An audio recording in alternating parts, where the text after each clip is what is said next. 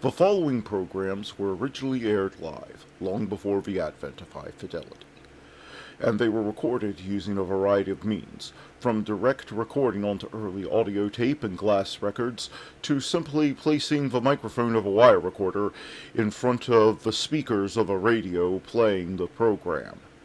I hope, however, that any variance in audio quality will not take away from your pleasure in listening to these, some of the all-time favorite shows.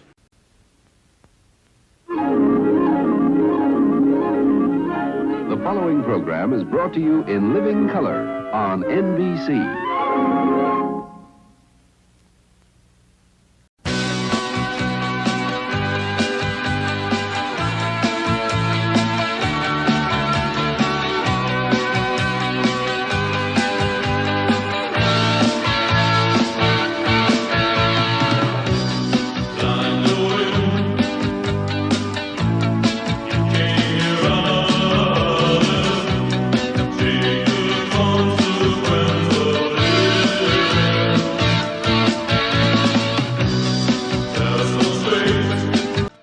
Good evening, and welcome to this Wednesday, March the 26th, 2025 edition of Nightly Old Time Radio Shows. I'm your host, Matt from the past, and since we finished Mystery House last night, tonight, Philip Marlowe is joining the lineup.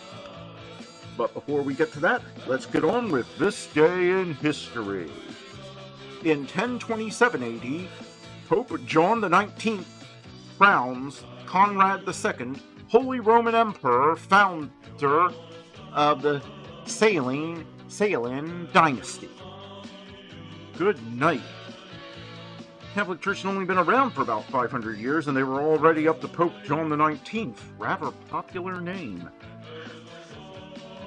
In 1812, earthquake measuring 7.7 on the Richter scale destroys 90% of Caracas, Venezuela, and kills an estimated 15 to 20,000 people.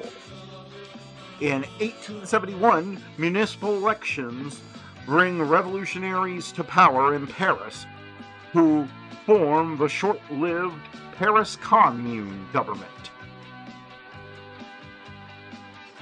In 1909, in support of Muhammad Ali Shah's coup d'etat against the constitutional government of Persia, a Russian military force invades northern Persia to relieve the siege of Tabriz.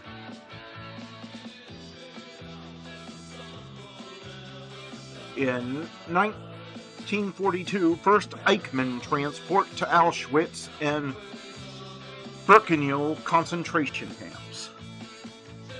In 1953, Dr. Jonas Salk announces that he has successfully tested a vaccine to prevent polio. Clinical trials begin the next year. In 1966, large-scale anti-Vietnam War protests take place in the United States, including in New York, Washington, D.C., and Chicago.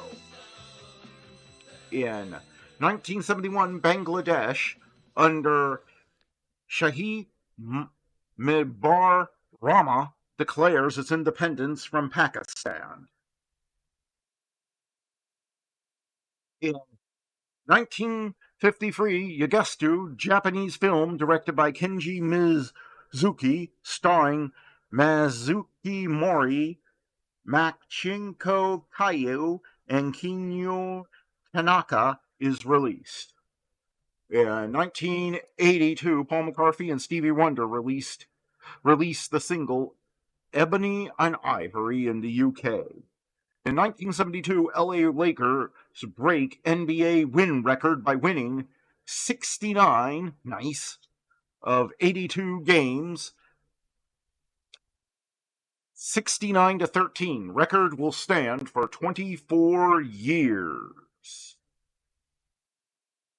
Born on this day, Robert Frost, Sigmund Rhee, Tennessee Williams, Sandra Day O'Connor, Nancy Pelosi, Larry Page, Strover Martin, Leonard Nimoy, James Caan, Diane Ross, Martin Short, Keira Knightley, Steve Tyler, John Stockton. Dying on this day, Jane Hunton, Ludwig van Beethoven, my favorite composer of all time, has been since I was a kid, Walt Whitman, Cecil Rhodes, Sarah Bernhardt, Noel Coward. And that was This Day in History. Now let's get on with the show. Calling all cars, be on the lookout for excitement with our next show.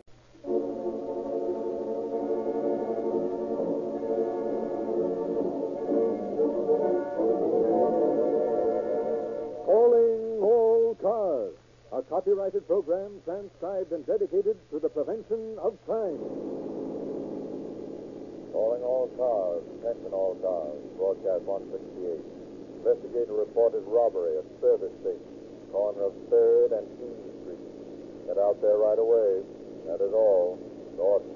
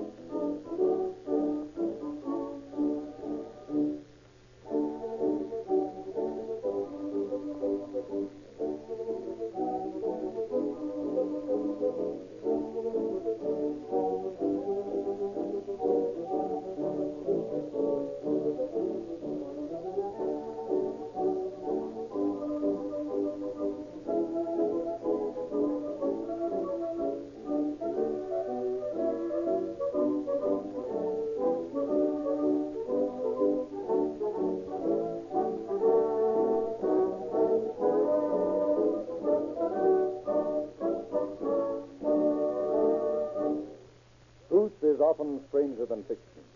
No one is as certain of this old adage as the person who turns the pages of the official records of crime. Here are uncovered those quirks of the human mind which, when translated into action, makes crime so puzzling, not only to the average citizen, but even to the trained police officer. Mr. Average Citizen is prone to shrug his shoulders and let the explanation come from the police. It is astonishing with what cunning the criminal hides his intent. Always the police find it, uncover it, and the case is solved. It is this kind of case we are about to hear. A cunning killer, the motive hidden, actions that only a psychiatrist could explain. A strange crime indeed. But to tell you more of it would be to take away interest from this extraordinary story. So let us now listen to The Laughing Killer.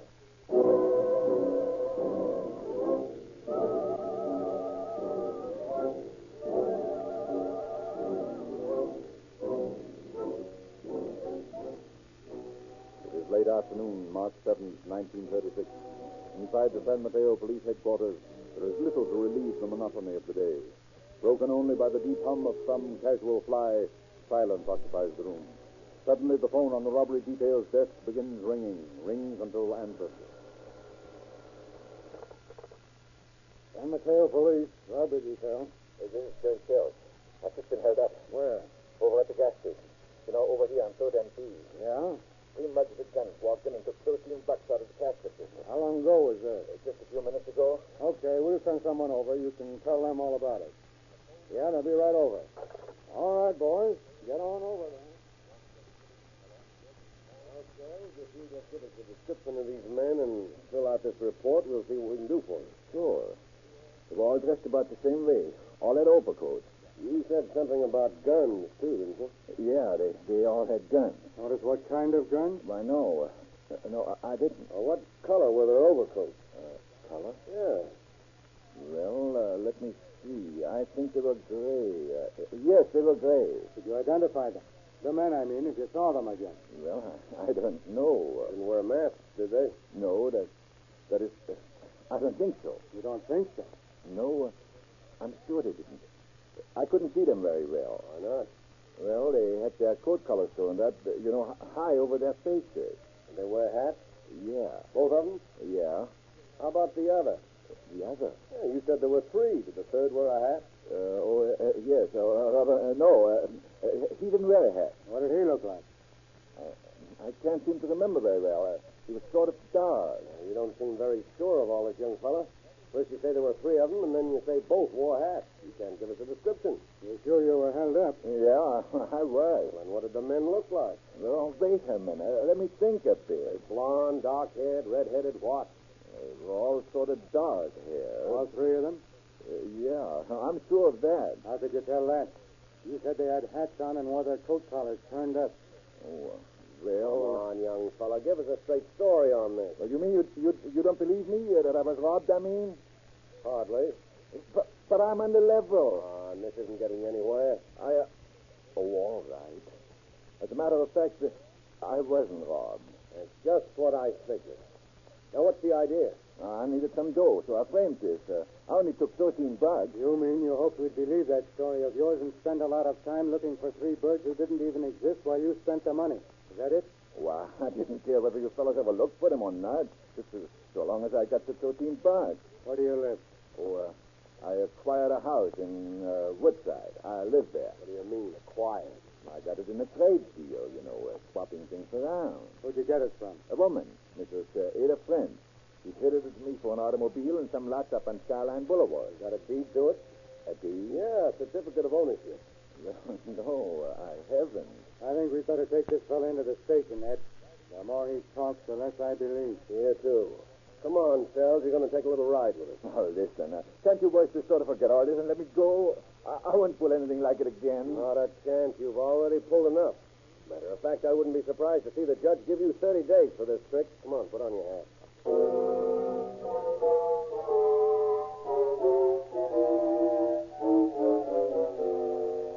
And for his attempted hoax, Jerome Sells draws just that, 30 days in the San Mateo jail. But during the first week of his stay there, he spends his time laughing 1 minute and telling all sorts of strange stories the next. Finally, after 12 days of his sentence was passed, the police call Sheriff McGrath of San Mateo County. Tell him about their storytelling prisoner. His curiosity aroused, Sheriff McGrath decides to have a talk with Sells. Sells, they tell me you've been spinning some tall yarns over at the jailhouse. Is that right? I don't know if you'd call them yarns, Sheriff. What are you in for? Oh, I needed some dough, so I framed little hoax over at the service station. Took some cash out of the till and reported it as a hold. How about this house you talked about, the one in Woodside? I understand you got it through some sort of a trade. Yeah, that's right. What were the details of that trade, Joe? Oh, they're kind of mixed up. Take a long time to say. Oh, that's all right. I've got the time. You think you're in no hurry to get anywhere? Not for a while, anyway. That's him. Well, I got the house from a woman who owned it. It was some property I had up in Oregon and a call for it. Mm-hmm. What was her name, Joe? A friend. Ada Friend. Where is she now? Where is she now? Boy, that's a hot one. Well, what's so funny? It's just one of those things, Sheriff. She ran up with a Bulgarian army officer. I don't know where she went. Well, I still don't see anything so funny in that. That's because you don't know her. His name was Baronridge. How do you spell that, Joe? What? Baronridge? Yeah. What? I don't know. B-A-R-O-N. Bitch, I guess. He was a Bulgarian. Yeah. An army officer? Yeah, at least. That's what he said. I see. Now, Phil, there's another little thing you might be able to explain for me. Where'd you get all the money you've been spending lately? Huh? I've learned that you've been spending a lot of cash lately. Where'd you get it? Well, as a matter of fact, Ada transferred her bank account to me before she ran out with the guy. Oh, she did? Yeah. Why? Why? That's right, why? Oh, I guess because she kind of likes me. I know her pretty well, and she just decided to let me have it. That's all. You don't have any idea where she is now? Nope, not stranger, Sheriff. Somewhere with that Baronwood guy.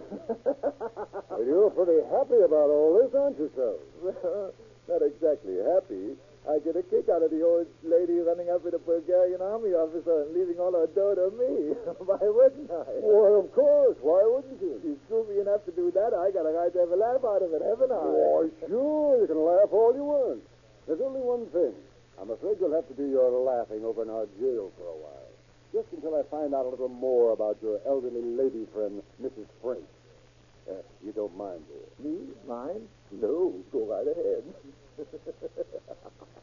I still think it's funny. I get a big kick out of the whole thing.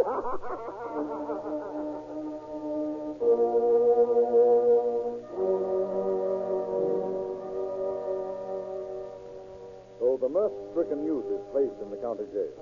And Sheriff McGrath sets out to find out a few more details of his association with the romantic Mrs. French. And accompanied by Deputy Sheriff Thomas Maloney, he questions the neighbors near the Woodside house. No, there never was anybody by the name of French lived around here. There was a Mrs. Ada Rice lived at the place you mentioned, but I never heard of a French.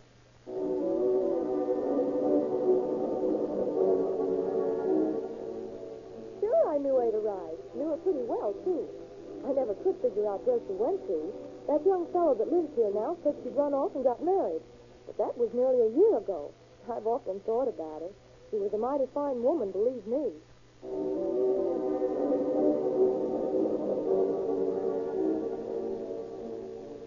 Yes, Sheriff, Mrs. Rice did transfer her bank account to this Fells fella.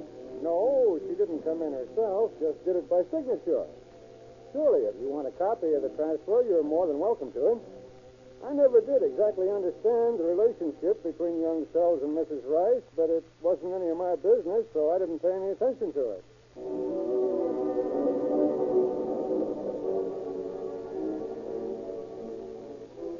Now, here's what I want you to do. This piece of paper has a signature on it. You see here? Ada Rice. Now, here's another piece of paper with the same signature on it. I want you to tell me that they were both made by the same person. Mm-hmm. Okay. No, I wouldn't say that they were made by the same person, Sheriff. This one here is a copy. Fairly good one, too, but not perfect by a long way. That's all I want to know. Come on, Tom. I'm anxious to see what our friend Sells can think up as answers to the questions we found for him.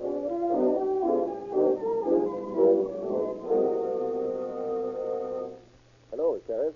Well, Deputy Maloney and I have been asking a few questions. I'm not exactly satisfied with the result. I want you to see if you can give us a better one. What are they? Well, in the first place, you told us that the woman you got that house from was named French. Is that right? Yep, that's right. And yet her name is Rice. Ada Rice. Now, why the phony name? I don't think I want to answer that one yet, Sheriff. Try another. All right. I've checked the copy of the bank transfer, and it's a forgery. What do you say to that? A forgery? That's right. Are you going to tell me you didn't forge Ada Rice's signature? I'm not going to tell you anything, Sheriff. Why should I? Because you're getting in deeper every time you tell one of your lies. Liable to go pretty hard with you before this is over, that's why. Sorry, Sheriff. I don't feel like talking now. Why don't you go out and find that Bulgarian army officer, Baronwood? Maybe he can tell you a few things. There's one more thing I'd like to ask you, Sells. The people who live out near your place tell me you've been seen in an automobile several times, driving it. Where's that car now? I give it to Ada. It's part of the trade. You'll go find Baronwood and Ada, and maybe you'll find the car, too. All right, take it back to his cell. I guess we'll have to get the real story from some other source. The sure thing I can't listen to this laughing hyena anymore. Take him away.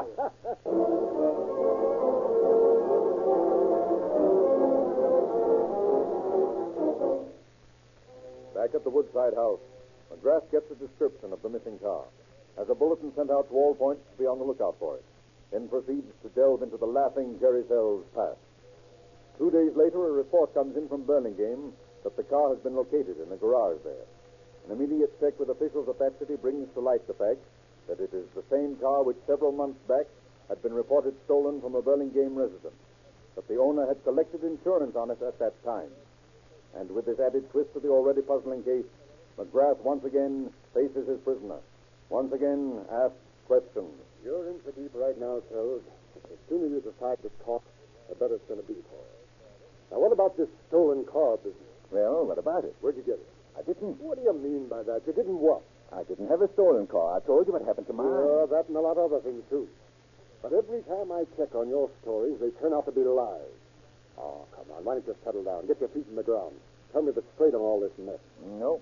I think I've said enough for a while. I don't feel like saying anything more. Sorry, Sheriff, but that's the way it goes. All right, Sheriff. Keep on making it tough for us.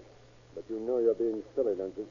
Because as long as you refuse to cooperate with us, you're staying right here in jail. It's all right.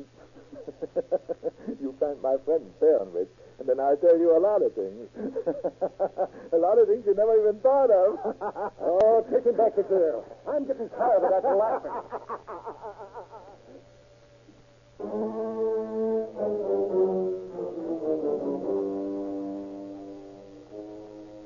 And back to his cell he goes, laughing at his hidden jokes, insinuating to his escort that he knows many things, but that he won't tell them yet. Sheriff McGrath, after a night of pondering the case, decides to try a slightly different tactic. Accordingly, the next day, McGrath, Maloney, and another deputy take cells over to his house at Woodside. For several hours, they go over the house with him, asking questions, writing down the answers, then asking the same questions over again. Finally, McGrath begins a psychological experiment. Sit down, Jerry. Might as well take it easy. Are you going to stay here? Why, sure. Why not? I don't know. Only, okay. I'll sit down. That's the idea. Make yourself comfortable. It's sure the place to do it, eh, Tom? Yeah. Soft seat, nice easy pillow. Really a great little spot. I guess you were pretty happy up here, Jerry. Yeah, I was. You lived here when Mrs. Rice had the place? Yeah, sometime. That's a great spot, all right. Wouldn't mind living here myself. Of course, there's only one thing about it. What's that, Sheriff? The flies. Never could stand a lot of flies buzzing around. Where do you see flies? Right outside the window there, a whole flock of them. Big bottleneck. I can't see any. Oh, sure, I can see them. Hear them, too. Can't you, Tom? Sure. I don't like them. They're sort of, unpleasant. Always buzzing around, looking for some place to sit down, get a meal. Yeah. Guess that's what those are looking for now. Stop talking about flies, will you?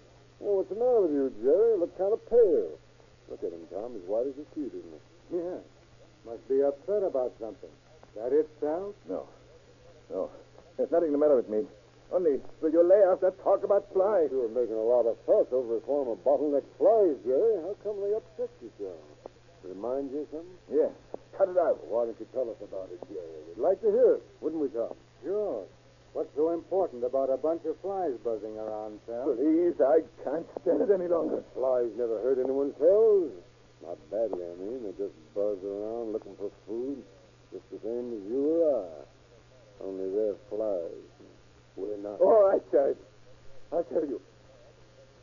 I killed her. I killed her right here in this house. Now, will you stop talking about flies, will you, please? Where was Baronwich when you killed her? Baronwich. He was gone. What did you do with Mrs. Rice's body after you'd murdered her? I can't talk anymore now. I killed her. That's all I can say. Now, will you take me out of here? Take me back to jail. Anywhere. Only let's get out of here. All right, Jerry, we'll take you back to jail. And you'll stay there until you get ready to tell us the whole story. So come on, let's get going. I didn't have any intention of killing Ada. It was a mistake on my part. An awful mistake. You see, Ada used to come into my gas station for gas and oil all the time. She got so she was coming oftener every week. And then she began asking me to go out to the house with her for dinner. Things like that. And you went. Naturally. What would you have done? I'm only human, aren't I? She was older, but what difference does it make? All this business has nothing to do with what happened that night anyway. I don't know why I'm telling you about it. Go ahead, Jerry. You can skip the morning to Mr. Jerry. What they want is, how did you kill her? And what did you do with her afterwards? Yeah. I know what you want. I'll tell you. I went out to the house that night. When I got there, it was all dark. Inside the house, it was dark. So I unlocked the door. I had a key by then and went inside. It was so dark I couldn't see anything, and I felt my way along until suddenly I felt something. Someone. I thought it was Baron. Go on, Jerry. You thought it was Barron. I thought it was Barron. And I decided to fix him. So I reached down in the fireplace and grabbed the poker. I could hear someone breathing right near me. And I swung the poker around in a circle. I hit something, and I heard a heavy fall. Then, I guess I went a little crazy because I remember kneeling down and beating it some more, until the breathing stopped. Then I turned on the lights, and I discovered my mistake. It was Mrs. Rush. Yeah. Mistake. I killed her by mistake. Where was Barron? Barron told he wasn't there. He's gone, I guess. You know, Jerry, it's a funny thing. Up to this point, I think you've been telling the truth. But as soon as you started tumbling around now, I have a hunch you're lying again. How about it? I told you I killed her, didn't I? I told you how I did it. Isn't that enough? No, I want two more things. Where's her body? And what about this Barron person? I've talked enough. I'm not saying any more about anything. You can ask me questions till you're blue in the face, and the answer is no. I don't know.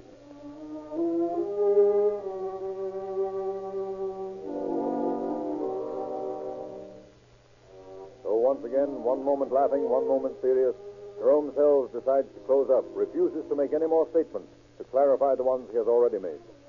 But used to his ways by now, Sheriff McGrath instructs the deputies to return him to jail, settles down to await the killer's next talking spell.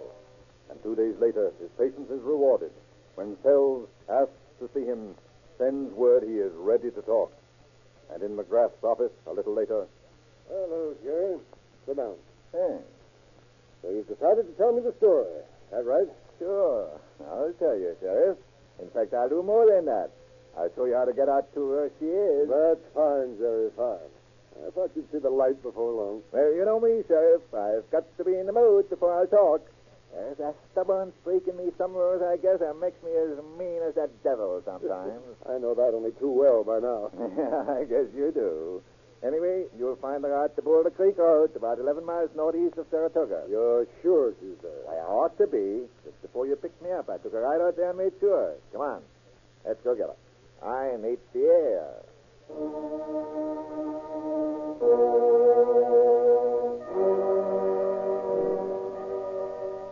And after a drive out the Boulder Creek Road, Sells suddenly points to a large clump of bushes indicates it to be the hiding place. A moment later, Sheriff McGrath is in possession of the long-missing body of Mrs. Ada Rice. Loading it aboard the car, the group start back the road to the morgue, and suddenly the paradoxical Mr. Sells turns to the sheriff, asks a strange question. Say, Sheriff, did you ever get the wire out that other fella? Huh?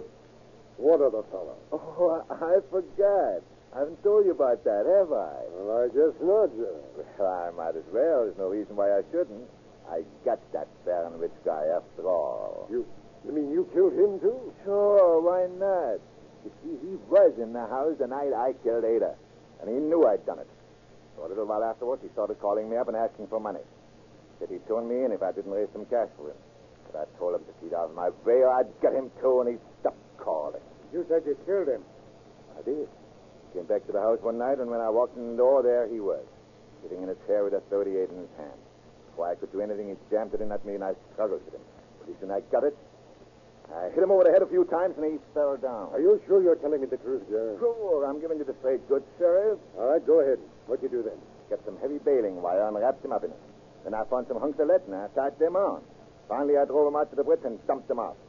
I figured he'd probably washed ashore by now. That's why I asked about the wire. Well, I don't know, Jerry. Except so I don't know when to believe you and when not to.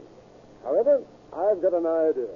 And if I can promote it, we'll see how much truth there is in your story. What do you mean? Simply that I'm going to get in touch with Inspector Pigeon of Berkeley and ask him a favor. If he falls in with the idea, you're going to have a chance to try lying to the lie detector.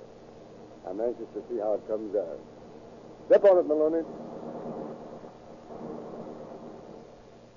And a few days later, in Inspector Pigeon's office at Berkeley, Jerry Sells, the laughing killer, sits before a strangely constructed machine. Around his arm is a blood pressure winding. In front of him are numerous instruments for indicating changes of heartbeat, quickened pulse. Quietly, Inspector Pigeon asks the questions, watches his apparatus as it responds false or true. Now, Sells, I want you to repeat what I say. Okay, Inspector. Shoot the works. I want you to say, I did not kill Mrs. Rice. But I did. That's all right. You repeat what I said. Okay.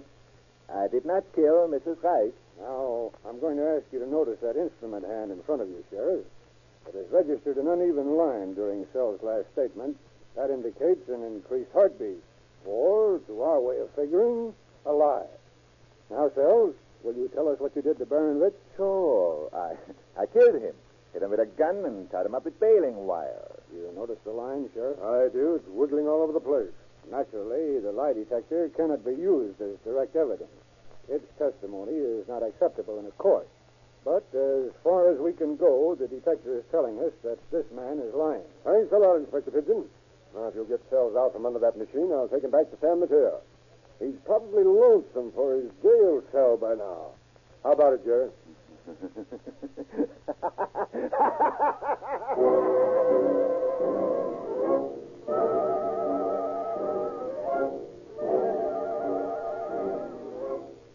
And once back in jail, Jerome Sells settles down to a surly existence, broken only by his spasmodic moments of laughter. And Sheriff McGrath, his case complete, sends the evidence over to District Attorney Gilbert Federal. On March 12, 1936, Sells stands before Superior Court Judge Cotton, pleads guilty to the crime. Then, before Judge Cotton pronounces sentence, Federal makes a closing statement. Your Honor, at this time, I should like to recommend that the defendant be spared the extreme penalty. He has cooperated with the law throughout this trial. He's pled guilty, therefore saving a great deal of time and money for the county. He's also shown his willingness to cooperate by identifying the body of his victim, Ada Rice. And he's the only man who could have done this due to reasons you already know. However, I ask the court to make certain, if it sees fit to impose a life sentence, to make certain that Jerome Sells will spend the rest of his life in the penitentiary. And the only way to do this is to recommend that there be no parole. Thank you, Your Honor. Jerome Sells, stand and face the court.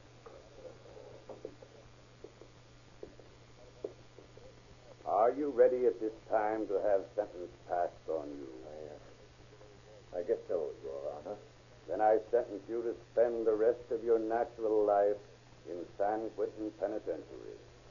Furthermore, I order that you be sentenced without benefit of a parole during your lifetime.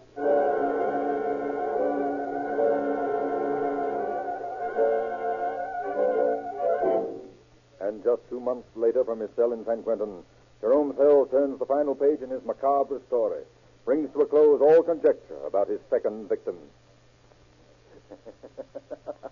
Of course, that was all hooey. I never killed that Bulgarian army officer, Baron Rich.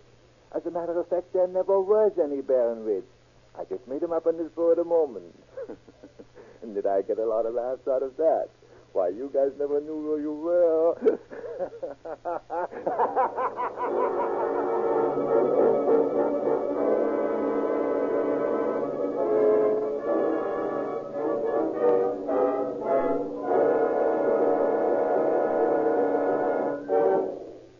So ends Jerome Sells' almost unbelievable tale. And at the same time, so ends his career as a killer. The only motive ever discovered for his crime was his desire for Ada Rice's bank account. A small prize to gain when placed beside the sentence he received. There is no chance for him to obtain his freedom from some subsequent parole board, because his sentence, without benefit of parole, precludes that. Only death can free him from his cell. The police and the district attorney deserve great credit for their patience in uncovering the motive of the crime, the successive steps which finally led to the conviction and sentence. Crime does not pay.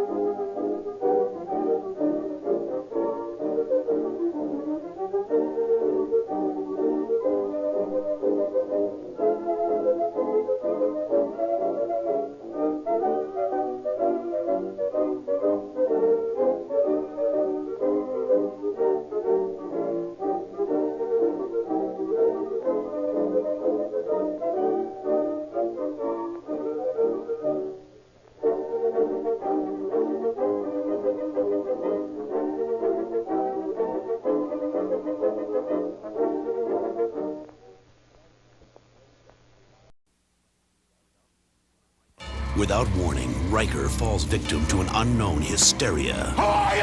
And the crew fears he's suffering from a mental breakdown. The mind can manufacture all kinds of things. But are they all in the grips of a powerful delusion? None of it's real. You're still with us on the Enterprise. Or is Riker slipping into a terrifying madness? Let me out of here! Next time on Star Trek: The Next Generation.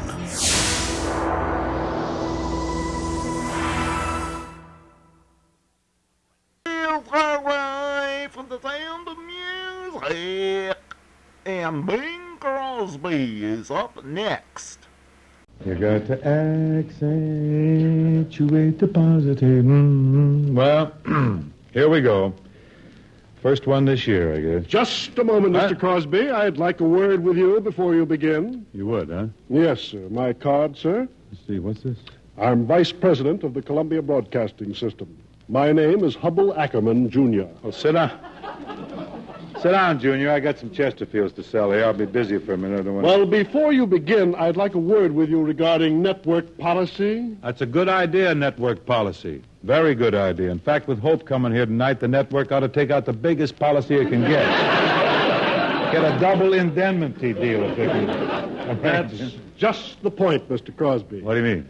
We of the network understand that tonight you intend to continue a story which you and Mr. Hope started last night on that other network.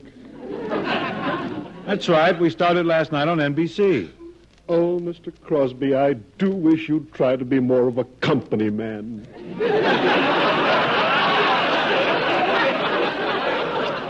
Well, I try, but I'm just not a square, I guess. I can't handle it. Must I remind you, sir, that CBS has purchased you lock, stock, and barrel? Well, you guys will buy anything. I'm sorry, Mr. Ackerman, but Bob and I have cooked this little thing up, and he's coming here tonight to do it with me. No, he isn't. Mr. Hope had his chance to be a member of the CBS family, and he refused. Now the ship has sailed. Aloha.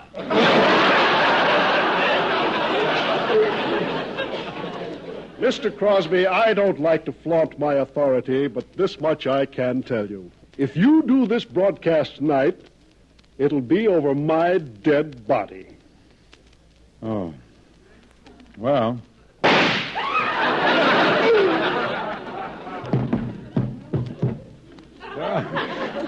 Hoppy must have sold me a real gun. The theme, John Scott.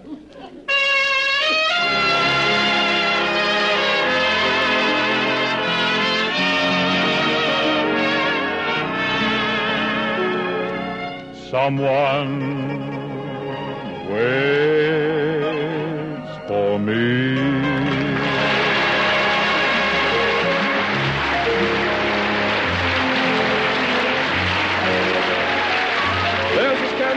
Welcoming you to the Bing Crosby Show, presented by Chesterfield, produced and transcribed in Hollywood with John Scott Trotter and his orchestra, Judd Collins with the Bears, and Bing's guests, Miss Judy Garland and Mr. Bob Hope. And now here's a fellow who's just had a falling out with the CBS vice president, Mr. Bing Crosby. He fell out. I'm still here. Well, we got to get rolling now, Ken, so if you'll drag the late vice president away from the mic, make a little room here, I'll introduce our honored guest of the evening. Folks, one of the more choice contenders in the season's cinema sweepstakes is MGM's tuneful tinted tintype titled Summer Stock. Tonight we boast the presence of the star of that merry piece, Miss Judy Garland.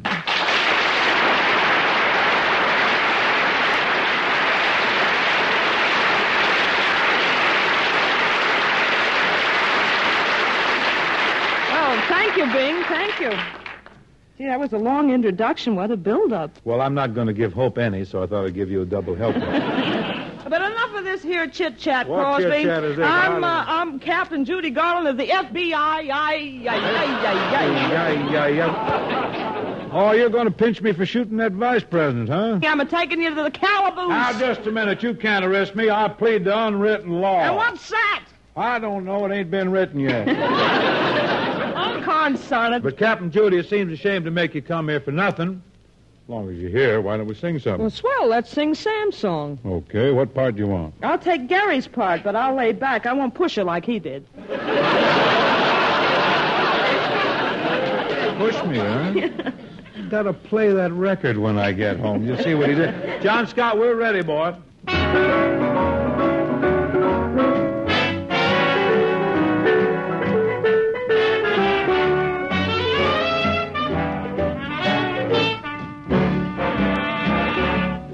Here's a happy tune you love to croon. They call it Sam's song. Catchy as can be, the melody.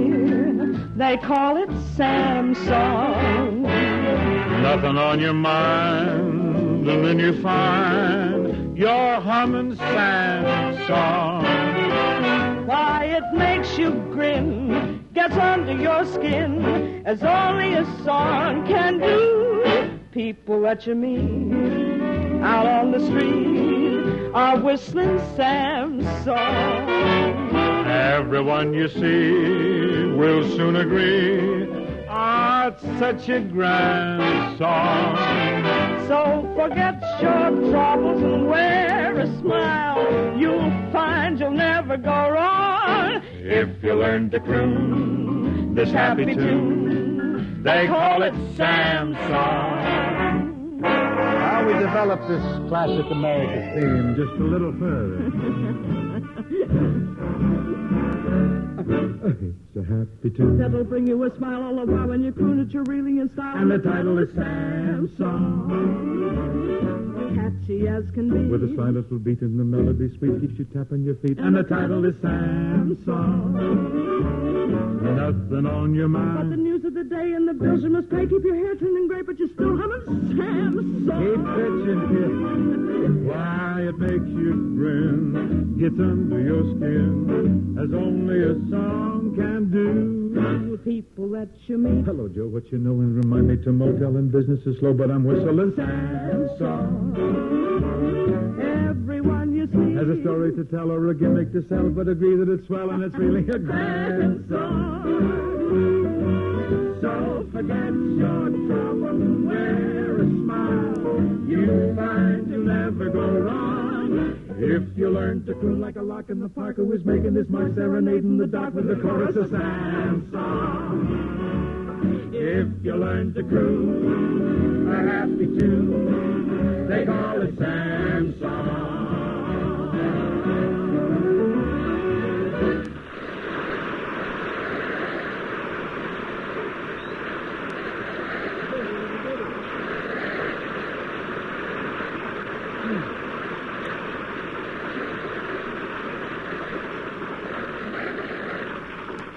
Hope says it, Godfrey says it, and Bing says it. Tobaccos that smell milder, smoke milder. That's the real test for mildness in a cigarette, and as old as tobacco itself. All right, Bing. Tobaccos that smell milder, smoke milder. Here's how you can prove it, friend. Make your next pack Chesterfield. Then open them, smell them, and smoke them. That's right. Open them. Open your pack of Chesterfields. Then smell them.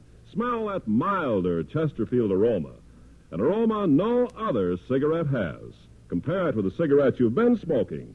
Now smoke Chesterfields and prove what every tobacco farmer knows. Tobaccos that smell milder, smoke milder. And Chesterfield mildness follows through and leaves a clean, fresh taste in your mouth. That's right, Bing. You know, folks, America's first cigarette taste panel, composed of smoking experts, after smoking leading brands of cigarettes over a period of more than a year, told us this fact. Chesterfield is the only cigarette in which members of the panel found no unpleasant aftertaste. Take a tip from us, folks. Make your next pack Chesterfields, and you'll always buy a Chesterfield.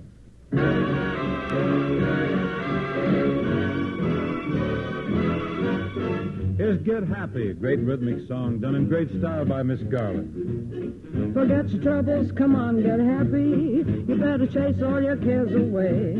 Shout hallelujah, come on, get happy. Get ready for the judgment day. Sun is shining, come on, get happy. The Lord is waiting to take your hand. Shout hallelujah, come on, get happy. We're going to the promised land. We're heading across the river, wash your sins away in the tide. It's all all so peaceful on the other side. Forget your troubles, come on, get happy. You better chase all your cares away. Shout hallelujah, come on, get happy. Get ready for the judgment day. Forget your troubles, come on, get happy. Chase your cares away. Hallelujah, get happy before the judgment day. The sun is shining, come on, get happy. The Lord is waiting to take your hand. Shout hallelujah, come on, get happy. We're going to be going to the promised land. Head and cross the river, wash your sins away in the tide. It's quiet and peaceful on the other side. Forget your troubles, get happy, your cares fly away.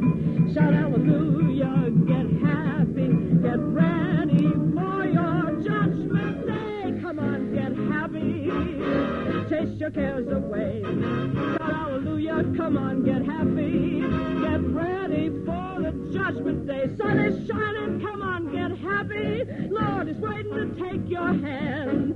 Hallelujah, come on, get happy. We're going to the promised land. Heading for the river, throw your sins away in the tide. It's all so peaceful on the other side. Shout hallelujah, come on, get happy. You better chase all your cares away. Shout hallelujah, come on, get happy. Get ready. Get ready. Get ready for the judgment day.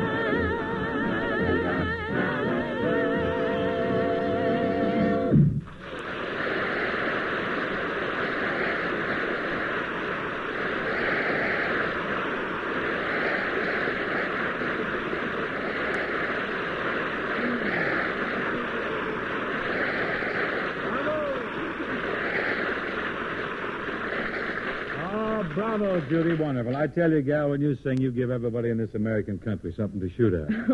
Say, where's Hope? Good evening, ladies and gentlemen. This is Bob Fancy Pants Hope, Chesterfield's new fair-haired boy.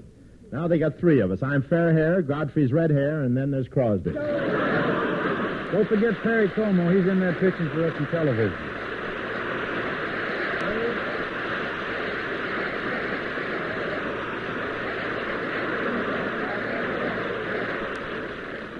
Please, don't stop them, please. Well, Judy Garland, say, you're a sight for sore eyes. Well, thank you. Well, I'm here, too. I know, you gave me the sore eyes.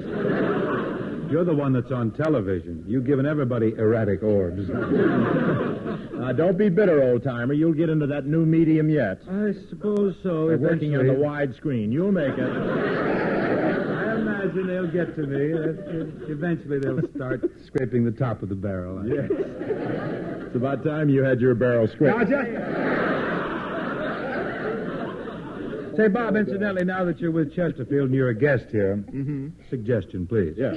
Why don't you try and conduct yourself with a little savoir-faire, a little je ne sais quoi, joie de vivre, esprit de corps, dernier cri. Look, Vienne Rose. Don't try to dazzle me with that stale French of yours. I could dazzle you with English, Bob. Dazzle'll be enough out of you.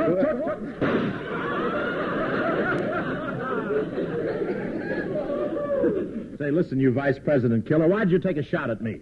That shot came from the audience. That couldn't happen on my show. We frisk everybody before they come in.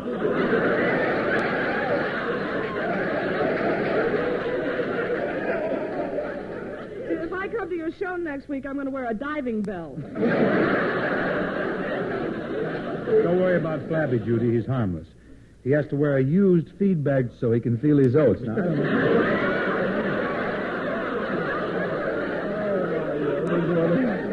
Say, listen. I want to say one thing. You're feeling pretty gay tonight, aren't you, bubbly, Dan? yes, I'm bubbly. Has Gary got a sore throat or something? Is he going to have his tonsils out? Well, if he does, I got a priority. Now, let me tell you something, Robert. Last August, when you were out of work, just want to remind you of something. Just think back a little. What? Last August, when you were out of work, you were singing an entirely different tune. Yeah, what about that offer I had to sell Schmoggelheim hog food? I wish you'd stop inferring that you set me in with Chesterfield. Well, I did set you in there. I not only got you a wonderful job, but I fixed it so you could smoke the best cigarette in the world. Listen, I always smoke Chesterfield. Yeah, but now you're smoking whole ones. That's nice. Anyway, Judy, last summer I had heard Bob was despondent, dejected, unhappy, desolate, and unemployed. So one day I walked over to his house. I found him in the barbecue pit, rooting around and foraging for morsels of meat left over from his more affluent days. As I drew closer, I heard him singing as he dusted the ashes off a charred meat bone. Schmogelheim's hog food, oink, oink, oink, oink. Schmogelheim's hog food, oink, oink, oink, oink. What's going on? I'm working on a hog food singing commercial. I think I can land the Schmogelheim account. Bobsy, got big news for you. I'm going to take you to see the Chesterfield people, to see Mr. Crampton. He's the head man, you know. Oh, Bing, you're a doll. How can I ever repay you? Gosh, I feel terrible when I think of all the awful things I've said about you and all the wonderful things you do for me. No, Bob. No, really, Bing, I've been a cad to you. I've treated you miserably, and all the time you've been my benefactor. I should grovel in the dust at your feet. Well, Bob, you're appreciative. You're humble. You're grateful. You're faking. I thought I did that very well. Men have gotten an Oscar for less. Didn't you?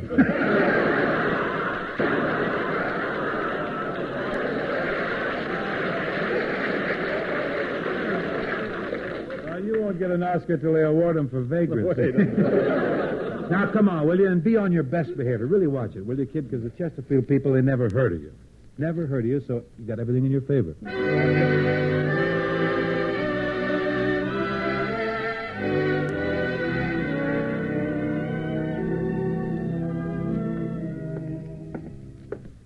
Now, here's the Chesterfield office, right here. Before we go in, let's see how you look now. Oh, slip on my jacket. Pretty spiffy, huh? I had it made special to impress the sponsor. It's a Chesterfield. It's a beautiful color. Sort of a golden brown. Don't hold yourself back, you know. That's all right. I think we got enough out of that. Go ahead. Love the color, do. I really love it. It's sort of a golden brown, isn't it? Yes, it's made out of real tobacco. Well, you got the pouch for it. Now, before we go... Butter hips. Watch it, watch it. Come on now, Joker. Let's go on in. I'll count it. Oh, good morning, Mr. Crosby. Good morning. Well, I see you've been out in the fields picking tobacco this morning. No, that's a coat. There's a man under it.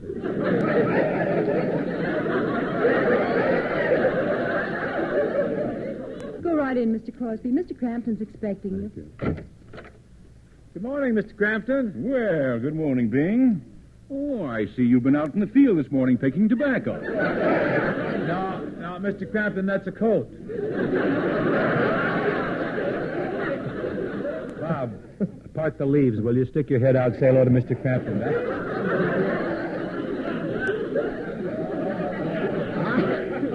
How do you do, Mr. Crampton?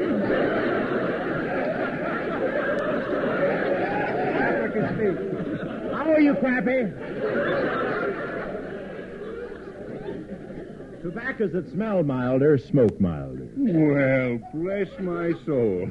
This man has had his basic training. Oh, he's quick, very quick. Not talented. Well, Bing, don't just stand there. Have a seat. And, Mr. Hope? Yes, sir? You curl up right there in the ashtray. Hey, Mr. Crampton, I spoke to you about Mr. Hope on the phone, you remember? He's a pal of mine. I was wondering if we could find a place for him in the Chesterfield family. My buddy. This fellow's desperate, Mr. Crampton. He's very anxious to work, and, of course, money isn't important. No, I'll take the factory. Say,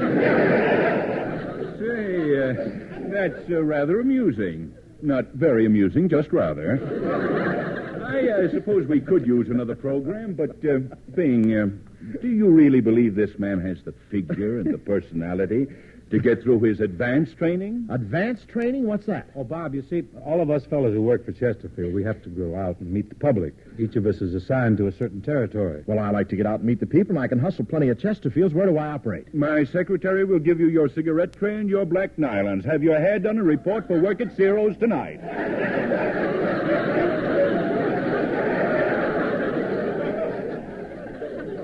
You mean I have to be a cigarette girl at Ciro's? What are you beefing about? I'm working the Macombo. Holy smoke, are you Carlotta? Yes, I am. I am indeed. No! My black curls fooled you, didn't they? And to think I parked across the street until 4 a.m. last Thursday waiting for Crosby to count up. No scratch, sir. I'll tell how you acted on the way home. You must have had those curls glued on real tight. We had quite a tussle.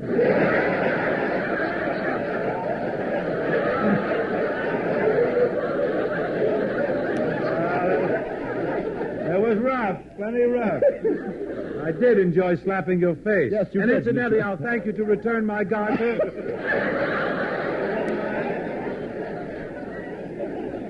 I may as well. All the snap's gone out of it anyhow. Imagine me thinking you were Carlotta. I don't see how you fooled me. You look more like a used Carlotta.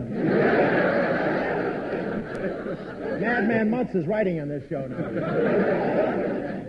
Well, there you are, Judy. That's how it happened. Don't believe a word he says. Come here, Judy. I'll give you the real load. Now, if my two charming compatriots will excuse me, I have a song to sing right about here. It's called I Cross My Fingers.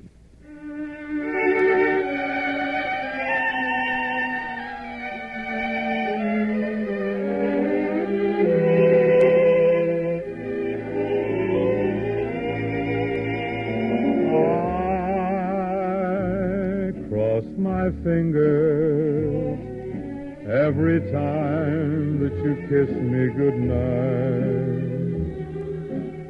I cross my fingers even though you are holding me tight. You say you love me, and I know that's a very good sign.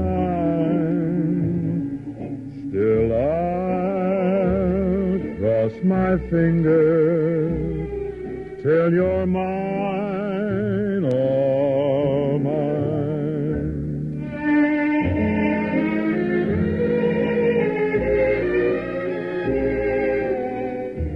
I cross my fingers every time that you kiss me goodnight. I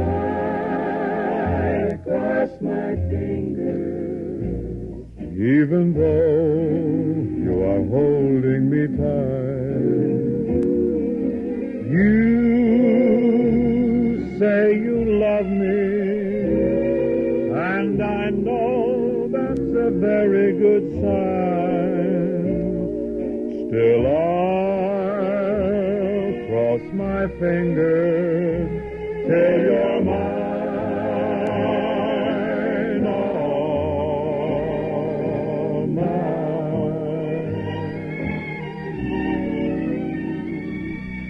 Till you're mine.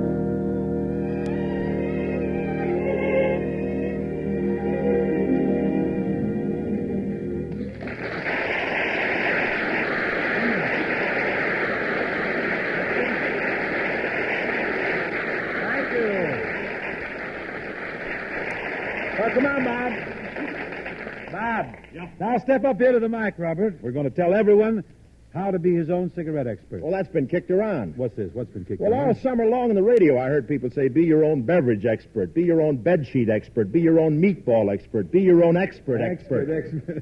Well, that's okay. As Fred Allen once said, imitation is the sincerest form of radio. What he said? The epic remarks.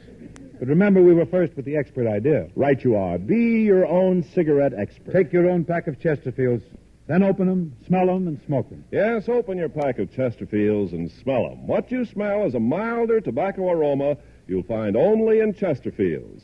Compare it with the cigarette you've been smoking. Then smoke those Chesterfields and prove for yourselves that tobaccos that smell milder smoke milder. Make your next pack Chesterfields, and you'll always buy Chesterfields. And remember this, Chesterfield's mildness follows through and it leaves a clean, fresh taste in your mouth. Mona Lisa, one of the summer's big hits. In fact, looks like a song that's going to linger into the sere and autumn months, too.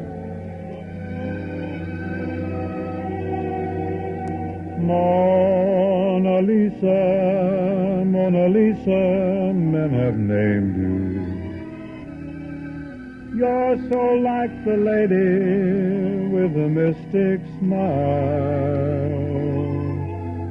Is it only 'cause you're lonely they have blamed you for that Mona Lisa strangeness in your smile? Do you smile to tempt a lover, Mona Lisa? Or is this your way to hide a broken heart? Many dreams have been brought to your doorstep. They just lie there, and they die there. Are you warm? Are you real, Mona Lisa? Or just a cold and lonely, lovely work of art?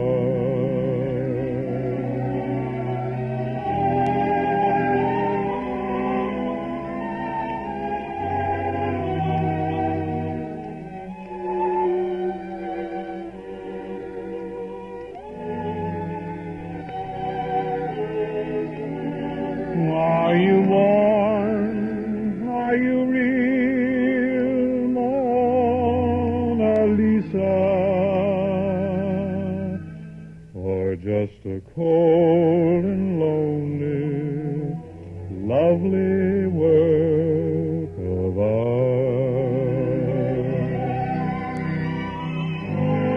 Mona Lisa, Mona Lisa, Mona Lisa.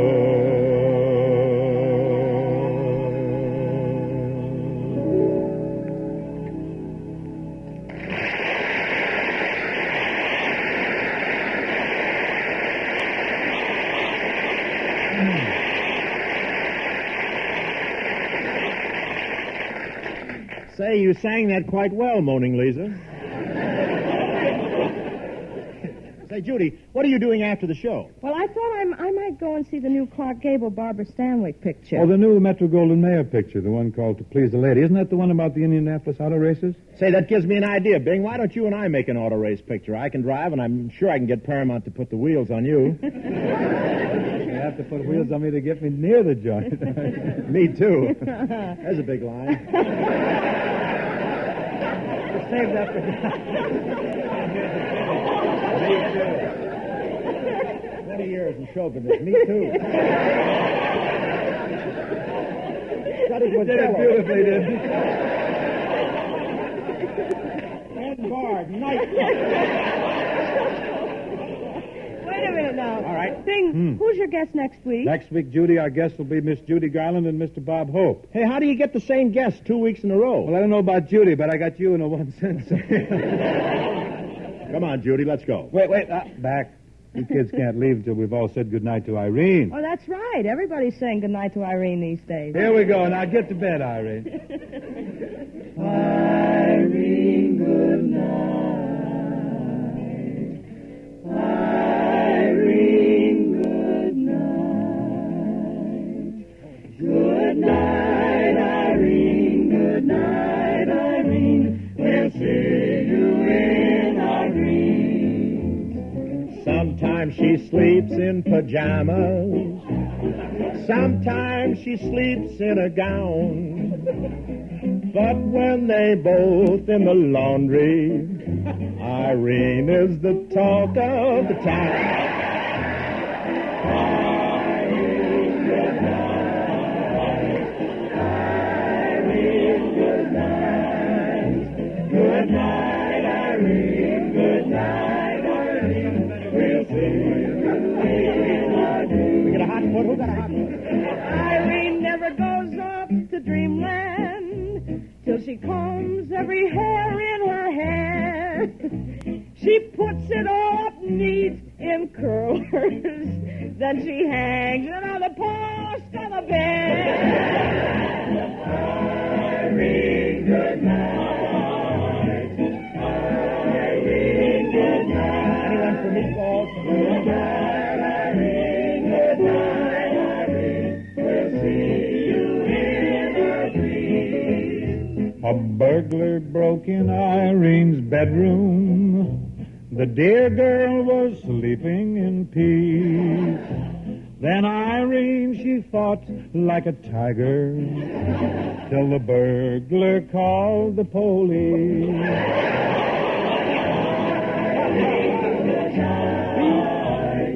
Irene, good night. Cut out Benzedrine, drink Ovaltine, Or just drop dead.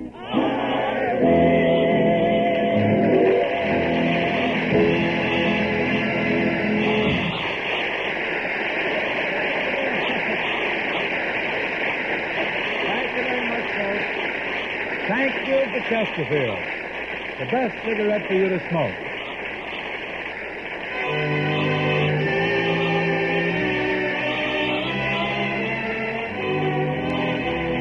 The Bing Crosby Show, presented by Chesterfield, was produced and transcribed in Hollywood by Bill Morrow and Murdo McKenzie. Tune in next week and dear Bing and his guests, Miss Judy Garland and Bob Hope.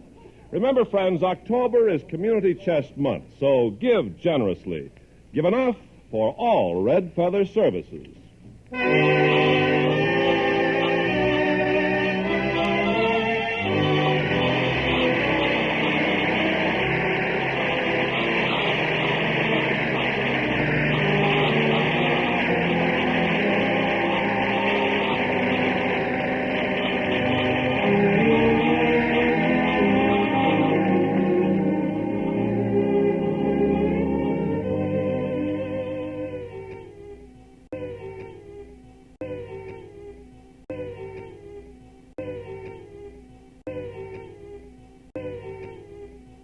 One of old-time radio's longest-running and most popular programs, CBS Mystery Theater, is up next.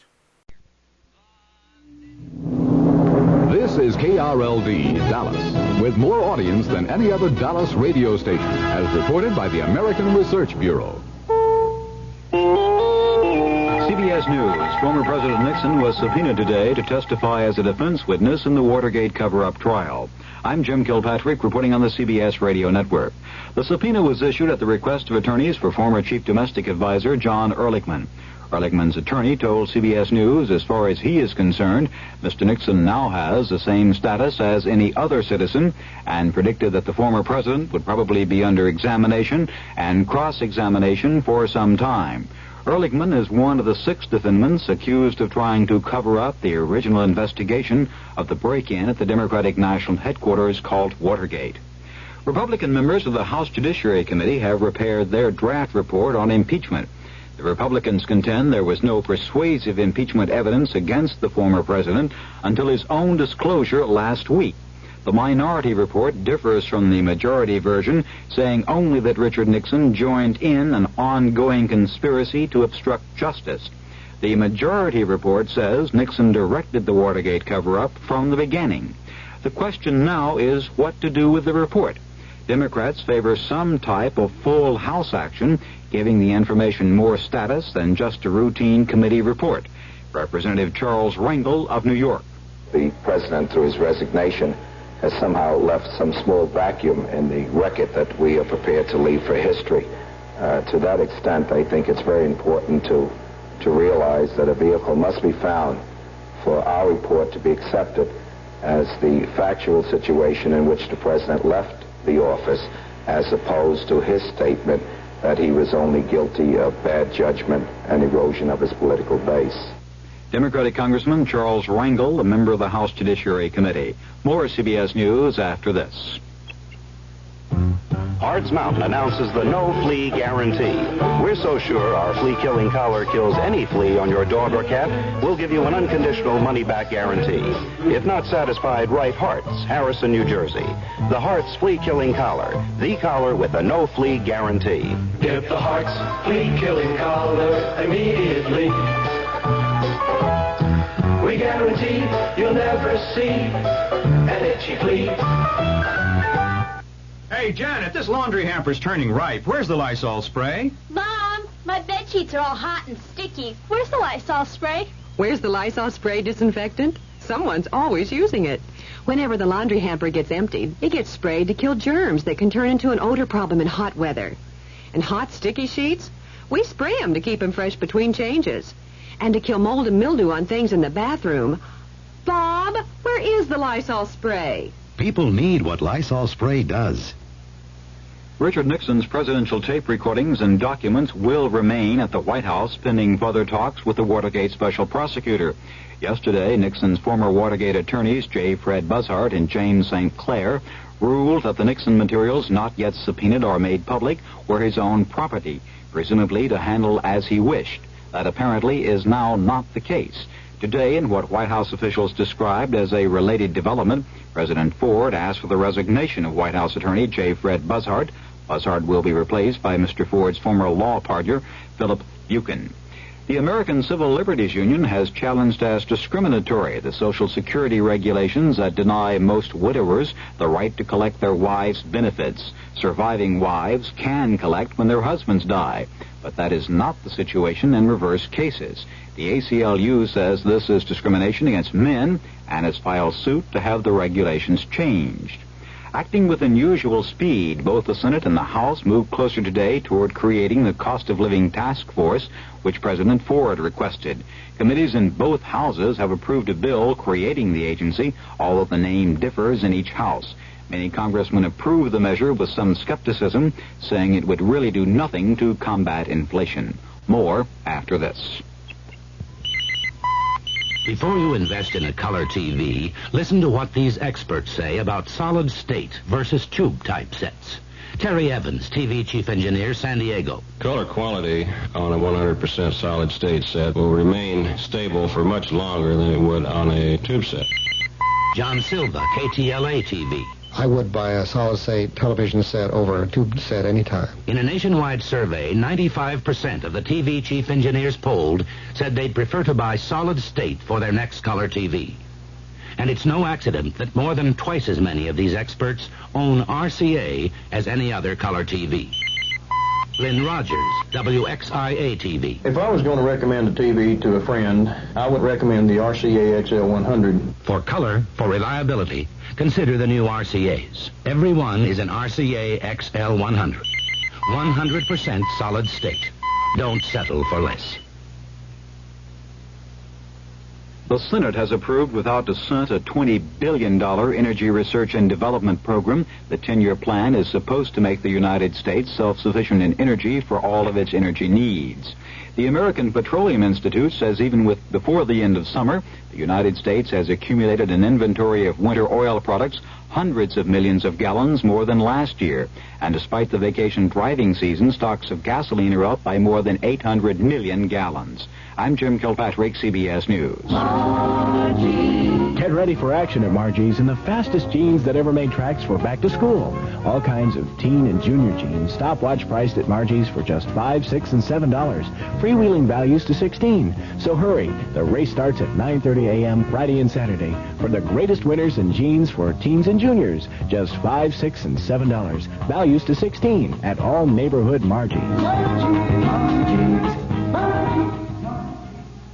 I have seen it. I have seen Penny Whistle Park. Have you ever seen an amusement park underneath the great big blue, my friend? Penny Whistle Park is the place you should go. Grab your family and come on in. Penny Whistle Park, a new kind of family fun center. Come in and ride the rides or try one of our special birthday parties. Open 11 to 9, Northwest Highway and Plano Road. The CBS Radio Mystery Theater presents...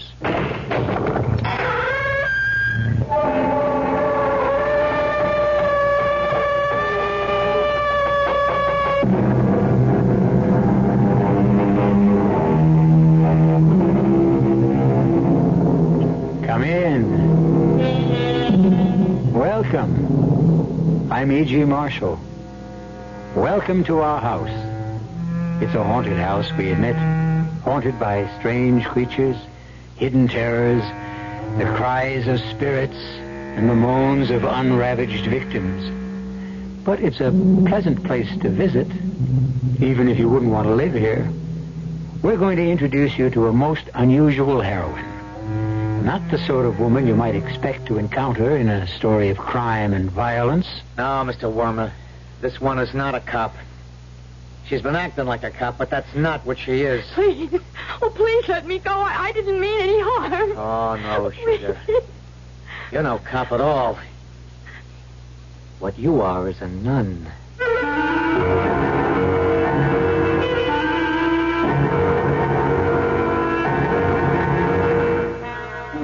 Our mystery drama, The Final Vow, was written especially for the Mystery Theater by Henry Slesser and stars Rosemary Rice. It is sponsored in part by Buick Motor Division and Anheuser-Busch Incorporated, brewers of Budweiser.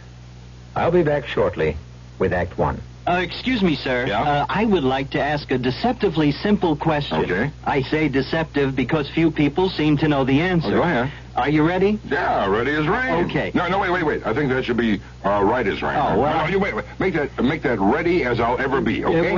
Ready as I'll ever be. Whatever. Yeah. Anyway, the question is this. Yeah, go ahead. What happens this time of year? Huh? That's it. Huh? That's the question. That's the $64,000 question. Yeah. That's the one for all the marbles, right? Well, That's the one that's on everybody's lips, huh? Yes. That's the question. Well, good. As everyone should know, what happens this time of year is that Buick dealers are giving great deals on 1974 Buicks, which of course means that this time of year may very well be the best chance you'll ever have to buy a Buick. From the thrifty but surprisingly elegant Apollo to the dashing full-size LeSabre to the Electra, which surprisingly enough is the second largest selling luxury car in America. Know-it-all. Ramada Inns announce kids that cost less. Your kids 18 and under stay free when they share your room. Now that's a real family plan. And Ramada Inns serve you up great family restaurants with everything from hot dogs and hamburgers to your favorite steak. Dial 800-228-2828, toll-free for reservations. At Ramada Inns, you're always welcome home.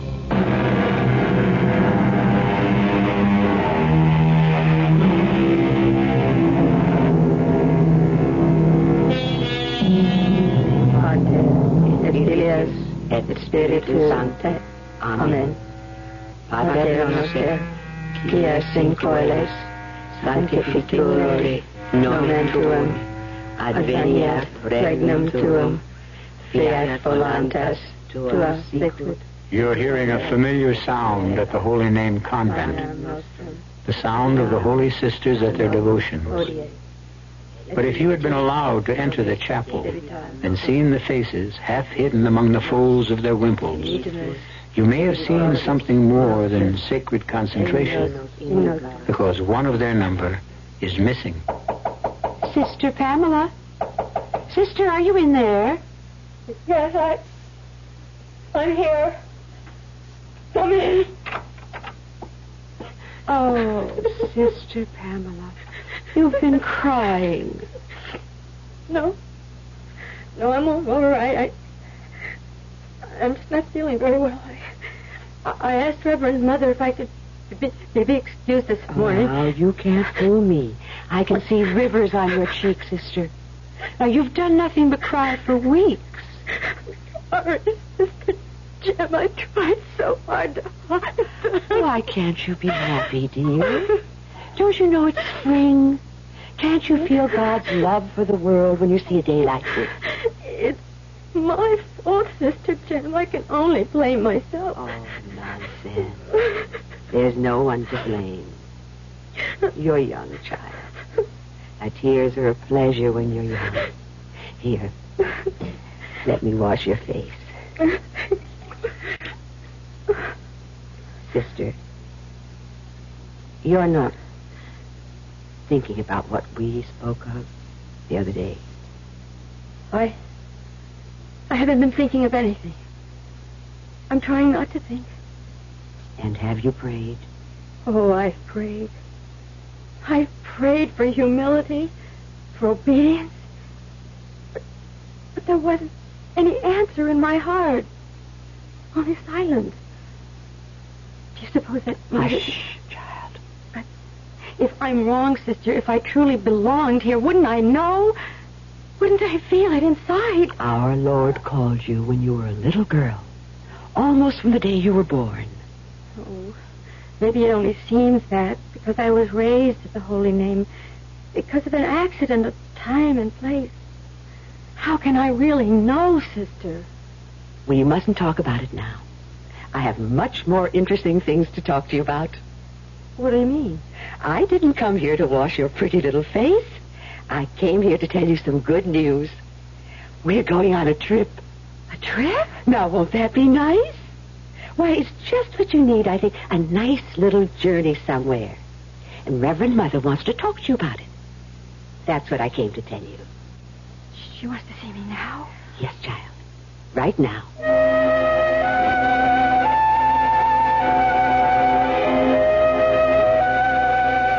Sister Pamela, have you ever heard of a man named William Michael Downey? He was a student at the Holy Name long before you were born. No, Reverend Mother. I don't know. Consider yourself fortunate. Pardon? Oh, never mind. This man, Downey, and Sister Lydia were once very close. Her affection for the man is the wonder of my life. I don't think I understand. Well, he's just written her a letter. It asked for some representative of the Holy Name to pay him a visit, not on a spiritual errand. Well, I might as well tell you everything. The man is a known criminal. Criminal? He spent many years in prison, and far too many, I gather, out of it. His crimes have earned him a certain amount of material success, even a degree of false respectability. You know what I'm talking about, sister. I think so. And I'm sending you and Sister Jem to see him. It's only a day's journey. Now, you'll have to take the train into the city. If you left tomorrow morning, you could return by Saturday or even Friday evening. But, Reverend Mother... I'm sure the trip will do you good, sister. I know how peaked you've been lately. May I speak, Reverend Mother? Very well. There's something I've been wanting to talk to you about. Something about myself. Please, sister, not now. This errand is a duty we owe Sister Lydia. As you know, the poor woman is dying. Yes, I know, but I'd send someone in your place, but you know the difficulties we've had with illness. Our students are suffering and our chores are neglected. Now, we can discuss any personal problems you have on your return. Yes, Reverend Mother. Sister Therese will give you your instructions about the journey. Don't be afraid of this man, Downey. Your strength is greater than his. And Sister Pamela, one more thing. Yes? Take good care of Sister Jem. She may not have your courage.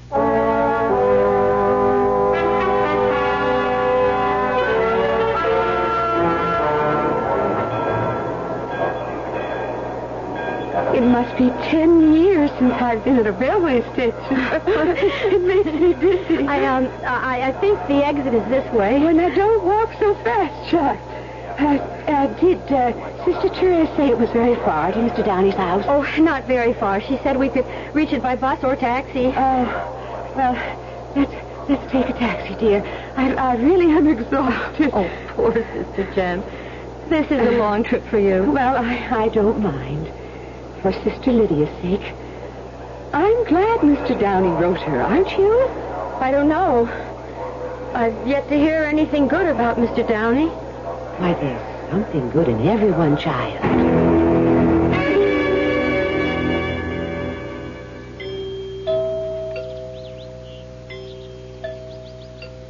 Did you hear the chimes? It sounds like the bell in our tower. Oh, it's quite a grand house. Well, so you're here. Mr. Downey? Yeah, I'm him. Come in, sisters.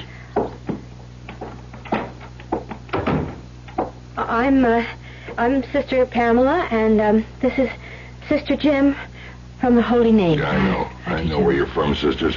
Come in, sit down. Oh, thank you. I am a bit tired. Can I offer you something to drink, maybe? No, I mean, water or something. Well, not for me, thank you. No, thank you, Mr. Downey. We stopped off in a restaurant before we came here. Yeah, fine. Well, how's Sister Lydia? She's all right, but as you know, she was too ill to make this journey. Yeah. She's a funny woman. It's 40 years since I left the Holy Name. She still writes to me. I got a card at Easter, a card at Christmas, a letter on my birthday. I got a hunch she even mentions me in her prayers. You should be very glad. Why?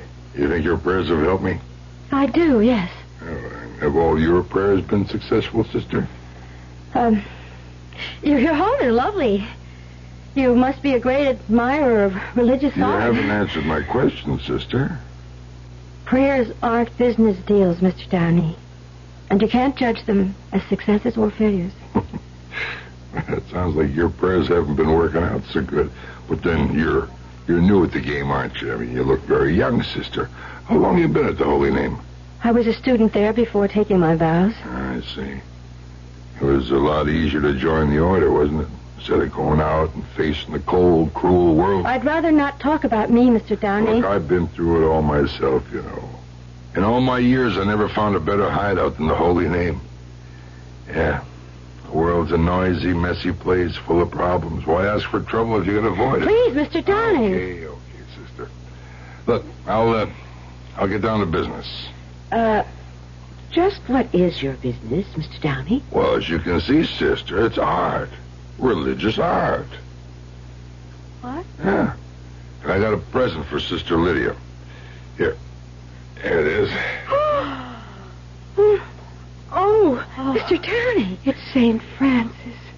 Oh, how beautiful it is. Here you open it. It's a little heavy, but it'll fit right into that suitcase here. Oh, it looks very old. Well, when I heard the old woman wasn't feeling well, I thought I'd like to send her something. It should look nice in the chapel, don't you think? Oh, this is very kind of you, Mr. Downey. Yeah, I would have preferred handing it to Sister Lydia myself, but I'll be dead. I'll be blessed if I'll set foot in that gloomy old place myself again. Yes, you would be blessed. Hey, I see it. Of course. How old is it, Mr. Downey? Oh, about 5 centuries. What? Mm-hmm. Comes from the Medici Palace. Sculpted by Donatello, you know him? Donatello, of course. But it must be terribly valuable. I think the word is priceless. I don't know what to say. It's such a magnificent... Well, you just tell Sister Lydia that little Willie Downey is sorry he never replied to her letters. He hopes this will make it up to her. You know something? Sister Jem was right about you. About what? She said there was good in everyone.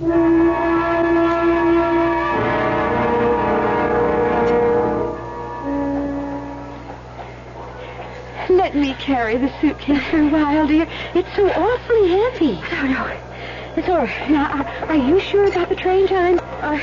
Well, maybe I'd better look at the schedule again. I just can't figure out all those tiny little numbers, even if I could see them without my glasses. Let's see.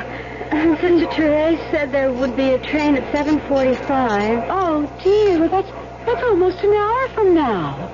I'm sure there must be an earlier one. Yes, here it is. The next train's at 6:39, lower level. Oh, that's only 3 minutes from now. We'll have to hurry.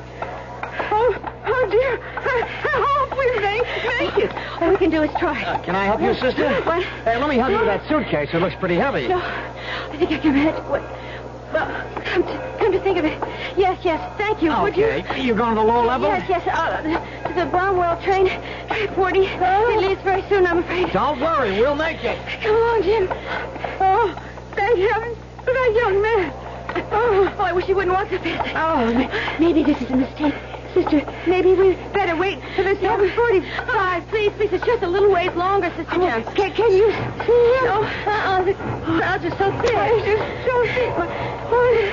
He can make it. He must be waiting for us at the gate. There it is, gate 40. I don't see anyone. Perhaps he went on the train. For what? Why would he do that? I don't know. Why isn't he here?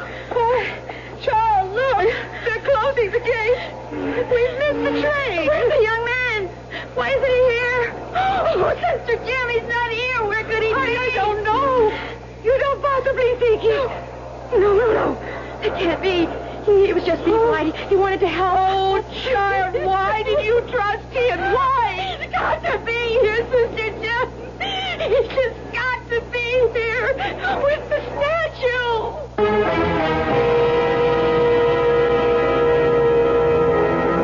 But the young man isn't there. And very soon, Sister Pamela and Sister Jem will draw the only possible conclusion. That this young man was not a Boy Scout looking for his good deed for the day.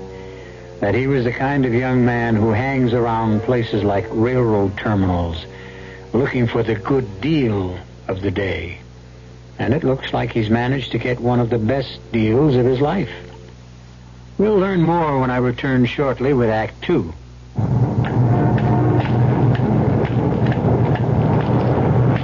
Hold it, kid. Huh? This is a stick-up. Oh, please. I don't have any money. Don't hand me that. This is payday for all you college kids awake at Hinklemeyer's. I seen you there. Oh, but all I have is my paycheck. That's okay. Hand it over. Here. You can keep the stub.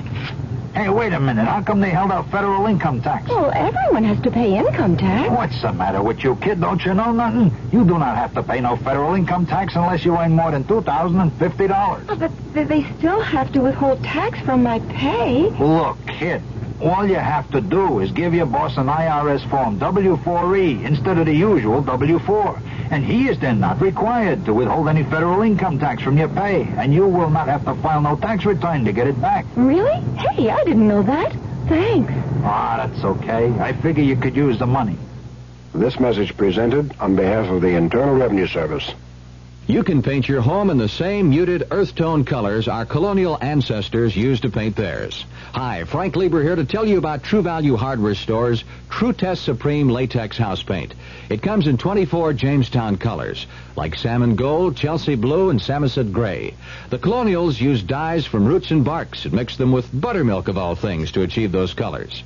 True Test Supreme Latex House Paint puts those same kind of colors into a rich, easy-to-apply latex. Latex, with the durability of a fine oil-based paint.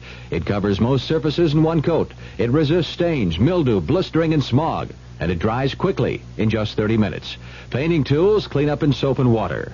True Value Hardware Stores have True Test Supreme Latex House Paint in 24 earth tone Jamestown colors and white. True Test Supreme Latex House Paint. You'll find it exclusively at your nearby participating True Value Hardware Store.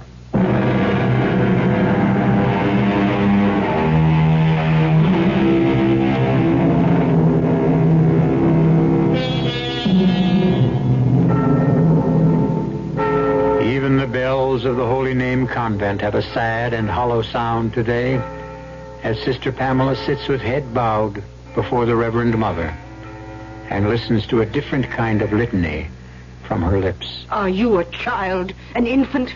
God gave you a brain. Do you think your vows excused you from having common sense, did you? No, Reverend Mother. You were given a trust, sister. A sacred trust. No matter how wicked that man Downey is, his gift was an offer of repentance. I won't even speak of its material value. Please, Reverend Mother, I've said how sorry I am. Yes, I know you want forgiveness. That would be simple for both of us, wouldn't it? All right, Sister Pamela. You have my forgiveness. Only, what shall I give Sister Lydia? Our sincere regrets. Do you know what that statue would have meant to her? To hold it in her hands, to know who gave it. Can't you see it? It was more than a gift to the holy name. It was her reward for a lifetime of devotion and faith. Well, perhaps the police will find it. I pray for that, Reverend Mother. It's all I pray for. We're all praying, sister. All right. What happened at the police station? Nothing, I'm afraid. They gave Sister Jem and me pictures to look at, pictures of men, criminals. We couldn't recognize the one in the terminal. Oh. Well, that lieutenant who was here, what was his name? Lieutenant Jacoby. Did he hold out any hope? Not very much. No, of course he couldn't. The thief was clever. He was probably accustomed to preying upon the innocent. And don't be too proud of that innocence, child. It isn't synonymous with virtue. Well, what next? Well, we're going back to the police headquarters this afternoon. They're going to have us look at some men, lineup, they call it. All right then, sister. I won't keep you any longer. Didn't you hear me? You can go. Reverend Mother, I wanted to say something. Then, please, say it. I wish to leave the order, Reverend Mother. Oh, you can't know what you're saying. I know, Reverend Mother. Sister, you're not a child. You must not respond to trouble like a child. I've thought about it. I've thought and prayed. When a child is naughty, it thinks of running away from home. Your home is with God, sister. You cannot run away from him. I'm not running away from God. I wish to leave the order. I'm not suited, Reverend Mother. I've known that for some time. Mr. Downey was right about me. Mr. Downey? Why would anything that man said affect you? He said, some people retreat to God, advance towards him. Well, that's what I've done. I've hidden myself from the world for the wrong reasons. Is that so bad, Sister Pamela? Sometimes we do the right things for the wrong reasons. But I haven't been honest. Not with myself, not with you, and not with God. What happened in that terminal was like a punishment. No, sister. If you had sent someone else, the statue would be here by now in the chapel. I know. Well, it may yet be. We can't know the future.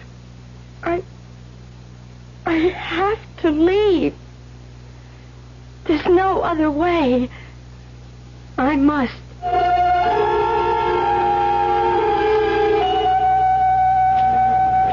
All right, sisters. Be sure and look them over carefully. All the men you'll see on that stage have worked the same kind of crime in the past. Helping women with their luggage and then helping themselves to the contents. Lieutenant Jacoby, do you think the man knows what he stole? Its true value? Oh, doubtful. His ignorance may work in our favor, so we're keeping the facts quiet. If he knew he had a statue worth a fortune, he'd make himself harder to find. But it has no price. It's an art treasure. He couldn't really sell it, could he? There are crooks and crooks these days, sister. There are collectors who don't mind stolen merchandise, even if they can't display it openly. Just the same, we're assuming the thief won't know it's anything but a hunk of bronze. Who knows? Maybe he'll think it's a lamp. Well, we ready? Here come the boys. Lieutenant, they can't see us, can they? No, sister, but you'll see them, all right. All right, number one, step forward. He isn't the one, I'm sure. Step back into place, number one. Number two. No, he's much older than the man. Do any of them look right, sister? Well, let me see. 1, 2, 3, 4. Wait. That one at the end. Have we hit the jackpot? I'm not sure. I didn't see him for more than a second or two, but he's the same age and size. Number 6, front and center. Look at him again, sister. I'm just not sure. What's your name, mister? James K. Bresson. What can I do for you? I'll ask the questions. What are you doing with yourself these days, Bresson? Still working the terminals? Oh, you got me all wrong, mister. I'm duly employed. Who would employ you, Bresson? I work for the Gramercy Printing Company over on 29th Street in the shipping department. Not snatching any more suitcases? I never snatched any suitcase. That last time was a bum rap. Well, what do you think? The voice. The voice sounds like him. Sister Jen, I never heard the voice. You ever go to church, Bresson? Yeah, how's that? You ever do much business with nuns? What is this? You trying to convert me? He could be the one. Sister Jen. No, I don't think so, child. Now, I remember a much taller man, a much thinner. Bresson, you were hanging around the Union Terminal on Friday night, weren't you? Friday? Say around 6:30? No, Friday night I was with my girl. You don't believe me? Ask her.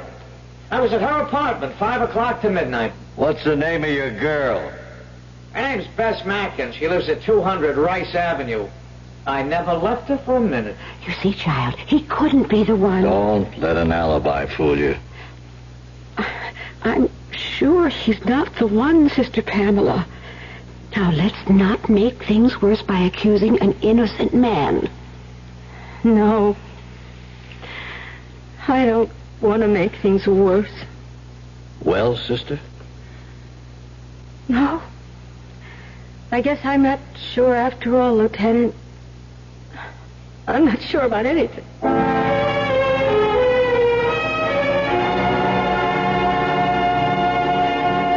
I wish you wouldn't do this, Sister Pamela.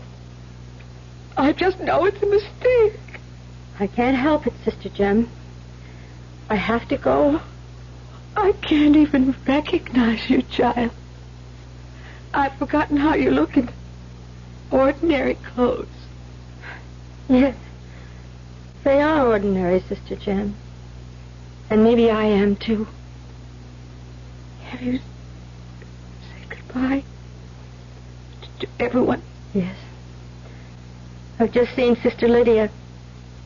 She was very weak, but she still managed to ask me that question. What question was that?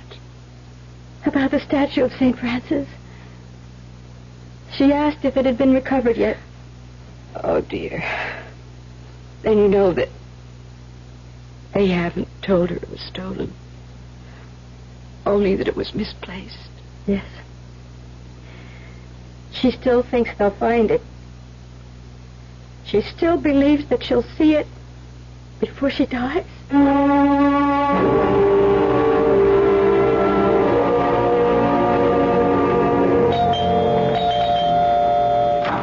Yes?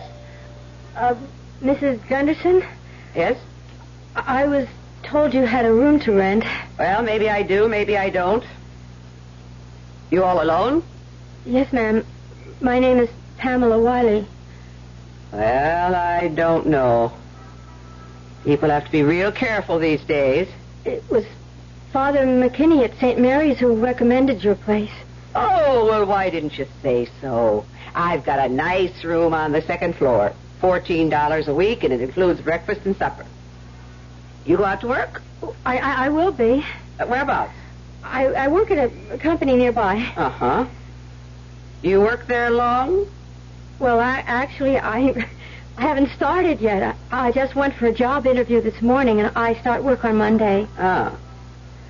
What kind of a place is it? It's a printing company. It's called the Gramercy Printing Company on 29th Street.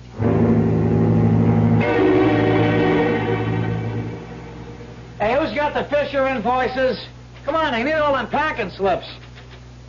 Well, what happened to Bucktooth Betty? I'm sorry? The girl who used to work here. She get canned or something? Oh, I really wouldn't know. Oh, you're her replacement, is that it? Oh, I gotta tell you, honey, you're some improvement. I suppose that's a compliment? Let me give you a tip about this place. Now, don't be an eager beaver. Nobody likes a hard worker. They spoil it for the rest of us. My name's Jimmy Bresson. What's yours? Pamela Wiley. Well, give me a hand, honey. What? Oh! Now, don't worry. I'm not going to hurt you. Just looking for the evidence. Wedding rings, engagement rings, and so forth. No, everything checks out okay. And I mean everything. May I have my hand back, please? Listen, you live in town? And not in the sticks or anything like that. I live in the city, yes. Well, maybe we could take in a movie tonight. I'm sorry, I'm busy tonight. I'm busy most nights. Look, if you're afraid to go out with me alone, I mean, if you've been hearing things from some of the chicks around here... Oh, no, I haven't heard anything. Well, I'll tell you what, there's going to be a little party on Friday night. Just a few friends of mine. Some of them from the company. How about joining us? Well, I don't know if I can. Well, make an effort, okay? I'll give you the address. It's 200 Rice Avenue, apartment 4C. The name is Bess Mackin. Bess Mackin. Yeah, come around 9, okay? Yes, I'll try.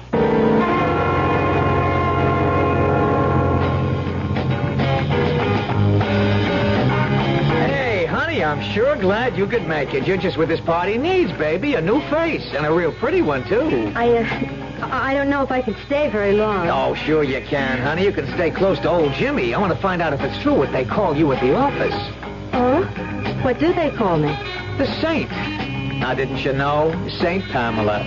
I don't mind that, honey. Saints are okay. They have a way of turning into sinners. Please, if you don't mind, I'm awfully warm. Well, that's what I'm trying to do, baby. Warm you up. Please take your hand away. Come on, Saint Pamela. I know what you need. You need some fun and games, and I'm the guy who knows all the rules. Don't stop it! Stop. There you are. Well, hi, you Bess, honey. Hey, I want you to meet somebody. I want you to meet Saint Pamela. Saint, this is my good friend, Bess Mackin. You bum. I saw what you were doing. Oh, just getting acquainted, that's all. Getting to know what a saint is like. Well, get out of here. This is my place, and I want you out of it. Oh, please, I didn't mean to cause any trouble. I'll leave. No, it's him I want out of here. Did you hear me, Jimmy? Get out. Sure, Bess, sure. I'm going. I'll be over at the Silver Crown if you get lonely for me. Oh, that bum. That miserable bum.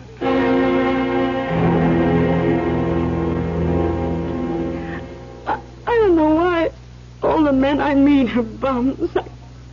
I just don't understand. Oh, Bess, please, don't drink anymore. It's not helping. Oh, nothing helps.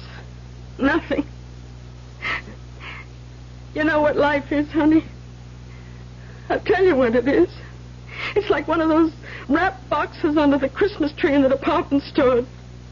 Just a fancy package and nothing in it. Bess, may I talk to you? Me? Well, the reason I stayed is I wanted to ask you about yourself. Why would you care about me? Are you alone? Do you have any family? My mother's dead. And your father? That bum. He ought to be. Yes. Do you ever go to church? Me? Of course not. Even when you were a little girl? Oh, sure, when I was a kid. Oh, that Jimmy, that dirty stinker. Why do I do it? Why do I put up with it? Well, does he treat you badly? Oh, he doesn't treat me, period. You think he ever takes me anyplace? If we go to a bar, who do you think buys the drinks? He says that's his idea of women's lib. Well, why do you do it then? Put up with him. He gave me one present in my whole life. One lousy present. This piece of junk. It's a pretty bracelet. No, it's junk. I know where he got it. At that pawn shop around the corner from that cheap crook Wormer. A pawn shop? I bet he didn't even pay for it. I bet him and Wormer had a poker game. Does he go there often? Oh, he gets everything there except groceries. And does he ever sell things there? Oh, sure he does. Buy and sell every week. Hey, what do you want to know that for? Well, I was just interested, Bess. Just very interested.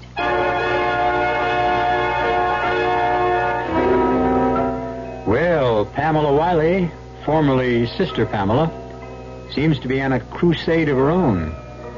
And like the crusaders before her, her goal is a sacred object. But the crusaders of the past had much trouble before they even reached their goal. Will Pamela? We'll find out when I return with Act 3. When you drink beer, Do you tilt the glass for long, hearty swallows? Or just tip it and sip it? Well, sipping's the thing for wine. But Budweiser beer is a hearty drink, brewed for zest and character. The best way to enjoy Bud is to drink it. Not chug-a-lug, just man-sized beer drinker swallows. That's when that famous Budweiser taste, smoothness, and drinkability really come through. Smoothness and drinkability that come only from natural carbonation and exclusive beechwood aging. Smoothness and drinkability, too good for any half-hearted sipping. So drink up. You'll see that brewing beer right does make a difference. And that when you say Budweiser, you said it all. Anheuser-Busch, St. Louis. You're doing more. We're doing more. The Dallas Times Herald proves it by winning 39 awards for journalism excellence, many more than the news. One reason why we just surpassed the news in total Sunday circulation. Of course, we've always led in Dallas and Dallas County circulation. But now the hare has finally beat the tortoise on Sunday everywhere.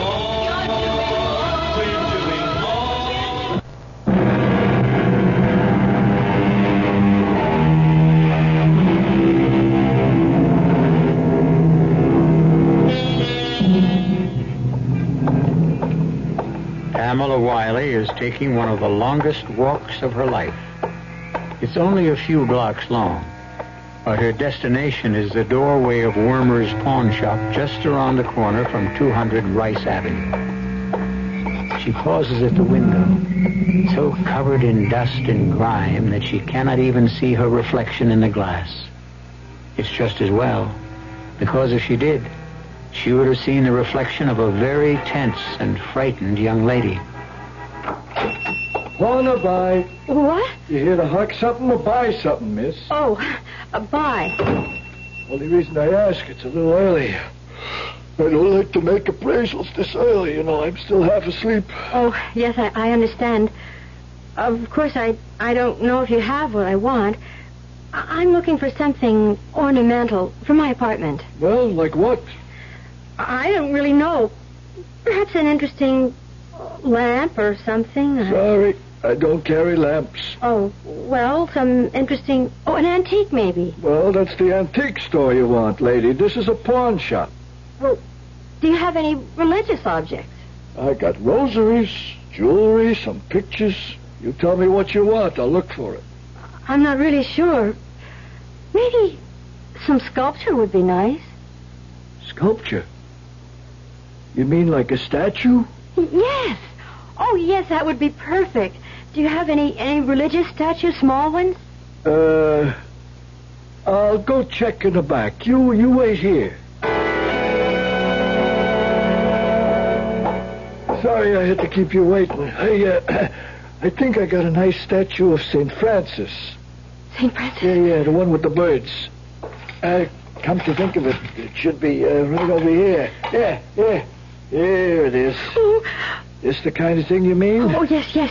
Oh, it is the kind of thing. It's a little beat up looking, but you could polish it up real nice. It wouldn't look bad at all. Oh, yes, I wouldn't mind that. It's a real fine piece of work, you know. Don't think it's just junk. Oh, no. It ain't cheap either. How much? Well, on account of it's my first sale today, I'll tell you what. It's yours for $20. Well, it's a little more than I thought. Take it or leave it. Oh, it's all right. I'll take it. I think I have a $20 bill in my purse. Here. I'll help you with that. What are you doing? Help you find that 20 in your purse. You're spilling everything out. Yeah, that's what I'm doing. I'm seeing what spills out, you know. Give it back to all me. I want to do is check, miss. In my business, we like to know who we're dealing with. Jimmy. You got here fast. I didn't have time to button my shirt. All right, what did you find? Well, what is this? Nothing in her purse. No gun, no identification. You sure she's a cop? I don't know, but she's been acting like a cop, all right. That's why I told you to call me if she showed up.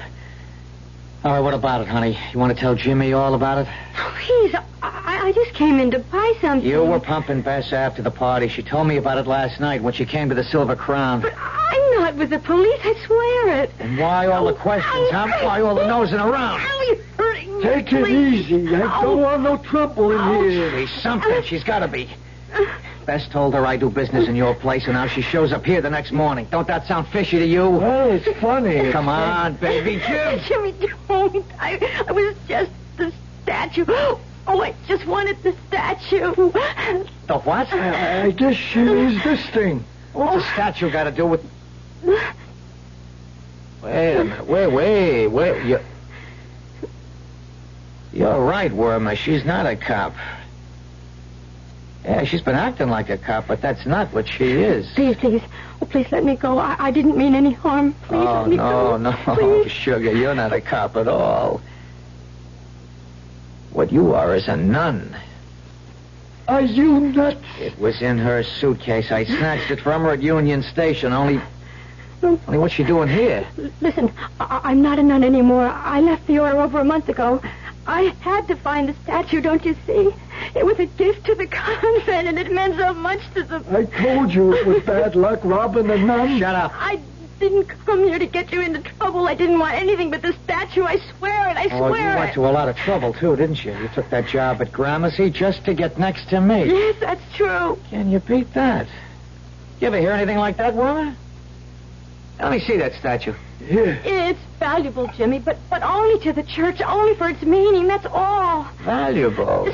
Spiritual, I mean. It's not gold or anything, Jimmy. I swear it. Please, it's only bronze. She's right, Jimmy. I know gold. When I see it, it's a piece of junk. Give her the thing. Let her go. You jerk. You believe that junk about spiritual value? This thing is old. Yeah, I should have seen it before. It's maybe hundreds of years old. So what? It may be worth a fortune. Huh? Hey, you know, you could be right. Some of this religious stuff runs into thousands. Yeah, maybe we could make a deal with some art collector. Yeah, we could handle it to Mike the broker. He'll know what it's worth. You want to bring Mike in on this? Why not? It's his specialty. But what about the girl? That depends. Please, Jimmy. You don't have to sell it. I'll pay whatever you ask. Well, how much, honey? Think you can scrape up a couple of grand? If you'll give me time. Now, you see what I mean? It is worth plenty. Now, you take the sister in the back room, Wormer, and we'll call Mike. We'll tell him to come to us. He won't do it. He'll come when he hears what we have. What happens if we make a deal? What about her? If the deal is good enough, it'll be worth anything.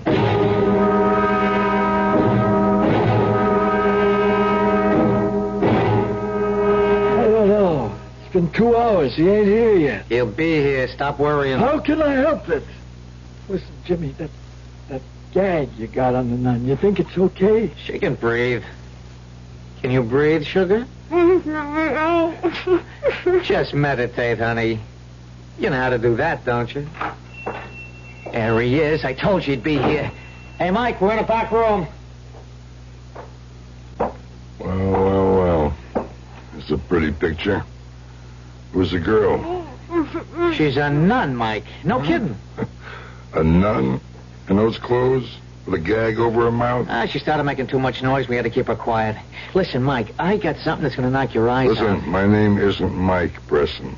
It's Mr. Downey to you. Yeah, sure, but look at this, Mr. Downey. The statue. We figured it was valuable on account of the nun. Went to so much trouble to find it. She even left the convent. Now, we want good terms, Mr. Downey. 50. Now, wait a minute. Not so fast. What happens to the girl after? We'll take care of her. You can trust us. Yeah. Oh, yeah, I'll bet I can. All right. Let's see the statue. All right, here. Look at it. You had this on sale here? I was going to sell it for $20. Can you imagine? No, I can't imagine it. Since it's only worth $2. What? You heard me. Melt it down for scrap. Maybe it's worth $3, $3.50. The next time you guys handle junk, call a junk dealer, but don't call Mike. It's got to be worth something. Look, don't teach me my business, Junior. But the nun, she went to so much trouble. Yeah, the nun. Don't you know about nuns? They don't understand about money. They're not smart like you and me. They'll kill themselves over a piece of junk just because it was blessed. Oh, you'd be amazed at the dumb things they do, all that working and praying and don't get a nickel out of it. Hey, what are you doing? I'm taking this gag out of her mouth here. There. You better not get her sore at you. She's liable to say a prayer and send you all to hell. Come on, miss. I'm taking you out of this place. Thank you. Thank you. Yeah, but wait a minute. We got to get something out of this. You said $20, didn't you? There. Consider yourself lucky. Let's go, sister.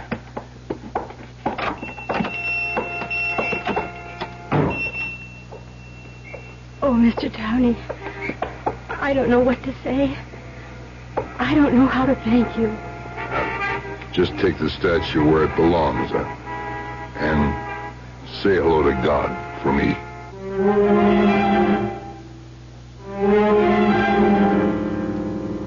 And so Pamela Wiley returned to the Holy Name Convent. And this time, she wasn't alone. St. Francis was with her. And you'll be pleased to know that she was in time to place the statue before the dimming eyes of Sister Lydia. Nice to have a happy ending for a change, isn't it? Young I may be, but still I'm a man. Just turned 18 and I'll do what I can to find me a place where I can be me. Get ready for life and be free as the sea. Where do I go from here? Oh, where do I go from here? I've finished school, but what lies ahead? Don't want to get trapped, want to feel free instead. All over the world, there's so much to do. The call of the sea, don't you hear it too?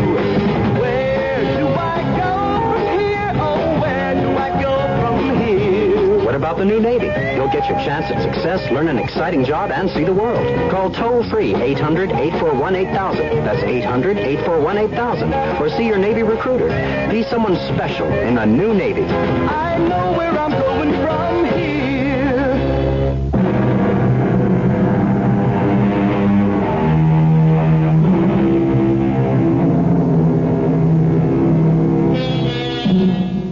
Despite the fact that the story you've just heard ended happily, we hope you won't continue to expect sweetness and light from the Radio Mystery Theater. Unfortunately, most of the people we deal with are not nearly as nice as Sister Pamela Wiley, or Big Mike Downey for that matter. But if you don't mind spending some time with thieves, murderers, monsters, and other assorted villains, listen for us next time. Our cast included Rosemary Rice, Bryna Rayburn, Ann Petoniak, Jack Grimes, Joe Silver, and Ken Harvey. The entire production was under the direction of Hyman Brown. Now, a preview of our next tale. Sometimes you have to sit here and just look at me and talk to me and concentrate on me as if I were a human being worthy of your time and your attention. Helen, you know that I love you. Yeah, but that's not enough. You see, something's happening to me. What could be happening? I'm scared. I feel as if I'm disappearing. Disappearing? Yes, as if I'm fading away, fading out. What does that mean? As if I've become nothing. But that's... I can prove it. There are times, many times, when I look into a mirror and I sort of become hazy, blurry, and then my image, my reflection, isn't there. It's just gone. Radio Mystery Theater was sponsored in part by Anheuser-Busch Incorporated, Brewers of Budweiser, and Buick Motor Division. This is E.G. Marshall inviting you to return to our Mystery Theater for another adventure in the macabre. Until next time, pleasant dreams.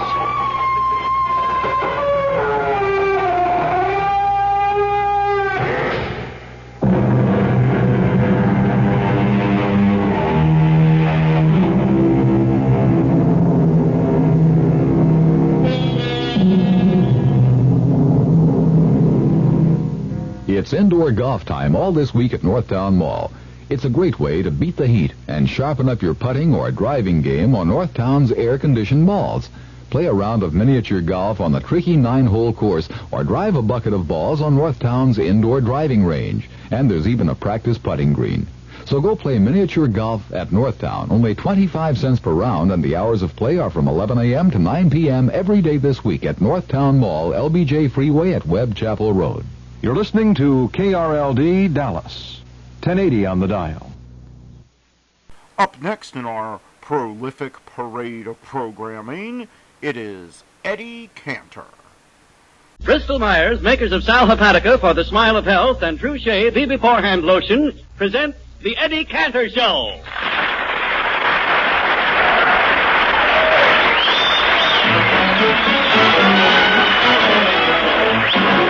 No gal maid has got a shade of sweet Georgia brown. Two left feet, but oh so neat, has sweet Georgia brown. They all sigh, wanna die for sweet Georgia brown. I'll tell you just why. You know I don't lie, not much. It's been said she knocks them dead when she lands in town. Since she came, why it's a shame how she cools them down. Fella, she can't get a fella she ain't met. Georgia claimed her, Georgia named her, sweet Georgia Brown. Here's Leonard Seuss, the young man with the horn.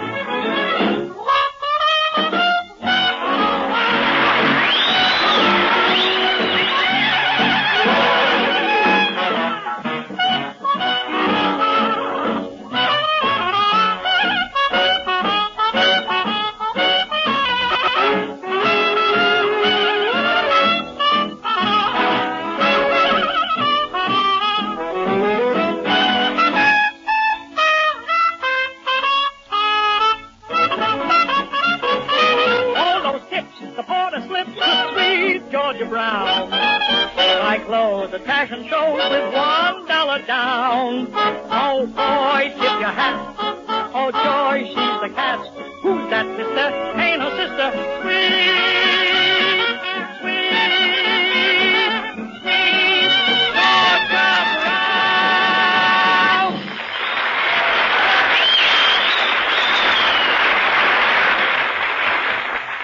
Tonight we take you to Eddie Cantor's house, where we find Eddie and Harry Von Zell preparing to leave on a bond tour for the 7th War Loan. Oh, what a trip this is going to be. Harry, you know, the last time I saw war bonds, I went on a tour with Humphrey Bogart and Lorene Bacall, baby. Oh, baby, yeah. Hey, did you hear about their wedding, Eddie? Yeah, you know they wanted to have a big ceremony, but it didn't work out. Why not? They couldn't find anyone with enough nerve to throw rice at Bogart. No. Now, let's see, Harry. Yeah? I better finish my packing. Yeah. Gosh, I wonder where they can be. What? I've got my toothbrush, my razor, my comb. Where could it be? Well, what are you looking for, Eddie? My vitamin pills. Every time I go away on a trip alone, Ida hides them. Hey, tell me something. Oh. Here they are, Harry. Tell me, aren't you excited about the trip, Harry? Yeah, I am excited, Eddie, but I was just thinking about my wife. What about her? Well, I was just thinking I've never been separated from her since we've been married, you know, and now to think she'll be 2,000 miles away. Yeah. We won't see each other for 4 or 5 weeks. Yes?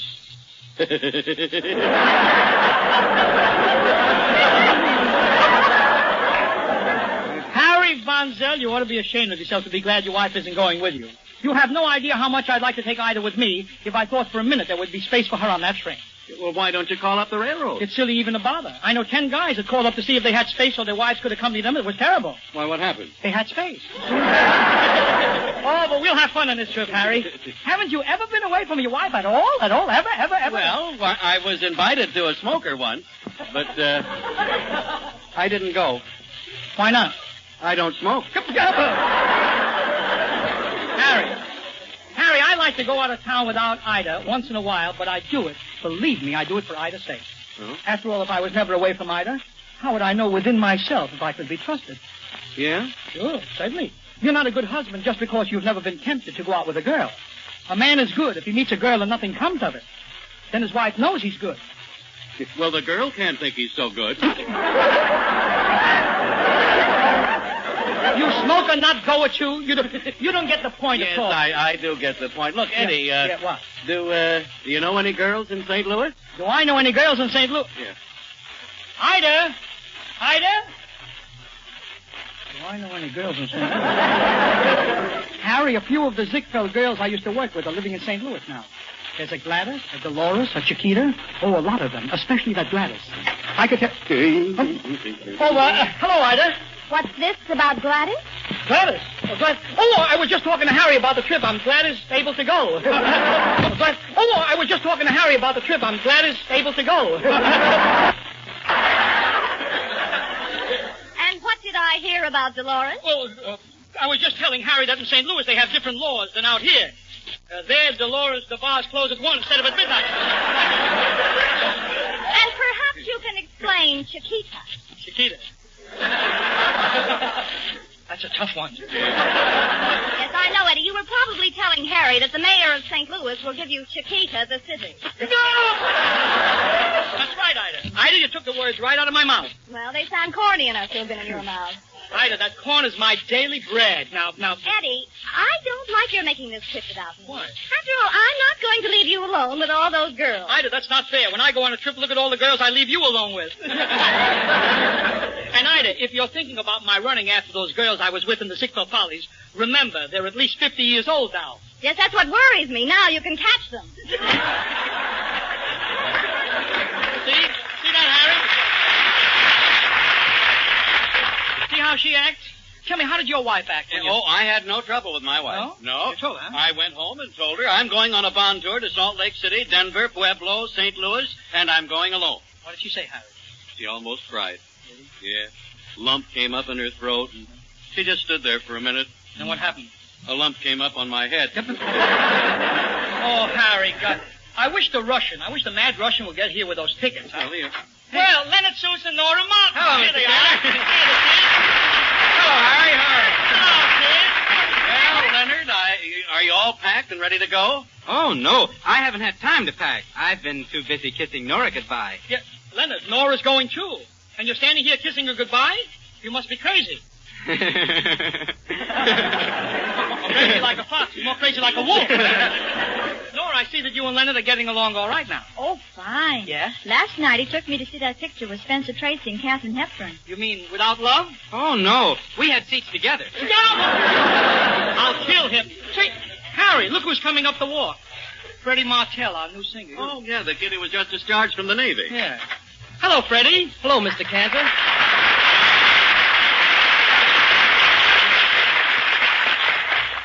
Freddie, are you all set for the trip? You know, next week we're going to broadcast for the servicemen at Scott Field.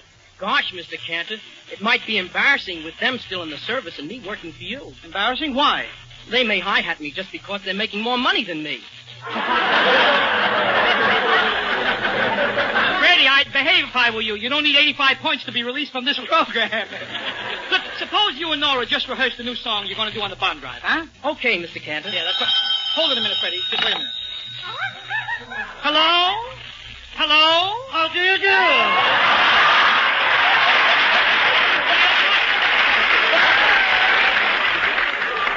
Hey, Russia. Yes, I hear you. Why are you late getting back here with those train tickets? I told you to go to a window, give the man some money, and he'd give you the ticket. That is precisely what I did. What did you get? A ticket on a train at the Union Station or a ticket for a plane at TWA? A horse at Santa Anita. Russian, are you phoning from the racetrack? I'm here in the stables. What are you doing in the stables? You're a man, not a horse. Not so loud. I got in Cornate. That's what I get for depending on you. You don't know the first thing about getting trained. Don't say. The last time I was going to New York, I went to the Union Station, and I was very, very lucky. I caught the squaw. You caught the squaw? You mean the chief? You chase what you like, and I'll chase what I like.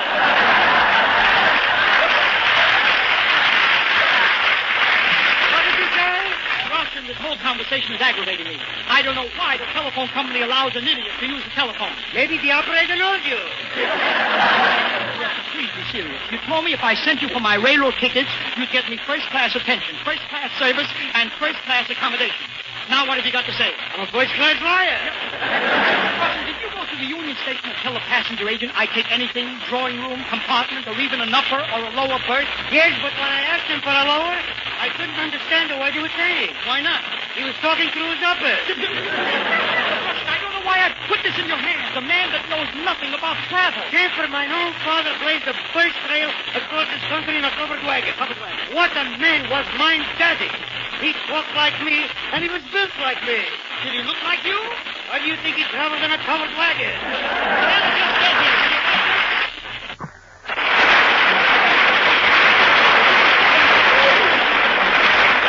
What a fine mess, Harry. The Russian hasn't got my tickets. I better get packed in a hurry and get down to the station. Harry, call the Union Station for me. Okay, Eddie. Leonard, get Mr. Reeves of the War Bond Committee on the phone. Yes, sir. Ida, go upstairs and bring down my trunk. The big one. Freddie Martell and Nora Martin, rehearse your songs. Be glad yes, to... This is awful. I have to do everything myself around here.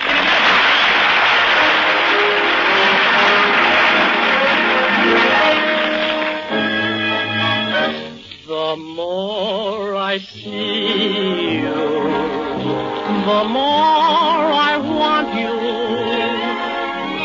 Somehow this feeling just grows and grows. With every sigh, I become more mad about you. More love without you. And so it goes. Can you imagine how much I love you? The more I see you, as years go by, I know the only root upon me can only be true. My arms will free you. The more I see you, the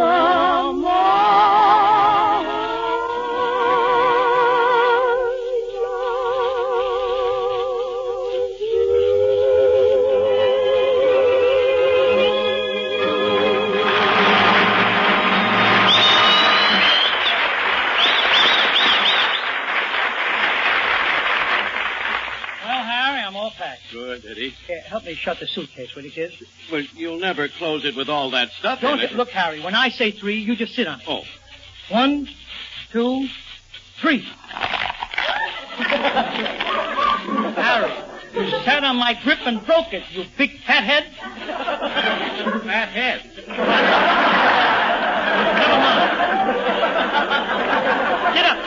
Get up. Look at that suitcase, you fool. I should have known better than to depend on you for help. Eddie, now, how can you say a thing like that? You know I'm a great help to millions of people. You mean you break their suitcases, too? What do you know? You know very well. The other thing. Oh. Yes, sir, Eddie, I am a great help to lots of people by telling them that when they wake up in the morning feeling sick and headachy due to the need of a laxative, to take Sal Hepatica. For sparkling Sal Hepatica taken then brings quick, gentle relief, usually within an hour. That means they don't have to risk feeling miserable all day waiting until night to take a laxative. And then I tell them that besides quick, gentle relief, Sal Hepatica gives them another advantage. It helps sweeten an upset stomach by helping to reduce excess gastric acidity. That's why it's wise for everyone to keep a bottle of Sal Hepatica handy, just remembering this caution, use only as directed. Then whenever you need a laxative, morning, noon, or night, see how much faster you feel better when you take gentle, speedy Sal Hepatica. All right, Harry, you help a lot of people by telling them about Sal Hepatica. Well, what am I going to do for another suitcase? Oh, well, maybe I can fix it. But never mind. Jack Benny lives down the street. I'll call him and see if I can borrow a suitcase. Hey, now, there's a good idea. You think Jack will help you? Why, certainly. After all, Jack and I grew up doing favors for each other. Why, when we were kids, if Jack had a date and didn't have enough money to take his girl out, he'd come to me. Oh, and you'd lend him the money? No, I'd take his girl out. Fine thing. I don't call that doing him a favor. You would if you could have seen his girl. Oh. Hello, Jack? Say, Jack. Jack, this is Eddie Cantor. I'm going to New York, and I'm in an awful spot. I don't have a suitcase. And think of that. I don't know of anyone who rents Oh, you do. All right, Jack, I'll come over. Yeah, I was by this morning to say goodbye to you, but you weren't home. You were where? Out in the Victory Garden with your lawyer? Oh, some man sold you a 10-cent package of watermelon seeds and one of the seeds didn't work? I know you're no sucker, Jack. Yeah, it's the principle of yeah, sure. I'll be over right away and see if we can get together on a suitcase. Yeah, I'll pay whatever. Okay, thank you. Hey, Eddie, look. I brought the baby over to say goodbye to you. Eddie Cantor Von Zell Jr., am I glad to see you.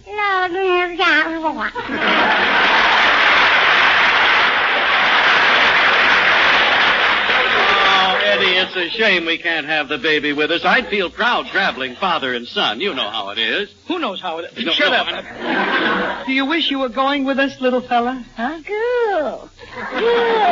Oh, there you go with that goo. I wonder what he's trying to say with that goo. Goo. Goo. Well, it looks like I'm going to have a little brother and sister. This morning I heard my daddy making a reservation for 2 berths.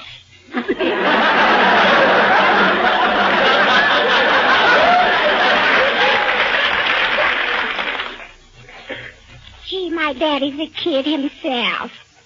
I heard him telling Popeyes when he arrives in St. Louis, he's going to get himself a doll. Wasn't it funny the way he broke Popeye's suitcase? Gee, he's a fat one. And he's got a ticket for an upper. Gee whiz, he's so heavy.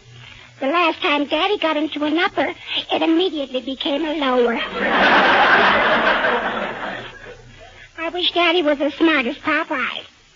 Popeyes keeps buying war bonds. Mommy says they mature in 10 years. In Popeye's case, looks like a photo finish between maturity and Social Security.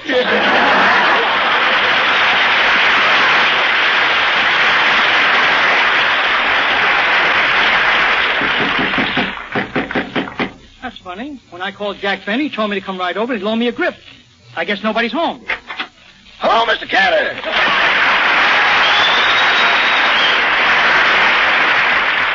Rochester, what took you so long? When the bell rang, I thought it was Mr. Benny. Oh, you're alone in the house. I am now. Rochester, you mean you had people here and you got rid of them?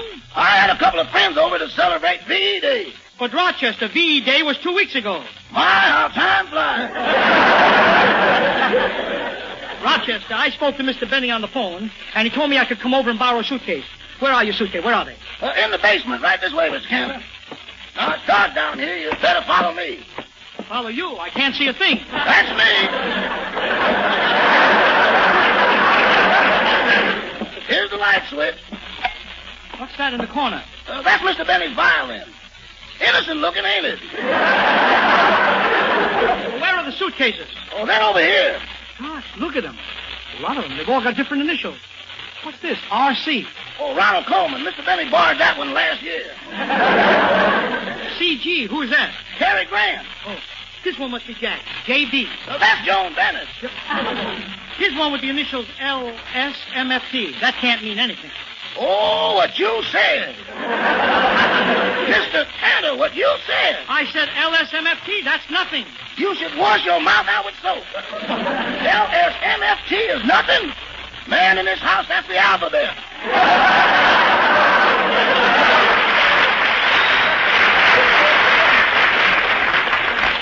L.S.M.F.T. stands for Lucky Strike, means fine tobacco. Yeah, I know. Fine tobacco. Yeah. Mighty fine. But, Rochester, why is LSMFT on that suitcase?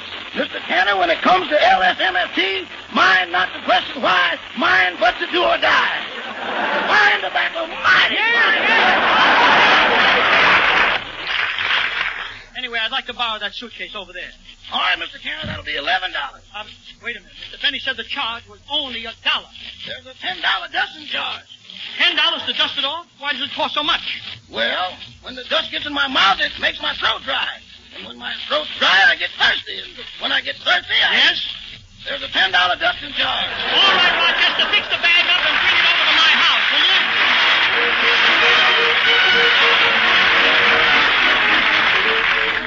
Well, Harry, Rochester's going to bring over a grip. Oh, good. And as soon as the Russian comes with the tickets, we'll be all set. Yeah, well, Eddie, I was wondering, are you going to give me a little more money next week because of the extra expense? Harry, I'd love to, but I'm not allowed. Huh? The wage stabilization board. Oh, There's a war going on. Your salary is frozen, you know. frozen. Before the war, my salary still wasn't so hot. Oh, look, Harry. Don't worry, Harry. You won't need money when you're with me. We're going to live together in one room, but we've got a big double bed. One bed?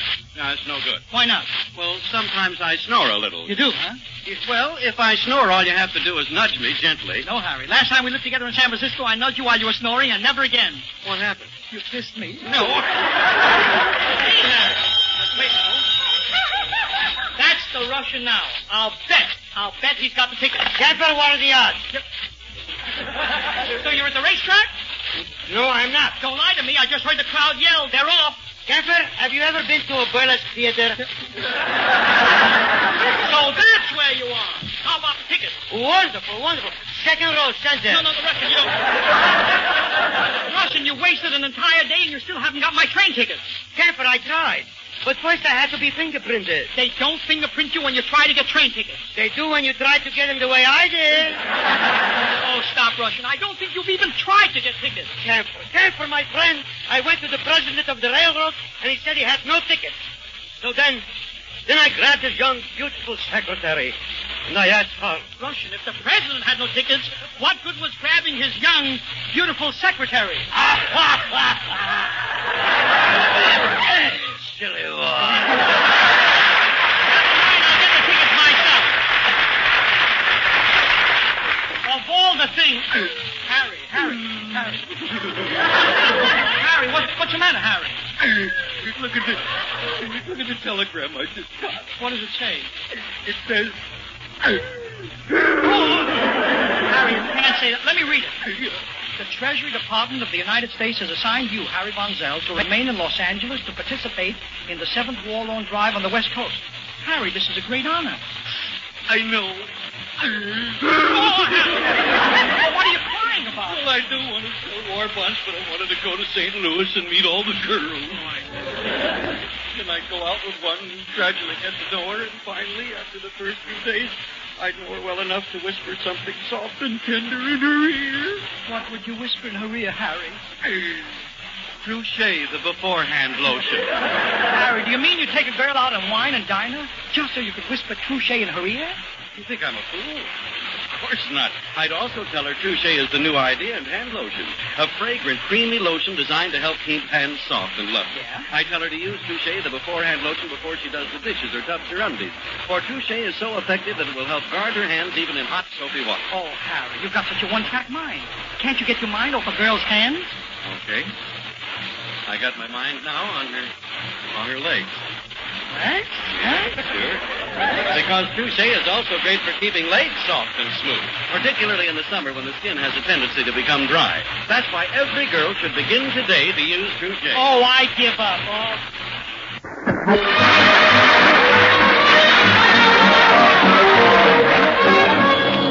All aboard for Salt Lake, Denver, Pueblo, St. Louis, Milwaukee, Chicago, Cleveland, New York. I'm not going to St. Louis. I want to go.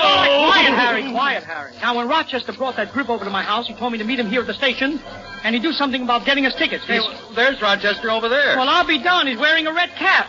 Oh, Rochester! You're all set, Mr. Cantor. I got your troupe a whole car for themselves. Well, Roch, it was swell of you to get us these tickets. I don't know how to show my gratitude. I don't know how I can ever repay you. Oh, boss. Rochester, I paid you $10 for dusting off the suitcase. What happened to the money? Well, Mr. Cantor, while I was rushing here to meet you, a pair of dice fell out of my pocket. Yes? Me and some of the red caps got down on our knees to look for them. Did you find the dice? You didn't hear me say we got up. Same old Rochester. Say, Roch, these tickets you gave me, how did you get all these reservations? Well, I put on this red cap, and when people came through the gate, I took their bags and said, just follow me. Rochester, what happened to the passengers who were supposed to be on that train? Right now, there's 30 people sitting in a Central Avenue diner waiting for it to pull out.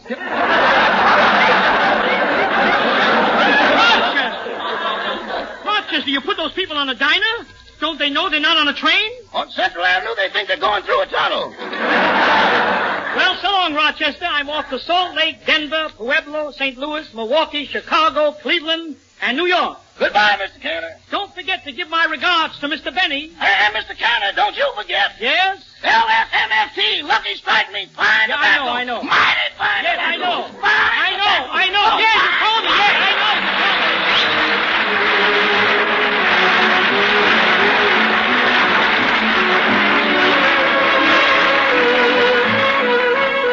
Goodbye, Rochester. Thanks for your help.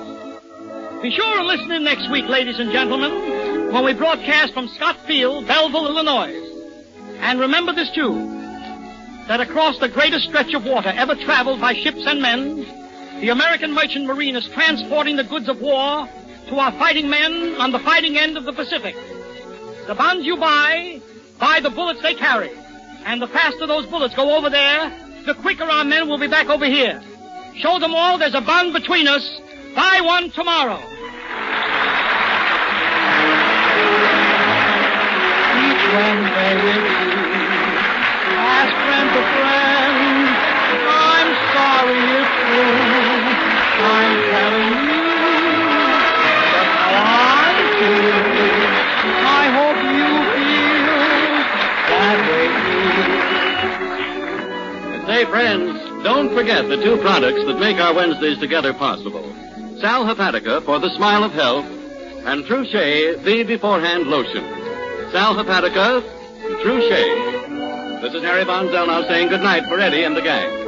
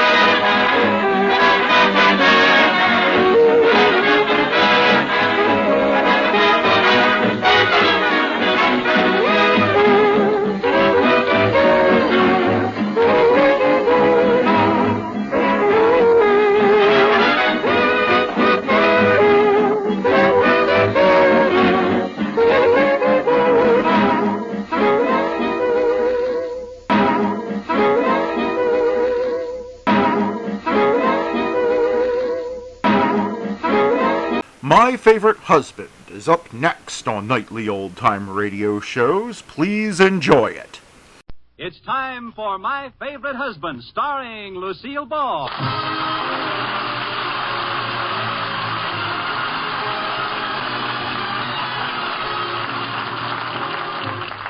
Yes, it's the Gay Family series starring Lucille Ball with Richard Denning as Liz and George Cooper. Two people who live together and like it.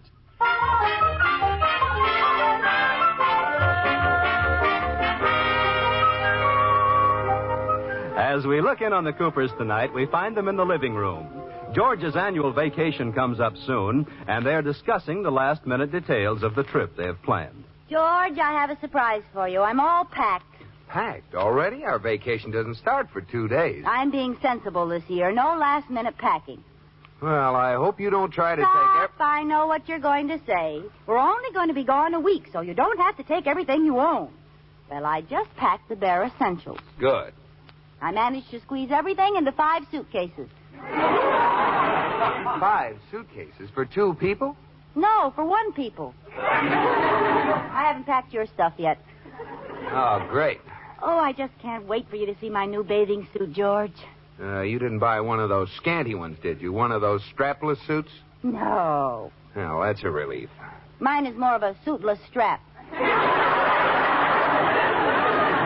You can take it right back to the store, Liz. Aw. Any woman who would wear one of those suits is crazy. It's strange how you men like to go to the beach and watch the lunatics. Well, that's different. Now, Liz, I don't want to... All right. I'll take it back to the store and get one that has sleeves and bloomers. Well, even that would look better. Thank you, Max Sennett. George, don't you trust my judgment? I bought a very conservative suit. You'll see when we get up there. All right. Now, let's see. I'll pack your clothes tomorrow. Yeah, what in? You've used all the suitcases. Well, I'll figure out something. Just wrap them in a bandana. I'll carry them on a stick over my shoulder. I'll make room, nature boy. Now, let's see. What else do I have to do? Leave a note for the milkman. Stop the paper. Oh, did you get Joe Ridgely to water the lawn while we're away? No, darn it, he can't do it. Well, who can we get? It'll be ruined if we let it go. How about one of the neighbors? George, I'm ashamed to admit it, but we don't know any of our neighbors well enough to ask them a favor. What about the Stones right next door? You've met her, haven't you? Oh, I see her once in a while. When I'm hanging my laundry out to dry and she's lighting her incinerator.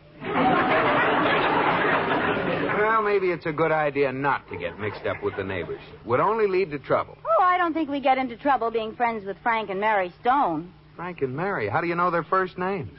Well, the mailman delivered a postcard here by mistake. Liz, you didn't read it, did you? Just the address. You didn't look at the message? Of course not. Are you sure? Certainly I'm sure. What's it to me if Mrs. Stone's mother had a lumbago attack at Lake Tahoe? Oh, Liz, I'm disappointed. So was I. I didn't learn a thing. Come on, George. Let's go and ask the Stones if they'll water our lawn while we're gone, huh? No, let's let sleeping dogs lie, Liz. Now, don't be like that. Come on. You want to be a good neighbor, don't you? It's a decent thing to do. And besides, I've always wanted to see what the inside of her house looked like.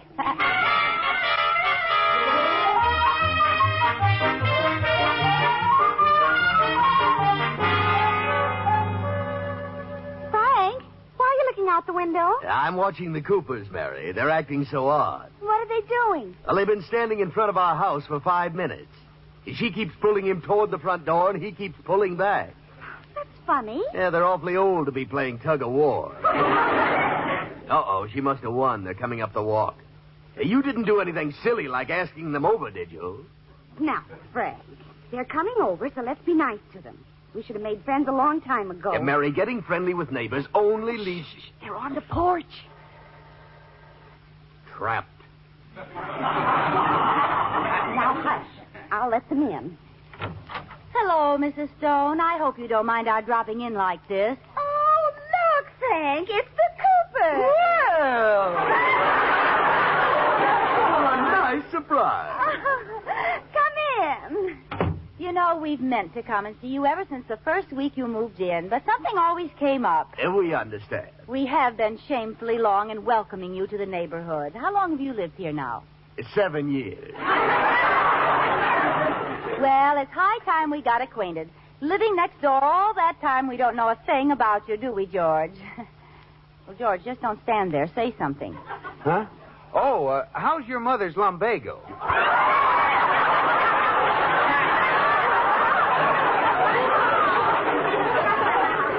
I had to open your big mouth. The mailman left a postcard at our house by mistake one day. Yes. Would you like to watch television? Oh, do you have a television set? Yes, I guess everybody in town has one. What kind did you buy, Cooper? Well, we don't have one yet. You don't? What? Oh, we don't miss it. I crawl in the Bendix and sing, and George watches me through the little window.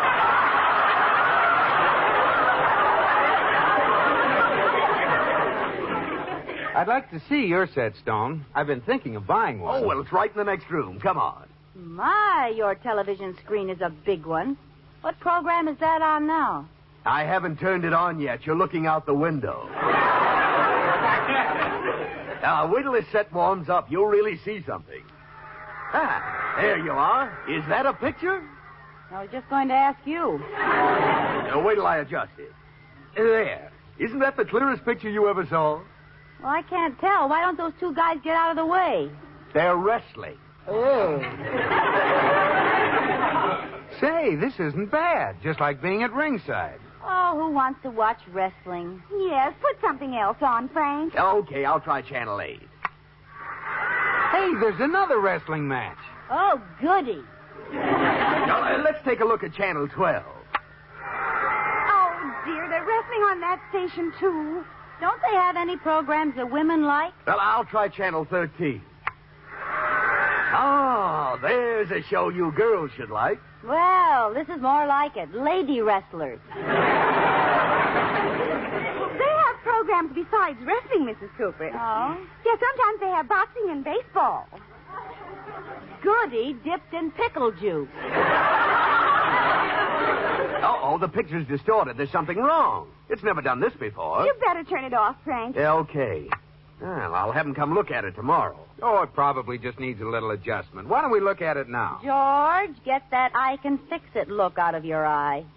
Now, don't worry, Liz. Frank, if you value that set, don't let George touch it. He doesn't know a thing about electricity. Oh, so your wife's the same as mine, eh, George? Why don't the women give us credit for knowing something?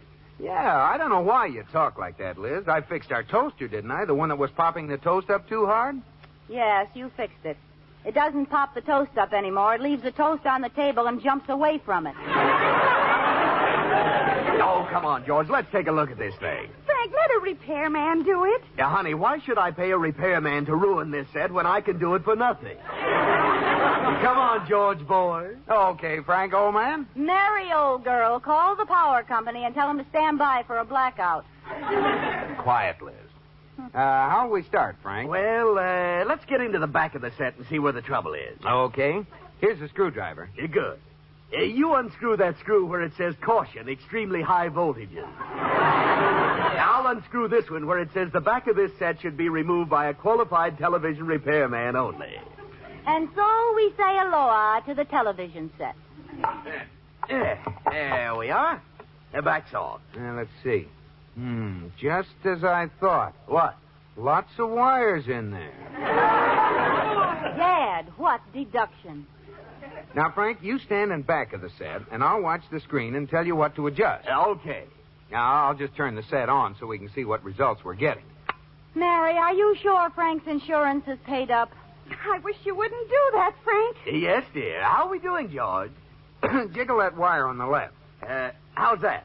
No, jiggle the one on the right. There. Anything happening? No. Jiggle them both at the same time. Take a wire in each hand. Okay, how's...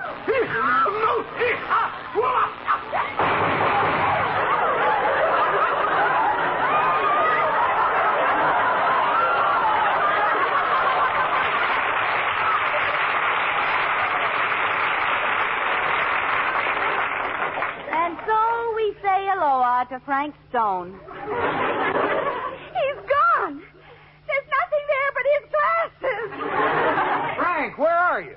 I'm up here on the chandelier. You aren't either. Where are you? I'm out in the hall. Well, what's the big idea, Frank? Why'd you run out when George almost had it working? Hattie, look at that set. Ruined. What am I supposed to do with this box of burned wreckage? Yeah, if I were you, I'd take it to a qualified television repairman. This is all your fault, George Cooper, you silly numbskull. Don't you call George a silly numbskull, you stupid baboon. Don't you call her a stupid baboon, you meddlesome busybody. Don't you call her a meddlesome busybody, you big jerk. Should we go around again? I knew this would happen if we got mixed up with some nosy neighbors. Now, you get out of here. Don't worry, we're going. Come on, Liz. I hope you're satisfied, you and your good neighbor policy. You're going to court for this, Cooper. I'm suing you for the price of my television set. Some people never appreciate. I try to help him save a few bucks on a repair bill, and he sues me. Oh, darn it. Wait a minute, George. We forgot something. Well, what do you want now? We forgot to ask you. We're going on a vacation this week, and we wondered if you'd water our grass while we're gone. What?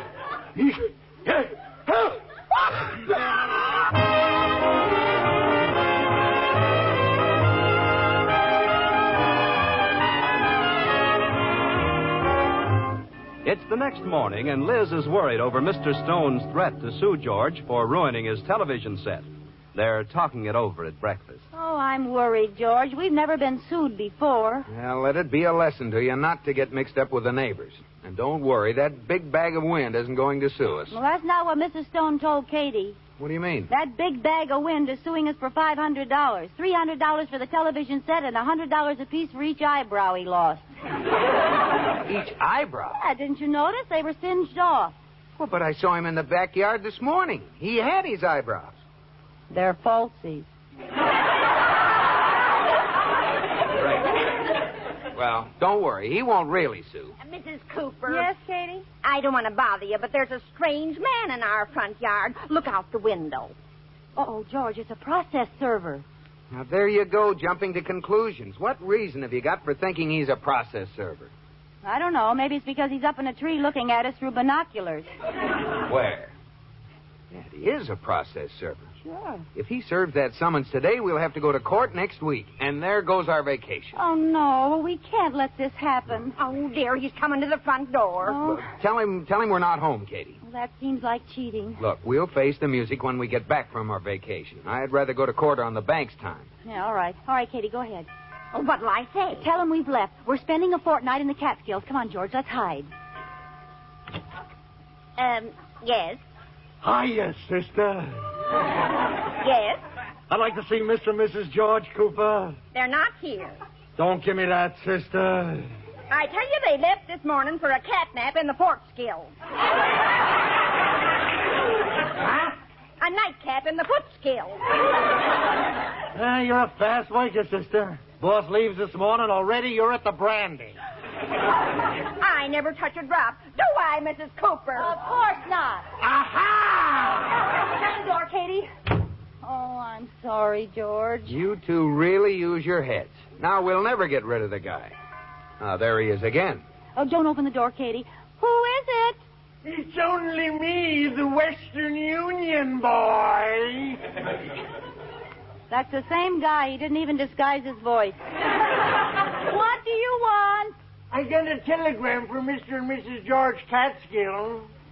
Oh, darn it. Sorry, they're spending a fortnight in the Coopers. Well, I'll never outsmart these folks. I will give up and go away. I know you're there, Mrs. Cooper, and I'll get you if it takes all year. Oh, fine. Our vacation will be 2 glorious weeks in the front hall. Peek out the window, Katie, and see what he's doing. No, he'll see you. Let me peek through the keyhole. All right. Now, be quiet now, Liz. Don't rattle a doorknob with your head. Okay. Oh, do you see anything? Yes. What? Another eye looking back at me. Oh, fine. I know. Katie, get me a fountain pen. I'll squirt him in the eye. Now, stop it, Liz. Oh, you ought to see that eye, George. It's a mean, evil little pig eye. I've got an idea. Katie, you peek through the keyhole while we sneak out the back. Yeah. As long as you can see his eye, we know he's still there. Okay. Oh, you're so smart, George. Come on. He's still there. I can see that awful looking eye. Do you think we'll get away with it? Sure. Now open the door quietly. All right. Now, let's make a run for the car. Okay. Back from the Catskills already? Oh, darn it. Here's a pretty blue summons for you. I'll see you in municipal court Monday morning at 9 o'clock. What a dirty trick. Tell me, how could you be here at the back door and looking through the keyhole and the front door at the same time? Oh, it ain't easy. I taped the mirror over the keyhole. That was your own eye you was looking at. Shake hands with Pig Eye Cooper.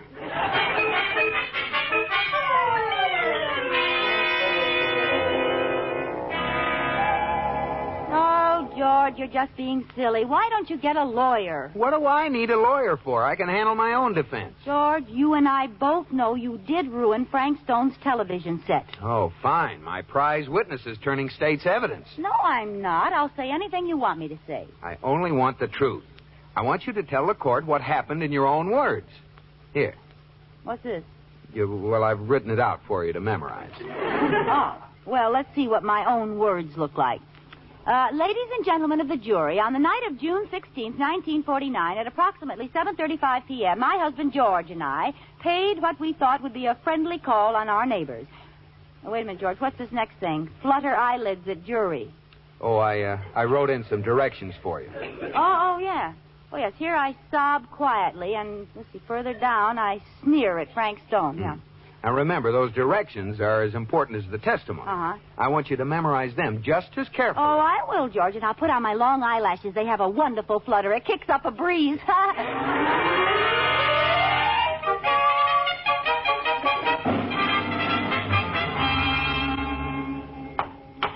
Order!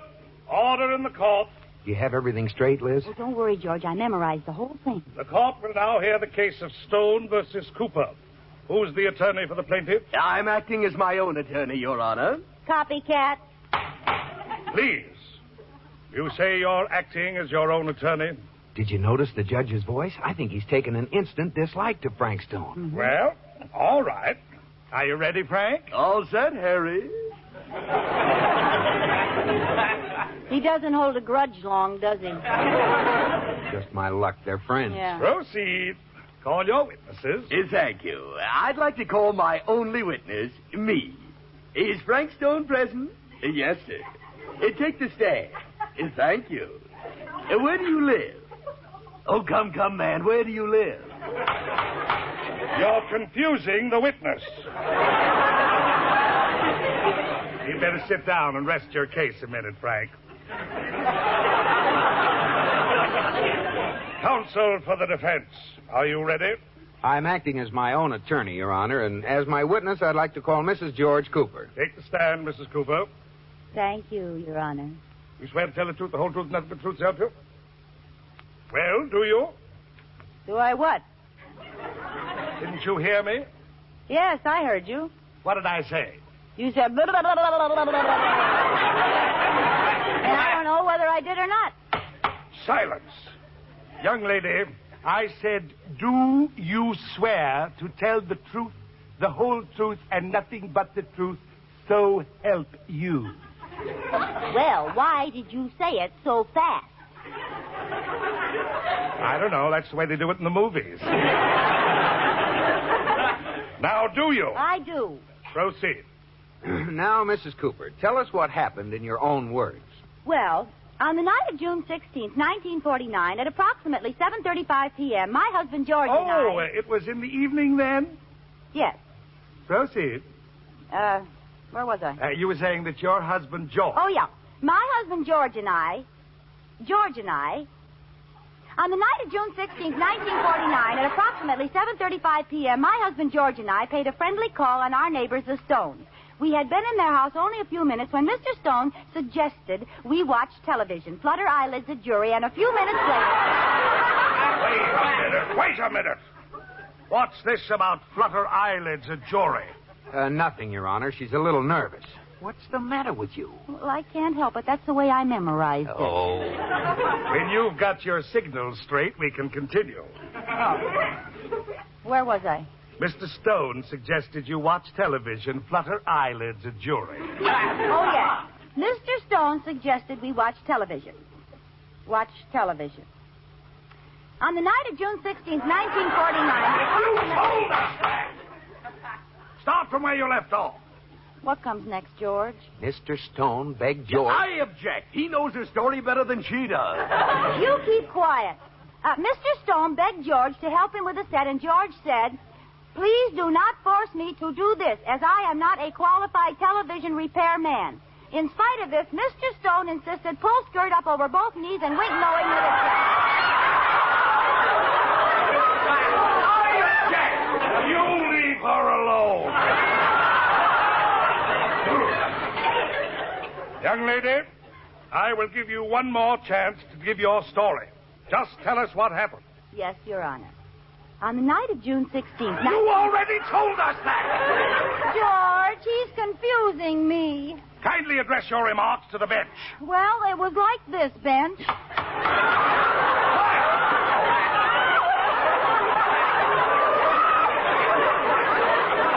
This is the most confusing case I have ever heard. All of you, step into my chambers. I have a television set there, and we can recreate what actually happened. There's the set. Say, that's just like ours. All right. Show me what happened. Well, first we took the back off, like this. Yes, and then what happened? Well, he told me... He insisted on going into the back of the set, and he told me... One at a time, please. Oh, they're too excited, Judge. I'll show you what happened. Now, you be Frank Stone, and I'll be George. All right. Now, get him back of the set and take hold of that wire on the left. Nothing happened. Well, now take hold of the wire on the right with your other hand. All right. Still nothing happened. See? I don't think you have much of a case, Stone. Well, that isn't the way it was at all. It isn't? It is, too. Oh, with one little exception. The set was turned on like this.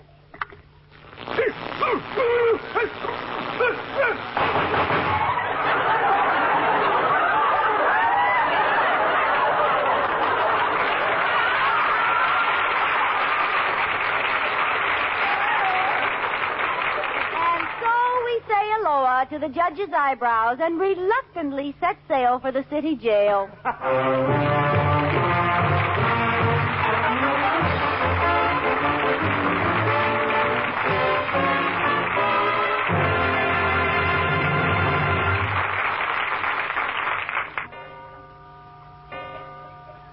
George, why don't you put out that light and go to sleep? I'm not a bit sleepy.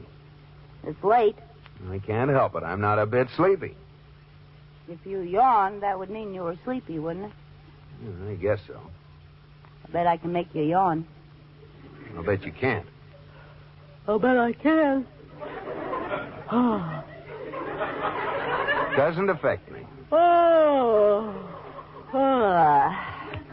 You're wasting your time. Yawn, yawn, yawn. Y-A-W-N. Think of a dog yawning. Think of a baby yawning. Think of yourself yawning.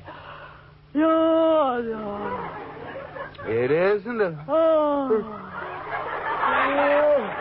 affecting me at all. Good night, baby.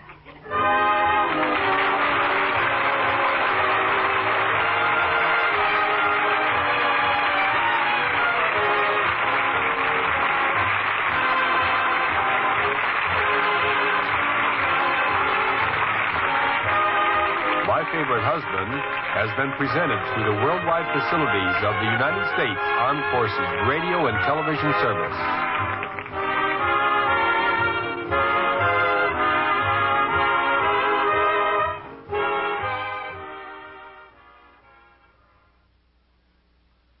The Mysterious Traveler is up next on Nightly Old Time Radio shows. Enjoy.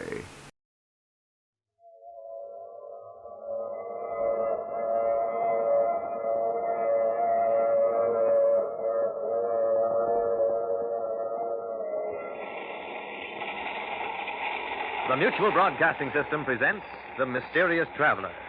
Written, produced, and directed by Robert A. Arthur and David Coker. And featuring tonight two of radio's most distinguished personalities, Santos Ortega and Richard Coogan, in No Grave Can Hold Me.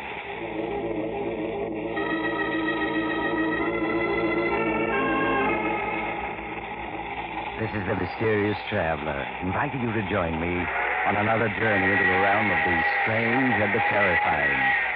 I hope you will enjoy the trip, and it will thrill you a little and chill you a little as we travel tonight into the world of shadows, from which no man may return, and we learn the story of one who does return.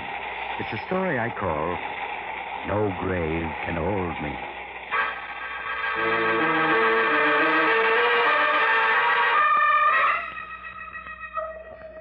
My story starts in a court of law, where a man is on trial for his life. The courtroom is tense, for the jury is out deciding the prisoner's fate. But the prisoner himself, a tall man with glossy black hair and piercing eyes, sits calmly with his lawyer, his daughter Nora, and his son-in-law Harry Wilson, waiting for the fateful verdict. Oh, dear, I wish we knew. Father, I think the jury is coming in now. They say it's a bad sign when the jury is out for such a short while. You need not worry, either of you.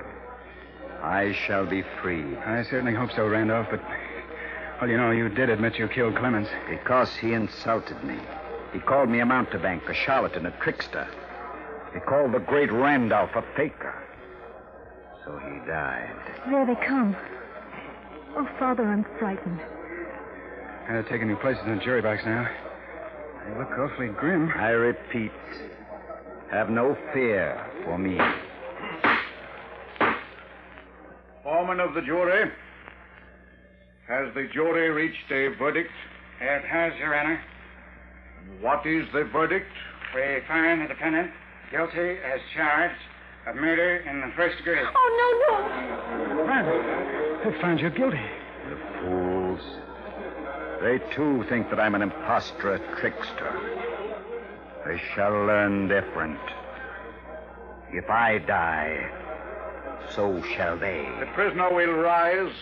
Father, you to stand up. The prisoner will rise. Very well. I'll stand up so that they will recognize my face again when they see it suddenly in the night and know that death has come to claim them. Maximilian Randolph, you have been found guilty of the crime of murder in the first degree. It is the sentence of this court that you shall suffer the punishment of death on the night of June 6th at midnight. And may God have mercy on your soul.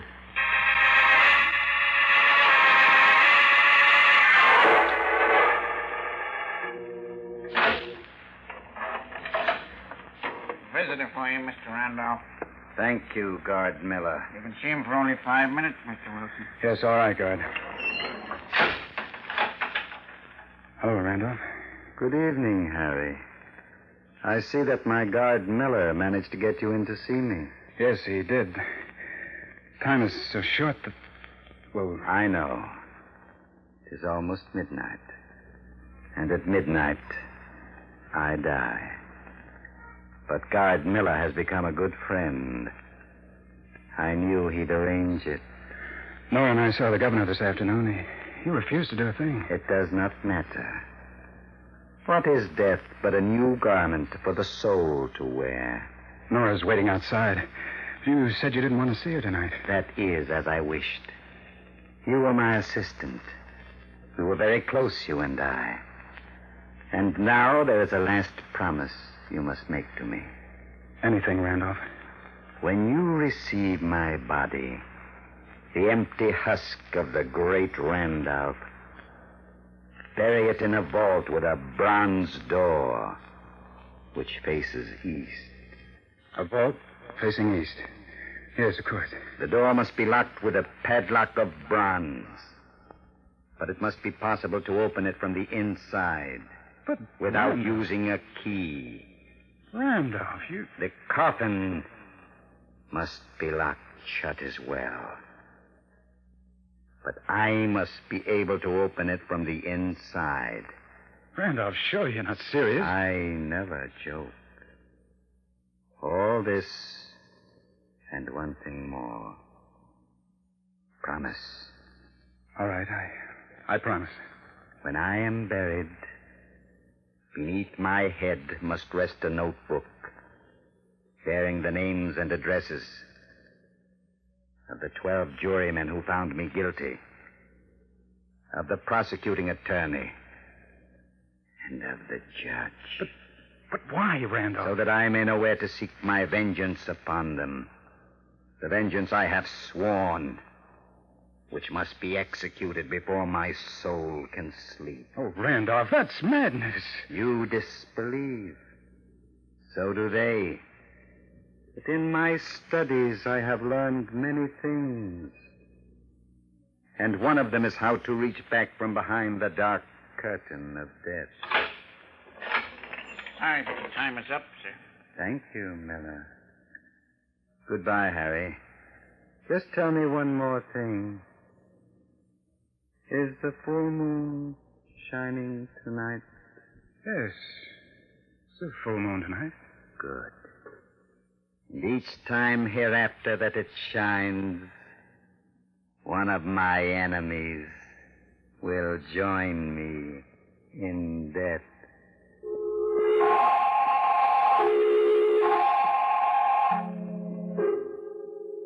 And so the great Randolph went to his execution and was buried according to his instructions. After a few days, his case was forgotten. Forgotten by all but Harry Wilson, his son-in-law.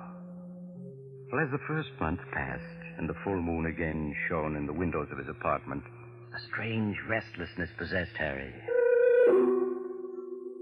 Harry, what's wrong with you? Oh, I'm sorry, Nora, but tonight's the night of the full moon. I'm nervous. I can't help it. Oh, darling, you're not worrying about Father, are you? About his threat? Yes, I am. Oh, but that's absurd. Poor Father. Toward the end, I'm afraid he was suffering from delusions, and he was more than just an ordinary man. He wasn't entirely sane, Harry. No, maybe not, but he was so sure of himself, so certain. And those instructions for the way he was to be buried. Oh, of course. I'm just being foolish. Why don't you go out and walk for a while, Harry? It'll help calm you. All right, I will. You want to come along? It's a nice night. No, I think I'll stay here and read. All right, I'll be back in an hour or so, dear. And if nothing happens tonight, I'll know that Randolph was just putting on an act.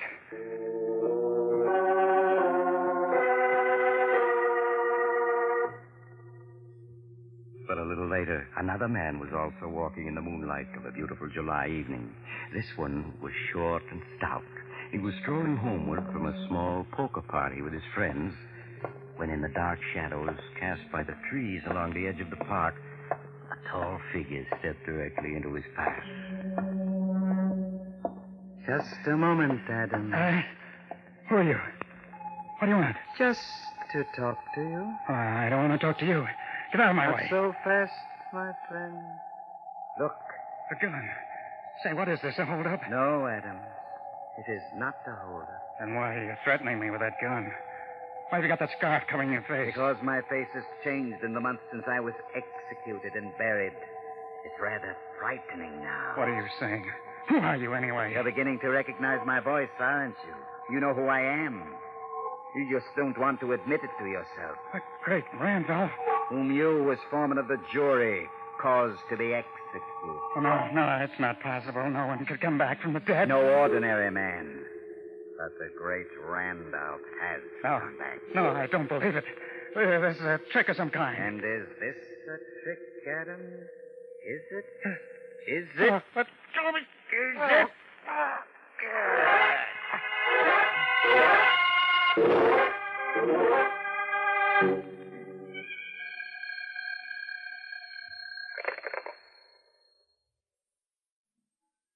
Hello? Hello, Nora. Is Harry there? No, he's out for a walk. Who is this? Don't you recognize my voice, Nora? Surely you heard it often enough. Father. Oh, no, it can't be. Strange how skeptical everyone is of me. Even my own daughter. Father, it is you. What do you want? I just want to tell Harry that I have claimed the first victim of my vengeance. Exactly on the stroke of midnight. The same minute when I died. Oh, no, no. And I wanted to warn him that he must do nothing to interfere with my plans. For if he does, I shall have to add him to my list of victims.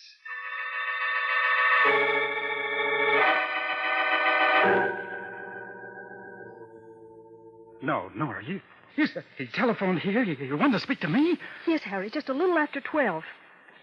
He said that he... Yes, I know. I heard the news. I was in a restaurant having coffee, and it came over the radio. Adams, the foreman of the jury, was found strangled in front of his home. Oh, but it's impossible. And yet it was his voice, Harry. Father's voice. Oh, we've got to do something.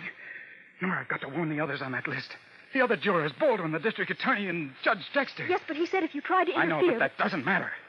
In the morning, I'm going to District Attorney Baldwin. He'll believe me. He'll have to.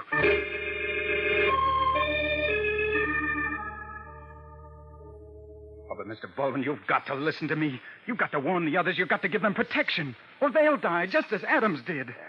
Winston, I'm a busy man. I've enough on my mind without having to listen to wild-eyed stories like the one you just told me. But it's true. Randolph's instructions about the way he wanted to be buried, the notebook that I put in the coffin with him. Mere theatrical mummery. Now, Adams was the victim of an ordinary street mugging. That's all there is to it. Now, I have to ask you to leave. I have more important things to tend to.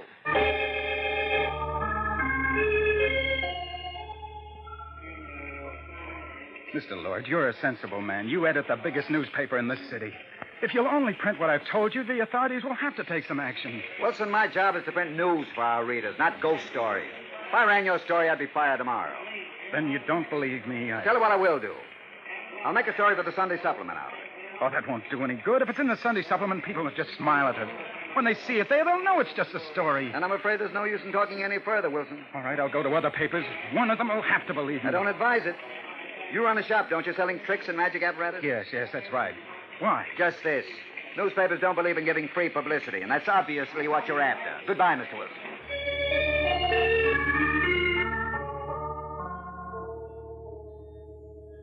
I'm very sorry, Mr. Wilson, but Judge Dexter is unable to see you. Oh, but, miss, did you explain to him what it's about? How important it is? The judge said if you cared to write him a letter, he'd give the matter his consideration. Oh, that's no good.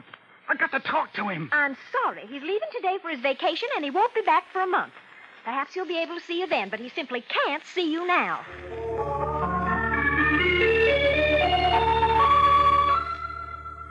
None of them would listen to me, Nora. They either thought I was crazy or that I wanted publicity. They all told me to forget it. They're right, Harry. That's the only thing to do to forget it. But, Nora... Maybe we're wrong.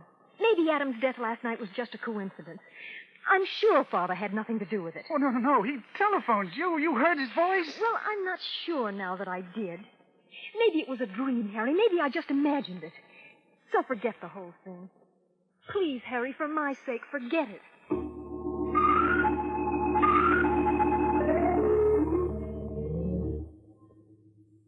Oh, Harry, darling, it's no good just pacing up and down. Please sit down and try to relax. I can't, Nora. I can't. Tonight's the second full moon since Randolph was executed. He'll be leaving his grave tonight, and someone else will die. But, Harry, There ought to be a guard over the vault he's buried in. Oh, no, that wouldn't do any good if he came back to from the dead. He wouldn't be bothered by a guard. Please, Harry, you've done the best you can.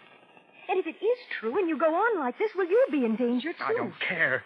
That list, Nora, the names on it were alphabetical, and Adams, the foreman, was the first to die. What are you driving at? The second name on the list is Baldwin, the district attorney. Baldwin. Wouldn't listen to me last time, but tonight he's got to. I'm going to his home now while there's still time.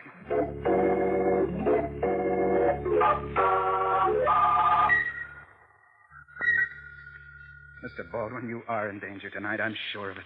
Deadly danger. No, you mean it, I'm sure, Wilson. Yes. I thought it was some kind of a gag before. Now I can see you fully believe everything you've said. Oh, then you will take precautions, at least for tonight? I've been an officer of the law for 30 years. I've been threatened by a lot of convicted murderers, but not one of them has come back to get me yet. But you don't understand. The great Randolph is different. He had powers that we know nothing about. Perhaps, but I doubt it. Now, Wilson, I appreciate your warning, but I can't take it seriously, really. Then you won't guard yourself? No more than usual. I'll lock the door presently.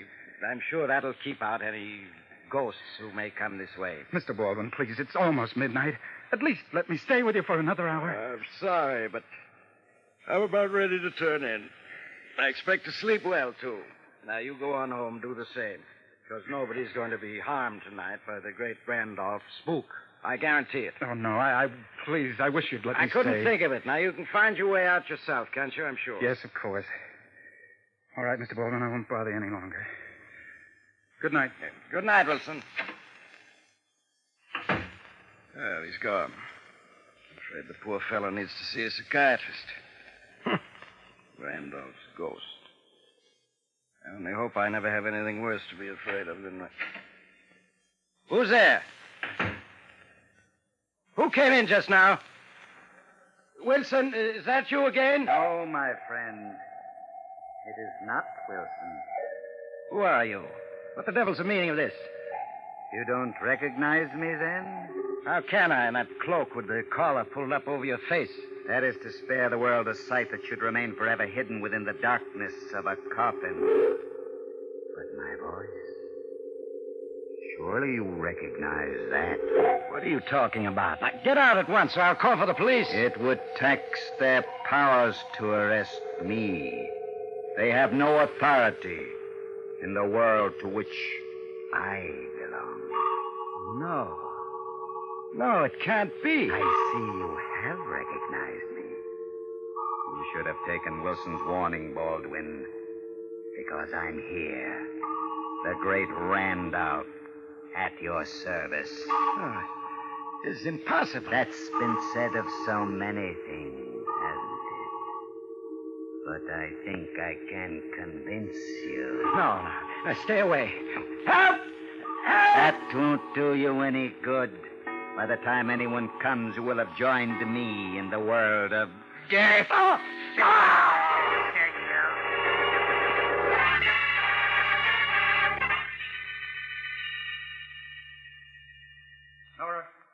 Nora, where are you? Nora! Harry, Harry, I could hear you calling all the way down the hall. Nora, where have you been? I just went out to get the morning papers. Why? Why? It's happened again. District Attorney Baldwin has been killed. But how? Exactly the same way Mr. Adams was killed, strangled, just at midnight. Oh, no. And Nora, I think I know the truth now. What do you mean? I don't believe it was your father at all. I think it was I that killed them. I killed them both.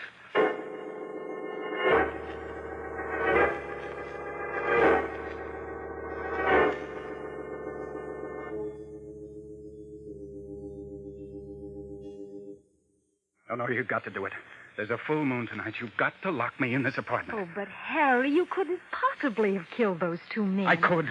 I was near the scene at both times, and my mind, it wasn't clear. I don't remember doing it, but don't you see, if I'd been hypnotized, I wouldn't remember. But, darling, Father couldn't have hypnotized you into committing murder. It's a law of hypnosis. The subject won't do anything he knows is wrong. I know that, but I can't be sure. I believe that in those few minutes I was with him, somehow Randolph impressed on my mind orders to carry out his vengeance for him. Oh, darling, I'm sure he didn't. But if you insist, I'll lock you in. All right. Well, I want you to go now. It might not be safe for you to stay with me. All right, Harry. I'll go to a movie. Got to stay locked in until after midnight. Then even if I am hypnotized, I won't be able to do any harm. You do understand, Nora, don't you? Oh, of course, darling. I'm sure you're wrong, but I'll do anything you say. All right, now. Lock me in. And don't you come back until after midnight.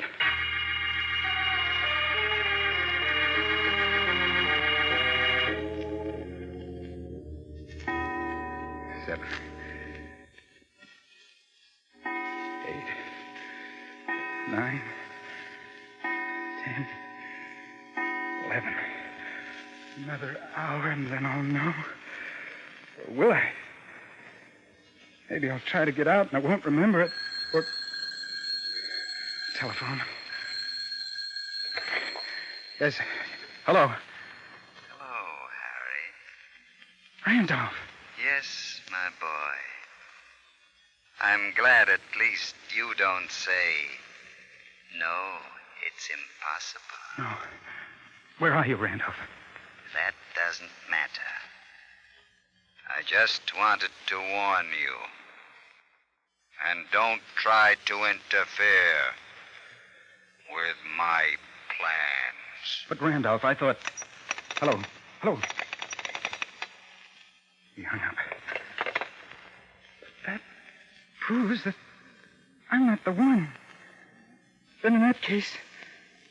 Yes. That's the only possible answer. I know now what the truth is. Oh, I've got to get out of here. The door... Oh, it's too solid. I couldn't break it down with an axe. Oh, there's no fire escape, and it's 8 floors down to the street. I have it, the superintendent. I can telephone the superintendent, tell him I locked in, and then he'll come and let me out.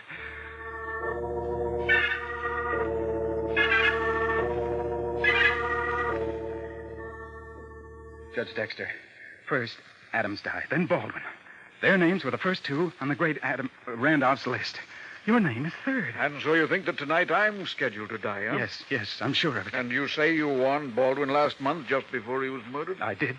And he laughed at me. But he died just the same. And you're seriously asking me to believe that a dead man legally executed by the state is walking the streets tonight seeking my life? I tell you, he telephoned me only half an hour ago. I recognized his voice. You know, of course, that your story sounds like the ravings of an insane mind. I know it. That's why I've kept quiet this last month. I did try to convince the police, the district attorney, and all I got was laughed at. And then... Yes, and yet, obviously, you're in earnest. I don't think you're crazy. I'm not. For a little while, I thought that I was the killer. You? How? I thought that I was under post-hypnotic control, that Randolph had planted in my mind the impulse to kill his enemies. But that phone call proved that I was wrong. And what do you propose that we do? If we went to his tomb, perhaps then we'd learn the truth. Why, Wilson, what do you want to open Randolph's tomb for? Don't you see? If we go there and we find Randolph is still in his coffin, then I'll know that the real murderer is my wife, Nora.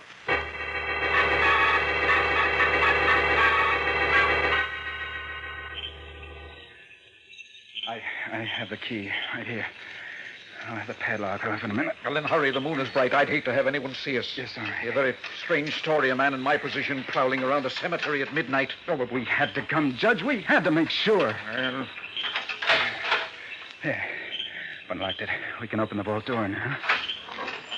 I'm rather sorry I paid any attention to you, Wilson. But we're here now, so let's get this thing over with. Now, I'm going in first.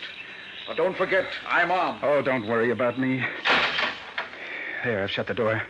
Be safe to turn on the flashlight now. There. See? There's the coffin. That's odd. Huh? What is it, Judge? Well, the air in here is fresh. This vault has been opened, and very recently. Then it must have been opened by Randolph. Oh, nonsense. Open this coffin and I'll prove it. Here. How does it work? This catch on the side. Can be operated either from the inside or out. There we are. It's unlocked. Well, then lift the lid, man. Lift it.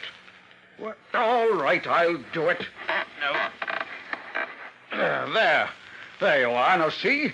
There's your precious Randolph, safe and sound, just as I expected. Quite dead. As he's supposed to be. He's still in his coffin. Yes, and that proves that... Wilson, shine your flashlight down on the floor. I just touched a body lying here near the wall. Body?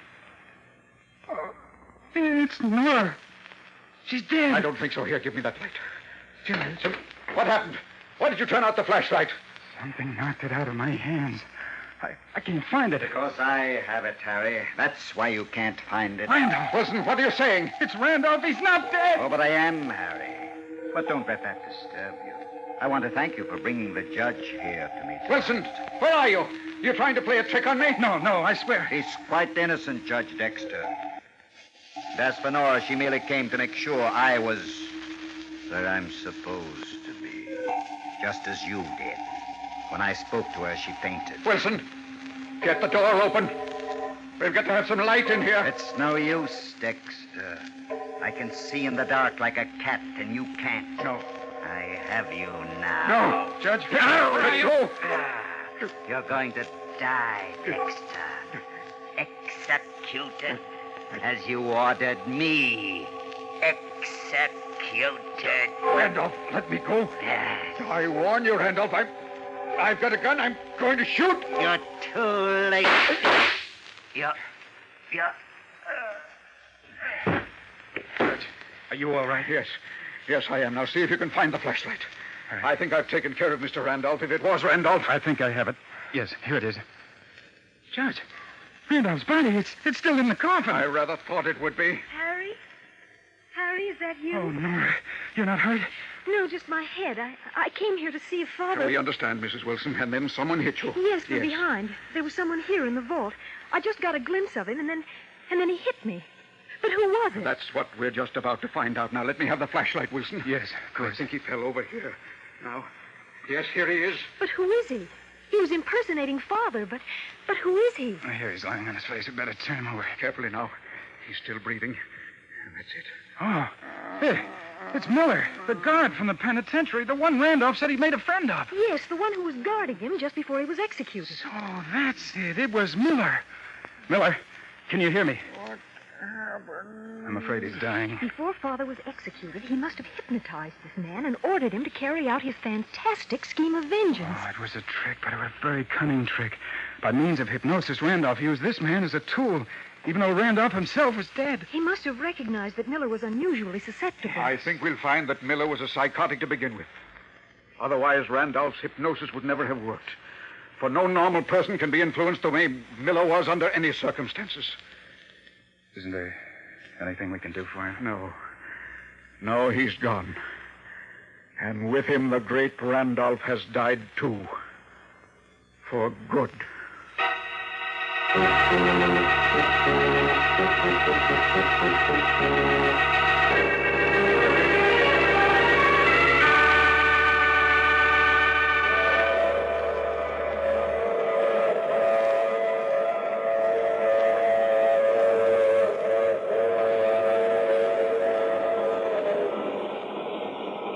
This is the mysterious traveler again.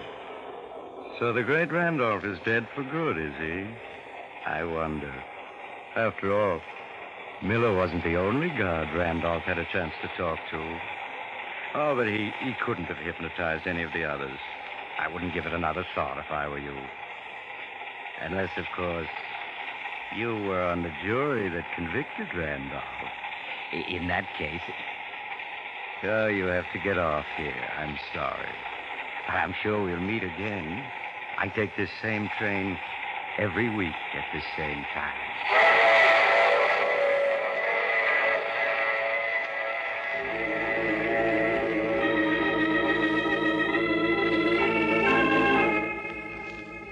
You have just heard The Mysterious Traveler, a series of dramas of the strange and terrifying. The role of the mysterious traveler is played by Maurice Tarplin. In tonight's cast were Santos Ortega, Richard Coogan, Shirley Blank, and Bill Smith. Original music composed and played by Al Finelli. All characters in this story were fictitious, and any resemblance to actual persons was purely coincidental. This is Bob Emmerich speaking. This program came from New York. This is the Mutual Broadcasting System. System. Hey, man, how about we check in with Fibber, Magee, and Molly next? That sounds good to me. NBC delays the start of this program to bring you a special news bulletin. Early returns from the important Democratic presidential primary in Florida give Senator Richard Russell a slim lead over Senator Kefauver. The figures: Russell 5,666, Kefauver 4,830. That's with only 5% of the vote counted. Stay tuned to your NBC station for the later news. The Pet Milk Program with Fibber, Magee, and Molly.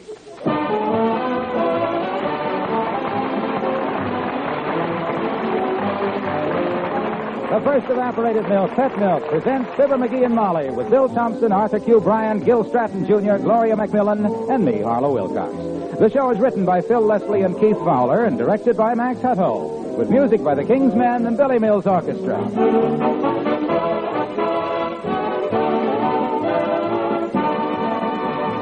Last Sunday was a big day in the life of Charles and Ethel Collins of New York. For the famous Collins quadruplets were 3 years old that day.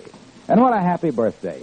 There they all were, just as happy and vigorous as any 3-year-olds you ever saw. The very same youngsters who, at birth, were so tiny and delicate, everyone wondered whether they would live at all.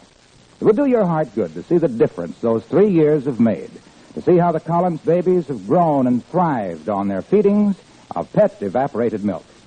Almost from the day of their birth, they've had the nutritional benefits of safe, easy-to-digest pet milk. And their steady growth, their strong, straight limbs and sound teeth are evidence that they could have had no better milk. We who are associated with Pet Milk Company are very glad and proud to have had some part in the happy birthday of the Collins quadruplets.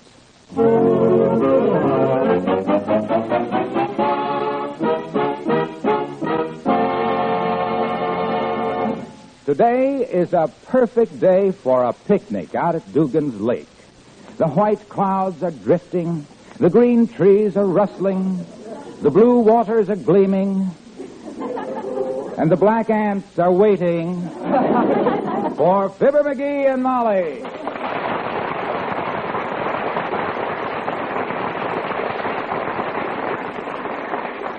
Well, I think the lunch is about ready to pack now, dearie. Good. Let's see, the deviled eggs, angel food cake, peanut butter sandwiches. Don't forget the coffee, kiddo. Nothing like a big mug full of hot coffee to wash down a sandwich. And speaking of a big mug full of hot coffee, is Doc Gamble going with us? Well, he hopes to, yes. Well, then you better make 3 extra sandwiches. I made them. I ate them. I saw you. Oh. So I made them again. Oh, good. Now, you leave the lunch alone, lover. There'll be 7 of us on this picnic. Okay, so... I'll finish packing my own stuff here. Now, let me see. I got my ball and glove so we can play a little baseball. My Boy Scout axe in case we get lost in the woods. Lost? If you got lost, what would you do with a Boy Scout axe? Why, I just ask a Boy Scout which way the lake is.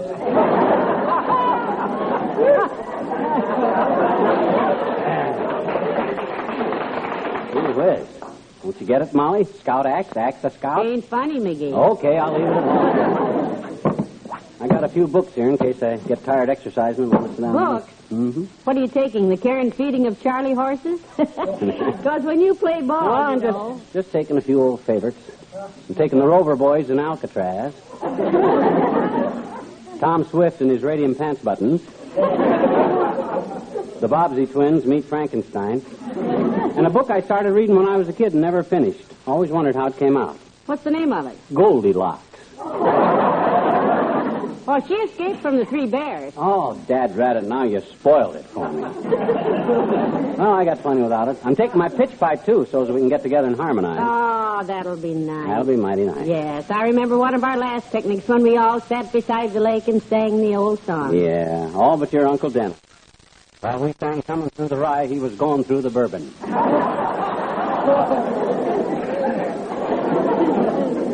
Well, poor Uncle Dennis, he was feeling sort of low that day. Yeah, not when we got back home, he wasn't. Now, Magee, you stop picking on Uncle Dennis. Well, have you seen my swimming trunks around anywhere? I may try for a new speed record out there today. Speed? Yeah. Oh, Magee, let's face the fact, you're not a very fast swimmer. Oh, no, it might interest you to learn, my dear, but I was a sensation last week in the pool at the Elks Club. Really? You bet. I got going so fast I swam right out of my inner tube. I was really having an... Come in. Well, good morning, Dr. Gamble. Good morning, my dear. How are you, feeble face? Raring to go, Jiggle Middle. You going to be with us, or do we get a break? I'll be with you both as a friend and physician. Fine. Ready to pluck your carcass when you fall into a bramble bush, or to empty you neatly when you try to swallow Dugan's Lake. How soon do we leave, Molly? Oh, in about an hour. Young Ed from the drugstore and Debbie Lynn are going with us. Yeah, and Harlow Wilcox and Wallace Mickle. Oh, fine. Yeah. I'll have time for one last call I have to make. There was an addition to the Carr family last night. George Gamble officiating.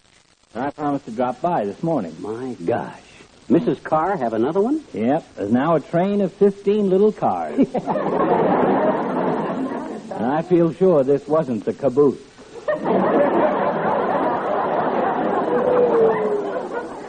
My goodness, she must have worn her fingers to the bone for those children just counting them. Must be tough to keep track of them. How do they know when they're all at home? Well, it worked out a very simple system. When it's time for school to let out, they open the front door. And when the house is full of children, they close and lock it. Pretty shrewd. Well, the other women in the neighborhood take advantage of them. Is that so? Yes, they encourage their kids to sneak in with a little car. Oh. And they go over and claim them after they've been fed and bathed.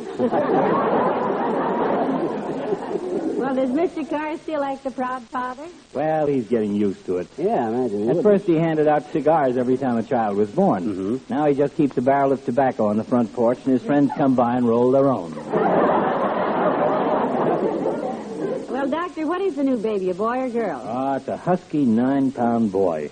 Should turn out to be a great man if he lives up to his name. What did they call him? Well, there was quite an argument about it. Mr. Carr is a Republican and his wife is a Democrat. Mm-hmm. So they finally compromised. Compromised? Yes, they named the baby Eisenhower. Wait for me, I'll hurry back. Not so long now.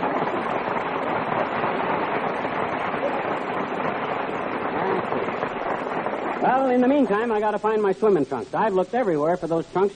Oh, I know where they are. Where? They're right here in the hall closet. No, Magee, no, not the hall closet.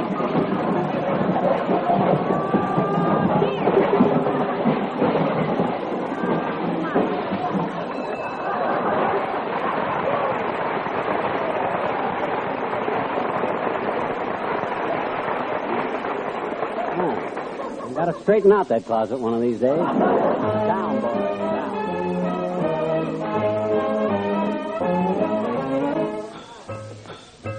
Billy Mills in the orchestra and the Blacksmith Blues.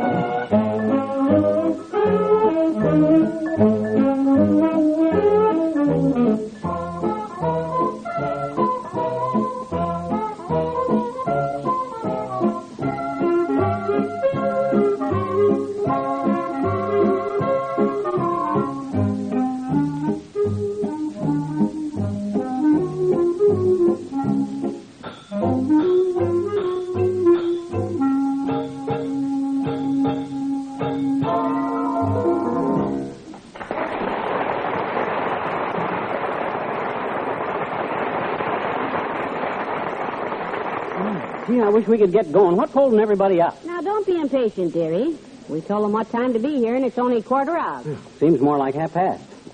I think I'll call the Weather Bureau and see if it's clear out at Dugan's Lake. It should be. It's a beautiful day. Well, never hurts to make sure. Hello? I want to speak to the Weather Bureau. Oh, is that you, Mert? Oh, dear. How's every little thing, Mert? Down, boy, down. What's that, Mert? Your kid brother. Broken back, eh? Oh, the poor lad. What happened? Started to hitchhike to California yesterday with a buck in his pocket. Mert says he's broken back already.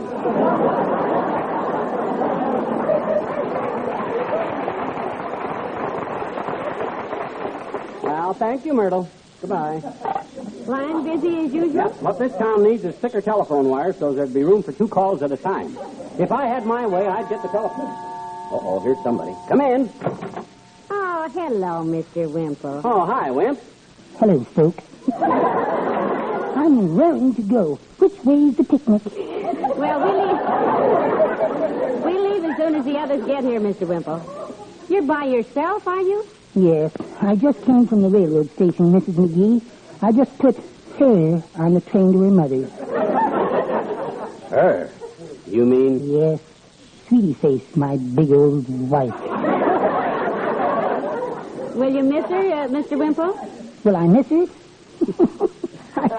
I miss her like a, well... Like a hole in the head? No, thanks. I already have one, Mr. Magee. Oh, I'm really on the town today. I'm really living it up.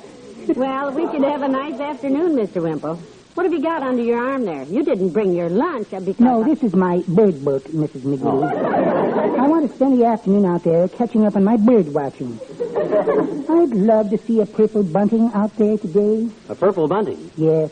I'd like to give it a call and see if it would answer me. Oh? The last time I tried it, I was a complete failure. Oh. The bird wouldn't talk, eh? No, it was very embarrassing. Mm-hmm. I crept up close to a purple bunting and went, tweedle, tweedle, tweedle. But it didn't answer me. I tried again. Tweedle, tweedle, tweedle. Still, nothing happened. Ever find out what was wrong?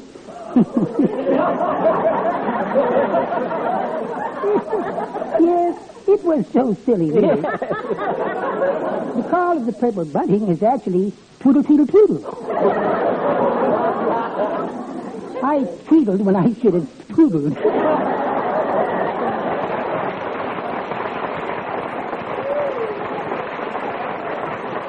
That's pretty careless, boy, but if I was you, Imp, I wouldn't get too wrapped up in birds.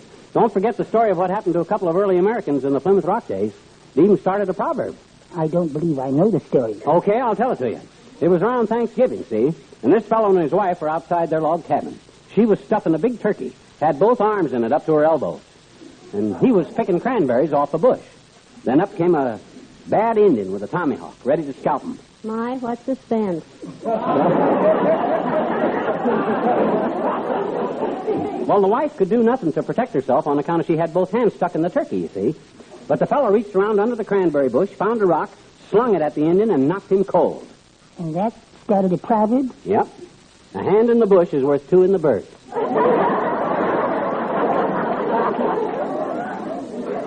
Isn't that interesting? You think so? Frankly, no. I merely said that because... Hello, Molly. Hi, pal. Hello, Mr. Wilcox. Oh, hi, Junior. Hello, hello. Oh, hi, Wallace. I didn't see you at first. Hey, how soon do we leave for Dugan's Lake? Well, just as soon as little Debbie Lynn and young Ed Tatum show up. Yeah, and good old Doc Gamble. Boy, I can't wait to get out there. Baseball, swimming, canoeing. What a day we're going to have. By the way, pal, are you taking some coffee? 2 thermos jugs of it. And some pet milk? Half a dozen cans. Ah, what a day we're going to have. Junior, I realize life don't mean much to you unless it's got pet milk poured on it, but try to share our simple pleasures, too, eh, boss? Maybe we'll get up a ball game out there. Wouldn't you like to hit a home run? No, pal. You hit the home run. I'll just sit there and think about it. Think about a home run? Yes, a home run properly with plenty of pet milk on hand for coffee. Oh. Ah, what a difference it makes in the taste of your coffee when you add the richness of pet evaporated milk. Pet to give it that creamy color. Pet to give it that extra deliciousness. I'll smack the first pitch for at least a 2-bagger. Speaking of a 2-bagger, pal, I've never known a man who didn't prefer his coffee with pet milk. They all appreciate that mellow, satisfying flavor that pet milk gives a steaming cup of coffee. What's that got to do with the 2-bagger? Well, when a man's wife serves him coffee with pet milk, he won't stop with 1 cup. He'll bag her for 2.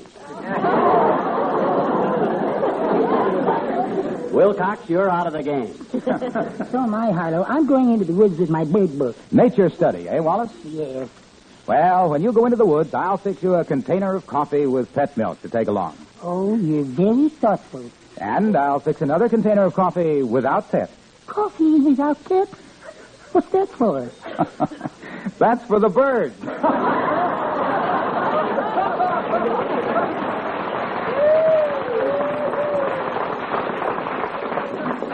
Come on, sit down and rest, Mr. Wilcox. You must be exhausted. Yes, sir. He's worn to a frazzle. Come in. Hello, everybody. Here we are. All set for the picnic. It's Debbie and Ed. Come in, children. Hi, kid. Hello. All right, well, how are you? Now all we need is Doc Gamble. And you've got him? Oh, I drove the kids over here in my car. Hi, fellas. Hi, Doc. Hello, Ducky. Well, come on. What are we waiting for, McGee? I thought we were going on a picnic. Right. Let's get out to the lake. Okay, you guys, grab this stuff and let's pack it in the cars. I'll take the lunch hamper. I'll take the thermos, Judge. I'll take the folding chairs. I'll take these paper napkins. Hey, that doesn't leave anything for me. What'll I take? You just take a good tight hold on Debbie's hand. One of us handsome gents might steal her from you. Oh, come on. Let's get the cars packed. Okay. Gee, I ought to be helping with something. Oh, here. relax. Between those lads, they have 40 thumbs working on that job now, Ed. Well, how are things with you children? You getting any closer to the wedding bells? Well, you know, we set a quota for ourselves, Mrs. McGee. We decided that when we had $1,000 saved, we'd do it. I remember. We're getting closer to our quota every day. Saving money fast, are you? No, we just cut down our quota every day. We decided now we'll settle for 100 in the bank. Well, good. How much more do you need? How much is $9.80 from 100? Oh, dear. Well, I could give you the answer, but you wouldn't like it. Oh, gee, I get pretty discouraged working at Kramer's sometimes, Mrs. McGee. Gosh, for 12 hours a day, you work your brains out, and what have you got? No brains. Oh, now, don't be self-conscious, Ed. Well, Mr. McGee and I got married. Oh, excuse me. 79 Wistful Vista, Molly McGee speaking. Dr. Gamble? He's outside right now, but... Oh, the hospital. Yes, I'll tell him right away. Oh, dear. In trouble? They want Dr. Gamble... Well, I better go tell him. Dr. Gamble, the hospital just called. Oh, no. Oh, what do they want? They said tell you it's an emergency, Doctor. Well, it always The is. nurse said just to tell you it's Mr. Wellington's ward. Ward? And that's an emergency? It is in this case, son. Wellington is the richest old grouch in the county. Yeah? If I can get that wart off his chin, I can get a new wing for the hospital. Oh. I'm sorry, kids. No picnic for me today. Too bad. Well, being a doctor was my own idea. Yeah. I wouldn't listen to my mother. She wanted me to be a ballet dancer. Well, we're sorry you can't go with us, Doctor. Oh, come on. Get that crate out of the driveway, wart snatcher. We're trying to go to a picnic here. That's fun, kid. Bring him in tomorrow, Molly. I'll treat his poison ivy free. Okay. So long, Patsy. Well, I guess we'll all have to go in our car. We're pile in, everybody. Come on, we're off to Dugan's Lake. We've got all...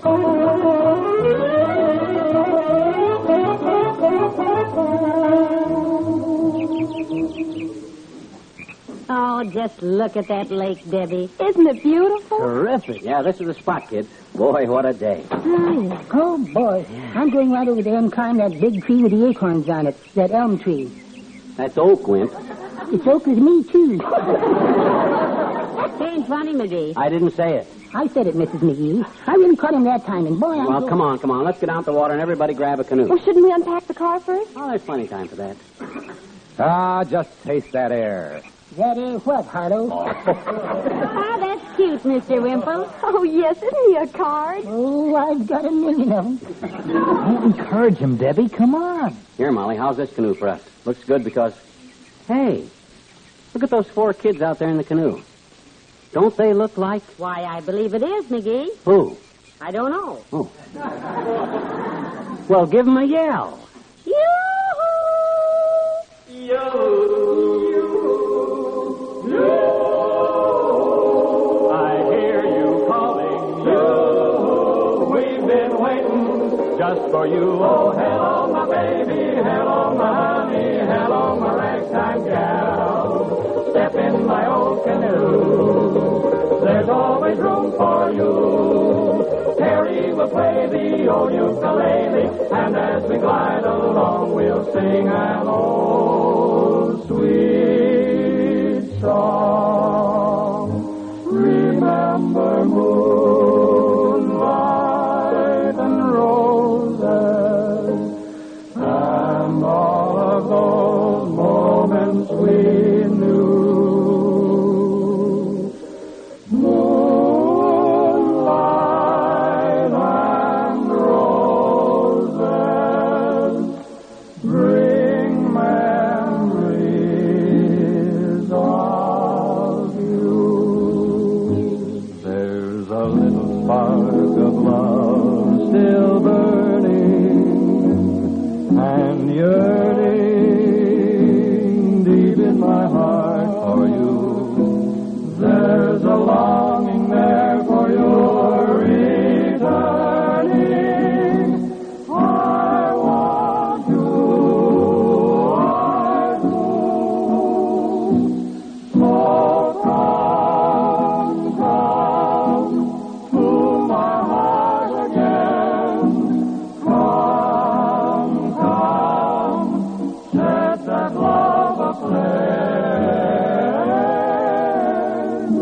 For there's a little spark of love still burning yearning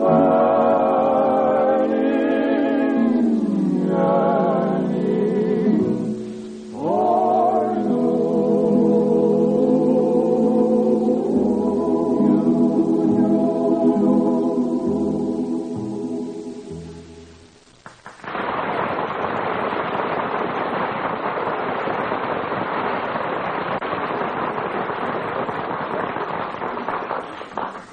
My, isn't it lovely out here in the canoe, Magee? Yeah.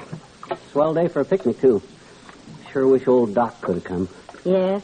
It's a shame he got called at the last minute. This is fun, though. Remember the first time we ever went out in a canoe together, huh? Oh, sure I do. On the Illinois River. There was a full moon. Well, bless your heart. You do remember, don't you? I'll never forget it. We were sitting in the back of the canoe, and I had one arm around your shoulders. You were fresh. With the other hand, I sneaked a fish line over the side of the canoe and snagged myself a 12-pound gar. Boy, when I drug that fish into the canoe, you like to leapt into the river. Ah, what a sweet romantic memory. Yeah. The reason I remember it so vividly is because that was a county record that year for the largest gar caught from a canoe by a guy with one hand. Hey, Mr. Magee, we've been clear around the lake. Yeah, good. Are you having fun, Mrs. Magee? Oh, yes, dear. We were just reminiscing. Yeah, I was just thinking I wish Doc Gamble could have come with us, Ed. Oh, he's great. We're having a swell time, though. It's kind of fun handling a canoe. You know something, Ed? I stole my first kiss from Molly in a canoe. You did? Mm-hmm. Boy, a guy can sure get awful wet that way. Yes, and this guy certainly did. No, I'll never forget it, Tootsie. It was the 10th day of July, 1918, at 8:30 p.m. on the Illinois River. Say, that's right. Isn't that wonderful? Oh, gee, Ed, I hope you can remember important things like that when you're as old as Mr. Magee. I'll write them down. Ah, boy, it was a beautiful moonlight night. We were drifting along in a canoe, past the brewery. I remember it was exactly 8:30 because the brewery whistle blew for the swing shift and scared the daylights out of Molly. Oh, now, Magee. She kind of clutched at me for a minute, and I seen my chance, so I leaned over and stole a kiss. Were you excited, Mr. Magee? Excited? Boy, I thought my head had blew up. Colored lights flashed in my eyes, pinwheels and skyrockets went off. Wow. Gosh, pinwheels and skyrockets. In your head, huh? No, in the canoe. We had half a boat full of fireworks from the week before, and I dropped a cubeb cigarette into them.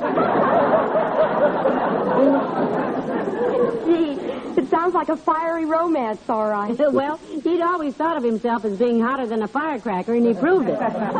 Hey, did you kids see the other guys anyplace? They out on the lake? No, Mr. Wilcox is down there by the picnic tables with a pocket knife. He was carving on a big tree for about an hour. Cutting his initials, huh? Yes, sir. After he got through, we went over to see what he carved. It was a great big heart. Yeah, no kidding. What did it say in it? It said, Harlow loves pet. Whoever she is. Oh, yeah. I guess we shouldn't have looked. Maybe he wants to keep it a secret.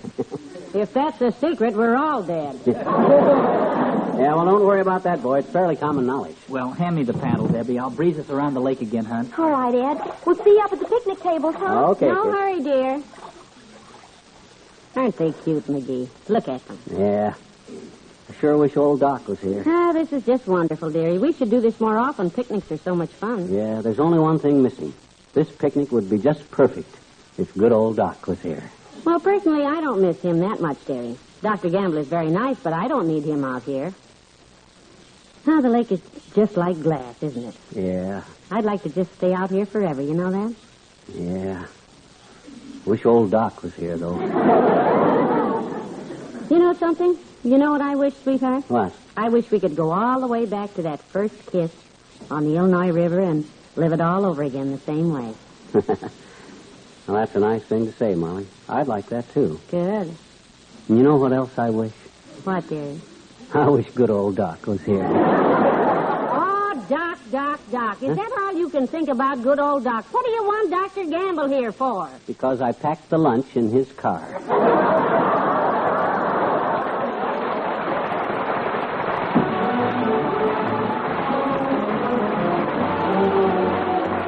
Fibber and Molly return in a moment.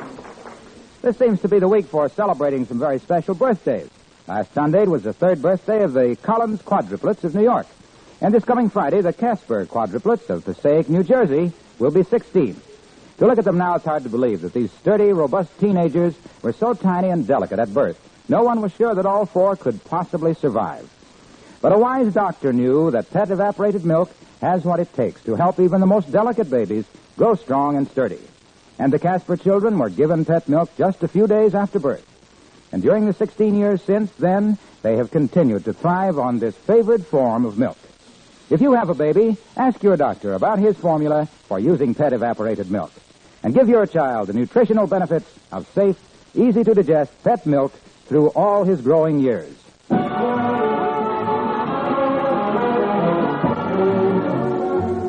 If I can scratch up some supper, dearie. Okay. Did you get the hospital? Ring them again. Oh, they finally answered. Said Doc Gamble just left a few minutes ago. Is he coming over here? Where'd he go? Picnic. What? Said he took 5 nurses and headed for Dugan's Lake. Moonlight picnic. Said Doc's furnishing the lunch. Uh-oh. Yeah. Good night. Good night, all.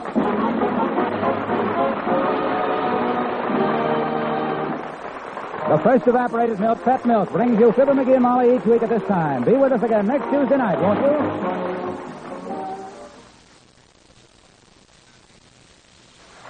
you? Even a mother who thinks she's a very good mother might be surprised to learn what her children think about her. That's what happens to Sally Carter in the dramatic Mother's Day story on Pet Milk's Mary Lee Taylor program next Saturday morning. Don't miss this revealing, true-to-life story.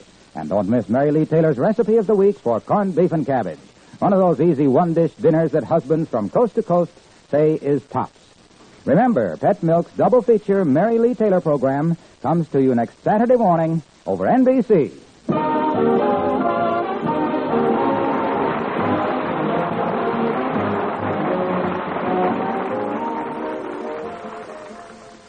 Next, it's Eddie Cantor's Show Business Show on NBC.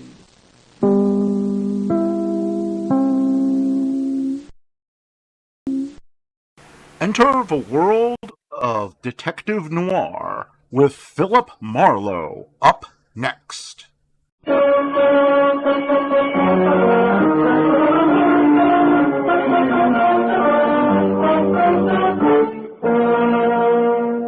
Lever Brothers Company presents the Pepsodent program, The Adventures of Philip Marlowe, starring Van Heflin.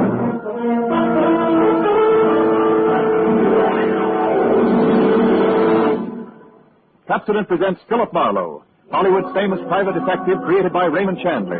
Philip Marlowe, tough, cynical private eye of Murder My Sweet, the sardonic, case-hardened detective of The Brasher Doubloon, The Lady in the Lake, and The Big Sleep. You've seen him in action in all of those top-flight mystery pictures. Now, in order that you may continue to enjoy this exciting mystery series, Pepsodent brings you The Adventures of Philip Marlowe on the air with a cast of noted radio players and starring MGM's brilliant and dynamic young actor, Van Heflin.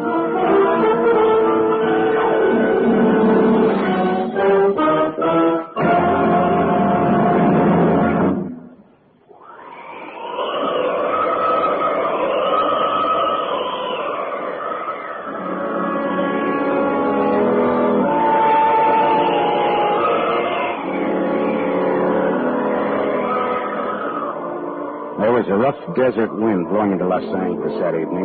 It was one of those hot, dry Santa Anas that come down through the mountain passes and curl your hair, make your nerves jump and your skin itch. On nights like that, every booze party ends up in a fight, and meek little housewives feel the edge of a carving knife and study their husbands' necks. Anything can happen when the Santa Ana blows in from the desert.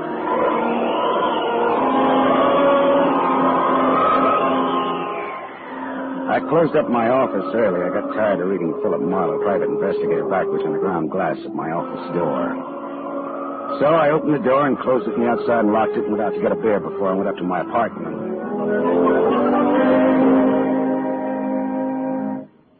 Fill her up again, Mr. Marlin? Marlowe. Marlin is a fish. Yeah, I know. Hey, you bartender. Give me another ride. Drunk again. What'd you expect in this business? Autograph hounds? Make it snappy, yeah? Be right with you, sport. I gotta draw this man a beer. Crying out loud, these stumble bums that come in here. You got another customer, Bacchus? Hey, Bud. You seen a lady in here lately? A lady? Tall, good-looking, brown hair, a print bolero jacket, and a blue silk dress. No, sir. No, sir. Nobody like that, Spinner. All right, straight Scotch, fast. I left my engine running out there. Yes, sir. Yes, sir. This slick-looking, sarcastic guy stepped up to the bar and drank his Scotch whole. Then he turned to go out, and he stopped. The drunk was grinning at him. And then, without changing his grin, the drunk swept a gun from somewhere so fast it was just a blur coming out. Made a couple of hard snaps, and a little smoke curled. Very little. All right, you other guys. Don't move. So long, Waldo. All right, don't move, you two. Poor Waldo. But I made his nose bleed. So long, boys. Drink up. All right, get on that phone, kid. I'll get his license number. Holy smoke. Holy smoke. Not too late. Drove away with this dead guy's car. Maybe he ain't dead. He's dead, all right. Where's your phone? This is for the police.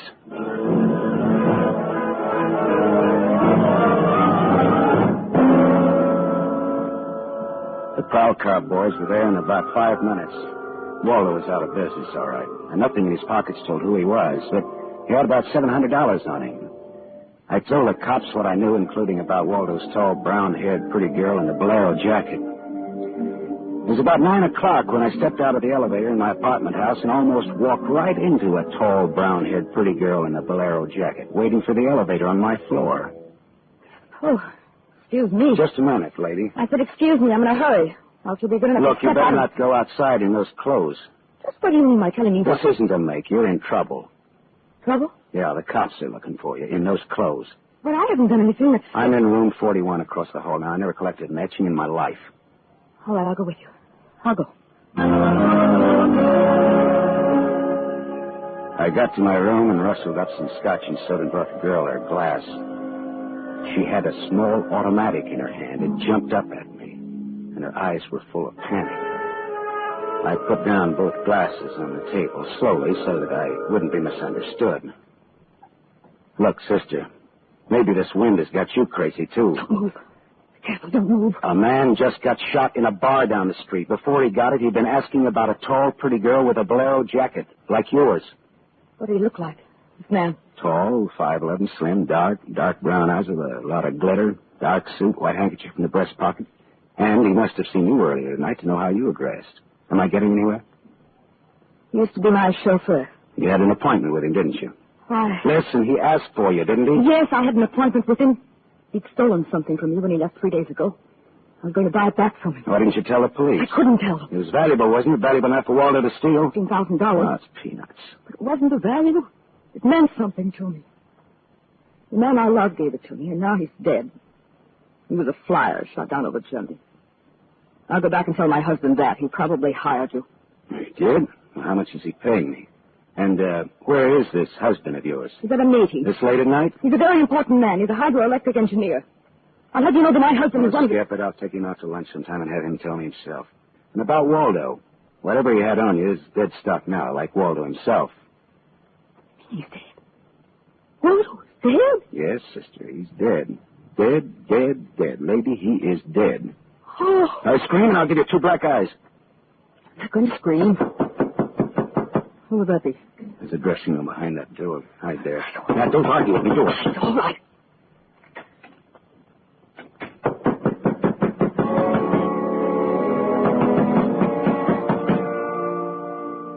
And I went to the door, making a loud, yawning sound. The backs of my hands were wet. I opened the door. Without a gun, that was a mistake.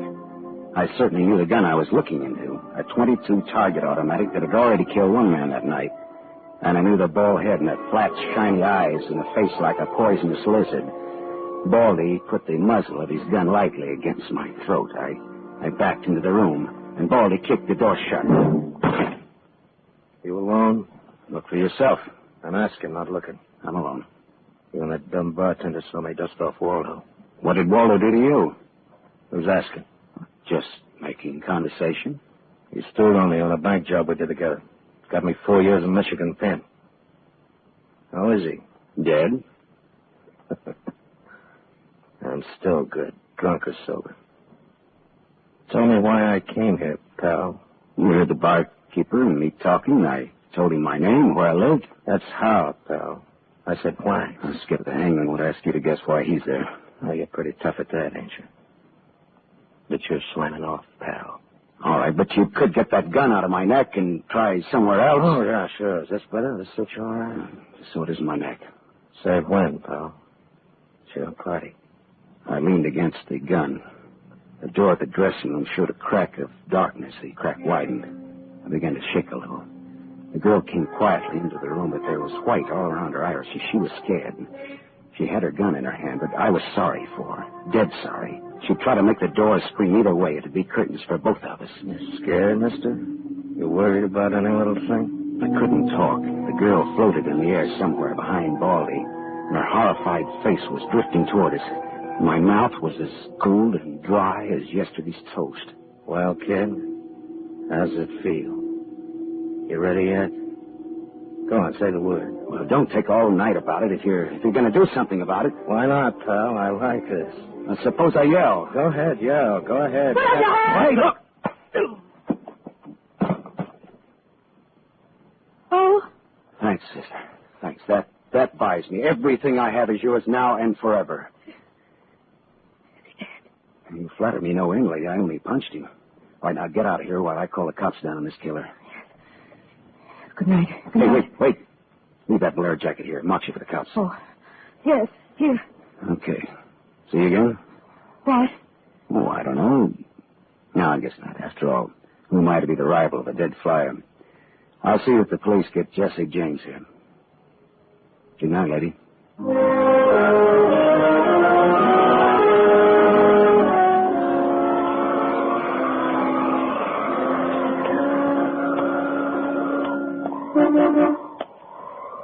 Yeah? You mean me? Yes, please. Oh, you. Again, huh? Sit in. I must talk to you. You want to know what happened at headquarters, huh? Yes. Well, I went down there with the law and gave them the story. I left you out of it. Thank you. You saved my life, so no one knows a thing about you. Well, incidentally, neither do I. Well, my name is Mrs. Frank Bosley. 212 Fremont Place, Olympia 24596. Is that what you want? I guess so. Well, there he is. Now, why did you really come back? I wanted my pearls. Pearls? Yes. Pearls, too, huh? All right. Tell me about the pearls. You've had a murder and a beautiful mystery woman and a sadistic killer and a heroic rescue. Now we will have pearls. I was to buy them back from a man called Waldo. Well, I saw everything that came out of his pockets, and there weren't any pearls. Could they be hidden in his apartment? It's possible. Waldo lived on the same floor you do in this apartment house. And why didn't I know him, at least by sight? He moved in last week and managed to get a sublet. Yeah, great. A sort of an amateur magician on the side, huh? It's getting rather late. Yeah. What about your husband this hot, mysterious night? He's still at his meeting. You could have brought him along. You could have sat in the back seat working out a problem in hydroelectrics. Well, what? Well, I didn't have any answers that wouldn't sound cheap or just ridiculous or from the sophomore class of late cartoon. I had an unlit cigarette in my hand. I threw it out of the window. I took a hold of her and kissed her. She sat very still. I was shaking when I let go of her. Her voice trembled a little when she spoke. A man should do that. I wasn't always that way. Only since Johnny Dalmas was killed in the war, he gave me those pearls. 41 of them perfectly matched with the diamond propeller clasp. I'd have loved them if they'd been wooden beads because he gave them to me. I love Johnny the way you love just one time. You understand that? What's your name? Lola. Lola, how did you explain a $15,000 pearl necklace to your husband? I told him we were imitation and I bought for myself. How did Waldo latch onto them, what they stood for? When my husband was in Argentina, Waldo and I'd go for long drives. I was restless and wretched because of Johnny. Sometimes Waldo and I had a little drink together, but that's all. But you confided in Waldo about his pearls. I was a fool. And when your husband came back, Waldo stole the pearls and offered to sell them back to you, or he'd tell Papa. Huh? I was a fool. And now you think the pearls are upstairs in Waldo's apartment? I suppose it's a lot to ask. No, sweetheart. I've been paid. I'll go look. We're here.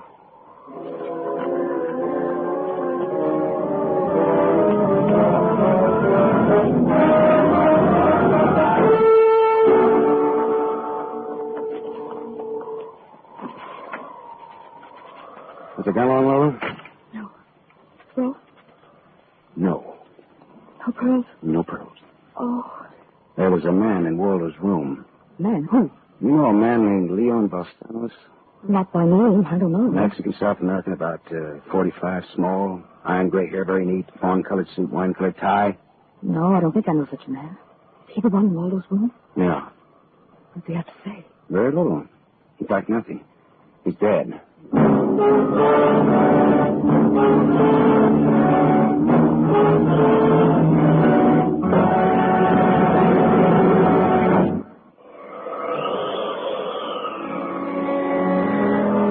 I sat with Lola Barsley in a car listening to that jittery, infuriating desert wind gallop around in the midnight streets.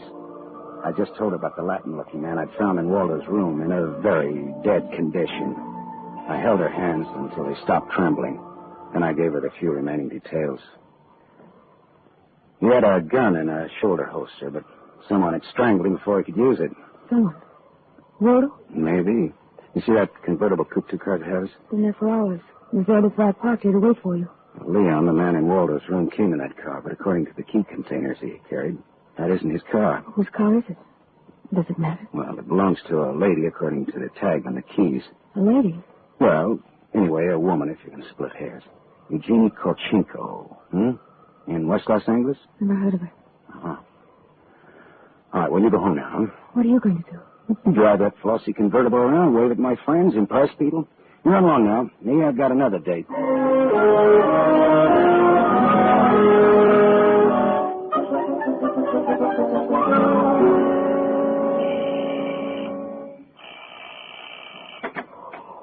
Yes? What is it, please? Miss Eugenie Kolchenko? Yes? What is it? Did you lose or misplace a pigeon gray convertible coupe? What are you saying? Now, don't be alarmed. I found it and I brought it home to you. Come in, please. This is a reward you wish. Shall we say... Snap out of it, Dragon Lady. Who was he? Who? What? The little guy, Leon. You loaned your car to. He's dead. Who was he? Oh, no, no. Oh, yes, yes. Eugenie. Darling, come here, please. What's the matter, honey? Who is this man? I came about Miss Kolchenko's car. What about her car? The gentleman who borrowed it couldn't return it on account of he isn't alive. She's dead. Darling, she's dead. Well, that's putting it more bluntly, of course. Dead, huh? Completely. Who are you? Philip Marlowe, private investigator. My card. Mm-hmm. You told the police yet? Never do at once what can be deferred pending negotiations. He's something. I'm not negotiate. Oh, peachy. What do you know, Marlowe?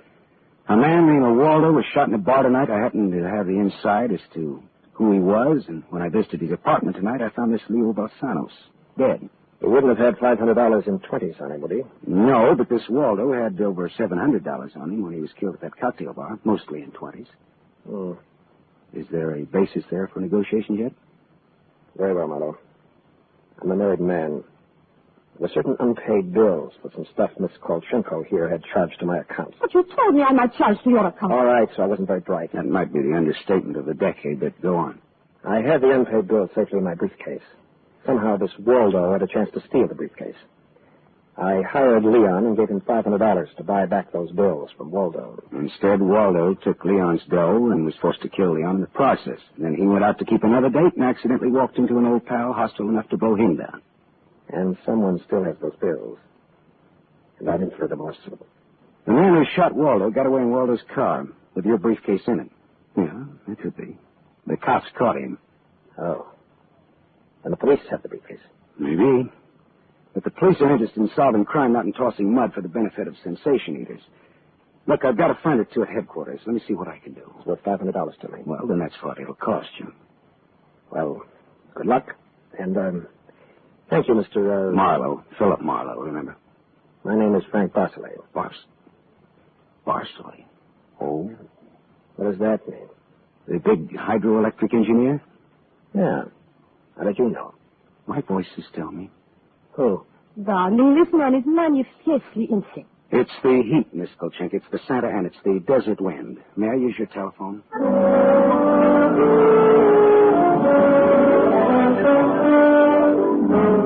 Someday I must tell you about Ibarra. Salt of the earth Ibarra, detective lieutenant over Central Homicide. I phoned Ibarra from Miss Kolchenko's house and told him where he could find a well-dressed cadaver named Leon and furnished a few small details. I gave Ibarra time to check my tip and then I went down to see the good lieutenant and told him why I'd been up in Waldo's room, only to find Leon instead of a certain lady's string of pearls. Pearls, eh? Well, I thought Waldo might have them up there. Whose pearls were they? A lady's. Go on. Or they might have been in Waldo's car that Waldo's killer drove away in. Yeah. Well, what, yeah? They might have. Also a batch of unpaid bills charged to the account of a certain Frank Barcelay? Yeah. Uh-huh.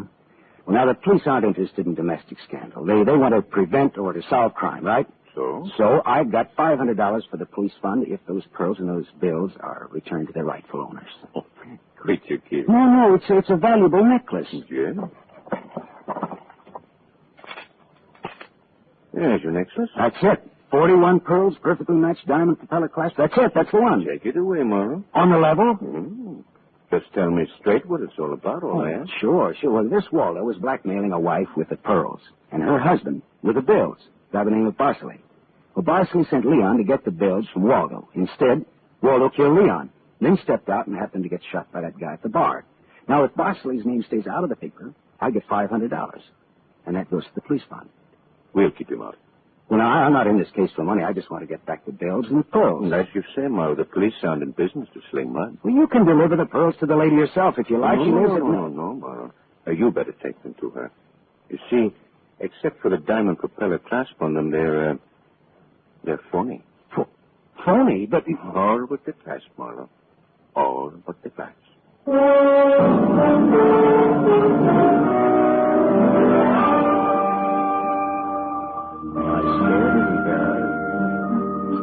So the flyer, Johnny Downs, the great lover, had given Lola a string of fake pearls.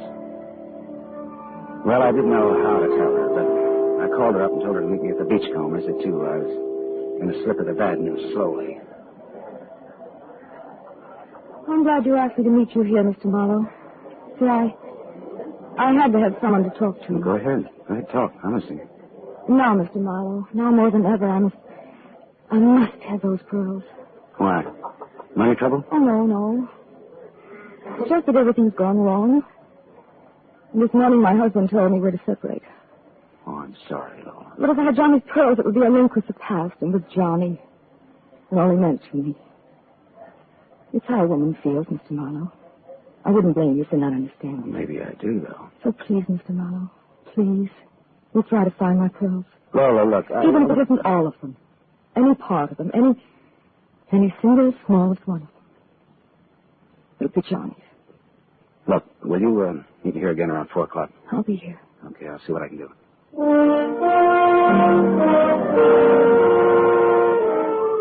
There was only one earthly decent thing I could do.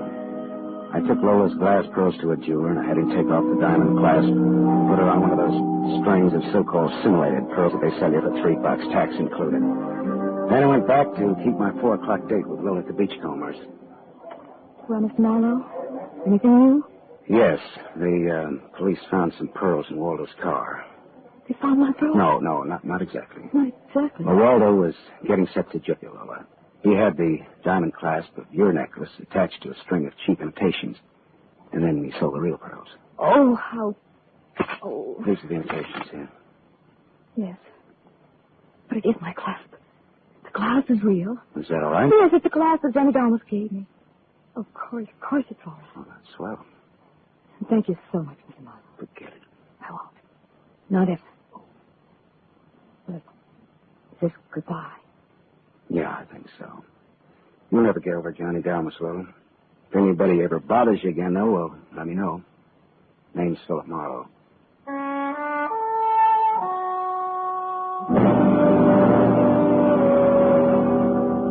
I drove almost to Malibu, and then I parked and looked out on the rock cliff.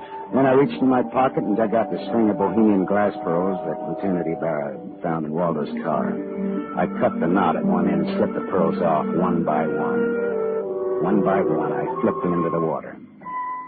The gull swooped down on them, and they flapped up again, screaming indignantly. The phony pearls had fooled Waldo and Lola Barsley, but they couldn't fool a seagull.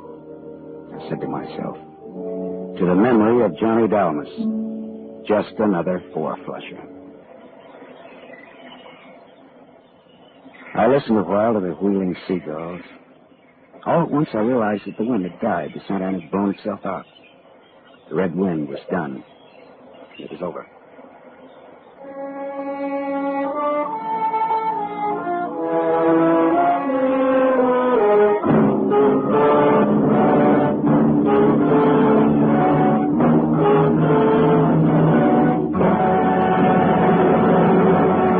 You have just heard Van Heflin, starring in the first of a new mystery series, Raymond Chandler's The Adventures of Philip Marlowe, brought to you by the Lever Brothers Company, makers of Pepsodent. Tonight's story on The Adventure of Philip Marlowe is based on Red Wind, written by Raymond Chandler, creator of Philip Marlowe, the screen's most famous private detective. It was adapted for radio by Milton Geiger. Third with Van Heflin was Lorene Tuttle as Lola Barsley.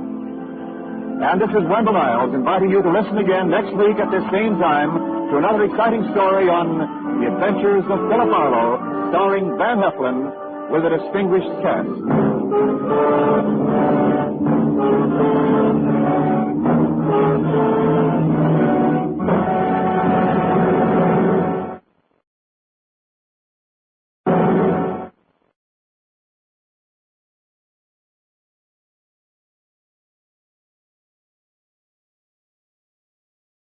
Now it is time to go back to Dodge City with Gunsmoke.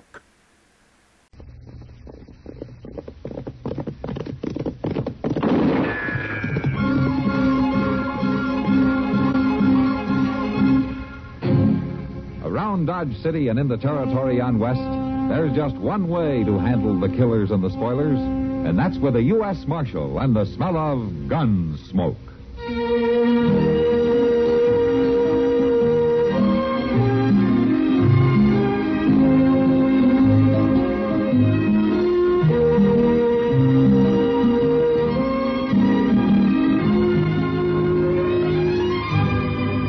Gunsmoke, starring William Conrad, the story of the violence that moved west with young America, and the story of a man who moved with it. I'm that man. Matt Dillon, United States Marshal. The first man they look for and the last they want to meet. It's a chancy job, and it makes a man watchful and a little lonely.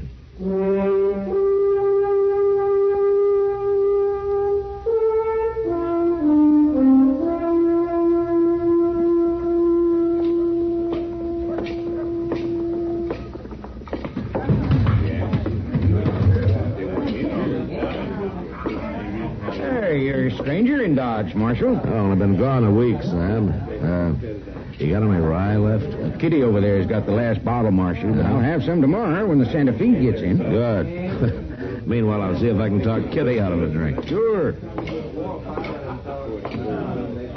Oh, I heard you were back, Matt. How are you? You, saving that bottle for me, Kitty? Oh, you know I never drink rye. Thanks.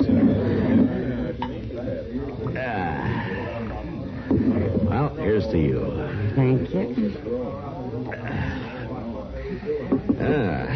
That's the closest I've been to civilization in a week. Did you find what you're after? Yeah, I found him, all right. Say, what's that stuff you're drinking? Oh, this? Yeah. Oh, here. I keep the bottle on the floor. Looks better. Let me see it. Professor Bone's Wonder Medicine? Celebrated vegetable pulmonic detergent. Yeah. Well, I hope it tastes better than it reads. Oh, it tastes fine, Matt. It makes you feel fine, too. Essential oil of worm seed, a new and valuable curative. Yeah. Professor Bone, Ph.D. and Pulmist, Professor of Practical and Medical Botany, Natural and Civil History. Oh, well, that makes sense. Kitty, where in the world did you get hold of this? Oh, everybody's taking it, Matt. Oh, I forgot you were away when Professor Bone arrived. Well, you're right. You mean he's here in Dodge? Oh, sure. He came last Thursday. He's got a fancy wagon he lifts us from every day. About this time, as a matter of fact. You should hear him, Matt. He's great. Yeah, he must be. No, he really is. What's in that tonic, Kitty? You're kind of misty already, aren't you? Oh, it makes you feel great, Matt. Try some. Here. No, thanks. I don't need any worm seed oil. Liquor does me all the harm I need. You'll buy some. Once you've heard him talk. He's awful smart, Matt. Yeah, well, he must be. He's a professor. It says so on the bottle. Oh, I don't care if he's a professor or not. He makes wonderful tonic. Yeah, I can see that he does. Oh, Matt. Yes, Matt. I'm glad you're back. You come with me. Hello, Doc. Sit down. No, you come with me outside. I want you to see this spectacle. What are you talking about? This red-nosed old scarecrow, Loot Bone. He ought to be tarred and feathered, that's what. Oh, now, Look, Doc. right there. There's a bottle of it. Kitty, is that yours? Well, it's good, Doc. It's real good. I'm going to smash this in the street. Oh, no. And if I find you drinking any more of this, I'll paddle you. That's what I'll do. Really? You see? You see what it does to people? Come on, Matt. Look here, Doc. I might as well find out what this is all about. You will excuse us, won't you, Kitty? You, not Doc. I mean what I said, Kitty. Oh, boy. Come on, let's go. Yes, I got it. Oh, Kitty. There's his wagon. And look at that crowd of fools. Well, what's so wrong with that, Doc? I'll tell you later. First, I want you to hear him talk. The man's demented, that's what. And he's dangerous, Matt. He's deadly dangerous.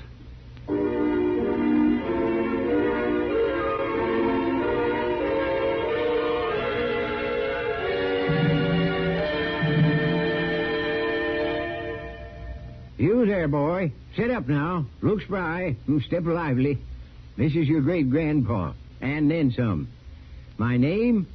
Oh, I've been called Johnny Reb, and I've been called Billy Yank. I'm a soldier. Civil War. What you want to know about soldiering? March? Oh, we did it aplenty. Both heavy marching order and light marching order. See, light marching order meant we was to march only with musket, ammunition, haversack, and canteen, and be ready for working or for fighting. Well, that was nothing. It was the heavy marching order we didn't like. Oh, that meant carrying everything you owned on a long march to the next field of battle or else a new camp. There was never enough water, and sometimes we wouldn't have us nothing to eat for a whole day. And us, in our heavy woolens, carrying 50 or 60 pounds on our backs, trudging down dusty roads in the summer and muddy ones in the winter. Oh, still, it was something to see. First, there'd be the adjutant, then the scouts, then the band and drum corps, then the colonel and the lieutenant colonel, then the two surgeons and the hospital knapsack carrier. Yeah, we was quite a sight, I tell you. Even though some of us didn't have shoes and straggled a bit sometimes. Now you, boy, you got shoes special built to last. And if you watch yourself, blame that they don't help protect your feet from frostbite and things like that. But what's real important, lots of times you got trucks to carry your gear. And you, too, for which you can thank your lucky stars and stripes. Oh, believe you me, son, it takes more than just men and guns and generals to make you an army. It takes knowing somebody's thinking about your derned old feet and your aching back, like that good transportation corps you got. Danged if it don't.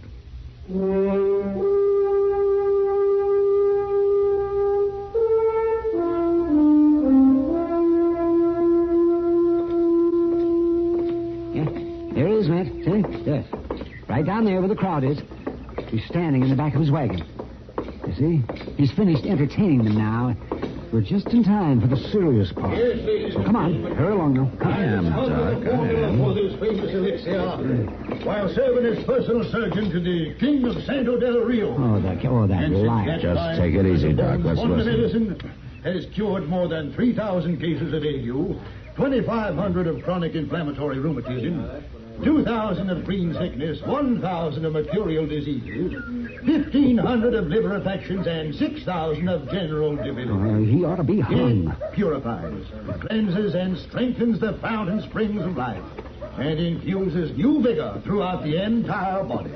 In fact, my friends, Professor Bones' Wonder Medicine will cure all disorders incident to the human race, without exception, no matter what the age, circumstance, or place of residence of the afflicted patient. Hey, Professor, I live over near Stinking Springs. Will it cure me? You are drunk. Quite a day ever since I was weaned, Professor. I pity you, my friend. Professor, when I was 12, I got drunk and went to sleep in a hackberry tree. I never did find out how I got down. Oh, don't laugh. Ladies and gentlemen, don't laugh.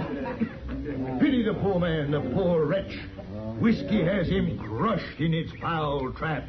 His eyes rheumy, his brains awash, his manhood's gone. Now, you shut up. Whiskey, I tell you, whiskey did it. Now, any more talk about me, and I'll put a bullet in you, Professor. Evil man, drunken specter. I'm telling you no more. No more. That's right. Now, ladies and gentlemen, about to appear on the wagon beside me is a man you all know and respect.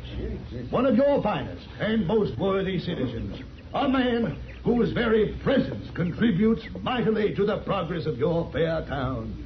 A man whose soul is pure, but whose body has been the host of 5 separate diseases, any one of which would soon have been fatal. But now he is saved. 3 bottles of Professor Bones' Wonder Medicine has done it. And here he is to tell you of this miraculous cure in his own words. Step forward, sir, and speak. Speak for the sake of your fellow man. Great heavens, Matt. It's Chester. Yeah. Hey, Chester. Oh, Mr. Dillon. Get down off there. Yes, sir. But, my dear man, you've got to talk to the Come on, hurry it up, Chester. Who are you, sir? What are you doing? Now, you come back here, you. Go on with your lecture, Professor. Never mind about him. Hey, Professor. What? Professor, that stuff for your cure anything? Anything, my friend. Every disorder known to medical faculty. Well, my old man, he's 80, and he got a bean stuck in his throat. Now, shut up, all of you. It's true. Professor, how about that? I'll come to see your father, sir. I'll visit him as soon as I am able to pass a few bottles down among the good people gathered here. Hello, Mr. Dillon. Doc. Come on, let's get out of here. Chester, of all people. Well, now, I suppose he's got you all doped up for that stuff, too, Chester. Oh, it makes you feel great, Doc. Is that why you were up there? Well, no, sir. I got a deal with the professor for my spare time. See, Mr. Dillon, he pays me $1 a day and gives me all the medicine I can drink free. Oh, it's idiots like you that make it possible for such quackery, Chester. Oh, now, Doc, I'm not no idiot. Well, you think you've been acting like one? Well, that's not what's important. Matt, I've analyzed some of Bones' so-called medicine. It's got opium in it, for one thing. Oh, you think it's dangerous, Doc? Of course it is. People can get in the habit. And what's worth if something is wrong with them and they're taking that stuff, they wouldn't find it out until it's too late. You gotta stop this business, Matt. Yeah, I suppose you're right, Doc. Either you stop him or by heaven I'll shoot him. I'm serious, Matt. All right, Doc, I'll talk to him a little later. In the meantime, you stay away from him, Chester. Well, I'm sorry, Mr. Dillon. I didn't know.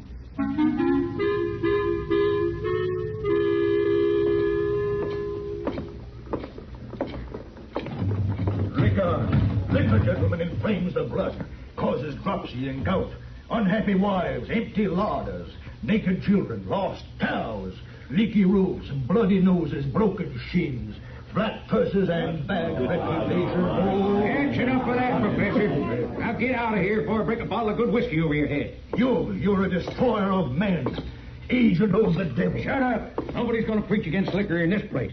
I'll fix you good. All right, hold it, Sam. Professor Bone, I'd like to have a word with you. And who are you, sir? I'm a U.S. Marshal. Now, let's sit over at that table over there, huh? Come on. I am at your service, Marshal.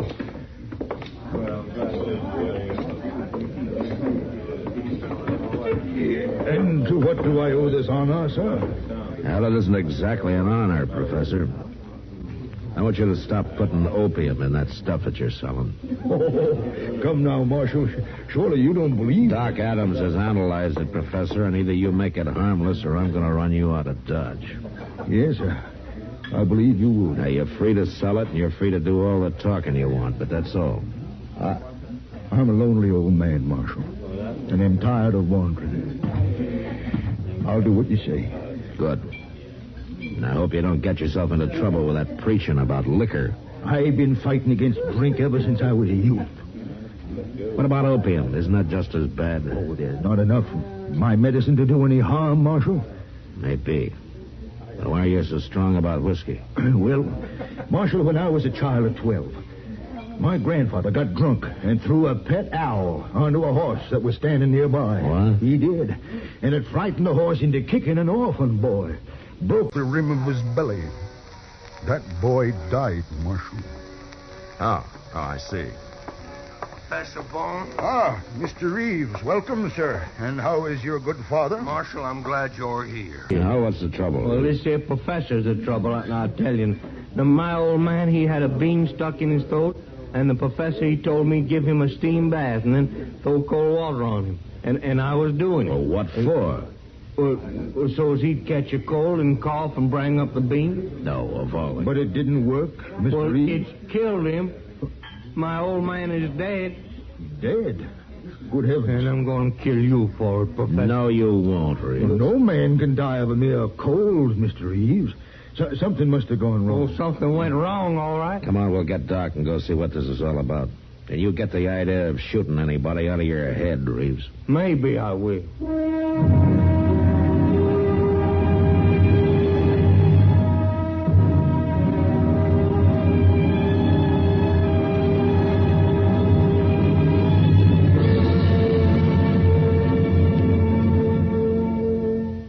Another visit with Joe and Daphne Forsythe. Joe, Yeah, Daphne. look at this story about savings bonds in the paper.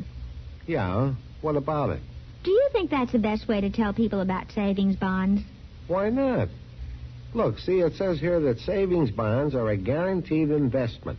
Right now, they pay off at the rate of $4 at maturity for every $3 invested. You're not convinced?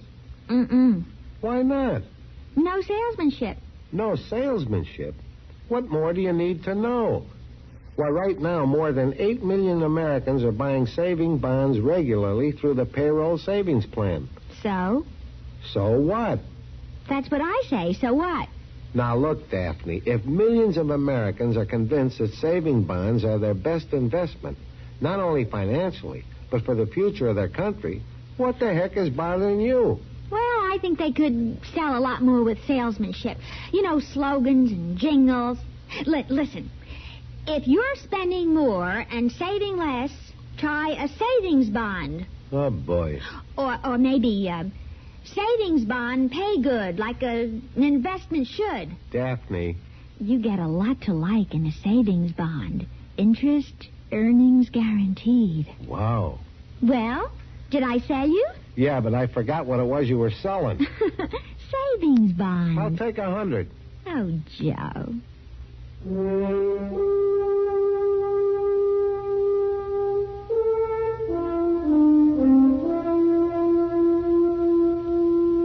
Professor Bone wasn't a normal, everyday type of citizen, but he wasn't a murderer either. And whatever had gone wrong and killed Reeves' father couldn't be blamed entirely on him. The way I looked at it, Reeves was a fool to follow his advice in the first place. Well, we found the old man still lying in the steam bath that Reeves had made. All he'd done was to dig a big hole in the ground with a fire pit in the middle and then stretch some canvas across the top for a roof. Doc climbed down into it. After a few minutes, he came back out again. Well, Reeves, all I can figure is your father died of a heart attack. Well, I don't believe that, Doc. He was strong as a bull, that old man. I know, but I don't think there's nothing else that could have caused it. How long did you have him in there, Reeves? Oh, maybe a half hour, Marshal. He was just having a fine time when I left him. He poured a whole bottle of vinegar on them rocks, and I just went up to the house to get him some more. Vinegar? Well, sure. Professor here says it helped make him sweat. Wait a minute. What's wrong? It's the vinegar that killed him, Reeves. But how do you mean? That's limestone you used in there, well, isn't it? Sure, limestone. All right. Now, you put vinegar on hot limestone, and it'll make carbonic acid gas. Well, and that's what suffocated your old man. Well, I didn't tell you to use limestone, Mr. Reeves. You can't blame me for that. No. But the vinegar was your idea, Professor.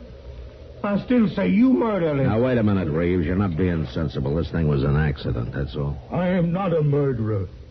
I never hurt anybody in my life. You don't even know what you do, you old buzzard. Selling that slop of yours loaded with narcotics. Did you tell him to stop that, Matt? Yes, he said he would. My medicine is as pure as the dew, Jim. Pure as dew. I'm going to analyze it every day you're here, and I hope that won't be much longer. I'm a lonely old man, sir. The only home I have is my wagon. Well, then go live in it, but somewhere else. You've caused enough trouble around here. But am I to be banished from the face of the earth? Am I not a man like any other man? Do you think I have no heart, no feelings, no soul? Oh, why don't you shut up and get out of here, Professor? I want to bury my daddy. I would gladly help you in that task, Mr. Reeves. Oh, no. No, sir, not you. Not by a long sight. You are unkind, sir. Gentlemen, I take my leave of you. Good day. For some reason, the three of us stood there in silence and watched Professor Bone walk away. He stopped once and glanced back at us for a moment, and then he went on. Later, when we got back to Front Street, his wagon was gone, and we figured that probably that was the last we'd ever see of him. Dodge was fairly quiet that night, and when somebody reported seeing a fire of some kind out on the prairie, I decided I might as well ride out and have a look. Well, there's no flames left, Mr. Dillon. It must be all burnt out. I don't remember a house of any kind around here. I wonder what it was. Maybe just a prairie fire that didn't really get started. Wait a minute, there's some, Chester, over there, see? Oh, that's right. I can see a few coals.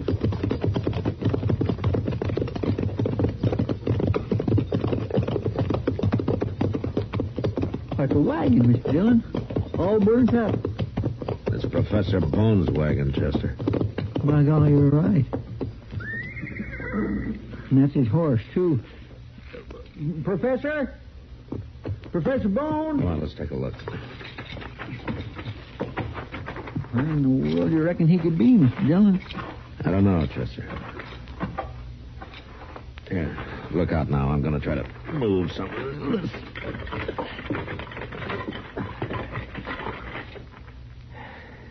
Oh, my. You think that's the professor? Yeah, I'm afraid so, Chester. Poor old fella. He must have been asleep and his wagon caught fire. Yeah, maybe. Funny thing, he couldn't get out, though. Unless he was drunk or something. Professor Bone didn't drink, Chester. Yes, sir, that's right. I forgot. He sure didn't. You think maybe somebody did this on purpose, Mr. Dillon? Yeah, they had 2 or 3 men pretty mad at him. Or maybe it was Indians. No, not this close to Dodge. No. No, I guess not. I don't know, Chester. A lot of things can happen to people who get too lonely. Let's get out of here. I'll take care of him in the morning.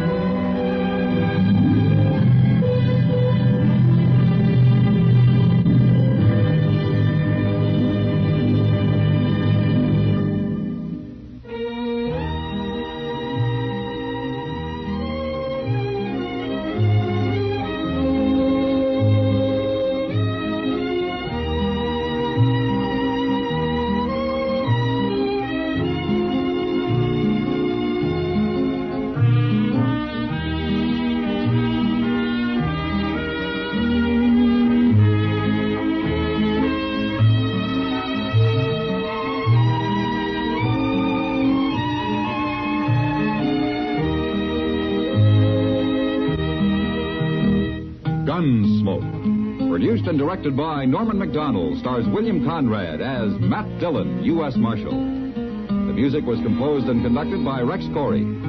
Sound patterns were composed by Ray Kemper and Bill James. Featured in the cast were Parley Bear as Chester, Howard McNear as Doc, and Georgia Ellis as Kitty.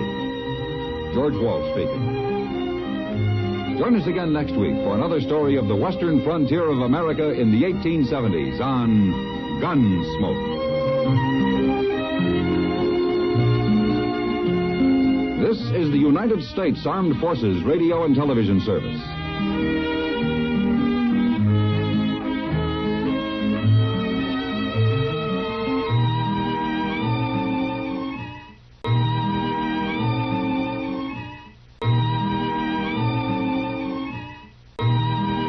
Our next guest will give you the laughs, just don't ask him to lend you money. It's Jack Benny coming up next. The Jack Benny Program.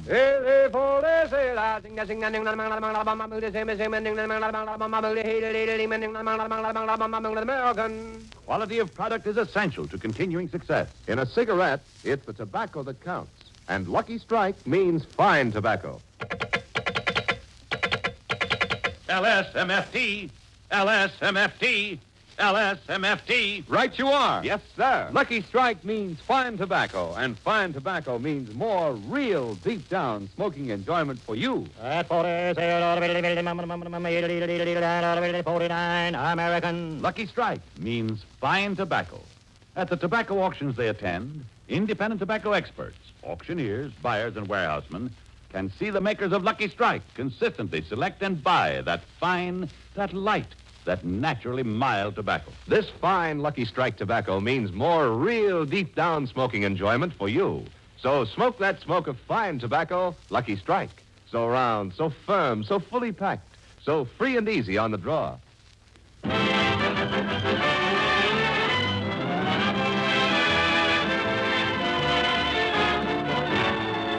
The Lucky Strike program starring Jack Benny with Mary Livingston, Phil Harris, Rochester, Dennis Day, and yours truly, Don Wilson.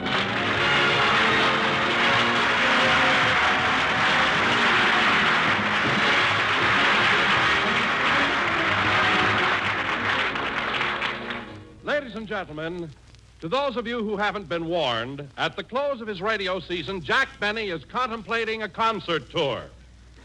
So let's go out to Jack's house where we find him taking his violin lesson.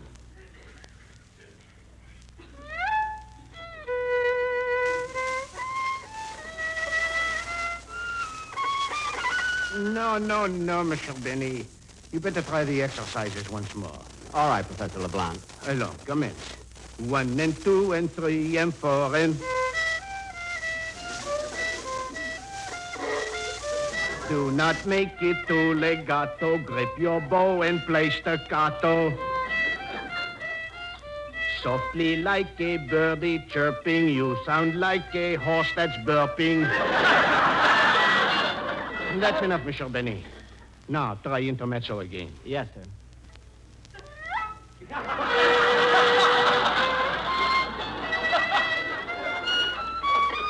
No, Mr. Benny. Huh? Please, a violin is a delicate instrument. It has a heart. It has a soul. You have already broken its heart. Have pity on its soul.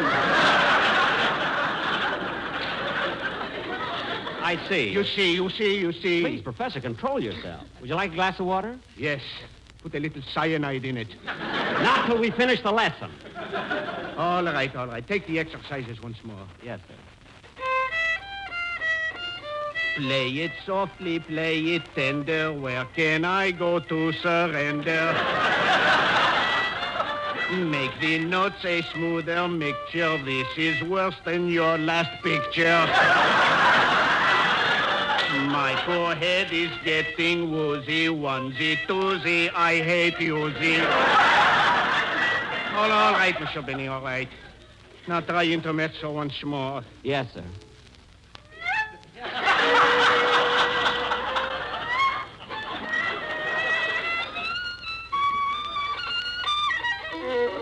Sacre bleu. I'm sorry, Professor. Monsieur Benny, the violin has only 4 strings.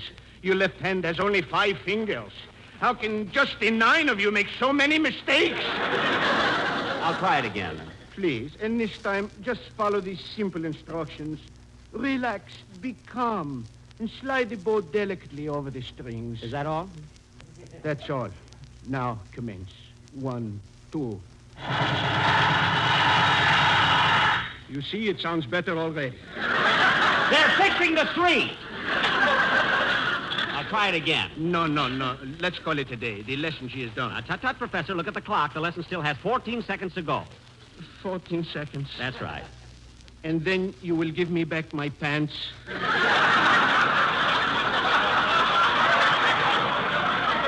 Yes, sir.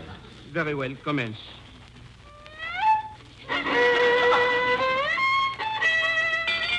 The bell, the alarm clock, the hour, she is up.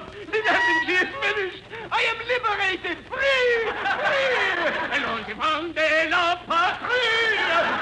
Professor! Control yourself! Control yourself!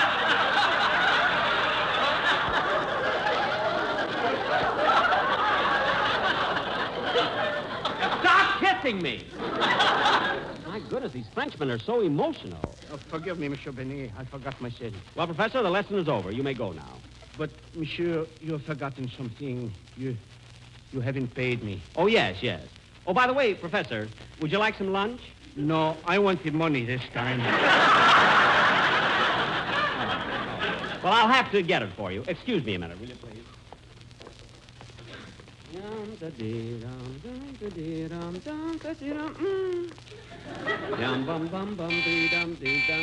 Come in. Oh, hello, Don. Hello, Jack. Come on in. Well, thanks. Don, what are you giggling about? Oh, nothing. Nothing. You didn't come over here. Don, what have you got behind your back? Barry, Phil, and Dennis. Peekaboo.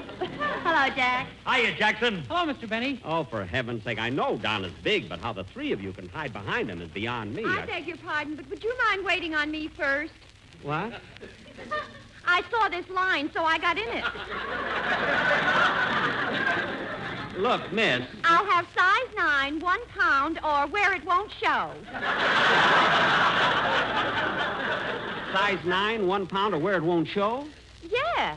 Nowadays, when you see a line, it's either for nylons, butter, or a vaccination. Oh, yes, but this happens to be a private residence. Oh, I'm sorry. Goodbye. Goodbye. Oh, by the way, as long as you're here, would you like some lunch? No, thank you. Didn't even give me a chance to show her the menu. Jack Benny, you ought to be ashamed of yourself. Mary, what's wrong with serving lunch? Imagine putting stools around your swimming pool and calling it the Seaside Cafe. So what? I serve good sandwiches and draft beer. That's right, Libby. Pickle in the middle and the beer on tap. Oh, Harris, that gag alone ought to get you a summer show.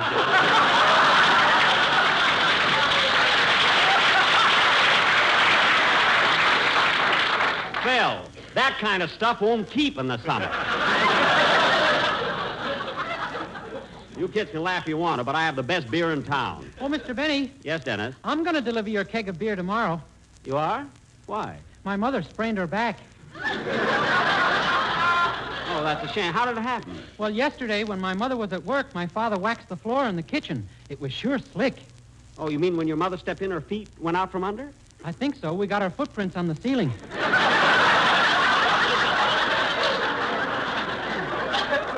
Well, that's too bad. Did your father tape up her back? No, her mouth. You should have heard what she was calling him. I don't blame her. Anyway, kids, what's going on? How come you all dropped in together? Well, we're going to the beach, Jack, and we thought you'd like to go with us. The beach? No, I don't think so. Oh, Jack, stop being afraid. What happened to you last year won't happen again. What happened, Livy? Well, Jack was lying on the sand, and 2 men came over and tried to bury him. Yeah. Tried to bury him, so what? They were only kidding. Not when they were playing organ music at the same time. Yeah, imagine those 2 undertakers coming down there looking for business. Well, it was your own fault for lying on the beach in a tuxedo. No, that wasn't a tuxedo. That was my old bathing suit, and the lapels were a little shiny. Anyway, kid, you run out the beach. I got to stay home and practice my violin. Hey, Jackson, you're not serious about that concert tour next summer, are you? I certainly am, and no swing stuff for me. I'm going to play the classics. You know, that long-haired stuff. Long-haired stuff? Yeah. Wait a minute. You ain't got the talent or the toupee for it. I'll get along. Don't worry. Now, look, kids, I'm kind of busy today, so if you're going to the beach, go ahead. Okay, Jackson. Come on, kids, let's go. Say, Jack, is our program all set for Sunday? All except Dennis's song. Just run over it once, will you, kid? Yes, sir. Monsieur Benny, I am waiting. Oh, Professor LeBlanc, I forgot all about you. You want your money. I owe you for 6 lessons, don't I? No, 5 lessons. I thought it was 6. No, 5. I am not charging you for the time I hit you on the head with the violin. Oh, yes, that's right. Well, I'll get you the money as soon as I hear this song. Go ahead, Dennis, let's have it. Professor, put your pants on, please.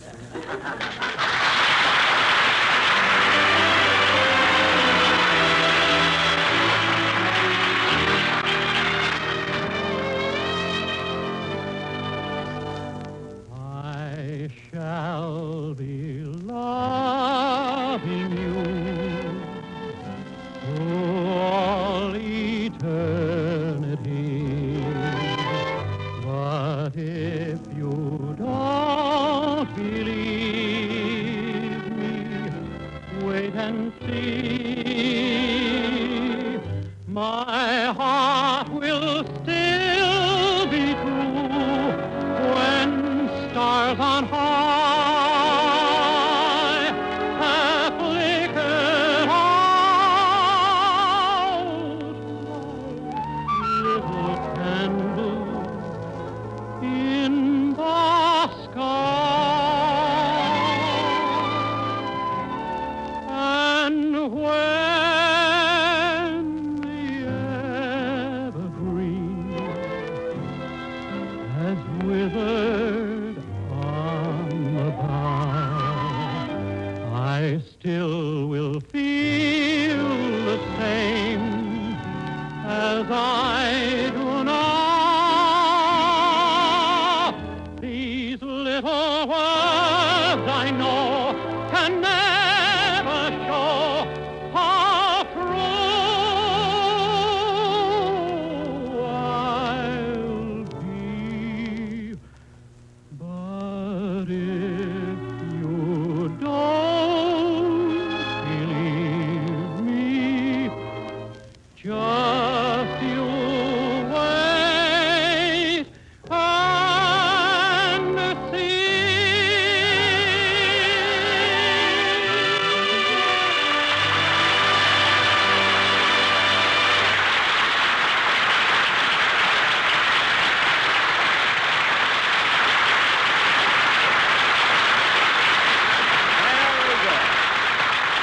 Very good, Dennis, very good. That'll be swell on the show. Can we go to the beach now, Mr. Benny? Yes, go ahead, all of you. So long, kids, so long. So long, Jackson. See you later. Say, Don, why don't you and Phil go in your car, and Dennis and I'll follow you. Okay. Oh, Monsieur Wilson. Huh?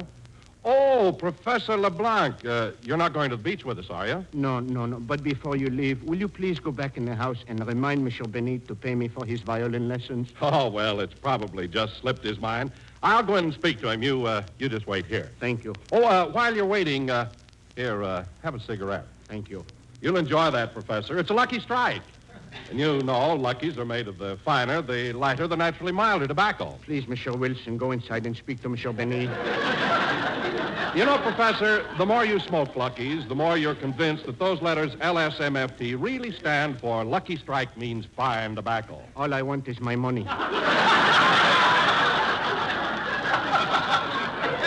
So round, so firm, so fully packed, so free and easy on the draw. I gave him 6 lessons, but I am only charging him for 5. So for real deep-down smoking enjoyment, smoke that smoke of fine tobacco. Lucky Strike. 5 lessons at $1.50. And I'm not even charging him for the concerts I gave at his seaside cafe. Come on, Don, we're waiting. Okay, right with you. Oh, Professor, you better go in the house and speak to Mr. Benny yourself. I have to leave now. Goodbye. Goodbye. All I can do is try again. Well, Professor LeBlanc, come on in. Gosh, how time flies. Seems only yesterday that I took my lesson. It was today, and I want my money. Oh, yes, your money. I forgot all about it. How much was it again? For 5 lessons, $7.50. But if you give it to me now, I'll take $6. No. I'm going to settle it for the full amount. You are very kind. Now, let's see. I owe you $7.50. Is that right? Oui, monsieur. Now, France owes us $4,606 million. But I did not borrow that personally. This is not an international affair. Did I charge you for the Louisiana purchase?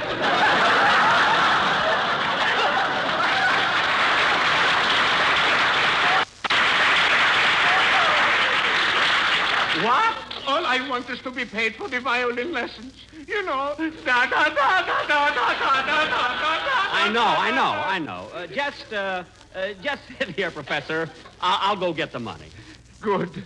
I'll be back in a minute. Put your pants on.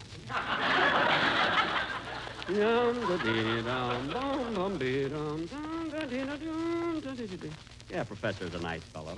A little excitable, but he's more... Say, boss. Oh, what is it, Rochester? Are you staying in for dinner? Yes. I think I'll eat by the pool. You can't do that, boss. Why not? The Elks are having a party out there tonight. Oh, then I'd better have a bite now. What have we got in the icebox? Well, we got some cold borscht, cheese blintzes, sour cream, bagels, and matzo balls. Borscht, bagels, and matzo balls? Yeah, we had them left over from St. Patrick's Day.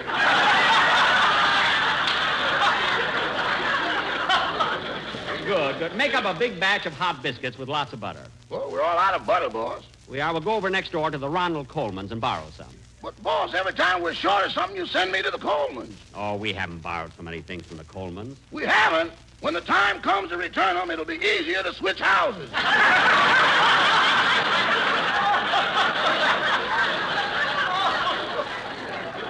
Rochester, stop wasting time. Now run next door and get some butter. Okay. I'll be in my room practicing my violin. I have to practice all afternoon for my concert. So call me when lunch is ready. Yes, sir.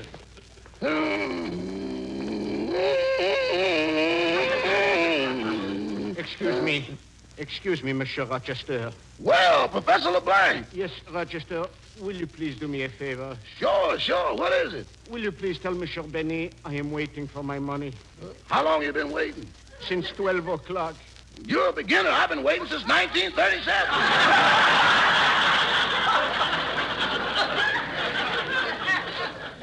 Anyway, you better speak to him yourself. I gotta go next door and borrow a pound of butter. And, Professor... Yes? The lesson's over. Why don't you put your pants on?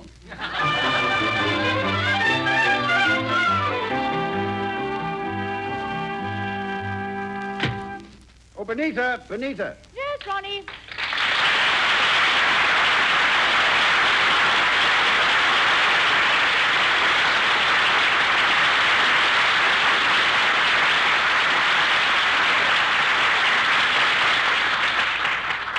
Who was that you were talking to at the back door? It was Mr. Benny's butler, Manchester.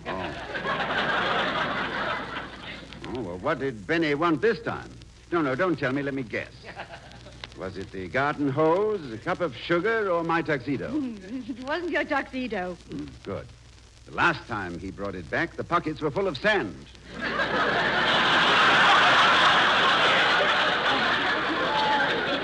This time he wanted to borrow a pound of butter. Butter? What does he think this is? Shangri-La? That's all the man ever does. Borrow. Oh, darling, don't be unfair. Once in a while he's loaned us things. Remember last week he let you have his lawnmower? Yes, but it wasn't much use to me. I could only mow half of our lawn. Only half? Yes, that's as far as the chain would reach.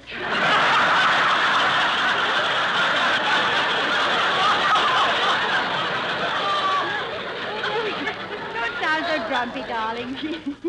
He means well. Oh, I know. And I really don't mind Benny too much. But sometimes he wants to borrow the oddest things. Last week he asked for some sympathy soothing. Sympathy soothing syrup? Yes, you know, Benita, the sympathy spelt backwards is yatapamis. Oh, yes. You get your tapamis, you get your tapamis, you get your tapamis, drive your blues away.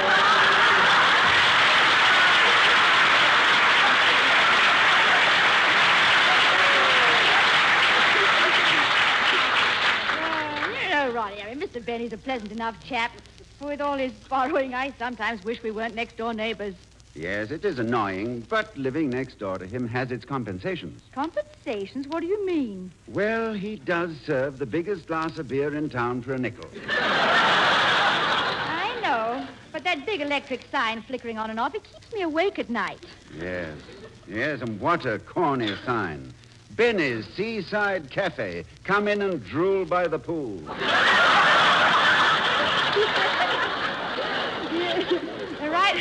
Right under it says, put your stomach in our hands.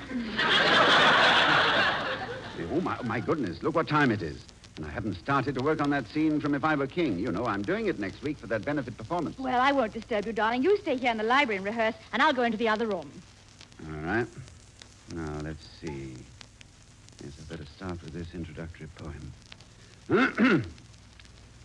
If I were king, love, if I were king, what tributary nations would I bring to stoop before your scepter and to swear allegiance to your lips and eyes and hair? Beneath your feet, what treasures I would fling. The stars should be your pearls upon a string, the world a ruby for your finger ring. And you should have the sun and moon to wear if I were king. Let these wild dreams and wilder words take wing. Deep in...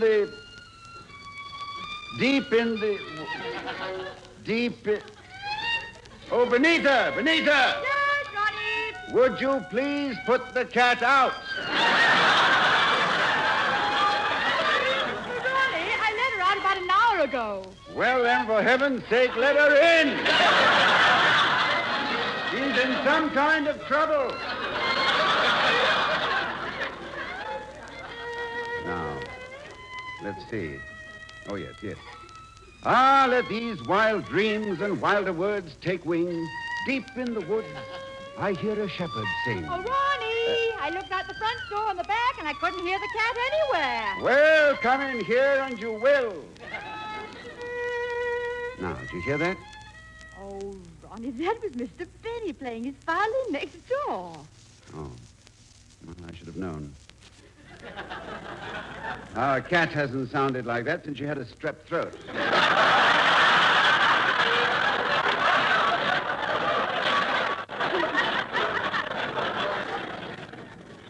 Isn't this awful, Benita? You know, I must rehearse. Well, darling, just go ahead, and if he starts again, don't pay any attention to him.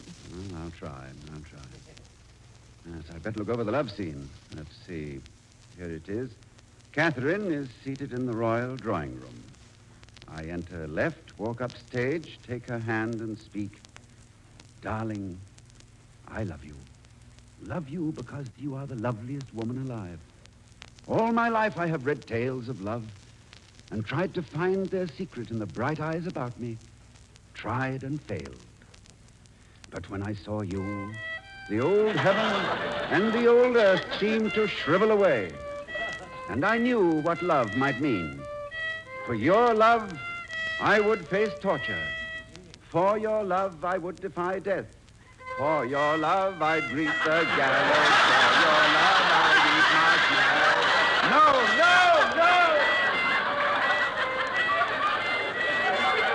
What am I doing, Benita? I've got to have this stopped. Call the police. Call the fire department. Call Petrillo!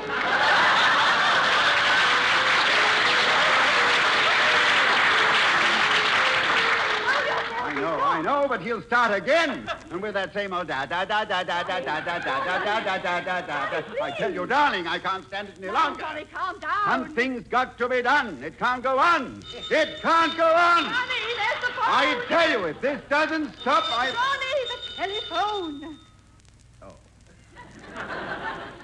Yes, I'll answer it. Hello? Oh, hello, Ronnie. This is Jack Benny. Oh, it is, eh? Yes, and Ronnie, I'm trying to practice my violin lesson. So if you and Benita must argue, would you do it on the other side of the house?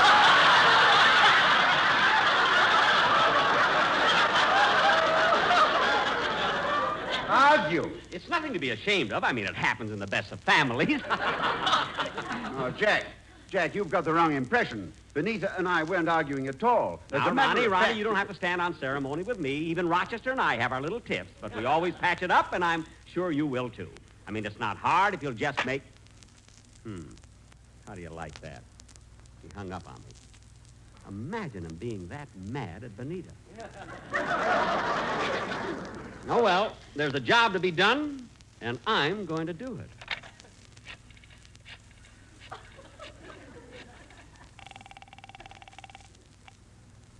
Hello, Luella?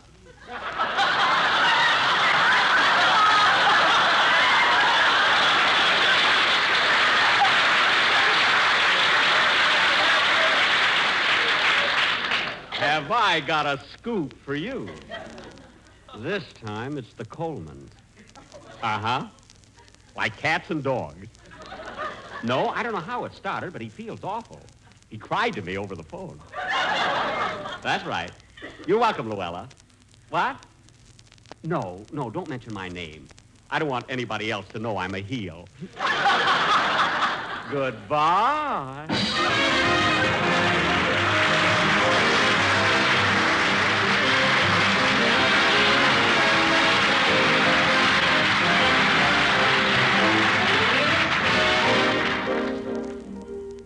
Ronnie, it's been quiet for 5 minutes now. I'm sure Mr. Benny's finished practicing, so go on rehearsing. Yeah, all right, darling. Let me see. Where was I? Well, there's the door. I'll get it. Yes? Excuse me, Monsieur Coleman, but you're a good friend of Monsieur Benny, are you not? Well... Would you please do me a favor? A favor? Yes. Monsieur Benny owes me $7.50. Would you mind speaking to him about it? You mean to say that Mr. Benny owes you $7.50 and won't pay you? That's right. Well, I'll take care of it right away. Goodbye. Well, how do you like that, Benita? Benny owes him $7.50 and won't pay it. Give me that phone.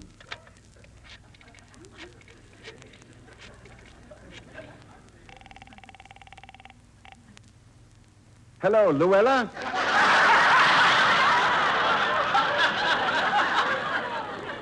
Have I got something for you?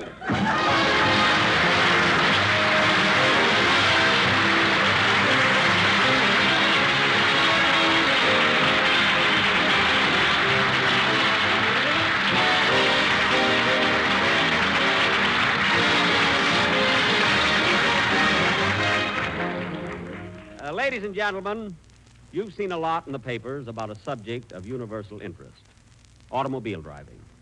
Until newer, safer cars are available, we should drive our present, overused cars with greater care, thereby protecting ourselves and others. During these jalopy years, help cut down accident rates by encouraging better driving. When newer, safer cars replace the old ones, we'll all be better off because the streets and open highways of tomorrow will be free from the high accident rates of today. Thank you very much.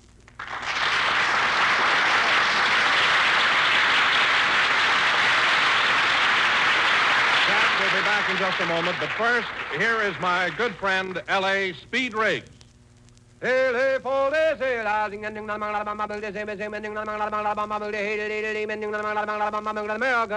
a cigarette, it's the tobacco that counts. So remember, LSMFT. Yes, Lucky Strike means fine tobacco. Here's what Mr. Reuben G. Fleming, independent tobacco buyer of Middleburg, North Carolina, said. Naturally, fine tobacco makes a fine smoke. And at auction after auction, I've seen fine mile leaf bought for American. For my own cigarette, I picked Lucky's. I've smoked them for 15 years. Quote, at auction after auction, I've seen fine mild leaf bought for American, unquote. Yes, Lucky Strike means fine tobacco. So for your own real deep-down smoking enjoyment, smoke that smoke of fine tobacco, Lucky Strike. So round, so firm, so fully packed, so free and easy on the draw. The famous tobacco auctioneers heard on tonight's program are Mr. L.A. Speed Riggs of Goldsboro, North Carolina, and Mr. F.E. Boone of Lexington, Kentucky. At 49, audible 49, American. Basil Rysdale speaking for the makers of Lucky Strike. LSMFT, LSMFT, LSMFT. Make no mistake, in a cigarette, it's the tobacco that counts. So smoke that smoke of fine tobacco, Lucky Strike.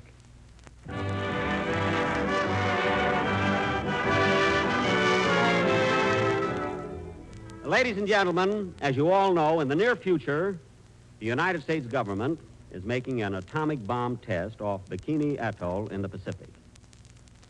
Among the ships to be used in this test is the famous old aircraft carrier, the Saratoga. And before this ship sails on her last voyage, we have been asked by the Navy to pay her tribute by broadcasting aboard. So next Sunday, our program will come from the hangar deck of the USS Saratoga in San Francisco Bay. I hope you'll all be listening.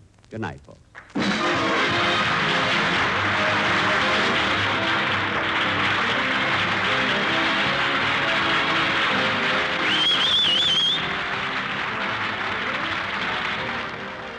This is NBC, the national broadcasting company.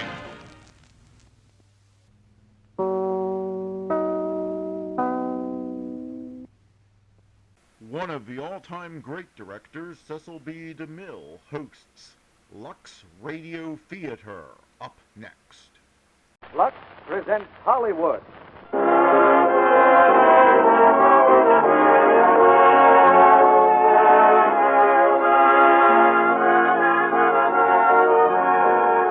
The Lux Radio Theater brings you Rosalind Russell, George Brent, and Chester Morris in Flight for Freedom.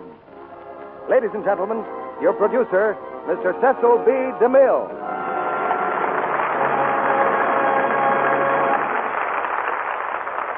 Greetings from Hollywood, ladies and gentlemen. When a star plays the same kind of part again and again, that star, to use the Hollywood term, is typed. But this horrible fate can never happen to Miss Rosalind Russell, because she makes every performance a new adventure in acting. She turns from drama to comedy and back again with the greatest of ease for herself and the greatest of pleasure for her audience. Her last appearance here was in a rapid-fire comedy. Tonight, with George Brent and Chester Morris, she plays a woman flyer in a powerful action drama, her RKO screen success, Flight for Freedom. Besides being her co-star tonight, George Brent is also a fellow pilot, and incidentally has been instructing flying cadets for the Army. But in Flight for Freedom, Chester Morris gives him plenty of competition, both in flying and romance. The action of tonight's play takes us around the world to places that once were symbols of romance and are now the battlefields of freedom. And we don't have to dig very deep into our mailbag to find letters from most of them. Lux Toilet Soap is getting around these days to New Guinea and North Africa, to the Aleutians, Iceland, New Caledonia, and other faraway spots. Many of our boys out there hear us by shortwave every week. They tell us that they're still using our product. It comes in boxes from home, and in some places they can get it at a PX. That's Army for post-exchange. But wherever it comes from, a cake of Lux Toilet Soap is a nice piece of property to have wherever you are. It's curtain time now, and here's the first act of Flight for Freedom, starring Rosalind Russell as Tony Carter, George Brent as Randy Britton, and Chester Morris as Paul Turner. Over targets. All objectives as indicated. Lost the attack group.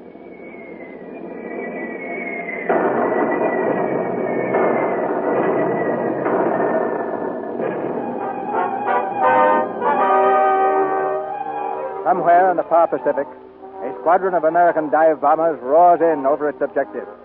The target for today is a cluster of tiny islands, pinpoints of land, almost lost in the vast blue sea. These are the islands of the Japanese Mandate. For 20 years, they were the Japs' most carefully guarded secret. The surrounding waters and the sky above, barred to foreigners. But we have our secrets, too, and the Japs are discovering right now.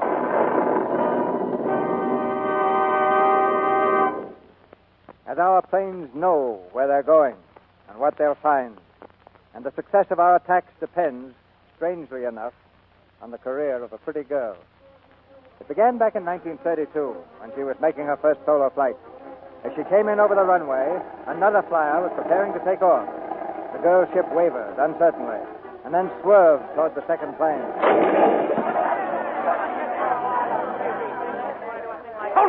Tony, are you hurt? Get her out of the plane. It's okay. I'm all right. You're not hurt? No. You sure? Only my feelings. How did you happen to hit it? How did I? Didn't you see what happened? I was coming in for a landing, and that clumsy dope, he doesn't know his left hand from his right. Oh, Paul, my first solo, and it had to wind up this way. You were fine, Tony. You kept your head.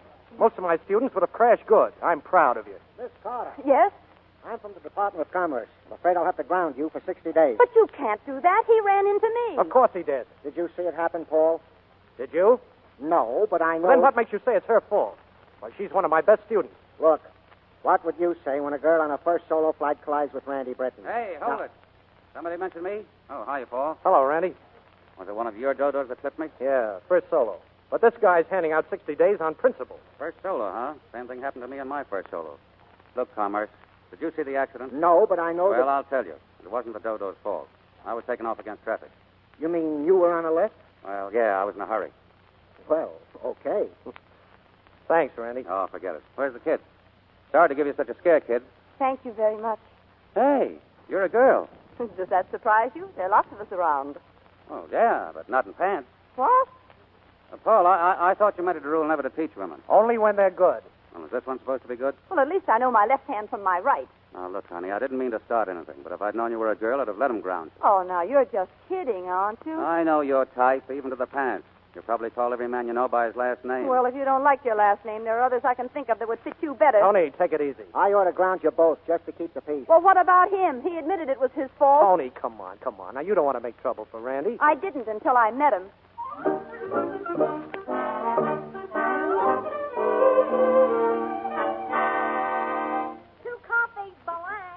Of course, Randy's right about most women. What do you mean, Paul? Well, all they're after is to make a couple of spectacular flights, for publicity. I hate that as much as he does. Well, I know that, but how could Randy? Well, he could wait to find out before he goes sounding off. Randy never waited for anything in his life, Tony. Maybe that's why he's a great flyer. Is he really as good as everybody says? He's better. He's a flyer's flyer. Oh, by the way, tomorrow when you solo, be sure and come in the right way. I did. Oh, no. You were the one who was against the traffic. Oh, Paul. All those things I said, he must think I'm horrible. Paul, where is he? The least I can do is explain. But don't worry. Besides, flyers aren't good for women, ever. Oh, I know. Every flyer's married to his plane. Well, not quite that bad, but they live 10,000 feet up, Tony, in a world entirely their own. A girl's safer to leave them there. Dad always used to say, when you're safe, you're dead.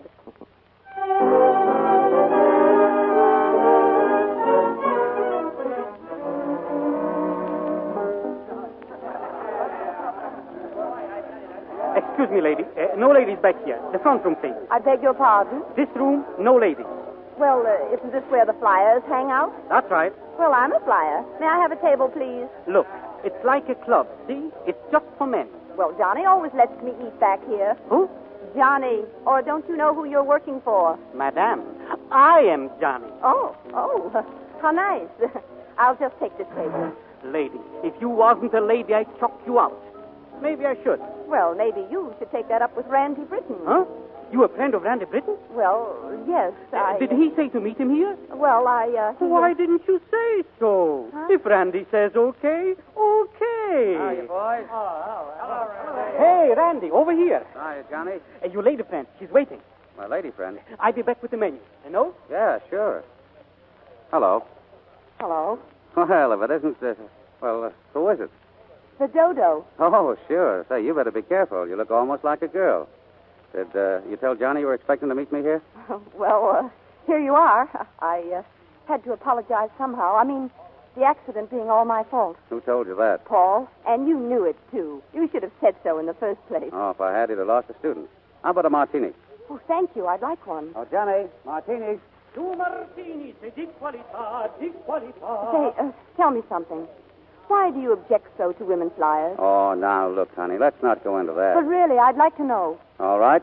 Because flying isn't a sport anymore. It's a business for professionals. Look, do the airlines use women pilots? No. Does the Army or Navy? No, but you can't judge And I by just that. don't happen to like women who try to be men. Well, I've never tried to be a man. I would like to be a good flyer, though. Why a girl with your looks wants to dress up like a grease monkey, I don't know. I presume that's supposed to be a compliment. Well, what I mean is, you look like a pretty special job to me. Why spoil it? Martini, extra special. Oh, thanks, Johnny. Thank you. Well, Dodo, contact. Contact. Very special, eh? Extra, Johnny. Now, scalopino vin, as usual. Well, it's the only thing fit to eat in the place. Veal scallopini? Oh, is this an invitation to dinner? Well, if you can stand it, I guess I can. Oh, well, may I have some clams first? Sure thing. Clams? Do you really like clams? I adore them. With sauce Delaware? Oh, I never heard of that.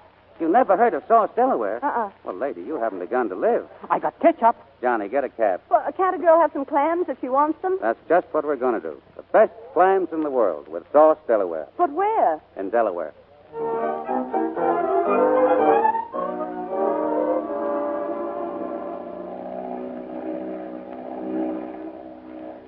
You know something? What? This is a very silly idea, going all the way to Delaware. Oh, come on. Relax. I'm relaxed. Well, relax over this way. Come on. I'm not going to kiss you. I didn't think you were. Why not? You're very pretty. But I won't if you don't want me to. Oh, so you're a mind reader, too. Yeah. But I'm better at palms. Let's see. I see a strange man, tall and dark. Never mind his looks. Is he steady? Steady? Oh, no, not the guy I'm thinking of.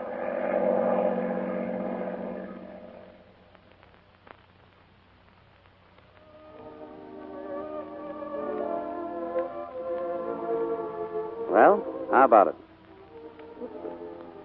It's beautiful. No, I mean the sauce Delaware, not the scenery. Oh, marvelous.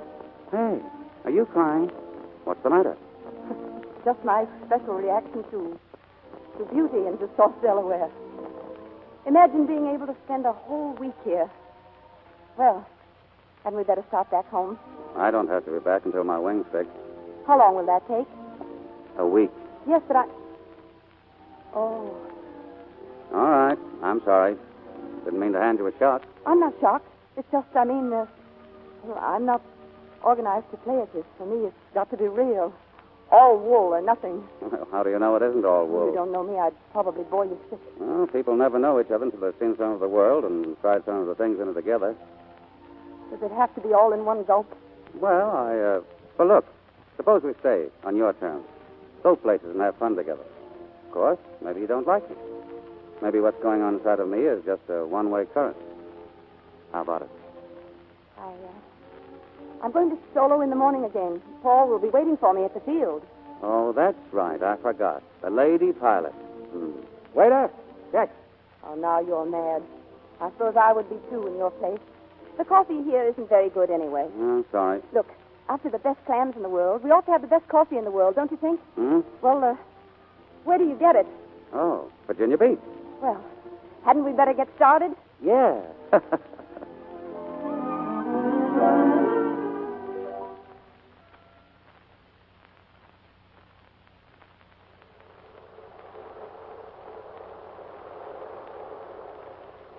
Have you ever noticed the way a beach fire at night blacks out the rest of the world?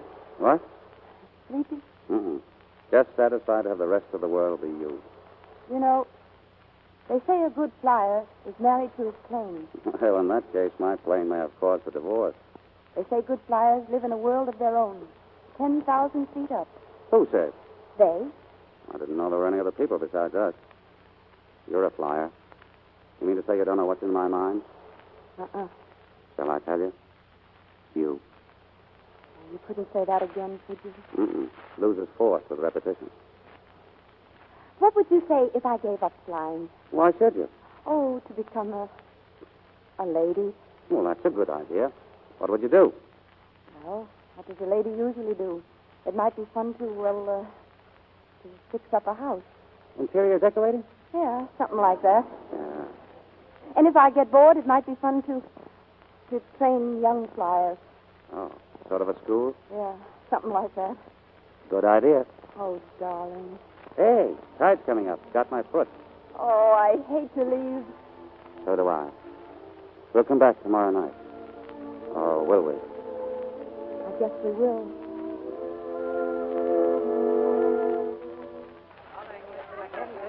Front, boy, front. Good morning, Miss Carter. Hello. Is Mr. Britton down yet? On the terrace, miss. Thank you. Good morning, darling. Hey, you look beautiful. Thank you, darling. Oh, here, I've got a present for you, beautiful. A present? Yeah, I had to get the jeweler out of bed to get it. Look, cigarette case. Oh, it's lovely. Yeah, look at this on the other side. They're made up of matter, the States, see? Well, what are those? Oh, darling, they're diamonds. Oh, I know, but... Oh, I see. One for New York, Delaware. And this one's Virginia Beach. All the places we've been. Yeah, Oh, thank you, darling. thank you. Wait until next year. There'll be a stone there, one there. And one in Mexico? Sure. You like bullfights? No, I like swimming. Swimming? Well, how about Honolulu? Oh, Randy. Hiya. Oh, hello, Mike. Pardon me, Tony. This telegram came for you over at the airport. I thought I'd better bring it over. How did anybody know I was here?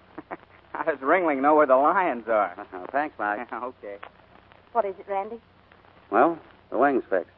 They want me to start that flight for the wrecker to California. When? Right now. Not today. Oh, yes. I've got to be in New York by 11. Oh, well, you'll be coming back, won't you? I could wait right here. Well, I can't tell. They want me to fly her down to South America, doing a survey job. Oh. Well, you certainly couldn't pass that up, could you? No. Gosh. I thought it'd take them at least a week to patch that wing. Well, you mustn't worry about it. Go right ahead, Randy. You're a great guy, Tony. Just about all the woman there is. Willing to shove off anywhere, anytime. You drift so well. Yeah. I'm streamlined. Easy on the takeoff and no trouble to set down. Meaning what?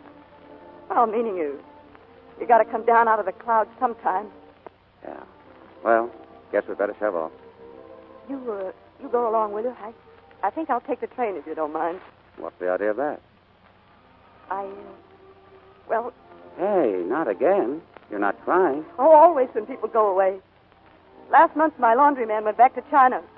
I cried over him. Well, so long, Tony. Goodbye, Randy. What? I mean, so long. That's better. So long, darling.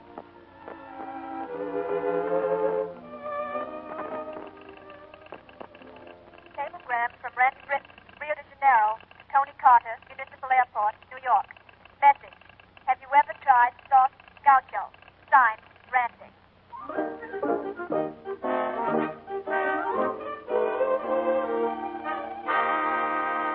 Did you get that cablegram, Tony? Oh, yes, thanks, Paul. Is it, that it? Yes. Uh-huh. Trouble? No, nothing I can't handle. I hope.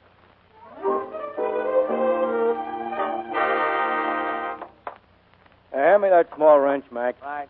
Hey, that's a nice-looking ship you got there. Yeah, ain't you, honey? Hey, haven't I seen you somewhere? Not for a couple of years. Who owns this ship? Paul Turner. He's entering her in the Bendix race, New York to Los Angeles. Well, good for him. Where can I find him? In the office. Thanks. Hiya, Paul. So you finally got yourself a ship, huh? Randy, how are you? Okay. I thought you were in South America. Just got back this morning. Yeah, for good? Quien sabe. I'm supposed to meet a gent at the National Air Races in Los Angeles this week. Got an idea for a new airline out near Singapore. Say, one of your boys tells me your ship's entered in the Bendix. Yeah, that's right. I'm going to win it, too. Built the ship myself. Well, who's going to race it for you? Well, I don't know yet. I don't suppose you'd be willing. Sorry, Paul. I promised my backers I wouldn't try unless it was for them. Oh, that's too bad. Say, Paul, do you remember that girl, Tony Carter? Used to be a student of yours? Yeah. Do you happen to know where she is? I've been chasing all over New York trying to find her. Well, I thought, didn't you two quarrel or something? Oh, no. Oh, maybe she got a little sore when I didn't write. You know how it is when a guy gets busy. Oh, yeah. Well, the next time I see her, I'll tell her you're in town, huh? Well, what happened to her? Did she give up flying? Well, that was your advice, wasn't it? Well, I didn't think she'd take it. Maybe you have more influence on women than you think. Well, so long, Paul. Nice to see you. Good luck in the races. Thanks.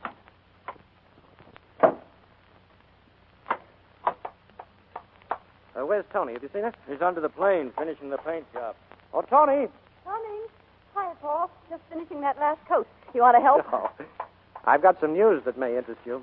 Oh, have you found someone to race it for you? No, but Randy Britton's back. Oh? He was looking for you. I didn't tell him where you were in case you wanted to know about it first. Well, it doesn't matter, one way or the other. He's leaving town soon if you want to see him. I don't care especially about seeing him. I wish you could say that and mean it. Oh, incidentally, how would you like to race this ship? Paul, you wouldn't. I've never trusted your luck, Tony, but this time I want to play my hunch. Oh, but Paul, darling, you shouldn't. You ought to get a really good pilot. I'm only being practical. The top-notch pilot racer, he'd get all the credit. But if you win, a girl, well, you see, I'm being selfish. Oh, you don't know how to be, but I do. So don't tempt me now, or I might say yes. You have, Tony. You race the ship. Oh, but Paul, look. I mean, if you... Oh, Paul...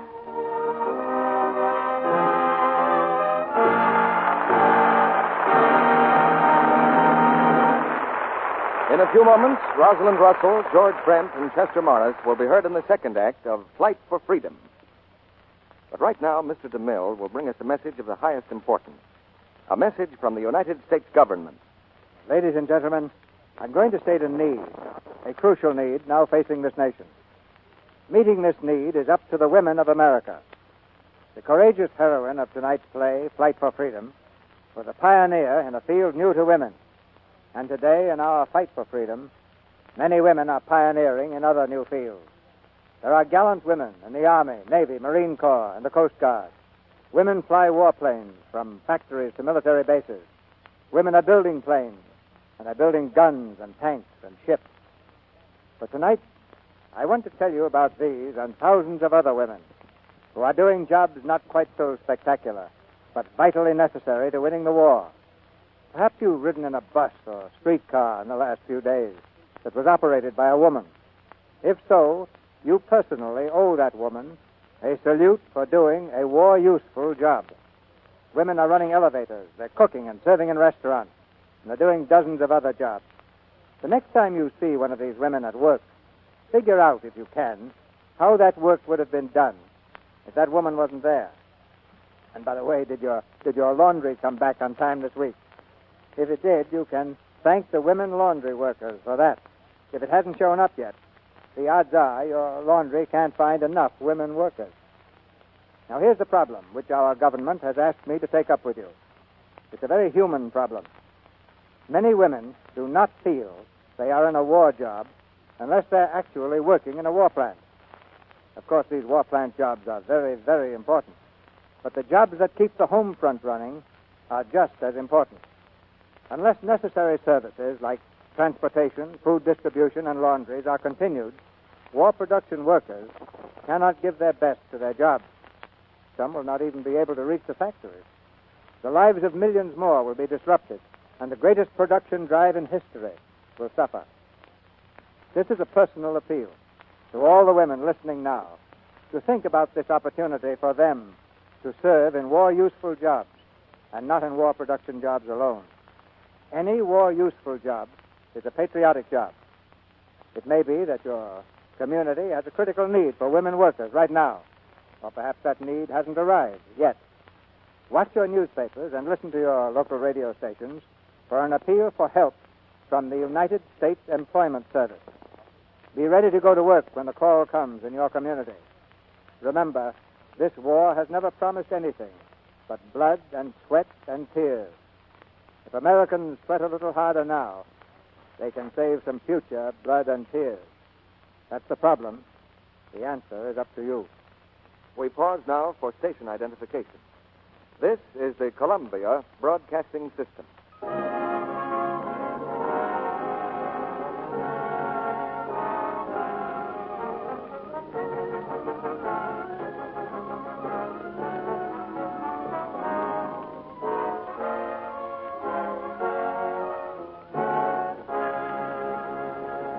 Act 2 of Fight for Freedom, starring Rosalind Russell as Tony Carter, George Brent as Randy Britton, and Chester Morris as Paul Turner. Plane number 5 on the line. Prepare to take off.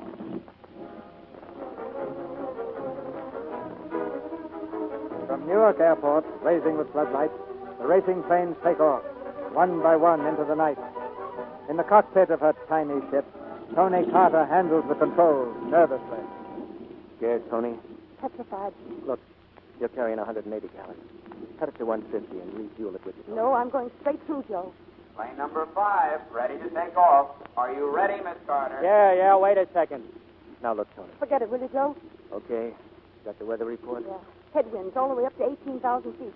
At 20,000, I could catch a nice 30-mile tailwind. You could catch more than that without oxygen. Well, the worst that could happen to me is that I'd have to come down again to 10,000. Yeah, if you still had the sense to. Look, it's like getting a jag on. You feel fine. Nothing matters. And then you go to sleep. Anyway, you're just out to win a race, not break a record. You couldn't break it if you tried. One of Britain's records. Oh, I guess that settles that. Number 5, take off, Miss Carter. Here we go. Goodbye, Joe. See you in Los Angeles. All the brakes, Tony. Thanks.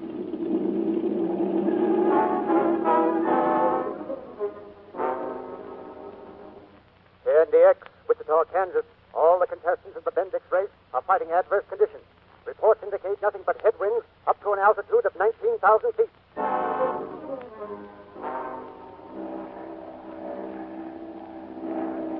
You're only 17,000. You can't get any place against this wind. It'll blow you back to Newark. Go on up a little.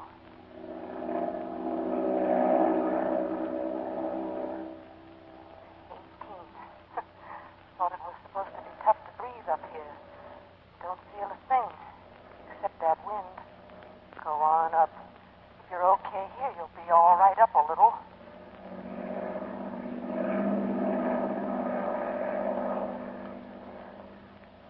There. It's okay. 19. Or is it 18.5? No, 19.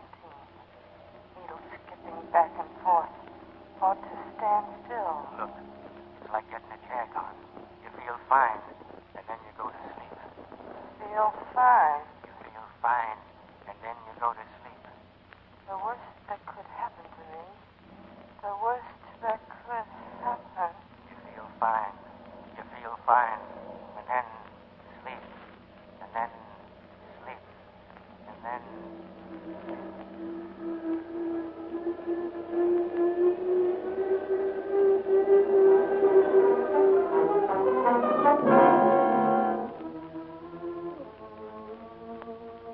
Hello, is this the Amarillo Airport? Well, this is Paul Turner in Los Angeles. Have you had any report on Tony Carter? Oh, well, thanks anyway. Hey, how about Salt Lake, boss? Oh, it's no use. She's cracked up, maybe hurt. It's all my fault. Putting it up to a girl. Just because I was the one who taught her to fly. Oh, take it easy, boss. We don't know she ain't okay. Come in. Is anybody here still speaking to me? Tony! Hey! Hello, Paul. Are you all right, Tony? Yeah, how are you, Mac? What did I tell you? I knew she'd show up. How's the ship? Tony, are you all right? Of course I'm all right. Paul, will you hear what happened? Never mind that. Sit down. And we just put in a call for the undertaker. Shut up, Mac. Paul, you'll never forgive me, and I don't blame you. I got lost. Oh, Paul, please don't. I've ruined everything. I mean, your prize money, your chances to build a factory, everything. You're here. That's all I care about. No, I finished last. Everybody beat me. There'll be other races, Tony. Nobody ever won their first big race. But I could have if I hadn't been greedy. I wanted to beat the record, so I went up to 19,000 feet to get a tailwind. 19,000? Yeah, I'm a smart girl, I am. I swore I'd come down the first second I started to feel badly. But I didn't. I felt fine, so relaxed. Just as if I were floating. And then I woke up. I guess I was about 3,000 feet. I don't know. Oh, Paul. You woke up. That's what counts.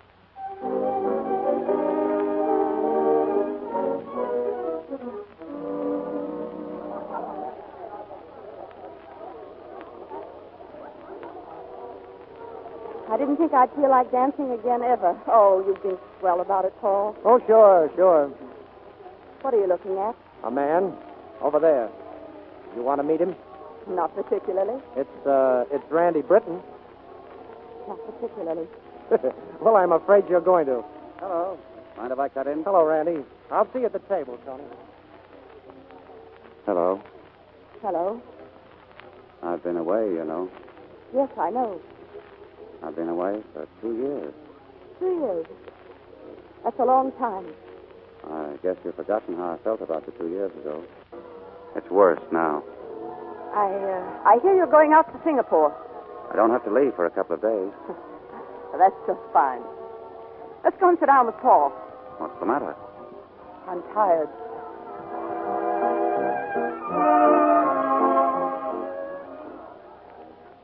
Well, Paul, I hope hope you have sense enough not to let Tony try the Bendix again. Oh, she's a pretty good flyer.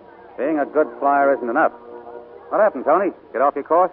I followed a railroad and found out too late I was on the wrong track. Oh, that can happen to anybody. Yes, I know. Say, that's a nice cigarette case, Tony. I'm glad you think so. I've always liked it myself. New York, Delaware. Ever think of adding any more stones to it? No, I like it the way it is.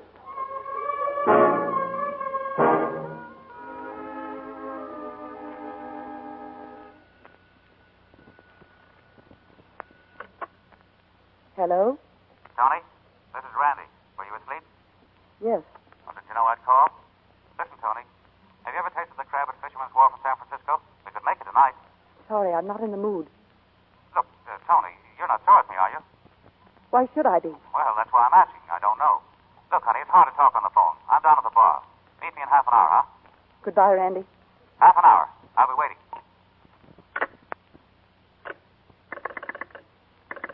Hello?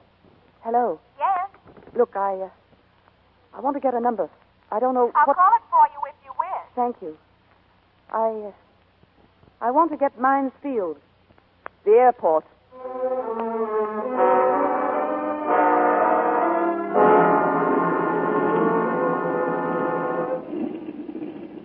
All set, Miss Carter. Thanks. Where's that official? Right here. I'll clock you as you take off.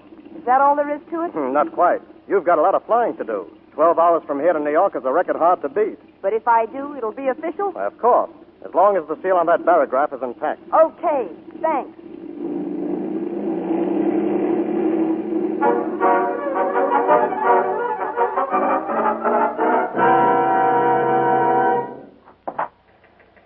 Where's Paul Turner? Waiting for news. He's inside there. You want me, Britton? Yeah, I've been looking for you. Yeah, what do you want? I ought to spatter that map of yours all over the wall.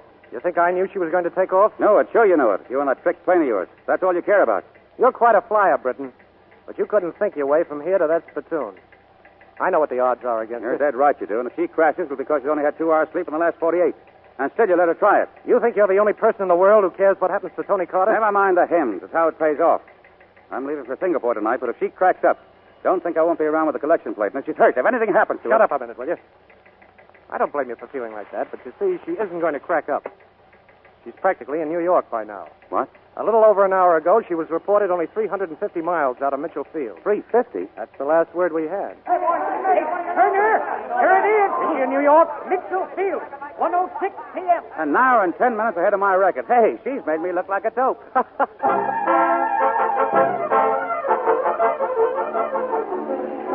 Tony Carter breaks record. Tony Carter on Goodwill Tour. Tony Carter in exhibition stunt flight. Tony Carter in fly flying test. Tony Carter. Tony Carter. Tony Carter.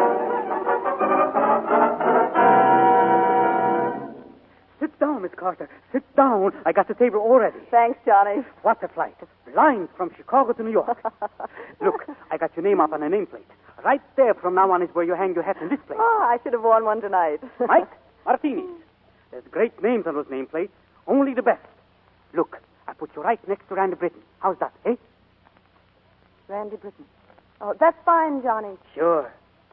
Oh, I miss that guy. 3 years now he's gone. Where? Singapore. What's he wants in Singapore, right in the hot spot, the middle of the world? Tony. Oh, hello, Paul. I'm sorry, I'm late. Martini. Right on time. Mike, the menu. Well, here's to a great flyer. And better than that, Tony, a flyer's flyer. And here's to you, who made it all possible. Well, how about what you made possible for me? The business, the factory. Oh, you paid me back plenty, Paul, by financing my flight. Well, hereafter, you can do your own financing. Out of your account in the Guardian Bank. I don't happen to have any account in the Guardian Bank. Oh, yes, you have. You've had one for years. You see, we've been partners, whether you liked it or not. Oh, now, Paul, you didn't. According to the last statement, you have, let me see, just a little over $100,000. $100,000? Oh, darling, it's so like you, but I don't want it, honestly. Oh, well, not now, maybe, but later. After you quit. After I quit what? Flying? Sure. Tony, why don't you call it a career? Now, why not quit now while you're top? Oh, what on earth would I do with myself? Well, you start a brand new career, but with the same partner. Marriage. Oh. Well, we'd make a success of it, Tony. I know we would. You see, it would be my career, too, because you'd be all I'd ever live for and work for.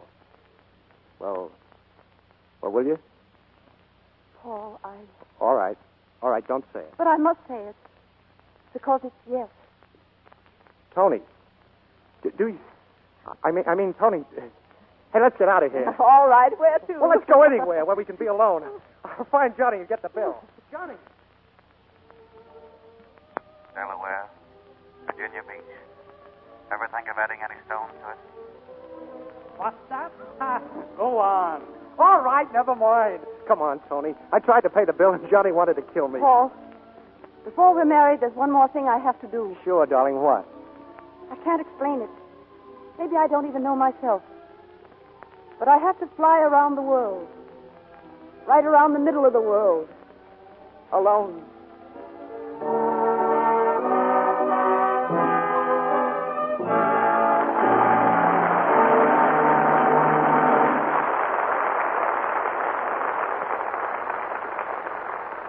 In just a few moments, Mr. DeMille and our stars Rosalind Russell, George Brent, and Chester Morris will return in Act 3 of Flight for Freedom. Mr. Kennedy, Yes, Sally?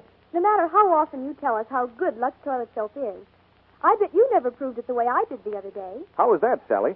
Well, I spent the weekend visiting some friends. The water's very hard where they live. So I tried the soap they had in the wash basin just to see how it lathered. Then I tried the cake in the bathtub, a different kind. Then I got a cake of Lux toilet soap out of my suitcase. Well, for soap that gives lots of smooth lather and does it quicker, I'll take Lux toilet soap every time. Well, Sally, you've just explained exactly what we mean when we talk about that luxurious Lux soap lather. Of course, you know, Sally, Lux toilet soap is a quality soap, made of the very finest ingredients. That's why each cake is so satin smooth, why you get so much rich lather so fast. No wonder screen stars say their complexion soap makes such a grand bath soap, too. That wonderful Lux soap lather feels like a caress on your skin.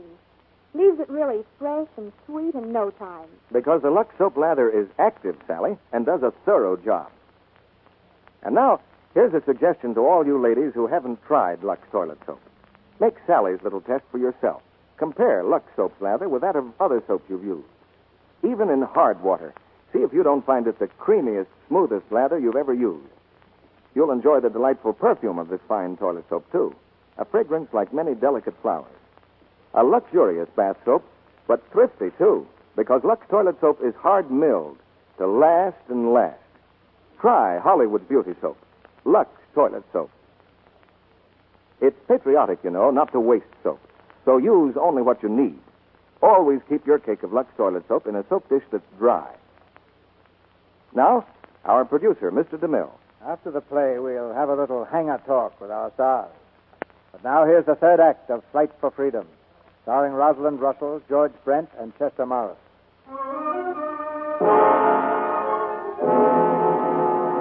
Tony Carter in a flight around the world was sighted this morning by the steamship Matsunia, 600 miles off Oahu. While the wings of Tony Carter's plane cast a swift-moving shadow on the Pacific, a man waits in the office of the Navy Department in Washington, D.C. He's Randy Britton, just returned from Singapore. He seems quiet, worried. His right arm is carried in a sling. How are you, Britton? Come in. How are you, Admiral Graves, gentlemen? Sit down. When did you get in? Last night, sir? Oh, so that's where they got you, in the arm, eh? Yes, sir. Tell me, when did you make your flight over the Japanese-mandated islands? On January 12th, sir. Of course, you know that flying over the islands is violating our agreement with Japan. Yes, I knew that, sir. But I got caught in a typhoon and went off my course. That's when I discovered I was over a Jap submarine base. Oh, come, Britain. You know Japan has pledged herself never to fortify those islands. Yes, sir, I know that. But the next thing I knew, I was being fired at. Anti-aircraft. A sub-base, eh? And probably landing fields and ammunition dumps also. Look at the map of the Pacific, gentlemen. An enemy arsenal. Its guns aimed at the Philippines, the Hawaiians, and at our west coast. Then there's a possibility of their attacking us? Not a possibility. A certainty. To protect ourselves, we must know exactly what the Japs are doing. I could make another flight over the area, sir. And if you were discovered? No, we've got to find an excuse which the Japs will accept for sending planes to photograph every square mile of these islands. And we'll do it soon. Before... Why do you keep looking at your watch, Breton? Are you anxious to get away? Oh, no, sir. You see, a friend of mine is flying to the Pacific. And I'm a little worried. She's an hour and a half overdue. Tony Carter? Yes, sir. Friend of yours. Well, I'm a friend of hers. She was off Oahu with the last report. Yes, sir. Sturgis, leave word we are not to be disturbed for the rest of the day. Gentlemen, I think I've found the solution to our problem.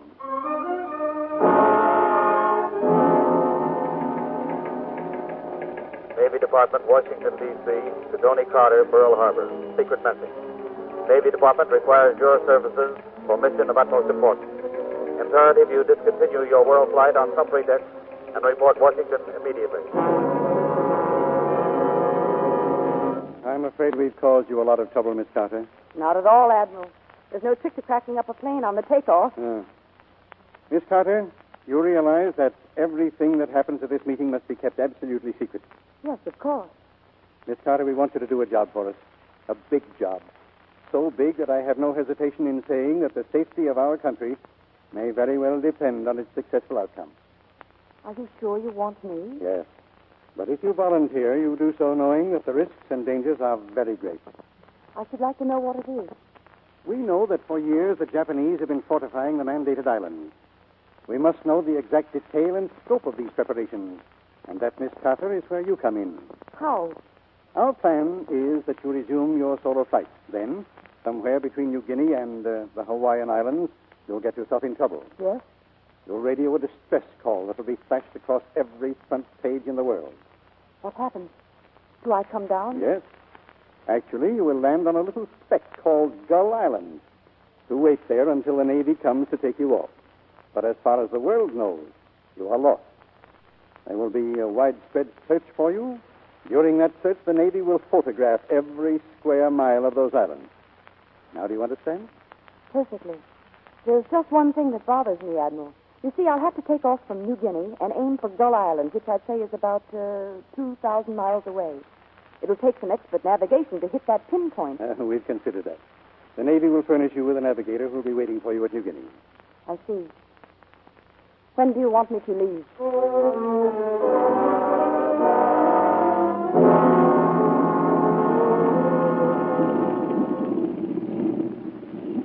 Well, Tony, I'll say goodbye and good luck. Paul, aren't you going to watch me take off?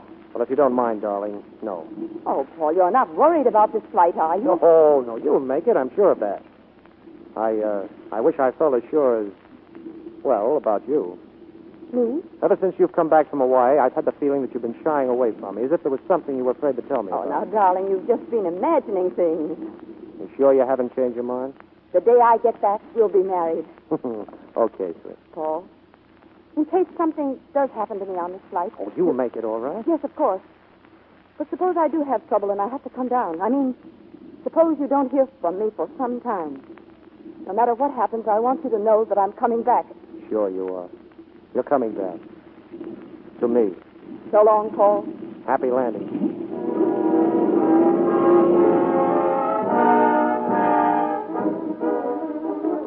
Here's the latest on Tony Carter. Word has come that the high-flying lady of the world landed just a few minutes ago at Lae, New Guinea. This way, Miss Carter. I've reserved the royal suite for you. Royal enough for a bath? With running water. 2 kinds. Both hot. Lead me to it. Good evening. Oh, this is Mr. Yokohata, the proprietor. How do you do? Miss Carter, welcome to Lae, New Guinea. Thank you. Rooms are ready for you. The gentleman you were expecting has gone out. Huh? Gentleman? Oh, yes. Yes, of course. It must be the mechanic. Did he say he was to meet me? It was my understanding. Perhaps it was a mistake? What's his name? Mr. Johnson. Oh, would you tell Mr. Johnson I'd like to see him as soon as he comes in? Of course. Thank you.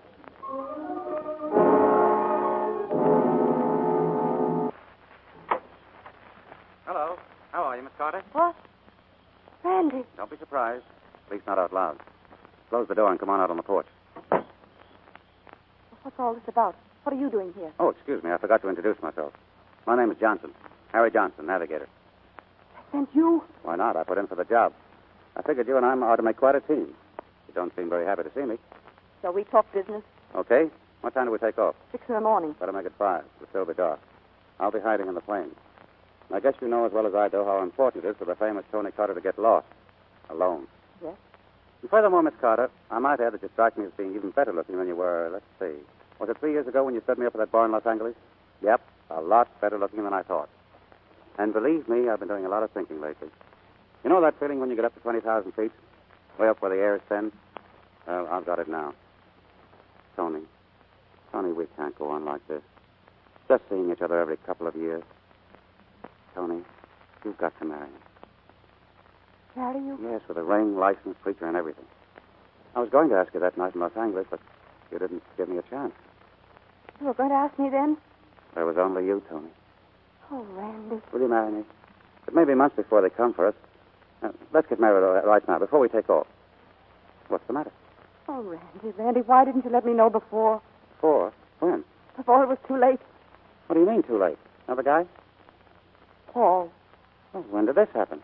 Just before I left. We're going to be married just as soon as I get home. Well, you're going to be married. You mean you're not married yet? Well, come on. There must be a missionary or somebody around here who can do the job for us right away. No, Randy.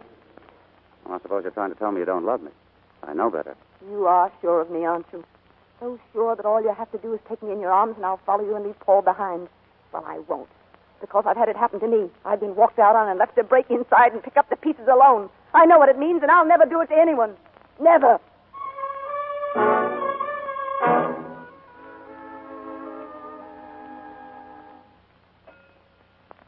Good evening. Good evening. I just wanted to make sure my bill would be ready before I leave in the morning. Oh, yes, Miss Carter. It will be ready. Thank you. Good night. Good night. Shall I also make up a bill for Mr. Britton? Huh? What did you say? Mr. Randy Britton. Aren't you making a mistake? Oh, Mr. Britton is too famous a flyer for me to make mistakes. He take off with you, yes? Where on earth did you get that idea? So difficult, finding so small place like Gull Island. Why is to take along a fine navigator like Mr. Britton? But if your plan is to drop down on Gull Island, it will interest you to know that 10 minutes after your disaster is announced, a Japanese plane will discover you there. Within 1 minute, the world will be notified. It will not be necessary for the United States Navy to look for you over the Japanese mandated islands. Good night, Miss Carter.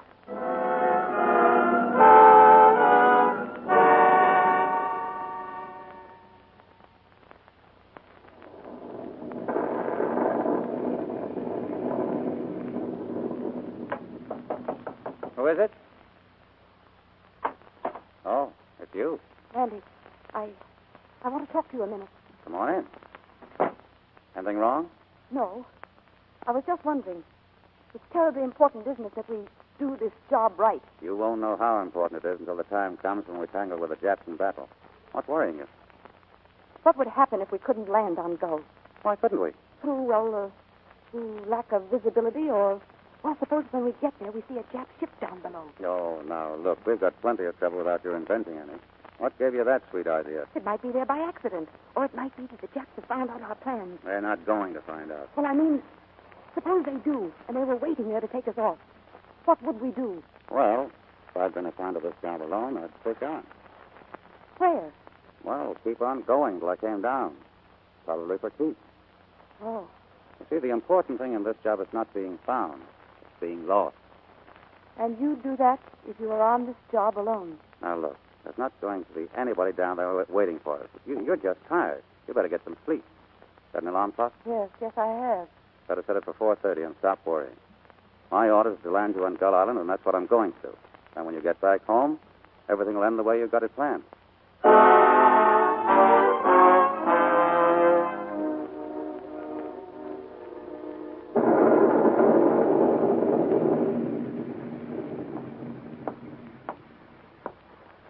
Randy, is that you? Yeah. I thought you were going to get some rest. Still worrying? Not anymore, but I can't sleep. Neither can I. Guess it must be the rain. Look at it. Like a curtain, blacking out the rest of the world. That's funny. I was just thinking of the last time you said that. Driftwood fire on Virginia Beach. Remember? Yes. Yes, I do remember. It was a wonderful evening, wasn't it? Tony, if I'd asked you to marry me that night, would you have said yes? Yes. You would? Right off? Hardly knowing me? I think I was in love with you, Randy, before we met. Just hearing about you. And then after we met, I knew for certain and all at once that you were the only thing in my life. Now I'm washed up? Now, every time I see you, Randy, life begins for me. And it stops every time you go away. It's been like that since the first time I heard your name. Tony, Randy, Oh, Randy. you know what this means, don't you? Yes. You're never going back to what you planned. No, darling. I'm never going back to what I planned.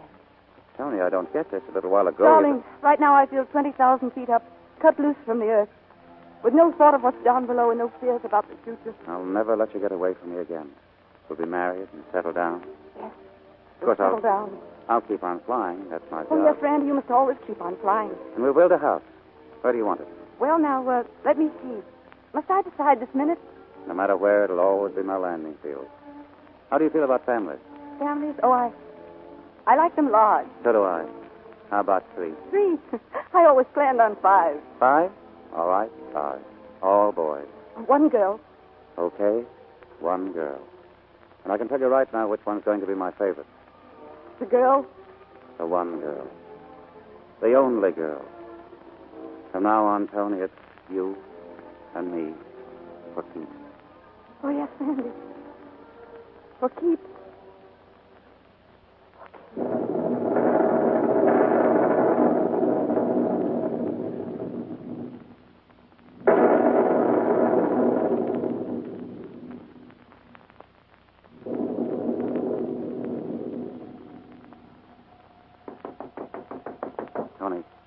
Tony, that's the alarm.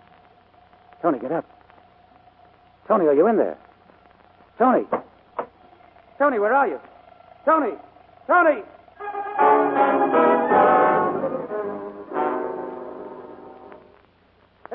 Hey, mechanic. Where's Miss Carter? Has she been at the field? Sure. She just took off by herself. Oh, Tony. You little fool. Tony Carter took off from Lae, New Guinea at 4:30 this morning on the final leg of her round-the-world flight. Radio Melbourne reports the following message from Tony Carter. Gas supply dwindling, weather bad. Stay tuned to this station for further bulletins. Our shortwave listening post reports no further word from Tony Carter. Growing concern is felt for the safety of the courageous woman flyer.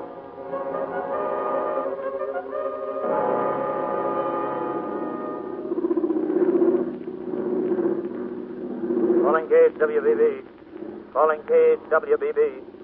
Come in, Cage WBB. Come in, Cage WBB. Cage WBB calling SOS. Visibility worse, no sign of land. Only a few more minutes of gas left. Position doubtful. Cage WBB calling SOS. Calling SOS. Cage WBB. Can you give us any figures on position? Cage WBB. Is there anything at all you can give us? Cage WBB. Cage WBB. You've got to get lost. You've got to get lost. 10,000 feet. Go up. Go up where it's easy. Where you sleep. Go up.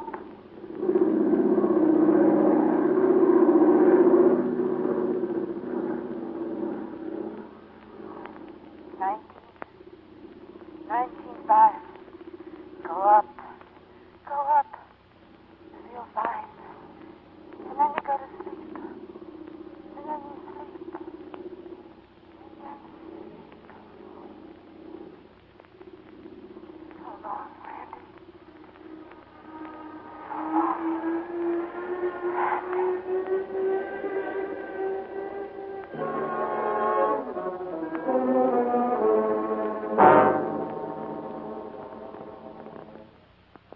Somewhere in the Pacific, a girl was lost. They never found her, but her life was not given in vain. Now, as our battle squadrons roar over the Japanese islands, they know where they are going, and they know what they'll find. And a man at the controls of a dive bomber presses the release button and delivers a screaming message of death to the Japs. And with each bomb goes a prayer. Make it count. This one's for you, Tony.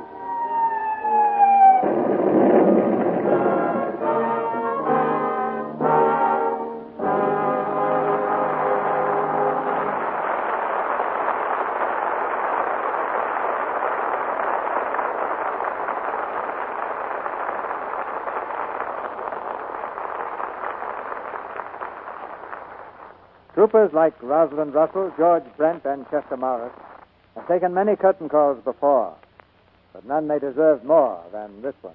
Thank you, Mr. DeMille. I'm very happy to be back again.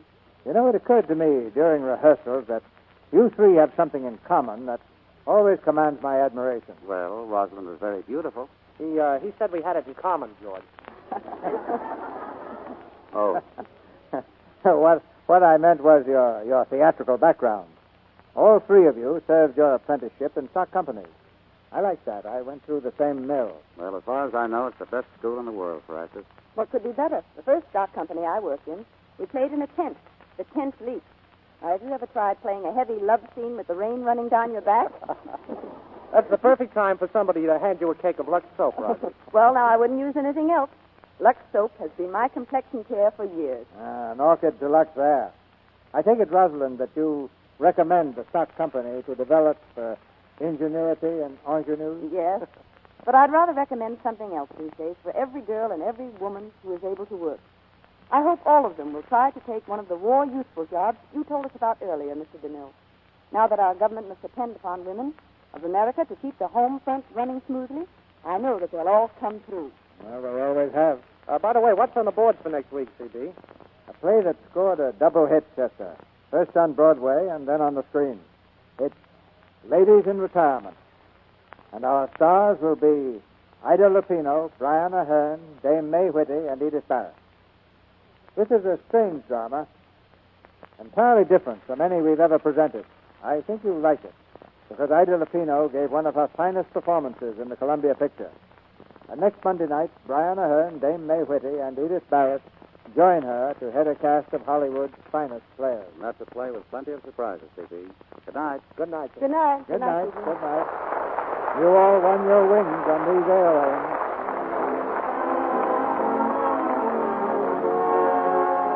Our sponsors, the makers of Lux Toilet Soap, join me in inviting you to be with us again next Monday night when the Lux Radio Theater presents Brian Ahern, Ida Lupino, Dame May Whitty, and Edith Barrett in Ladies in Retirement. This is Cecil B. DeMille saying good night to you from Hollywood.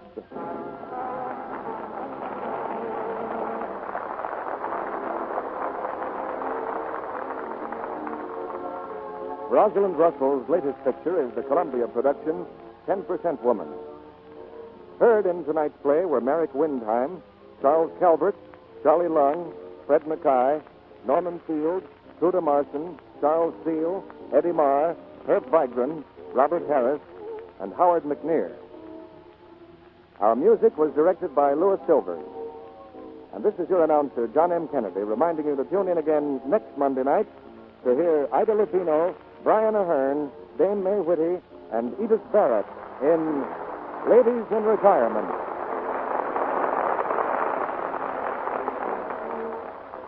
Night Beat is coming up next on Nightly Old Time Radio Shows. Night Beat.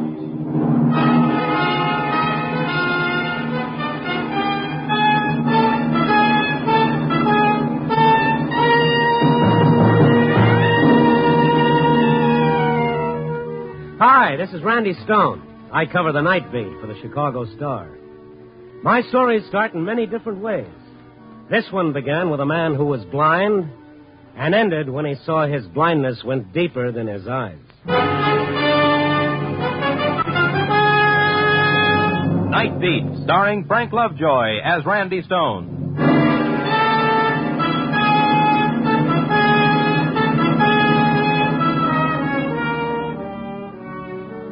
It was after 11 when I turned into that section of North Clark that begins to wake up then.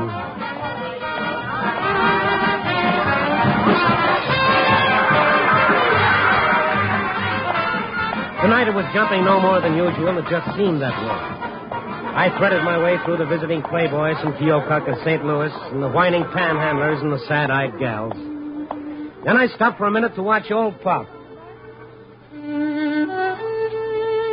There he stood as I'd seen him stand night after night before the little burlesque theater, sawing away at the same old tune and the same old battered fiddle. I walked up to him, listened for a moment, and then... Thank you. Business good tonight, Pop? Randy. Uh-huh. You never missed, do you? Not my regulars. How have you been? Oh, good. You? All right. Business good? Lousy. Well, still early. Midnight shows ought to bring in some tariff. Uh-huh. What's it look like tonight, Randy? Well, I don't have to tell you, Pop. I think you can see more than I can. Yeah, that's the trouble with being blind. It's not what you miss without eyes, but what you do see. I can feel them, Randy. The cheap sports. The ones who drop a penny in my cup. Drop it in from way up because it sounds heavier when it hits. Big shots. The ones who drop $50 when they're with a girl and pass me up when they're alone. Where do I fit in, Pop? You never change. Always a quarter. Night you drop in something else, I'll know something's wrong. Well, show's breaking. Here come the girls. Dancers, they call themselves. Dancers, cheap, Oh, shoddy. careful, Pop. Well, if it ain't Horace Greasy. Greeley. It's Horace Greeley. How are you, Pearl? Feet are killing me. From what? Standing in one spot So and... I should move around? Here, Thank you. for nothing. Ain't seen you in a month of Sundays, Randy. Now, you have to wait your turn. See the show? No, should I have? Nah, new one's moving in tomorrow. Bigger and better. And bearer. When I'm paid to wear more, I'll know I'm washed up. How's it going? Same old grind. Ha, get it? Every night the same lousy joke. So what? Every night you play the same lousy tune. Oh, who asked for hyper? A long time ago, I played better. Yeah, I played fiddle for the Tsar, so comes the revolution. Honest, Pop, you know anything else? Who'd recognize it around here if I did? So where's your hi-hat? Oh, shut up. Now, listen. Cheap burlesque dancer. Hey, wait a minute. Who you calling a You, all of Hey, you. Pop, now, Pop, take it easy. What's the matter with you? Now, let me alone. Just let me alone, that's all. Hey, wait a sec. Well, what's eating on him? He blew up like a boiler. Yeah. He ain't never done that before. And calling me a cheap dancer. Who does he think he is? Plays for nickels and sops himself in cheap wine when he's got the price. Hey, Randy. What? No wonder. He was sober. Yeah, I saw that, too. First time I ever seen him come out from under that cloud. He's sick. Well, maybe there's something else for him. Nah, he'll take his nickels and dimes, buy a bottle, and soak in it. Believe me, there's nothing wrong with Pop that a wet cork won't cure. I don't know. There was something else. Honest, you give me the willies. Okay, Pearl, I'll throw in a cup of coffee. Come on.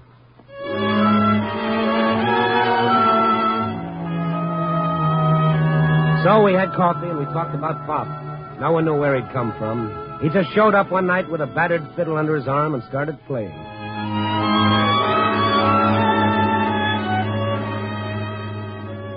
It was a half hour or so after I left Pearl. I moseyed through the street, found myself back at the same place I started, but Pop wasn't there. I told myself he was well in the middle of the pickling process. Nothing to get excited about. He'd show up tomorrow night. But that ever-loving curiosity rang up a tilt inside me. I went hunting. I didn't find Pop. And when I passed an all-night hock shop, something in the window sent me inside. Yes, sir. Yeah, you see something you like? Yeah, that violin in the window. The violin? Oh, sure. You want to see it? Yes, I'd like to. Sure. It ain't often I get a piece like this. No, sir. It ain't often I get a chance to offer something like this. Horowitz himself couldn't want one any better. Yeah, I'll tell him when he gives up the piano. Huh? Yeah. Oh. Where'd you get this? From a collection. It's a fine old violin, maybe 100 years. A few scratches. How much did you give him for it? Give who? The blind man who brought it in. Yeah, how come you know where I got it? Huh? How come? I'd know this violin in 100. Now, come on. How much do you want for it? $20. 15. I paid that. Okay, 20. Give me the receipt. Just take it. Give me the money and take it. The receipt, Buster. I need it for my expense account. You a copper? Why ask that? If you ain't, why you asking all the questions? Why What's bothering you? If you got this violin legitimately, you'll sell it without all this ping-pong. I got it legitimately. Okay, then. The receipt. Neither of us is getting any younger. Well, yeah, I ain't got a receipt. Oh? Why not? Look, the guy comes in. He wants to hock this fiddle. I can't give him no dough on it, not like he wants anyway. So? We make a deal of swap. For what? I'm only telling you this because I don't want no trouble. But he wants a rod, a heater. You let him have a gun? Yeah, but... Was it loaded? Maybe a couple of shells in it, but... Got anything on paper? His address, maybe? No. But you let him have a gun? He was blind. I ain't going to give anybody a rod if they look like they're going out for a heist. I got a legitimate business. What could a blind guy do with a gun? Figure it out. Look, I'm trying to tell you that I'm clean. I tell you I'm clean.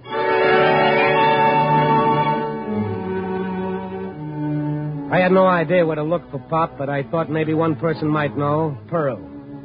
I found her backstage just about ready for our last turn. You like it, boys? Come on, boys.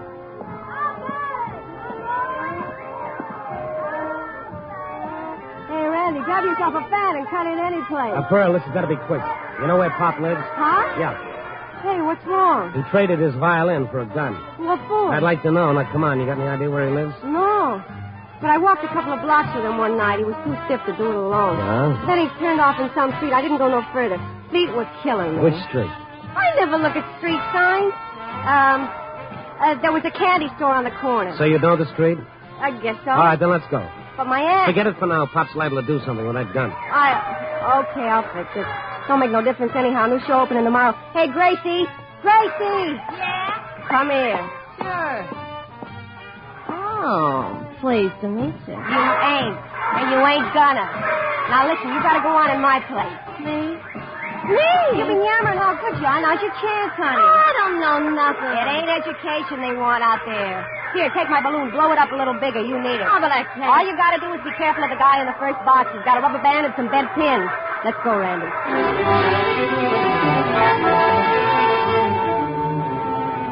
We tore out of the theater before she had much more than just time to throw on a coat. I'll say this for Pearl.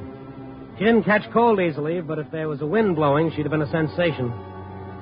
Anyway, she found the street and a few questions and answers sent us to what is politely known as a theatrical boarding house. And then outside Pop's door... Bust it in, Randy. Pop! Hey, Pop, it's Randy. Open up. Bust it in. Okay, look out. Wait. Pop. Are you all right? Yes, I'm all right. What do you want? Oh, we're coming in, Pop. No. We're coming in. Yo, Sponge, what's the idea of throwing a scare in Wait a there? minute, take it easy, Pearl. All right, let's have the gun, Pop. There it is, Randy. Give it to me. You look better in a fiddle. Crying Jack, that's what it is, a crying Jack. No, he's sober. And for this, I let Gracie do my act. I'm ruined. Get out of here, both of you. Leave me alone. Just a minute. Randy, don't point that. You couldn't fire this in a million years. The firing pin's filed off. He cheated me. No wonder he let you have it. Okay, Pop, what's the idea? I thought I could kill myself. Okay, you thought you could kill yourself. Why? I wanted to stop living this way. I wanted to stop lying to myself. So all of a sudden you don't like the way you've been living? Shut up. Okay. I'm sorry. Pop, you want to talk about it? Well, he already did. He already said No. That's not the whole story. You know, don't you, Randy? I know there's something else. What is it? Yes, there is. There's 9 years of lies and cheating. 9 years of running away from something I want to face but can't. Tonight, I want to stop it. Stop what? Stop the whole thing from coming down. Coming down and killing me. And her.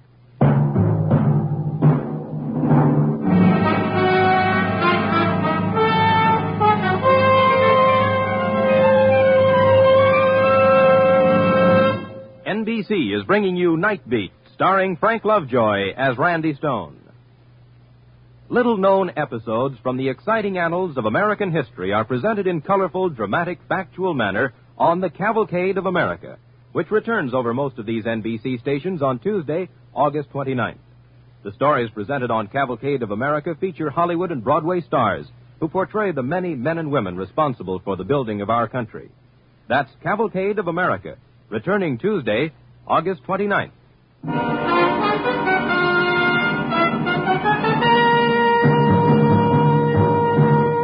And now, back to Night Beat and Randy Stone. For a moment after Pop said that, he stared into space. His sightless eyes seemed to be seeing something neither Pearl nor I could sense. And then... Over on the dresser, Randy. Picture, face down. get it. Okay. You mean this one of a girl? Yes, bring it here. Gee, nice. Here, Pop. I haven't seen it in 5 years. Since my eyes. She's a beautiful girl, Pop. Hey, that's Vicky, my daughter. This classy-looking dame? Yes. You know, I've seen her someplace. She's famous. What about it, Pop? I'm a great old man for a kid like that. Busted, broken down, blind, playing for nickels and dimes. Look, if she's the right kind, what difference does it make what you did? I lied to her. For 9 years, I've lied. Well, what about? And when did it start? Well, when she was a kid. I was playing in a vaudeville house. She was going to school. That and learning to dance. And her mother? Left. Ran out. But I didn't care. I had Vicky. On days when I didn't have to be at the theater, we had big dreams. Great big dreams. I'd play for her. She'd dance.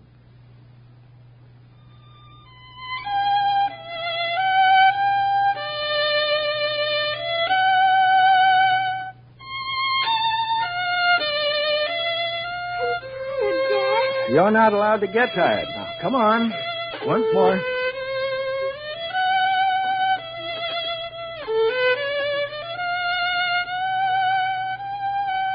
Too fast. Just right, Vicky.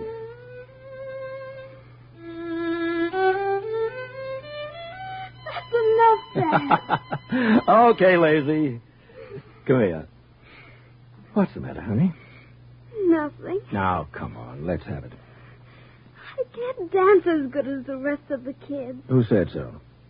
Me? What's your teacher say? Nothing. What do you want her to do? Hang flowers on you? Now, listen. Listen. What do we always say? We'll go all over the world together. That's right. And you'll be the greatest ballerina in the world. I'll lead the orchestra for Vicky. France, Italy, England. Great big oysters full of pearls. You wouldn't let me down now, would you, honey? I don't want to. Besides, we've always got each other, Vicky. No matter what happens, we've always got each other. I don't ever want to leave you. You won't, honey. Never. Now, come on. Let's try it again.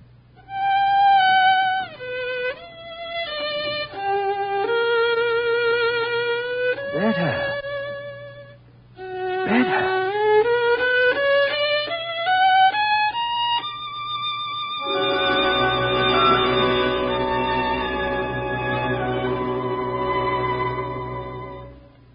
Yeah, she got where I said she would, Randy. Famous. But you, what happened between the two of you? Things got bad. I had to take a job with a cheap band. Traveled. I kept her in school, and then... Go on, Pop. Then? I hit a grease toboggan. Bottoms up, huh? Yeah. In my eyes. But I kept writing to her, telling her I was doing all right. I sent her money, all I could. I lied to her. Told her I was playing with a big orchestra. 1,000 times I tried to pull myself together. I didn't. Where is she now? Coming here. To Chicago.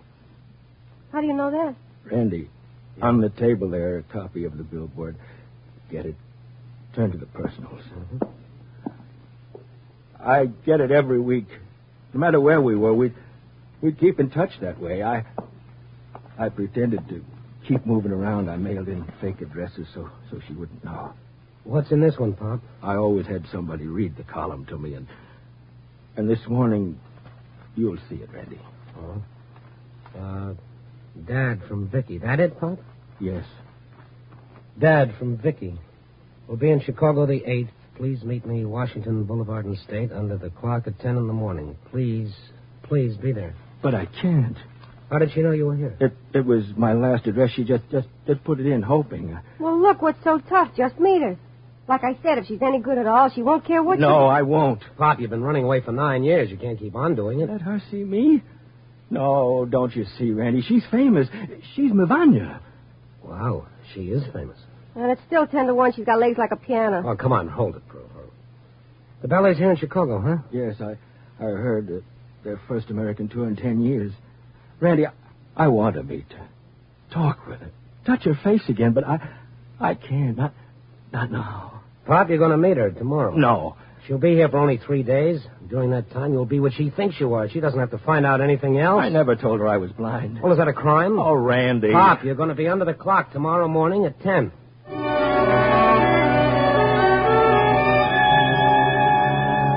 It was easy to say, just like that. But I wondered what would happen. Playing with other people's lives is like splitting an atom and including yourself in the chain reaction. But I wanted Pop to meet Vicky. I stayed with him that night, got him into a clean press suit, made him shave and stay out of striking distance of anything that looked like a bottle. And then it was 10 in the morning.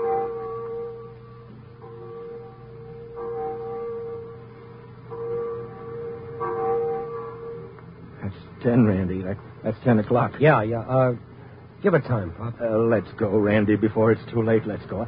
Take me away from here. You look all right. There's nothing to be ashamed of. She's bound to find out. Not from me or you.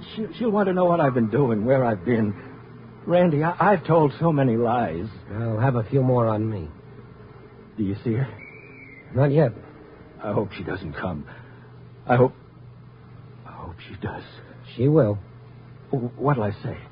Randy, tell me what to say. You'll know, Pop. Nobody will have to tell you. Now stand still. Take it easy. Help me.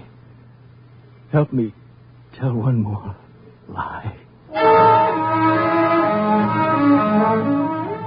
He didn't have to tell one more. Vicky didn't show up. Not at 10, not at 10:30, or not at 12 when we finally left the corner. I didn't want to leave Pop alone, so I took him to my apartment. I left him there in the lobby with the clerk keeping an eye on him while I went calling. Calling on a lady named Vanya. My press card works magic, especially backstage. I got in to see him, Vanya, all right. It is so charming, Monsieur Stone. Yes, of course, charming. I expected to meet you earlier. Oh, so? I'm glad you did not. I'm afraid I do not look my best before noon or later. Maybe that's why you didn't show up. Pardon? Show up? Hello, Vicky. You called me what? Just Vicky, for the present. I may think of something else later. I do not understand. Look, baby, I got a hunch you were there this morning. You saw him and decided not to stop. Is that it? Well, if this is a joke, Monsieur Stone, I do not appreciate it. Oh, please, let's stop the polite tennis. But you're insane. How it is tennis? He was blind. You saw that. He wasn't what you expected after all these years. Or maybe, and I'm giving you the benefit of the doubt, maybe you didn't recognize him. You will please to excuse me one moment. Igor, please come here. You would like maybe a drink? No, thank you. Look, Vicky, you can drop the Iron Curtain disguise. You see, Oh, Igor, please come in. A pleasure. Igor, this man is crazy. He says he's from a newspaper. Oh, that is very nice. And who are you? I am the ballet master. What else?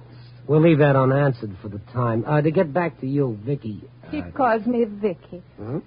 Why? Well, that's her name. Now, look, don't give me any more of this now. Yes? Well, you're a brunette. A little gray, perhaps, but understand. Wait a minute. Let me get a closer look. Igor, keep him away. I will go for help. No, never mind. You're not Vicky, are you? Please, Monsieur, I am Mivanya. Ludmila Mivanya Krochenko. One of those is enough. Okay, I'm sorry. It's all a mistake. I thought you were someone else. But that is impossible. I know. I apologize again. I made a very bad mistake. Please forgive me. Oh, it is nothing. Please do come again. Sure. Invite some fawns over. We'll spend another afternoon. She wasn't Vicky, but she was Mivanya. I felt a little like the guy who opened the wrong door in a Turkish bath. I hurried back to Pop, took him up to my apartment, sat him down, and told him what had happened. I'm not lying, Randy. I'm not. I saw Vicky's picture. I saw Mivanya. At first, a guy could make a mistake, but not with a good second look. Randy, I swear to you. Oh, come on, Pop. Give it to me straight. What's the deal? Why should I make up such a story? That's what I'd like to know. Brother, I bid. Hook, line, and sinker. I took the bait. Why'd you throw it? For the last time, Randy, I didn't lie to you. A gun with no firing pin, a fine, long story about a daughter. Great build-up. I'm going, Randy. Okay, Pop, go ahead. You still think I... Excuse me, won't you? Yeah. Oh, Pearl. Oh, sure. We were there. We had a... What's that? Oh, now, look, honey, if you... Give me that again. Now, hold on a minute. Pop! What? Pop! What? Sit down. Wait a minute. I'm going. You're going to sit down and you're going to wait. Now, come on. Oh, what's the matter, Randy? Is that... No. Okay, Pearl. Give me the rest. Yeah? What's the address? I got it. Now, look. I'm going to bring Pop to you. Hold on to him like a mink coat. Don't let him out of your sight, and then I'm going to go to that address.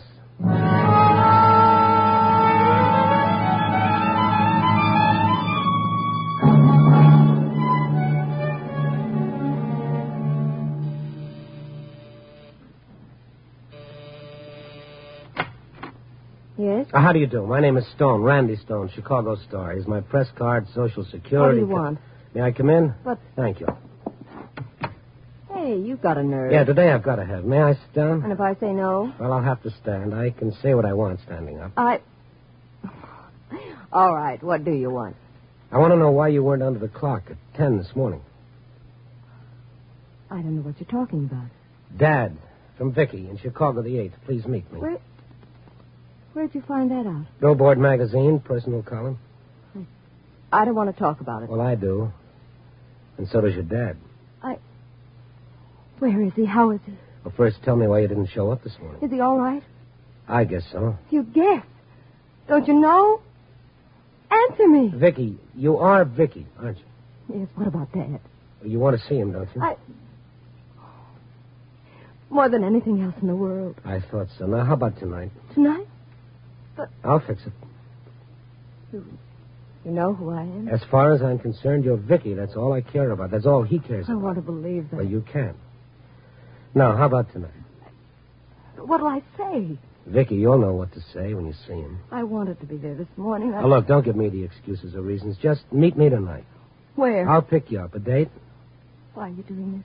Human interest stuff. Let it go at that, huh? But... Tonight, and Vicky. What? Maybe you'll be a little shocked. I will?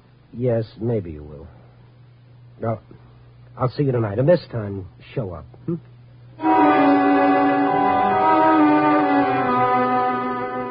I stayed with Pop all the rest of the day. I had a story now, right up to the final paragraph. What the tag would be, I didn't know. I wouldn't know until that night. All depended on how things turned out, and I wasn't at all sure. When you play Mr. Fix-It with people's lives and emotions, you're cooking up a surprise party. Anyway, I had to try it. And so that night... Randy, what are you doing? Now, take it easy, Pop. Everything will be all right.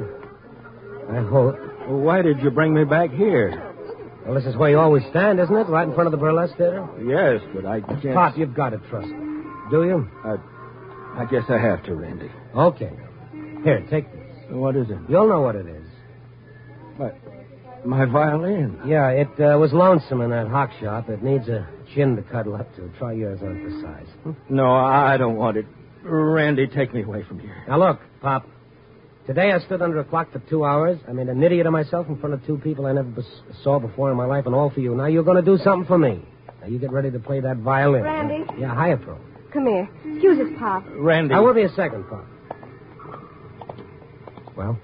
Yeah. It's all set. Good. How long? Just a few seconds. Randy? What? You got your fingers crossed? All 12 of them. Run for your lives, boys. The dam is burst. Here they come, the gals of the chorus. 8 luscious beauties. Count 'em, boys. 8. All right, stand over there. Randy. Randy. Yeah, I'm right here, Pop. I'm right next to you. Now, listen. Remember that piece you used to play for Vicky when she was a kid, learning to dance? This one? That's it. Play it, Pop, huh? Now? Why? Oh, Pop, play it. Now, go on. But... Play it. Play it for me, huh, Pop?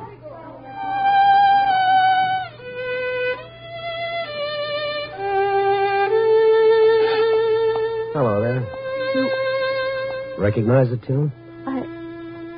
Oh, no. Yeah. Randy, who's that? Ask her. No, it's... Dad. Vicky. Oh, Dad. Yes, Pop. Vicky. Here. No. Yeah. Here, Pop. She's a big star, all right, but not quite in the same line you figured. But it's still dancing. Dad, forgive me. I've been wanting to write to tell you, but I've been lying all these years. I pretended You that lied. You pretended. I was tired of lying, running away. I knew you'd find out I wasn't with the ballet when it came over here. But I'm not ashamed. I'm not dead. You're not? Why should she be, Pop? Now, how about you? Vicky, my baby. Pearl. Huh? Come on. Oh, we waited for this. We didn't wait 9 years, Pearl. Come on. Yeah. Okay. See you later, Pop. He didn't even hear you. Come on. Worked, didn't it? Could have gone haywire. Oh, I don't know. The odds were with us. Yeah.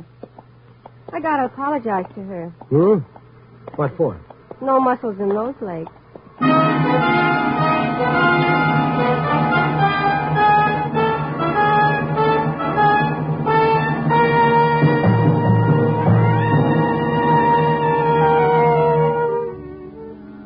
So there's the finish. It's funny.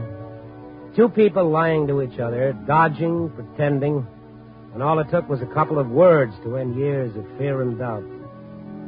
Well, it just goes to show you. Blood's thicker than water, and pride is a lot thinner than love. Copy, boy.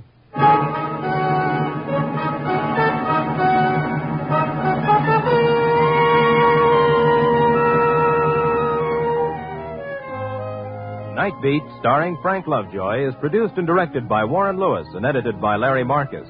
Tonight's story was written by Russell Hughes with music by Frank Worth. The part of Pop was played by Charles Seal. Others in tonight's cast were Lou Krugman, Charlotte Lawrence, Betty Moran, Veronica Pataki, and Ann Whitfield. Frank Lovejoy will next be seen in Milton Sperling's production, 3 Secrets, released by Warner Brothers. Listen next week at this time and every week as Randy Stone searches through the city for the strange stories waiting for him in the darkness.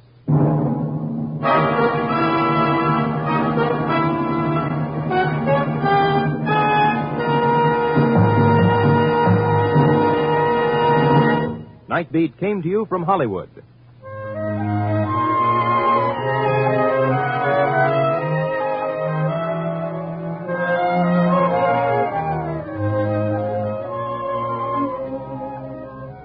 Programs, get your programs here. More action-packed adventure mystery programs are yours for the listening Wednesday night on NBC. Hear The Falcon, Mr. District Attorney, The Big Story, Dick Powell as Richard Diamond, and Brian Donlevy in Dangerous Assignment.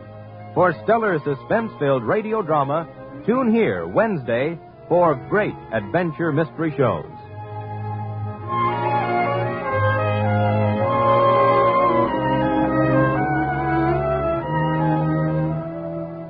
Stay tuned for the first piano quartet on NBC.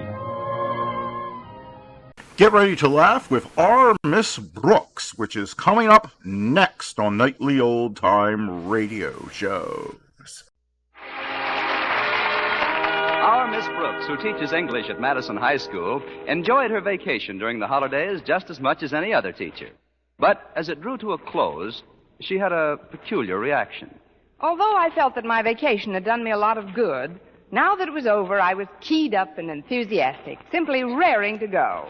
Raring to go on another 2 weeks' vacation. Meanwhile, I went about the business of getting used to working again and spent the past week noticing conditions which hadn't seemed so deplorable during the hustle and bustle of holiday time at the school. I was telling my landlady, Mrs. Davis, about them while we were having breakfast Friday morning. Let me pour you a cup of this coffee, Connie. It's Rio de Janeiro style. I just got the recipe. Rio de Janeiro style? Yes. I mashed up a few Brazil nuts and mixed them with the coffee grounds. That's one reason why the blonde hair of a Brazilian is so outstanding. But, Mrs. Davis, very few Brazilians have blonde hair. That's another reason it's so outstanding. But I'm afraid I've interrupted something you started to say to me, Connie. Oh, it wasn't very important. I had just said that I really shouldn't do that. It's a habit I picked up from my brother Victor. He's terribly absent-minded. I thought your sister Angela was the absent-minded one in the family. Angela? Yes, that's what you told me. What did I tell you? That she was very absent-minded. Who? Your brother, Victor. Now, how did you know that? You've never even met Victor. But he is confused sometimes, poor dear. Why, you could be talking about something to Victor and he'd seem as interested as could be in the conversation. But then if you just looked away for a moment, it could be right in the middle of a sentence that... Yes, Mrs. Davis? Mrs. Davis? Yoo-hoo, Mrs. Davis. Oh, good morning, Connie. I was just looking for the cat out in the kitchen. She hasn't touched her milk. What do you hear from Victor? Victor? Oh, my brother. Oh, he's fine, thank you, dear. He calls me quite regularly. My sister Angela's the one that worries me. She's the absent-minded member of the family. But I keep feeling that I disrupted your train of thought. Did I, Connie? There's not a car left on the tracks but the caboose. I was merely telling you, Mrs. Davis, that I never realized how bad conditions were at school until this cold spell set in. Why, my classroom is so drafty that half my pupils can't answer questions because their teeth are chattering. That must be awful. Young people have such loud teeth. Yes, sometimes my room sounds like a dice game on a tin roof. Have you talked to the principal about it? Not yet, but I'm going to today. He's just got to get the Board of Education to allot us a bigger budget for coal. Well, I wish you luck, dear. Is Walter Denton picking you up this morning? Yes, Mrs. Davis. Oh, good. Connie, I'd like to apologize again for interrupting you before. As I say, I've been a little worried about my eccentric brother, Victor. Before you go, though... Yes? Goodbye, Connie. Goodbye, Mrs. Davis. And by the way, Mrs. Davis... Yes, Connie. Yes, Connie, Why, she's gone. Poor thing. She's been under a terrible strain lately.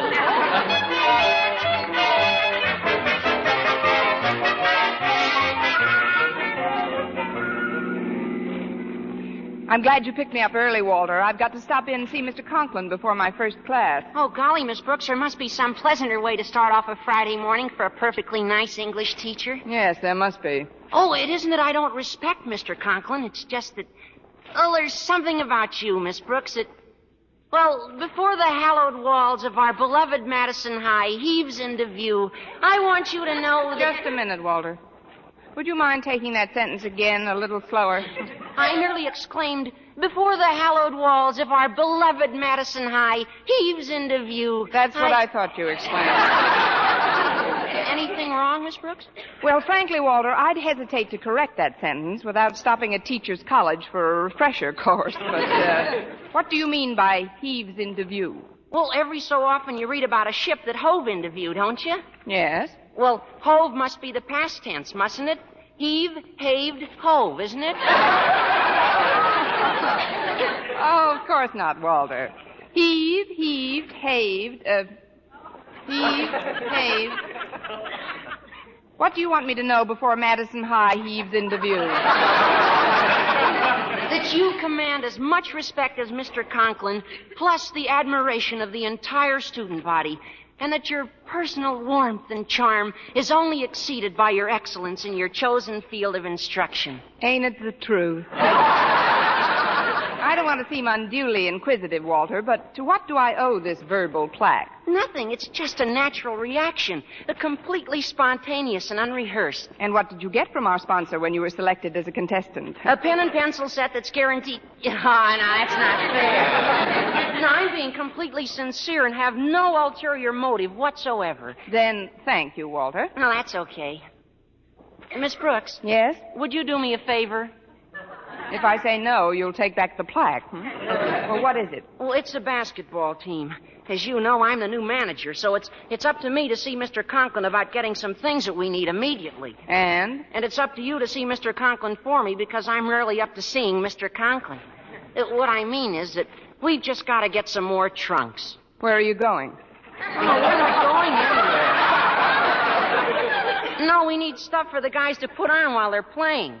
You see, right now, every time we send in a substitute, he has to take a blanket along with him and change trunks with the fella he's replacing.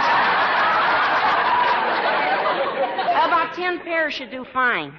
10 pairs? Why don't you just get a larger blanket? Oh, no, No, this is serious, Miss Brooks. Oh, another thing you've got to talk to Mr. Conklin about for me is the temperature in the gym. It's so cold in there, a good humor man has to referee the game. Of course, I'm exaggerating, Miss Brooks. I know, Walter, but, A, just what do you want me to ask Mr. Conklin? And B, why should it be me instead of you? Well, A, to requisition $100 worth of equipment for the basketball team from the school board, and B, because you're older and carry more weight. And C, if we were driving in my car, you'd be walking by now. Well, you don't understand, Miss Brooks. I'm not trying to shirk my duties, but, well, this is a legitimate beef. Let me put it this way. In the stockyards, when they want the sheep to run a certain way, they don't send a little lamb out to guide them. They send an old goat.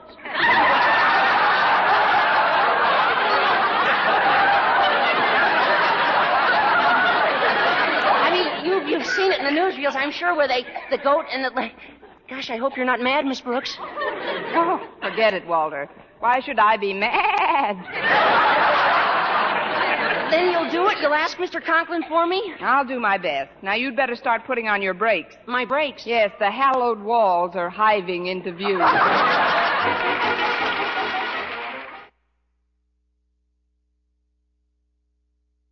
Ladies, regardless of age, skin type, or previous beauty care, doctors prove you, too, may win a lovelier complexion with Palmolive soap. But to win this lovelier complexion, the kind men admire and women envy, you must stop improper cleansing. Instead, use Palmolive soap the way doctors advised. Remember, 36 doctors, leading skin specialists, advised 1,285 women, many with complexion problems, to use Palmolive this way. Some have dry skin, some oily, some coarse-looking. Using Palmolive soap alone, 2 out of 3 won lovelier complexions. Now, here's what the doctors advise. Wash your face with Palmolive soap. Massaging for 1 minute with Palmolive's soft lather. This cleansing massage brings your skin Palmolive's full beautifying effect. Rinse. Do this 3 times a day for 14 days. It's that simple. But doctors have proved this way, using nothing but Palmolive, really works. So forget other beauty care. Use Palmolive soap alone for a lovelier complexion. For loveliness all over, use big, thrifty bath-size Palmolive in your tub or shower. Well, here we are at school, Miss Brooks. If you will kindly disembark, I'll find a place to park and then return for a joust with the forces of education. If I was a gambler, Walter, I'd bet on you to place. Oh, there's Harriet Conklin. I think I'll ask her what kind of a mood her father's in. Okay, Miss Brooks. I'll see you later.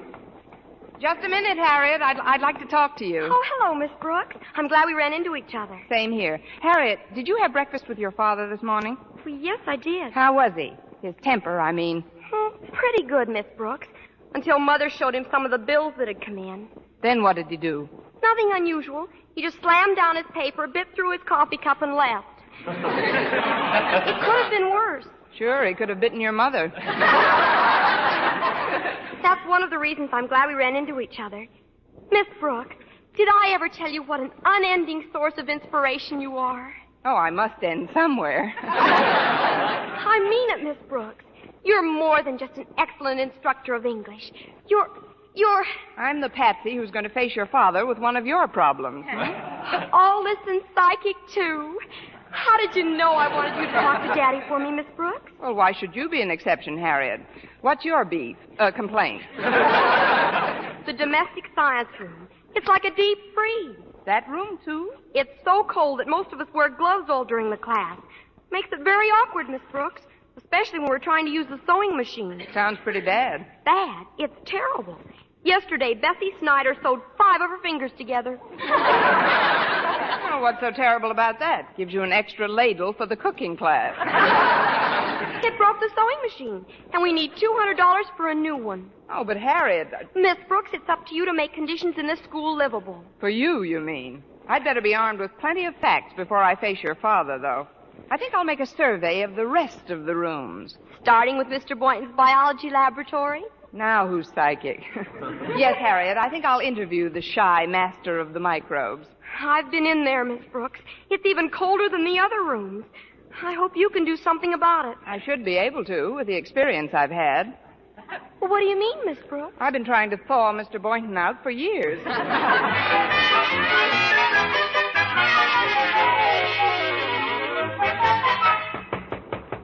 Come in.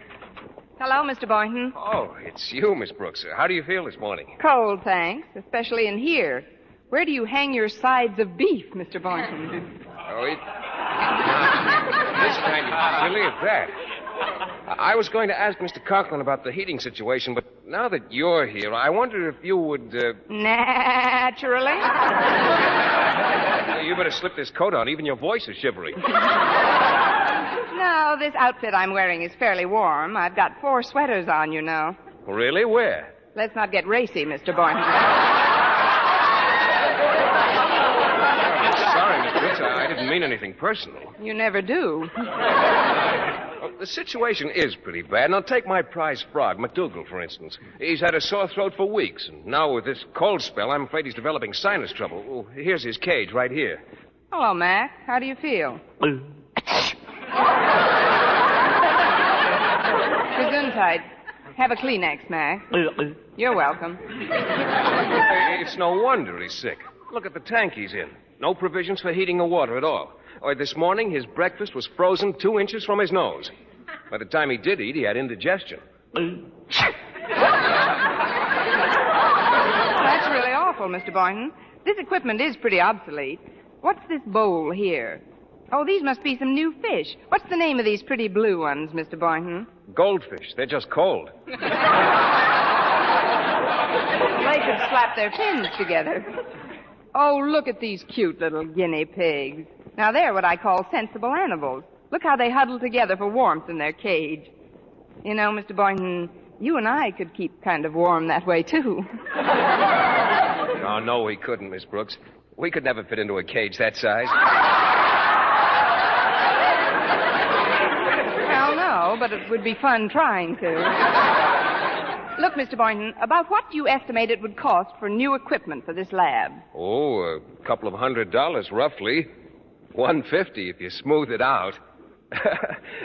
That's a sort of a joke, Miss Brooks. First I said roughly, and then $150 if you smooth it out.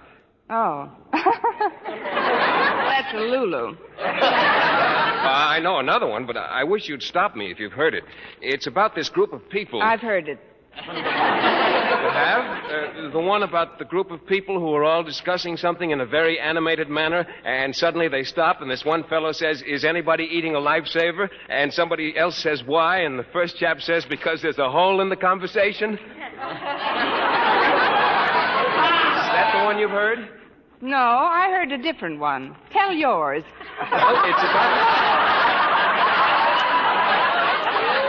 I just did tell it, Miss Brooks. Oh, so you did, Mr. Boynton, and a little beauty it was, too. But I better get ready for my first class now. I'll see Mr. Conklin at the beginning of lunch period. Well, it's awfully nice of you to do this, Miss Brooks. Will you have lunch with me afterwards? Oh, I'd love to, Mr. Boynton. And, Miss Brooks, please don't even bring your purse with you. It only embarrasses me when you try to pay your own check in the cafeteria. All right, Mr. Boynton. I'll leave my bag in my desk. Fine. When I see you to your room, I can pick up what you owe me.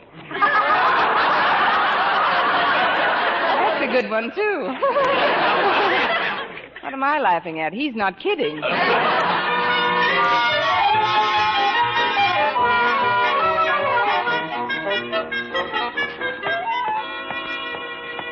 Let's see this list now. Weather stripping for my room, $50. Basketball team equipment, $100. New sewing machine, about $200. And biology lab equipment, $150. Total, $500. Of course, that's without the additional coal we'll have to get. Well, here goes. Come in. Hello, Mr. Conklin. I just wanted to Sit down a moment, Miss Brooks. I'm speaking on the phone. Yes, sir. So you see, Miss Stanhope, this senseless extravagance has got to stop. Why, do you realize that your art class used up 3 more drawing pencils this month than last? What do you think the school board is made of? Money? What? How can you cut down? Tell the students not to sharpen them so often. And remember, Miss Stanhope, it isn't the 50 cents involved that's important. It's the money. Get on the ball and let's start cutting down expenses around here. Good day. Now, what do you want? Happy New Year, Mr. Conklin. I just happened to be passing your office, and I thought I'd stop in and say hello. Hello. Now, if you'll excuse me, I was just going to lunch. But, Mr. Conklin, you don't want to go up to that drafty cafeteria. What do you mean, drafty? Oh, it is. It's almost as bad as the schoolrooms. What? And the gym and the biology laboratory and the domestic science room, in which your own daughter Harriet is at this very moment shivering and shaking while she sews her gloved fingers together on the sewing machine which Bessie Snyder broke. There, I said it, and I'm glad. If you're angling for another vacation, Miss Brooks, the answer is no. Now compose yourself and talk like a rational human being. Well, it's like this, Mr. Conklin. If we could get a larger appropriation from the school... A larger appropriation? Miss Brooks, let me tell you what I was planning when you so fortuitously entered my office. I was planning on a general revision of expenses, an economy wave the likes of which this school has never seen. For example, you will in the future direct your pupils to use half as much chalk. You mean no more capital letters? Exactly. And this building, it's kept like a hothouse. I intend to cut way down on the supply of coal we're wasting. Wasting? But... Don't butt me, young woman. Oh, I can't help it. I'm the goat that was picked for the job. That is, it's not a question of a lot of money, Mr. Conklin. And the temperature of the school is very important. It certainly is. And I find it extremely comfortable for the most part. But why are you wearing your overcoat? It's just a silly quirk of mine, Mr. Conklin. I'm trying to break up an ice jam in my arteries. Oh, nonsense. And take off those gloves. And I wish you'd stop smoking while you're talking to me. I'm not smoking. I'm just breathing. Well, cut it out. That's the trouble with people nowadays. They're all mollycoddles, softies. Why, when I think of our forefathers at Valley Forge, dragging cannons through the snow with their feet wrapped in rags, it's enough to make my blood boil. Well, it wouldn't boil in my room. Look, Mr. Conklin, if you don't care about people, think of the poor little animals in Mr. Boynton's laboratory. What's wrong with them? The white mice can't run around on the treadmill without snowshoes. McDougal doesn't know whether to croak, sneeze, or hiccup. So he does all three, and it's pretty depressing.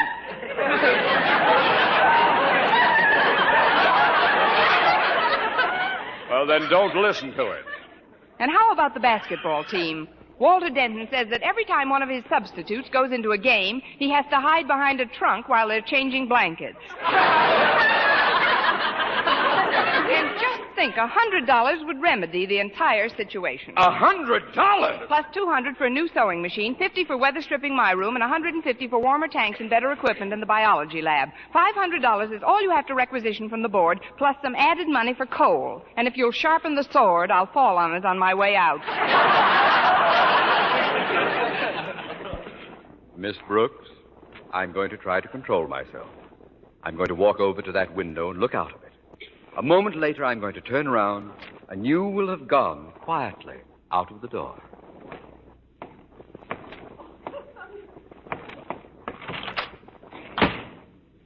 That's better. $500 indeed. Plus coal. Get out!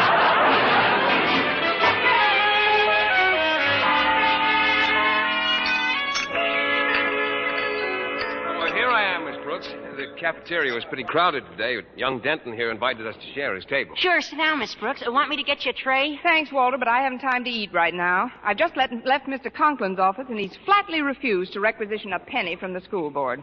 But the temperature, my animals, McDougal's toes are frostbitten now. And how about my basketball team? We got a very important home game on tomorrow night, and that gym is just icy. Oh, we got to do something, Miss Brooks. We just got to get some more coal into this building.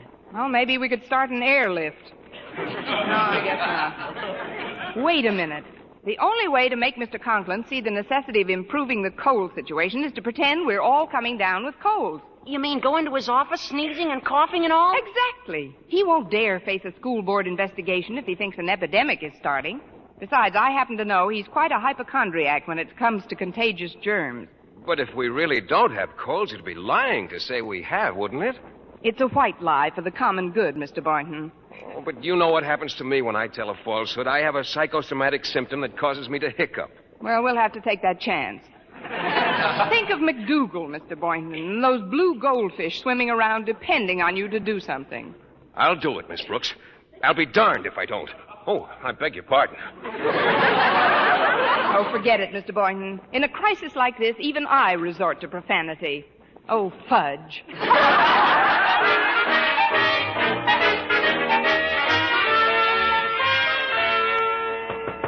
Come in. Mr. Conklin, I got a bad cold. What? It's in by Doze and Ed, mostly. Turn around, Boynton. Don't you know those germs travel? How long have you had this cold? Oh, for a long time. Achoo! You caught something from that wretched frog of yours. Now go take some aspirin, go home early, do something, but get out of this office at once. But, Mr. Conklin, if my laboratory was a little bit warmer... I'll talk to you after you've recovered, Boynton. Fine, Mr. Conklin. Thank you, sir. Achoo! Better open the window and clear the air in this room. That's better.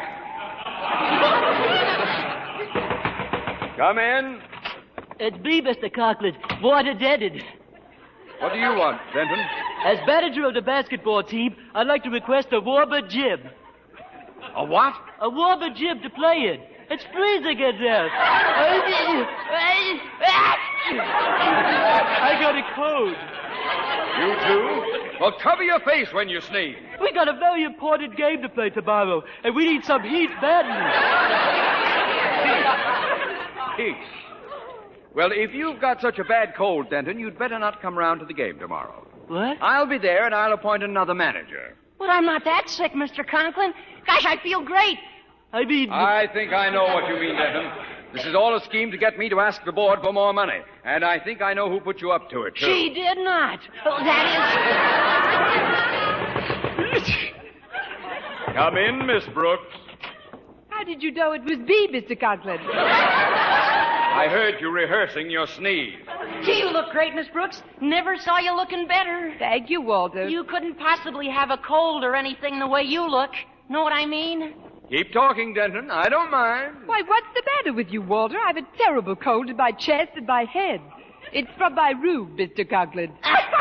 Mr. Conklin, if that is the scream, you sure do a funny imitation of a person with a cold, Miss Brooks. What do you mean, imitation? Sure. Everybody knows you're just fooling. Among my own pupils. A stool pigeon. I knew this was all a plot, Miss Brooks, and I'm ashamed of you. Why, just because there's a little fresh air circulating through the school. Good fresh air, you throw a fit. Our forefathers should see you now. Those men at Valley Forge dragging the cannon through the snow with rags tied around their feet. Why, when I think of those...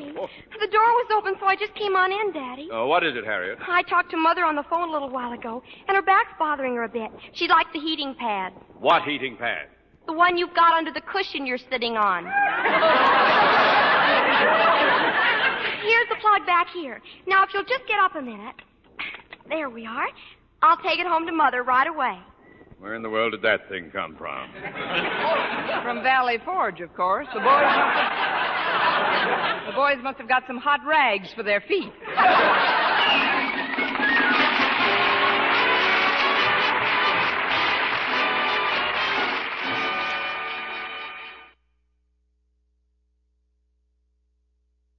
Well, Mr. Conklin recommended the necessary expenditures to the school board and personally ordered some coal immediately.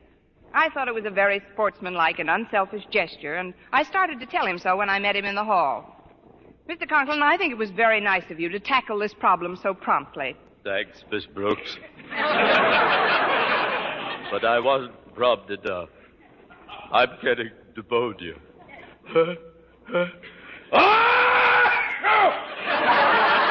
Oh, what's the difference, Mr. Conklin? As long as you've got your health.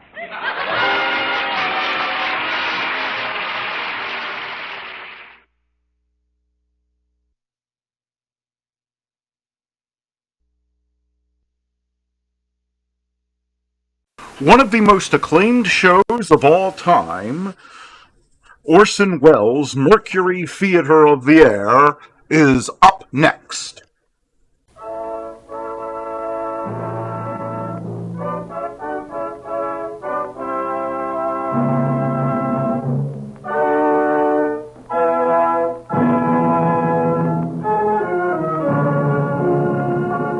The makers of Campbell's Soup presents The Campbell Playhouse. Orson Welles, producer.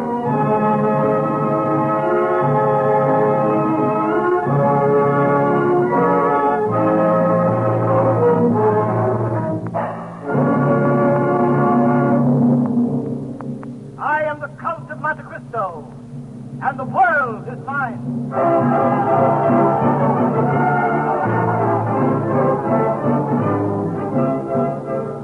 Ladies and gentlemen, the Campbell Playhouse brings you those famous lines again.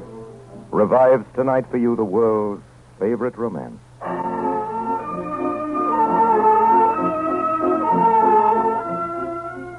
This is Orson Welles, speaking to you only after a low bow to the memory of Henry Miller and James O'Neill and all the rest of his betters who've played the wonderful, mysterious gentleman from Corsica before him. Of the author, of Alexander Dumas, who wrote Monte Cristo, there is no reasonable explanation. Dumas was a rich man. We note with interest that he went bankrupt in the theater. He was a revolutionary. His grandfather was a marquis. His grandmother was a negress. He was born as Napoleon became emperor. He died in poverty as the Germans marched into France. He wrote The Count of Monte Cristo as a newspaper serial. And shortly after the last installment, a ball and a bullfight were organized for him in Seville, and finally, in Algiers, the customs man let his baggage through without examination. Such things don't and can't happen today. But then neither does Alexander Dumas himself the wildest romance of a man who could and did openly maintain at 70 numerous establishments and a literary factory as well, whose quantitative output is equaled in the arts only by the fabulous studio of Rubens. There's a good story about what Dumas père told Dumas fils. Father, said the inventor of Camille, I have just read your latest book. Have you, my son, said Dumas père.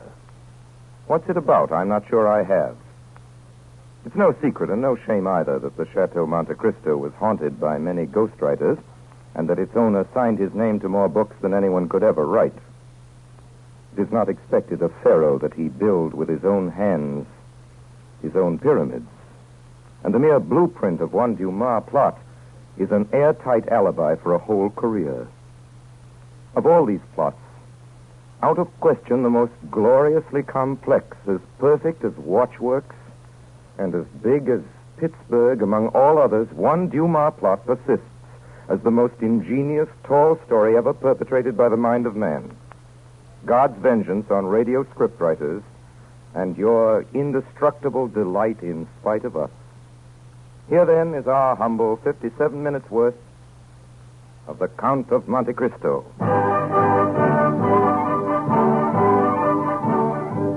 And just before we begin tonight's story, I want to confer the freedom of the microphone upon Ernest Chappell. Thank you, Mr. Wells. Ladies and gentlemen, just the other day I sat down in the dining car of a train. I glanced around the tables near me to see what others were having for dinner. Perhaps you've done the same thing now and then because it sort of gives you an idea, doesn't it? Well, of 16 men and women whose plates I saw there in the diner, 10 were eating chicken. And I found my pencil writing on the order card.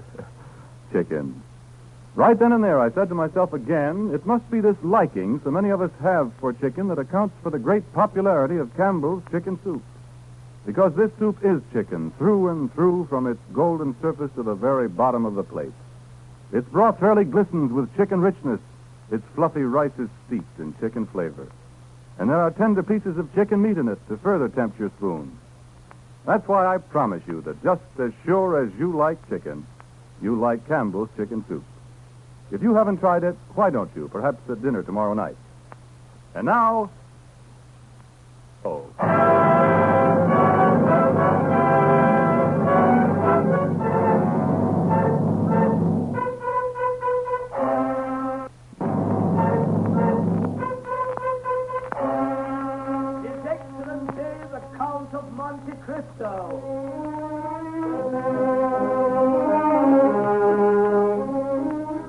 Mercedes. Yes, Fernand? May I present the most talked of man in Paris, the Count of Monte Cristo, the Baroness Montiego. I am deeply honored. Count of Monte Cristo. What is it, Mercedes? Are you ill? No. It's nothing, Fernand. Perhaps the heat of this room. It's very kind of the Count to come here tonight. Will you give me your arm, Count Monte Cristo? I am honored, madame. Is it true, Count, what everyone is saying about you in Paris? What are they saying, madame? That you have seen so much, traveled so far, suffered so deeply. I have suffered deeply, madame. Now are you happy? No doubt, since no one hears me complain.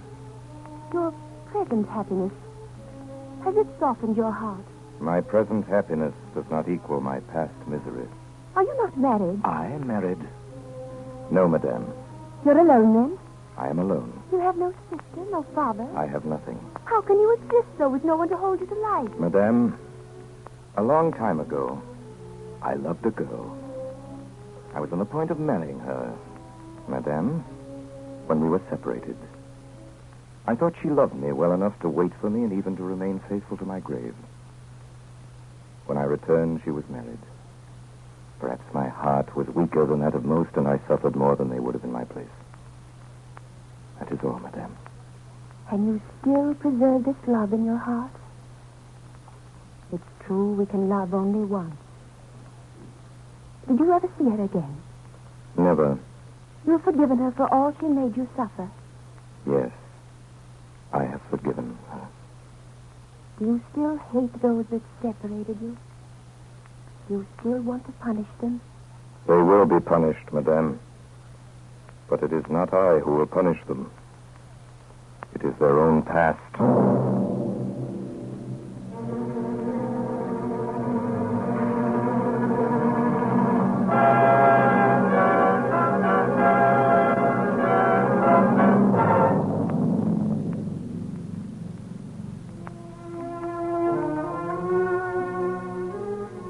Rarely has European society been more intrigued than it was the winter of 1834, when the mysterious Count de Monte Cristo appeared in the city of Paris.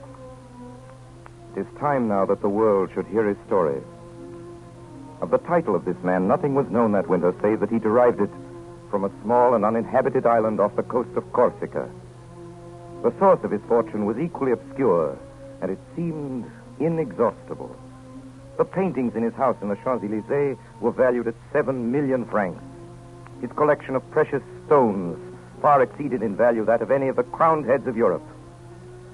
Yet it was not his wealth alone that made him remarkable. At a dinner party that winter, a woman was heard to say that the Count of Monte Cristo had the look of a man who had been enclosed for a long time in a tomb. I heard her say it. For long years in solitary confinement sharpened the hearing. The look of a man, she said, who has been enclosed for a long time in a tomb. No man but I could know how truly the lady had spoken. If to live in darkness for 20 years, in darkness and silence, underground and alone, if this is to dwell in a tomb, then the Count of Monte Cristo had dwelt in a tomb. I alone can speak of these things, for I alone know the true name of the Count of Monte Cristo. It is mine. It is Edmond Dantes.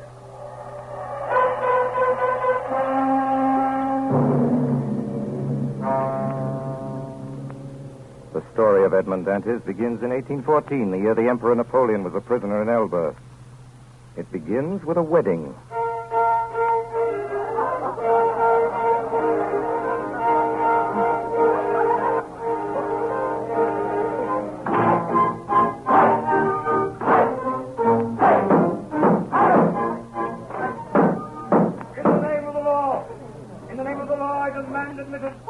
What's he saying?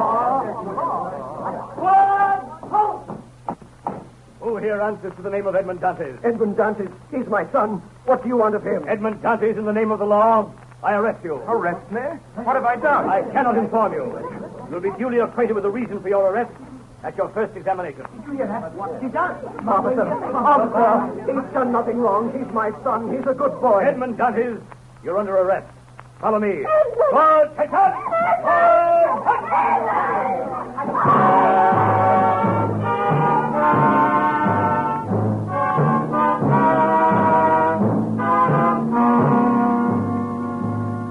What is your name? Are you the king's prosecutor, sir? Yes. My name is Edmond Dantes. You will kindly give me all the information in your power. You have served under the usurper Napoleon? No, sir. Edmund Dantes, it is reported that your political opinions are extreme. My political opinions? Alas, I never had any opinions. I'm hardly 20, sir. I was to be married today. What do you make of this? It is the letter, Monsieur Dantes. Well, read it. The King's prosecutor is hereby informed by friends of the throne and religion that one Edmund Dantes, mate of the ship Ferro, arrived this morning from Smyrna, having touched at Naples and the Isle of Elba. He has been entrusted by the usurper Napoleon with a letter to the Bonapartist Committee in Paris. This letter will be found on his person, or at his father's, or in his cabin aboard the Pharaoh. Oh, sorry, sir, I don't understand it. You know the writing? No, sir. Well, whoever wrote it writes well. Have you any enemies? Not that I know of, sir. Now, answer me frankly. Not as a prisoner to a judge, but as one man to another. Is there any truth in this accusation? No, sir. I swear by my honor as a sailor, Go on, go on. The day after we left Naples, when my captain lay dying, he gave me a package to be delivered on the island of Elba. What did you do with it? What should I have done? What every man would have done in my place. I sailed for the island of Elba. I delivered the packet and was given in return a letter to be delivered to a man here in Marseille. I did exactly what my captain told me to do, sir. I landed here yesterday. That's all, sir. I see. Well, it sounds like the truth. Now, you give up this letter you brought from Elba and give me your word that you will appear if you're called, and you may go back to your friends. I'm free then, sir. Yes, but first give me the letter. Here you are, sir. Very well. By the way, to whom were you to deliver this letter? To Francois Noirtier, the Francois Noirtier? Yes, sir. Why? You know this man? A faithful servant of the king does not know conspirators. Have you shown this letter to anyone? To no one, sir, on my honor. No. No one knows that you are the bearer of a letter from the Isle of Elba, addressed to Francois Noirtier? Nobody, sir, except the one person who gave it to me. Why, sir? What's the matter, sir? You give me your word of honor that you are ignorant of the contents of this letter? My word of honor, sir, but what's the matter? You're ill, sir. Can I help you? No, stay where you are, Edmund Dantes. For me to give orders, not you. I am sorry. I am no longer able, as I had hoped, to restore you to liberty. Before doing so, there are formalities to be gone through. Sir. I will try to make them as short as possible. Now, the principal charge against you, as you know, is this letter. You see what I do with it. You see, I destroy it. Now I confine it to the flames. For your goodness itself. Now then, do you trust me? Order me, sir, and I will obey. Hey, listen. This is not an order, but advice that I give you. Yes, monsieur. I shall keep you until this evening, here, in the Palais de Justice. Yes, sir. Should anyone else question you, do not breathe a word of this letter. I promise. You see, the letter is destroyed. You and I alone know of its existence. So if they question you about it, deny all knowledge of it. I will, sir. It was the only letter you had? Yes, it was. I swear it. I swear it. Good. Now then, not a word to anyone, remember. Yes, sir. Your Honor. You will take this man to the guard room and hold him there. He is to see nobody, you understand? Nobody. Yes, sir. Follow this officer, Monsieur Dantes. Later, I will give him his orders.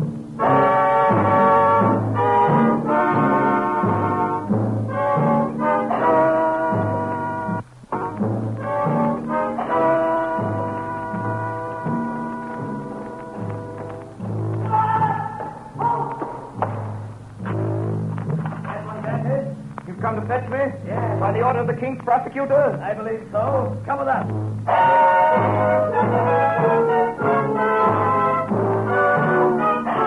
Where are you taking me? You soon For the love of heaven, where are we going? You, a native of Marseille and a sailor, and you don't know where you're I've going? no idea. Unless you're blind or have never been outside the harbor, you must. No. Look around you. The prison. The Chateau d'If. Quite right, my friend. The Chateau d'If. Help, let me go. I'm innocent. I'm innocent.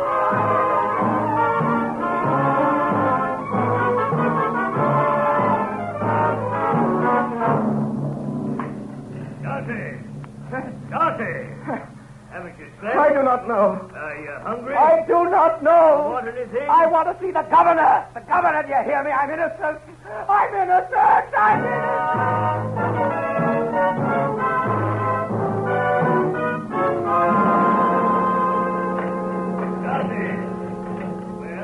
Reasonable today? I want to see the governor. I've told you that's impossible. Why is it impossible? Not allowed. Why is it not allowed? I'm innocent. Take my advice, my friend. Don't brood over what is impossible. You go out of your head. Listen to me. I want to see the governor.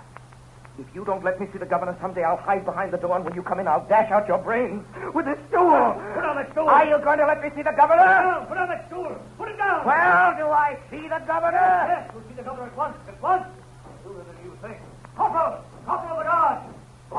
Halt! By the governor's order. Take this prisoner to the floor below. The dungeon? That's where we put our madmen. The dungeon. What? Attention! I tell you, I'm innocent. What? I'm innocent! I'm innocent!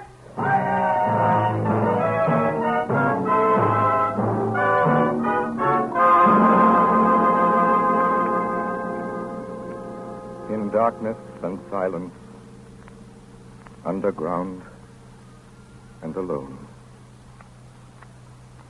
Every day, twice a day, morning and evening, the jailer came to my cell and put down the vile food and went away without speaking to me. My hair and nails had grown long, and my skin was white as a leper's. I'd been proud the first month. Now I began to beg. I begged to be moved from this dungeon to another. I begged to be allowed to walk around. I begged for books. Nothing was granted. I spoke to the jailer when he brought me my food. He rarely answered me. I tried to speak when alone, but the sound of my own voice terrified me. After what must have been 3 or 4 years, the governor of the Chateau d'If was transferred. The new man did not trouble to learn my name. I was no longer Edmond Dantes. I was number 37. I took to praying, but not as men pray in prosperity. In my prayers, I laid every action of my life before the Almighty. Still, I remained a prisoner. Then a deep gloom took possession of me, and then furious rage and savage thoughts of revenge, and wildly I dashed myself against the walls of my prison. I tore at my own flesh with my nails, and then I began to think of dying. I swore I would starve myself to death. So every morning and every evening, I threw out through the small grated window all the food the jailer brought me. At first gaily, then thoughtfully, then with regret. I held the plate in my hand for an hour at a time, gazing at the morsel of bad meat, of tainted fish, of black and moldy bread. One day I found I had not sufficient force to throw my supper out of the window. The next morning I could hardly see or hear. I knew I was dying. The day went by. I felt a stupor creeping over me. The gnawing pain at my stomach had ceased and my thirst had abated. When I closed my eyes, I saw myriads of lights dancing before them. I was on the edge of that mysterious country called death.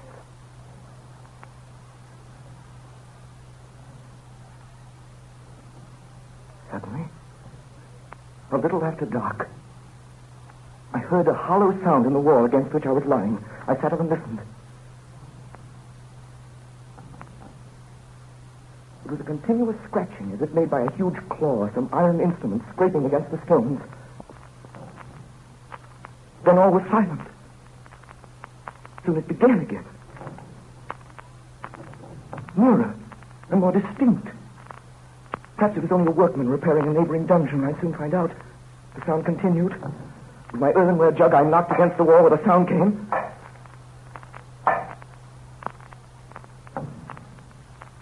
Someone had heard me.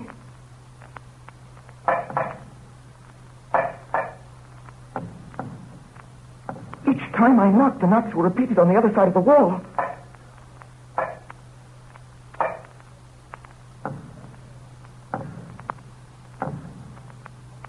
When I stopped knocking, the other also stopped. After that, there were no more sounds. The night passed in complete silence. I never closed my eyes. 3 days passed. 3 long days. And never a sound. At last, on the 4th evening, whoever it was quite close to me now. I wanted desperately to help him, but I had nothing, no knife or sharp instrument. I smashed my earthenware jug. That night, I moved my bed from the wall and started to scrape the plaster with a piece of the broken jug. Soon the fragments of plaster began to fall away. In 3 days, I uncovered a large stone. The next day, about noon, the stone began to move. Oh, my God! My God! My God, don't fail me now. Who talks of God in this place? Speak again. In the name of heaven, speak! Who are you? A prisoner. Of what country? A Frenchman. Your name? Edmond Dantes. How long have you been here? Since the 28th day of February, 1815. Your crime? I'm innocent. And you? Who are you? I am number 27. How long have you been here? Since 1804. 20 years. All that night we worked. Then, just before dawn, a portion of the floor in my cell gave way, and from the bottom of this passage, the depth of which was impossible to measure, appeared the head, then the shoulders, and lastly, the body of a man.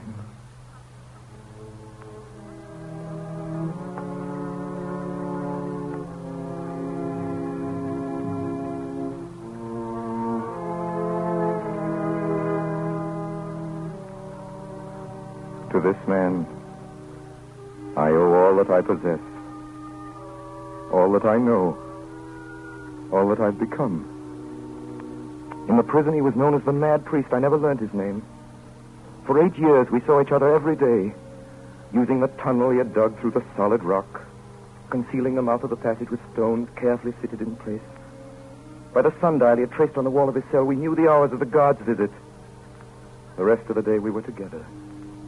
He'd been a great scholar in his day, and all that he knew he taught me with infinite, loving patience, day after day, year after year. Then one morning, when I came down, I found him standing in the middle of the cell, pale as death. Quick, Dantes, quick. Listen to what I have to say. What is it, Father? Tell me, I beseech you. I'm dying. Help me to my bed. Yes, Father. You see, half of my body is paralyzed already. Careful. Yes. Oh, thank you, my son. Now listen to me. Yes, Father. All is over with me. This night or tomorrow, I will be dead. Oh, but Father, you can't. I know the illness. There is no hope. And I shall never leave this place now. Before I die, there's something I want to give you. Here. Look. It's just a burned piece of parchment. But, my child, it is my treasure. From this day forth, it belongs to you. Your treasure? Oh, yes. I know what is passing through your mind at this moment. Even now, you, like all the others. But be assured, my child, I'm not mad. This treasure exists. Have you ever heard of the great Sparta treasure? The Sparta treasure? I've heard sailors talk of it. For 10 years, I worked for the House of Sparta. That paper that you have in your hand is what is left of the will of Cardinal Sparta, murdered by Rodrigo Borgia. Now, take the paper and put the two pieces together and read. On the 25th day of April, 1498, being invited to dine by His Holiness Alexander VI, and fearing for my life, I declare to my nephew, Guido Spada, my sole heir, that I have buried in a place he knows, in a cave of the island of Monte Cristo, all that I possess of ingots, gold, monies, jewels, and diamonds, which treasure may amount to nearly 10 millions of Roman crowns, which you will find in the farthest angle of the island cave, and this treasure I bequeath and leave entirely to him as my sole heir, Caesar Spada. 10 million crowns. Yes, 100 million francs of our money. Think of the good a man could do in the world with 100 million francs. Yes. The treasure is yours, my son. I bequeath it to you. Whenever you are freed, you have only to go to the island of Monte Cristo, and it will be there for you. But I have no right to it, sir. You are my son, Dante.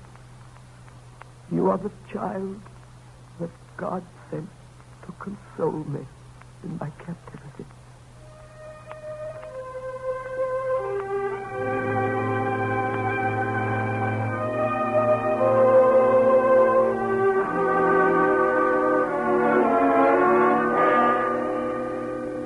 later, in fearful agony, he died. I closed his eyes and laid him out to rest as well as I could, and that night the governor of the prison came down to look at the boy.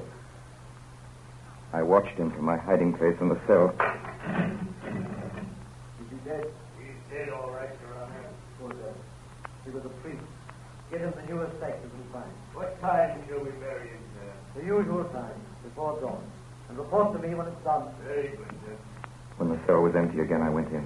On the bed at full length and faintly lighted by the light of a single candle was visible a sack of coarse cloth, and in it was stretched a long and stiffened form. Quickly, I unlaced the sack, drew out the corpse of the priest, and carried it through the tunnel to my cell. I laid it on my bed, turned the head to the wall, and covered it with a sheet. For the last time, I kissed the ice-cold brow. Then I went back to the dead man's cell. Could hear steps in the passage and voices as the guards came back with a stretcher. Quickly, I got into the sack. In place of the corpse, I laced the sack around my body. I lay stiff, hoping that they would not hear the beating of my heart. Here we go. You take the head, I'll take the feet. It's heavy enough for an old man. They say every year adds half a pound of the bones. All right. Up she goes. I got it. Here we go. Funny thing. You're feeling through the sack. It's dead 12 hours and you're still warm. Yeah, only when I open this door.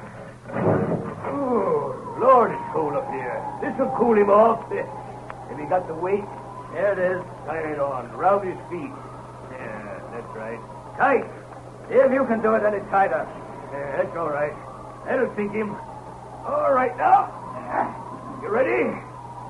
1, 2. Wait a minute. Get nearer the edge. The last one was mashed on a rock, and we got the blame for it. All right. Come on. Easy. Let's go. 1, 2, 3.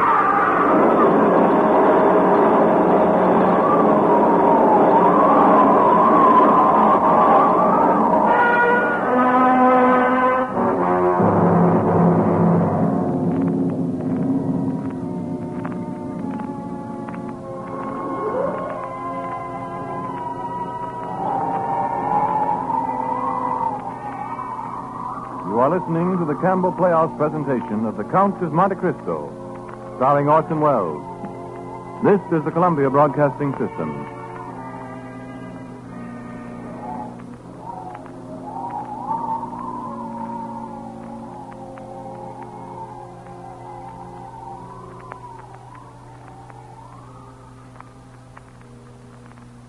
This is Ernest Chappell, ladies and gentlemen, welcoming you back to the Campbell Playhouse. In a moment, we shall resume our presentation of The Count of Monte Cristo.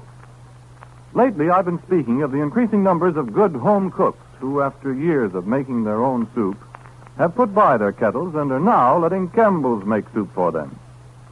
Tonight, I'd like you to hear from a woman who is herself one of these good home cooks.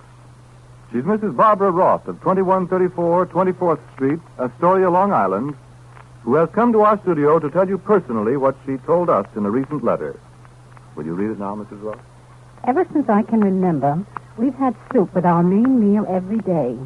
Mother and I would cook soup each Monday, Wednesday, and Saturday, a 2-day supply each time. It was a big job and a long cooking procedure, but Mother has always insisted we need soup every day. About 6 months ago, we tried our first can of Campbell's soup. Well, the decision was unanimous in favor of Campbell's.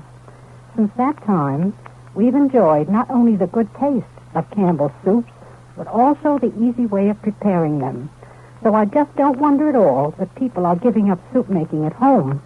We've tried nearly every soup that Campbell's make and found each one such a treat, we thought you were entitled to know about it. Well, thank you, Mrs. Roth. Indeed, we do appreciate knowing about it. Certainly, we at Campbell's are devoting time and care and all our skill to the making of soups worthy of a place at your table. And that's why I want to say to every other good home cook listening tonight, we'd like to make soup for you, too. If you haven't done so already, will you give us a trial? Try Campbell's chicken soup, for instance, for its deep, rich chicken flavor. Or try Campbell's vegetable soup, a soup that's practically a meal in itself. If you'll do this and let the fine flavor of these Campbell soups speak for itself to you and your family, I'm almost certain you'll say, well, soup is one thing I no longer need make in my home. Now we resume our Campbell Playhouse presentation of The Count of Monte Cristo, starring Orson Welles.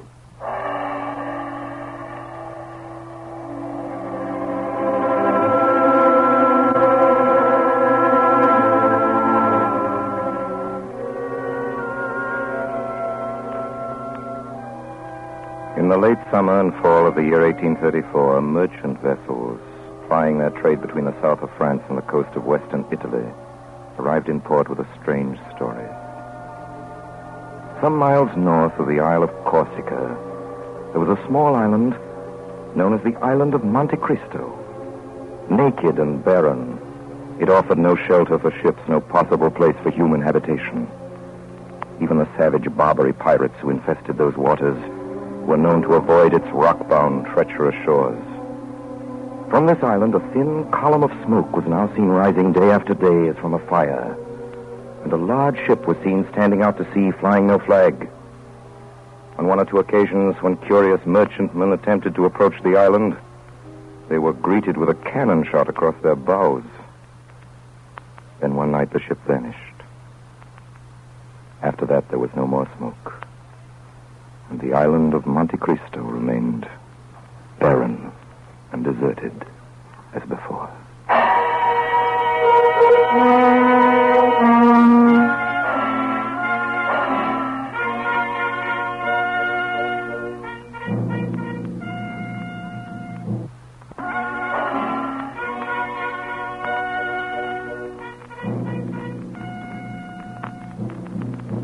September 1834. There arrived in Marseille a man of about 38 or 40 of a pallor that was almost livid. He gave the impression of a man who had been enclosed for a long time in a tomb.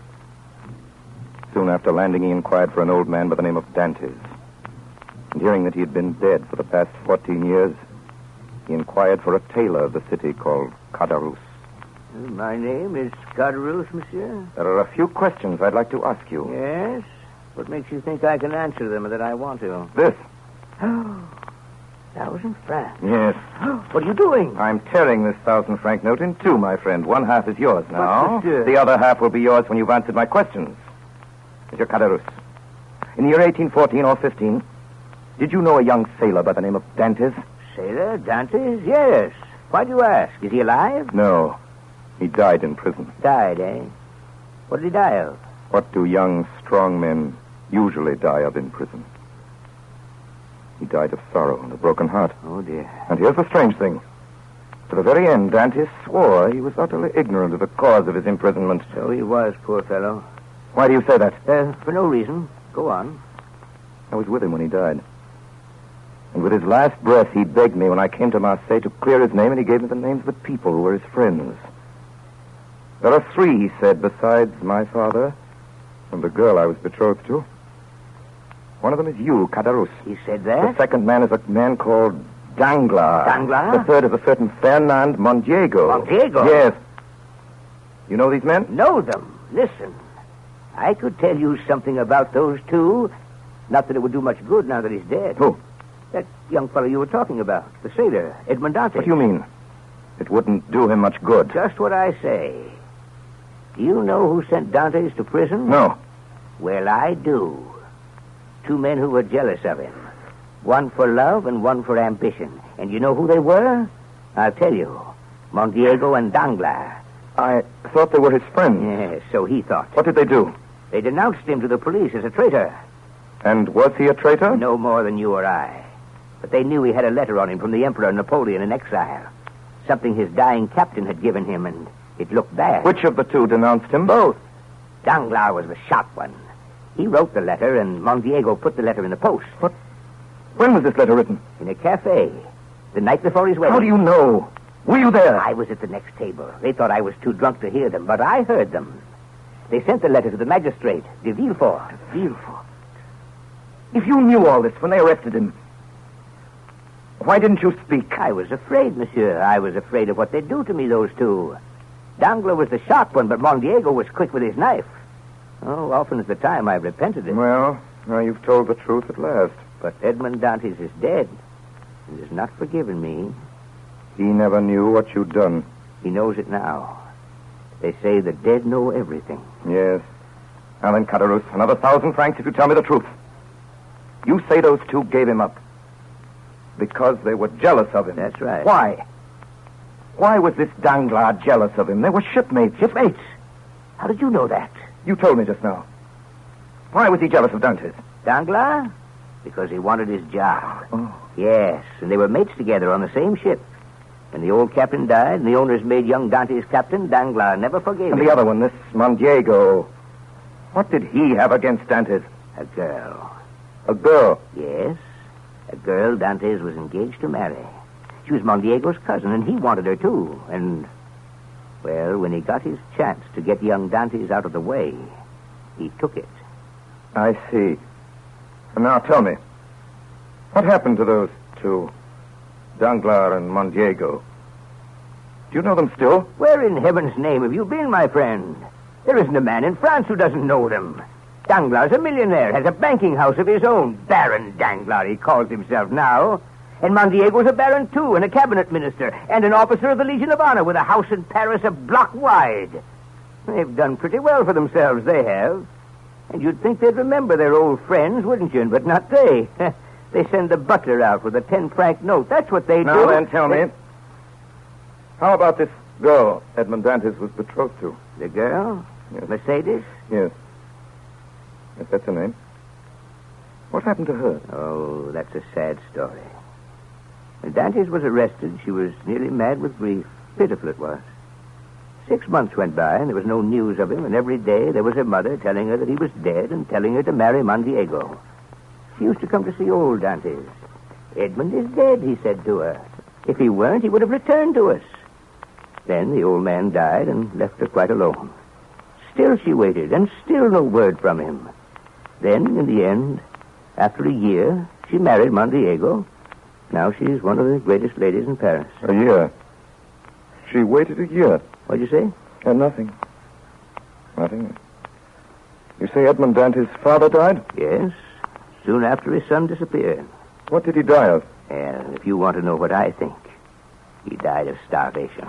Starvation? The doctor had another name for it. But I know better. He locked himself up in his room and died of starvation.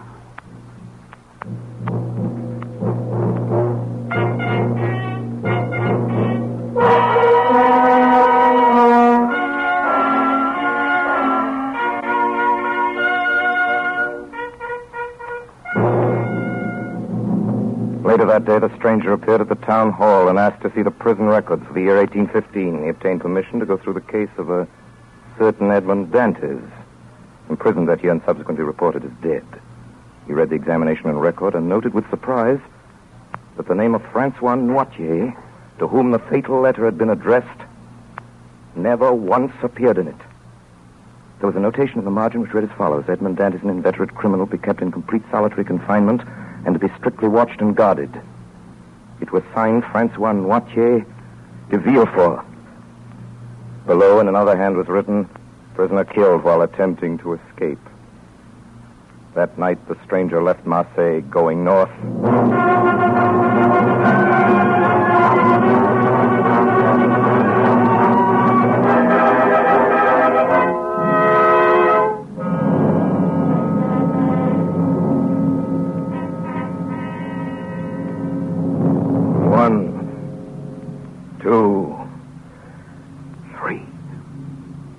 Mondiego Danglars de Villefort. Mondiego Danglars de Villefort. Harvey? Yes, master. Here are 100,000 francs. Spare no expense. Find out everything there is to know about those three. Every move they've made, every word they've said, every line they've written. Yes, master. Find out about their homes, their wives, their children, friends. Yes, master. Find out where they got their power, how they made their money, whom they robbed, whom they cheated, whom they murdered. Yes, master.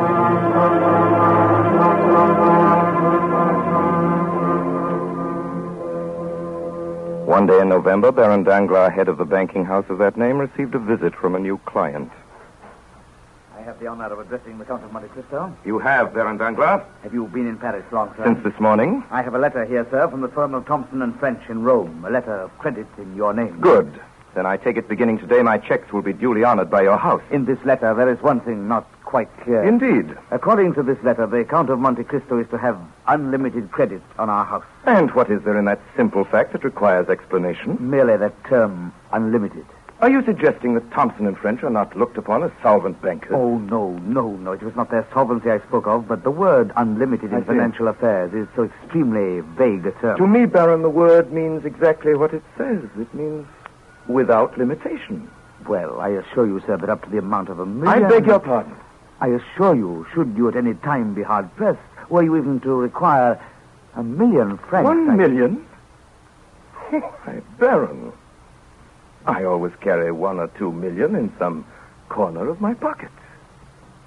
Expect me to call on you for 10 or 15 million on my first draft. Well, I admit I hardly mean that. If you would prefer not to handle this account, Baron Danglars, I have letters similar to yours addressed to Barings of London and Baron de Rothschild of the city. You need have no scruples in declining. I assure you, I never entertained... No. You merely wish to be convinced that your stockholders ran no risk. Nothing more. Very sound, Baron Danglars. I understand they include some of the greatest names in France. Am I right? The Count de Mondiego? Eh? The Baron de Villefort? It is not generally known that... Oh, of course. Now we understand one another. I should like to draw tomorrow the sum of, shall we say, 6 million francs. Half gold, half note. 6 million francs? As you say... If I should require more, I'll let you know. Oh, by the way, buy me tomorrow 10,000 shares of Austrian Commonwealth. You have some information, sir, about this stock? You will find, sir, that I never gamble, except in certainties.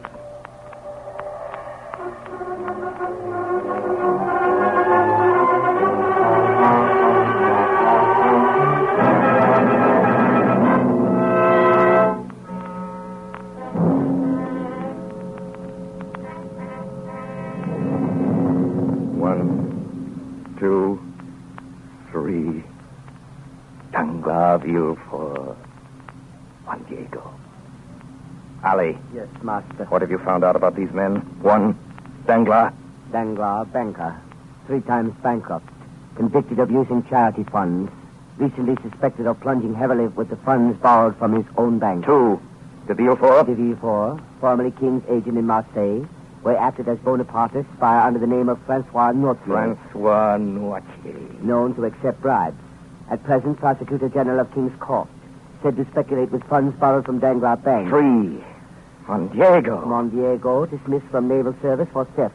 Tried for murder, 1816. Deserted French Army, 1824. Believed involved heavy losses, Danglars Bank. Danglars, Villefort, Mondiego. 1, 2, 3.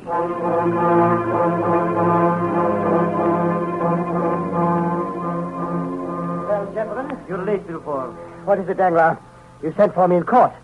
I hope it's something good this time. We need it. Just arrived. A private message for the Count of Monte Cristo from the firm of Thompson and French from Rome. They've never been wrong yet. Does he know we intercept his messages, Danglars? Who cares? What does it say? Read it, man. A secret treaty has been signed tonight. Anglo-Italian shares due sharp rise. Buy all available shares. Thompson and French. Well? We are going to buy. Danglars, I'm worried. Everything we've touched has gone wrong lately. Those Belgian bonds we bought, we lost $500,000 Whose on. fault is that? On whose information were they bought? Can I help it, Danglars, if the government changes its mind? Gentlemen. Our situation is desperate. We've got to plunge. We have no choice. If it were not for the Count of Monte Cristo's deposits, we'd have been bankrupt 3 weeks ago. Yes, you understand that? Bankrupt. If that money should be called for today or tomorrow or the next day, this bank is ruined. Danglars, I don't see what that has to do with us. You don't, eh? Well, if I go, you go. All of you. Make no mistake about that. Oh, gentlemen, what do you propose to do about this, Danglars? I propose to buy every share of Anglo-Italian that comes into this market. With what? With what? You forget, gentlemen, that the Count of Monte Cristo has 16 million francs on deposit in this bank. Oh, yes, I see. Well, what about this message of his? Does the Count of Monte Cristo get to see it? This message, gentlemen, was lost in transmission.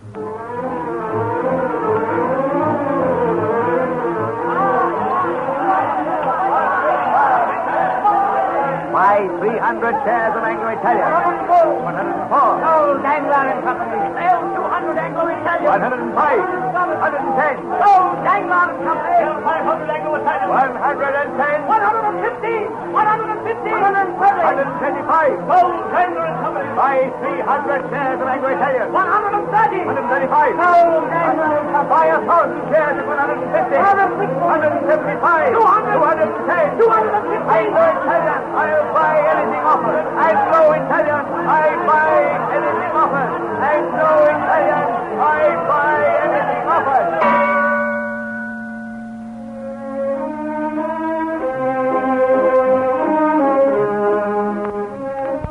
Rarely has Paris been more intrigued than it was that winter by the mysterious Count of Monte Cristo.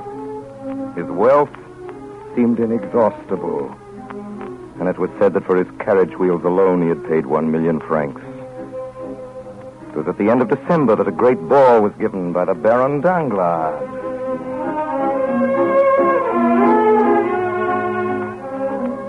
Count of Monte Cristo. Countess de Mondiego.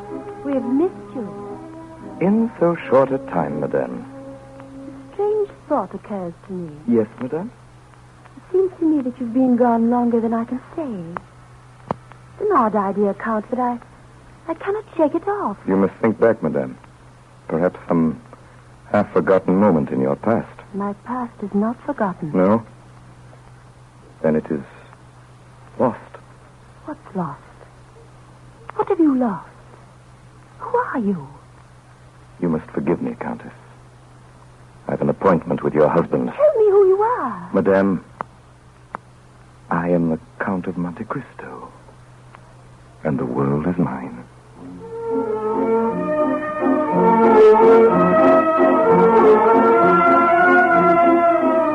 Congratulations, Danglars. I got your message. Good day's work. Tell me, how much did we buy of Anglo-Italian? 62,000 shares. 62,000? Yes. How much profit does that show? So far, Mondiego, 3 million. 3 million? 3 million, yes, and it's only a beginning. Who is selling? That I don't know. I couldn't find out. Baron Danglars? Yes? Count of Monte Cristo would like a word with you. Tell him I can't see him. Good evening, gentlemen. A charming party. I hope I do not intrude. Danglars, de Villefort, Mondiego, how fortunate. Gentlemen, I'm here to say goodbye to all three of you. Goodbye. I've decided to leave Paris for a while, perhaps forever. Before I go, there are certain things I've left to do. Baron Danglars, I'm in need of money. My credit on your books as of tonight is 16 million francs. That's about 4 million to cover certain stocks I sold short today. Here's a check for 10 million francs made out to cash. My carriage will be at your bank at 9 o'clock. I'll take half in gold and half in notes. But surely... I beg your pardon. Sir, such a very large Yes, sum. a very large If sum. you could conveniently wait for this money for 24 hours, or at the most, 48. I have told you, Baron Danglars, I am leaving Paris in the morning. Oh, by the way, Baron, you will be interested to learn that less than an hour ago, Anglo-Italian went into liquidation. Yes, liquidation. This moment, that stock is worth less than the paper on which it is printed. The message from Thompson and That message was sent on my instruction 3 days ago. You see, gentlemen, I own Thompson and French. But isn't it true about the treaty? As far as I know, Mondiego, there was not any question of a treaty. It means that you three gentlemen are ruined. It means that you, Danglars, have robbed the poor and the helpless for the last time. I'll prosecute you with this. I'll issue a warrant for your arrest. I don't think you will, Baron de Villefort. In the first place, that message was addressed to me. In the second place, since noon today, there has been in the hands of the Minister of Justice a complete record of the career of Francois Noirtier, also known as Baron de Villefort. Spy, thief, forger, informer. Who are you? Who am I, Mondiego? Still you don't know. I know you very well, Fernand Mondiego. And tomorrow all Paris will know you for what you are. Deserter, traitor, murderer. Who are you? What have we done to you? What have you done to me? You condemned me to a slow, horrible death. You killed my father. You deprived me of love, of freedom, of happiness. What is your name? I have but to pronounce it, Mondiego, to strike you to my feet. Look at me, Fernand Mondiego. I am the specter of a wretch you buried in the dungeons of the Chateau d'If. You guess it now, do you not? Or rather, you remember it? For notwithstanding all my sorrows and my tortures, I show you now a face which the happiness of revenge makes young again. A face you must often have seen in your dreams since your marriage, Hernan Mondiego, with Mercedes, my betrothed. What? Yes! I am Edmond Dantes.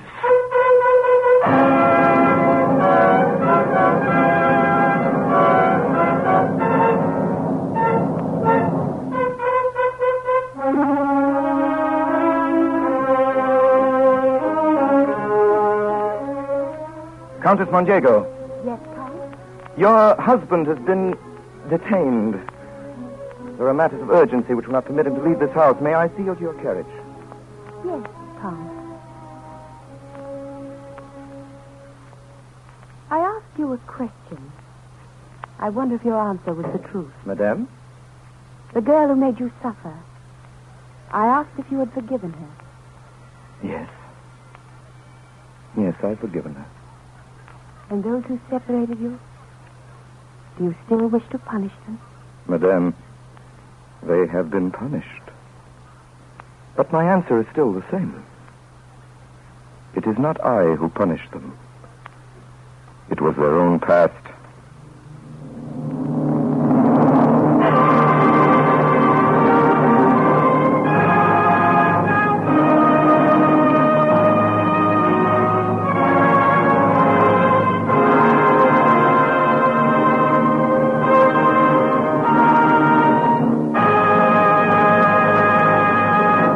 This concludes our Campbell Playhouse presentation of The Count of Monte Cristo, starring Orson Welles. In just a moment, Orson Welles will return to the microphone. Just now, I'd like another word with you on something good to eat. You know, I really believe your very first spoonful of Campbell's chicken soup will be a revelation in how fine, how deep in chicken flavor a chicken soup can be. I'm prompted to say this because I know so well from having visited Campbell's kitchens what good things are in this chicken soup and how carefully it's made. To begin with, unlike most chicken soup made at home, Campbell's use not some, but all the choice meat of selected plump chicken. But apart from this one advantage, they follow closely the old home way of making chicken soup. They simmer the broth long and slowly till every golden drop is rich with chicken flavor. And then they measure in light, fluffy rice and add tempting pieces of tender chicken meat to complete your enjoyment. Now, doesn't that sound like a chicken soup you'd enjoy? I really believe it is. And so I say, just as sure as you like chicken, you like Campbell's chicken soup. Have it tomorrow, won't you? And now, here's Orson Welles with news of next week's story.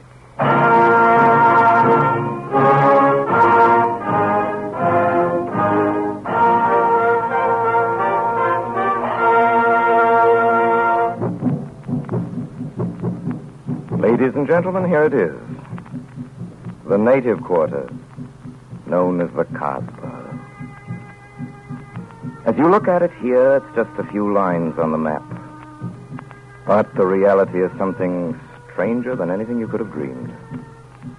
It's only a step from the modern city to the Casbah. But when you take that step, you enter another world. A melting pot from all the sins of the earth, a crawling anthill, a jungle of houses, a labyrinth of narrow passages and winding alleys, rotten with vermin and decay and the filth of centuries. No one knows what mysteries are hidden behind those walls.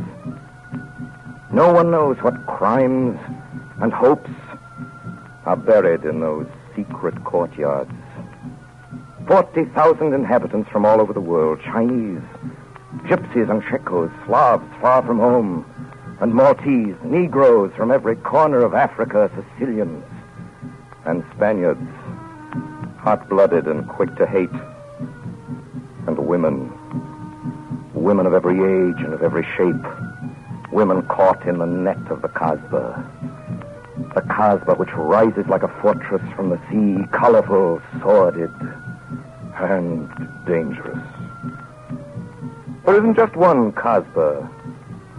There are hundreds, thousands. And in that labyrinth, Pepe El Moco is at home. And he's safe as long as he stays there. And that, ladies and gentlemen, is the introduction to next week's broadcast. It's what Detective Slemaine tells the detective from Paris. about Pepe Loco, one of the greatest criminals the world has ever known, who found himself one of the most successful hideouts. A criminal ever unearthed. The Casbah. That ought to do for the Oriental music. And now, ladies and gentlemen, the Casbah is the scene of next week's broadcast. The title, which we have neglected to mention, is the name of one of the weirdest, wildest places on the globe and one of the best romantic adventure stories ever put on the screen. Algiers. You remember it from the French picture and from Walter Wanger's wonderful American picture. Our guest next week, the lovely Paulette Goddard. Please join us. Until then, till next Sunday night, until the Casbah and Pepe Loco, at the same time, my sponsors, the makers of Campbell Soups, and all of us on the Campbell Playhouse remain, as always, obediently yours.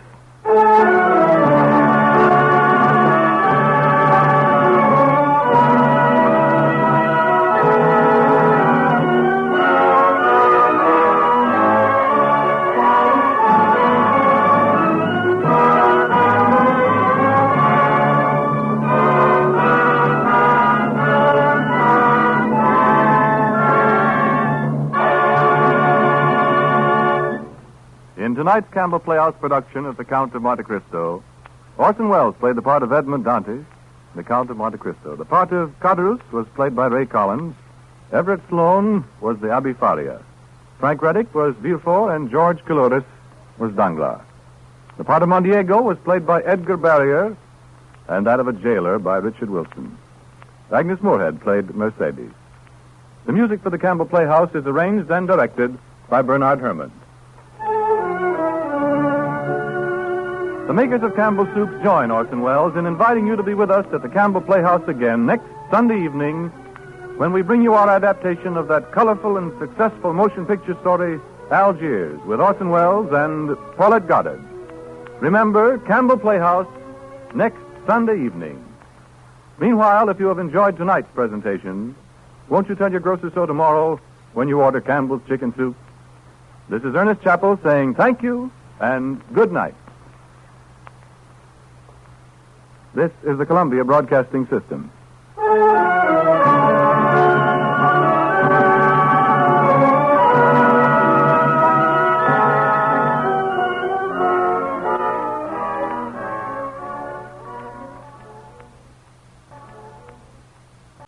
Well, Silver, wait those thrilling days of yesteryear with the Lone Ranger up next.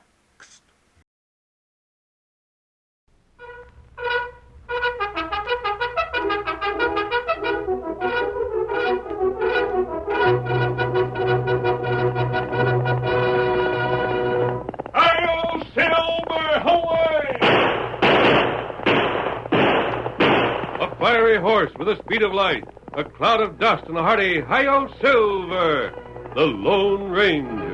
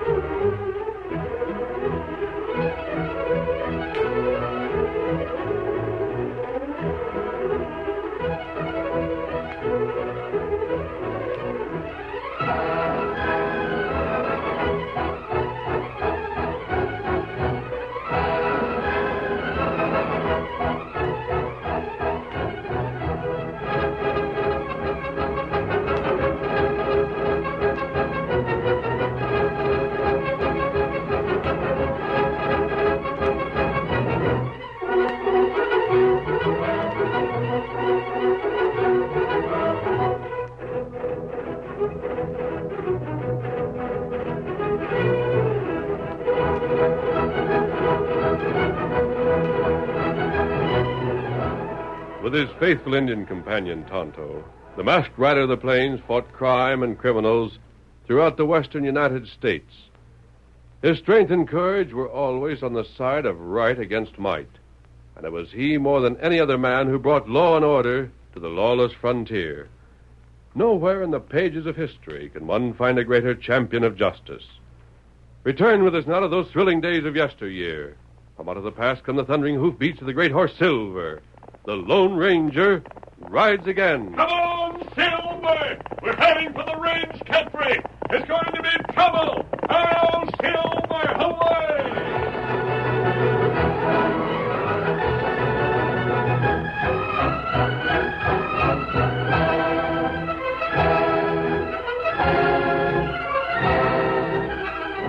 The storm broke at nightfall.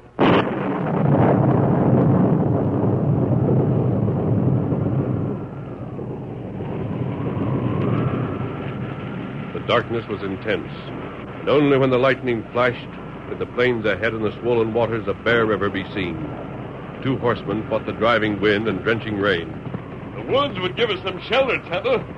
With that lightning striking trees on every side, I think we're better off out here in the open. That's right. We stay in rain. There used to be a ranch around this part of the country. We passed the bend in Bear Creek. It should be close at hand. Maybe we find shelter at last. We might. But we might ride right on past the place in a storm like this. You can't see 3 feet ahead when there's no lightning. Wait. What is it, Tonto? That's lightning show right ahead. I didn't see anyone. Tonto see him. On horseback. Him come this way. Well, we'll watch more carefully. Look, straight ahead. Keep watch. There. You see him? Yes, I saw someone. He stopped his horse, the same as we have. Come on, we'll find out who it is.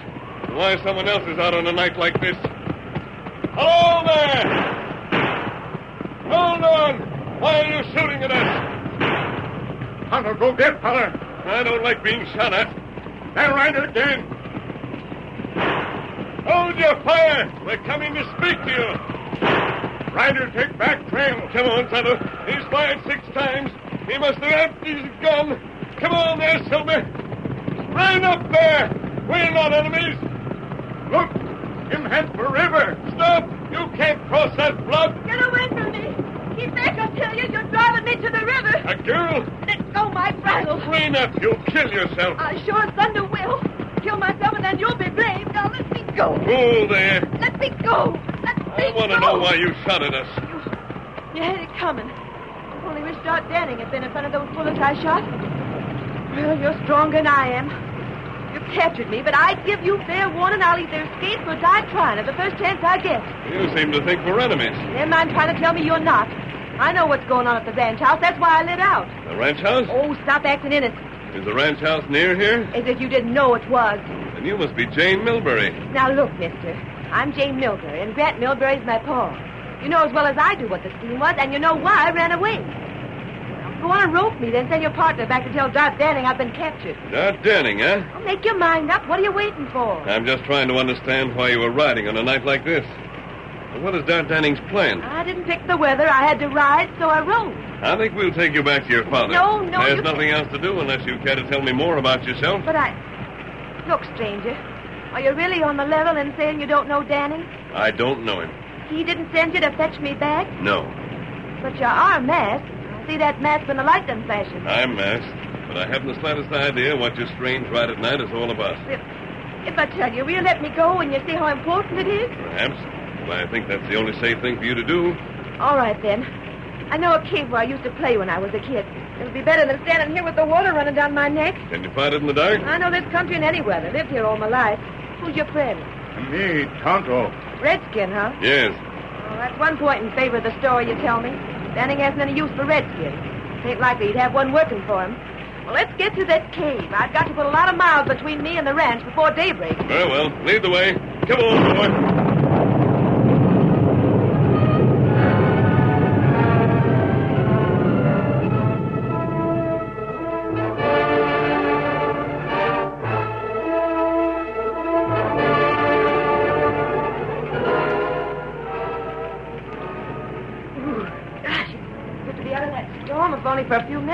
make some light? I have a candle and matches in my pocket. No need. You can hear in the dark, can't you? Of course. I'm just bringing some of the water out. Gosh, what a storm. You were going to tell me why you were running away. Well, because Dart Danning is planning to kidnap me. Why? So as he can have a hold over my paw and make him sign over his interest in a piece of property.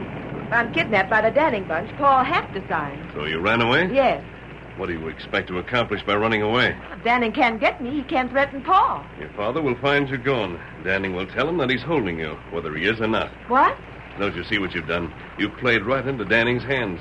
Now your father will do what Danning wants and sign over the property, because he'll think He won't think that. I left a note for him. Paul know that I'm safe and hiding where Danning can't find me. And where did you plan to hide? I don't know. I figured I'd go to Pine Flats. I have an aunt living there. Pine Flats. In this weather? Yes, of course. I can make it all right. My horse is strong. I don't mind getting wet. Well, we'll ride to Pine Flats with you. And we'll see what can be done about Dart Danning. Nothing. Nothing? Oh, you can't do anything to Danning. In the first place, there's nothing that can be proved. In the second place, I don't want you to do anything. Well, let's get started to Pine Flats. We'll talk that over later. But you mustn't. Please, stranger. There's a special reason why to leave Danning alone. Is there something else you want to tell me? Oh, I can't. Why have I talked this much? Never saw you before. You're masked. I don't know what scheme you've got in mind. Now, look, mister, won't you please just go away and leave me alone? Well, we'll start for Pine Flats if you're ready. Dickens, couldn't I have just gone on without meeting you? You could just know all the facts. I can't tell them to you. You just mind your own business. Yeah. Get him up strong. Come on, boy. Get up there.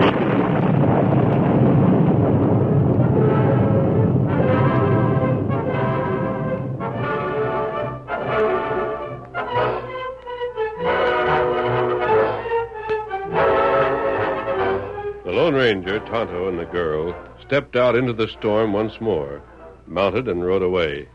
Then from deep inside of the cave, where not even the brightest of the lightning flashes had penetrated, two men rose to their feet and walked toward the opening. They sure was lucky. Yeah, Dannon. You and luck sure travel hand in hand. There ain't another man alive with luck like yours. That's the reason I figure I'm plumb foolish not to push my luck. Here we meet in this here cave to talk things over. We hear horses come and blow out the candle. And who comes in but Jane Milbury and a couple of critters that figures to help her? Heard what she said? Sure I did. I mean about her leaving a note for her old man to find. Yeah? Well, Jinx, what do you plan on doing about it? Whatever you say, Doc. I say get that note. Don't let Grant Milbury know the girl's gone to her aunt in Pine Flats. Make him worry about where she is. Then in the morning, after he's stewed for a couple of hours, I'll have a talk with him. Sounds all right, except for one thing. Well? The man that was with the girl, who were they? How'd I know? You heard what she said about one of them being masked, didn't you? Sure. He won't interfere much. I ain't worried about him. Besides, Jane won't let him. How'll she stop him if he wants to come around and make a pile of trouble cutting in on our scheme? If she don't stop him, I will. It's a doggone shame that girl happened to hear what our plans was. If it hadn't been for that, she wouldn't have run away. It's worked out all right. Anyhow, she knows now that I ain't a man to be pushed too hard or I'll start some shooting. She heard that when she heard the rest. Now, you get that note she left for Grant to find. I'll take care of talking to the old man in the morning.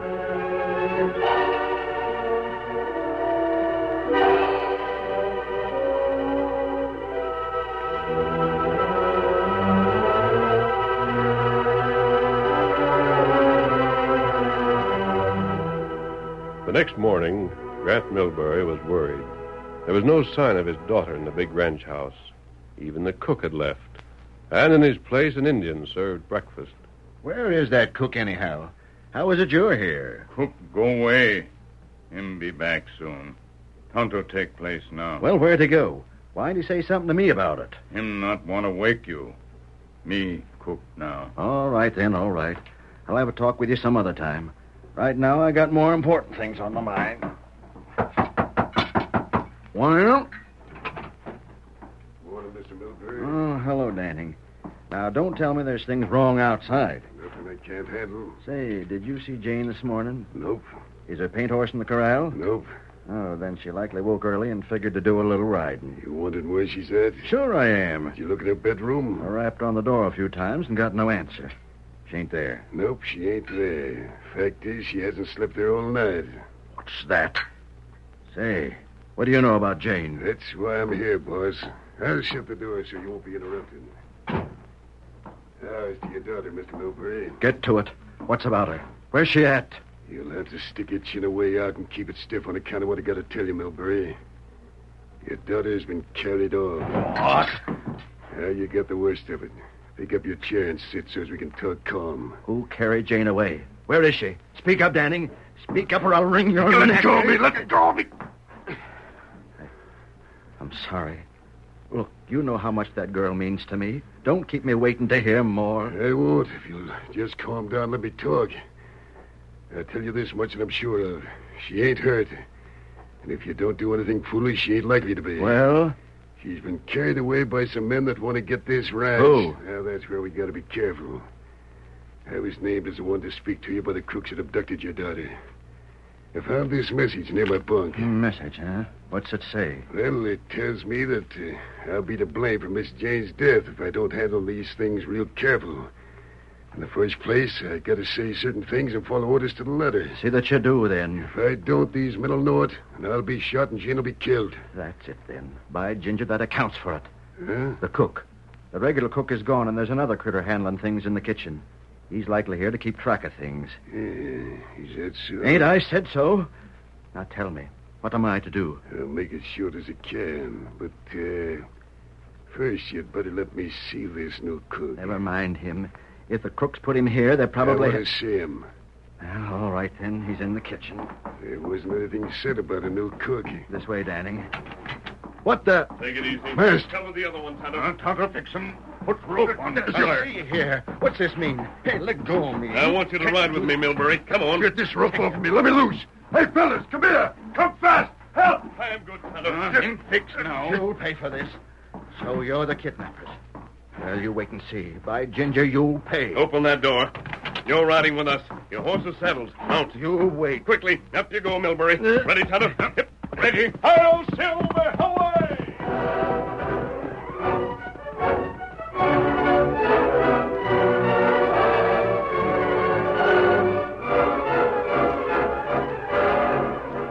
The curtain falls on the first act of our Lone Ranger story. Before the next exciting scenes, please permit us to pause for just a few moments.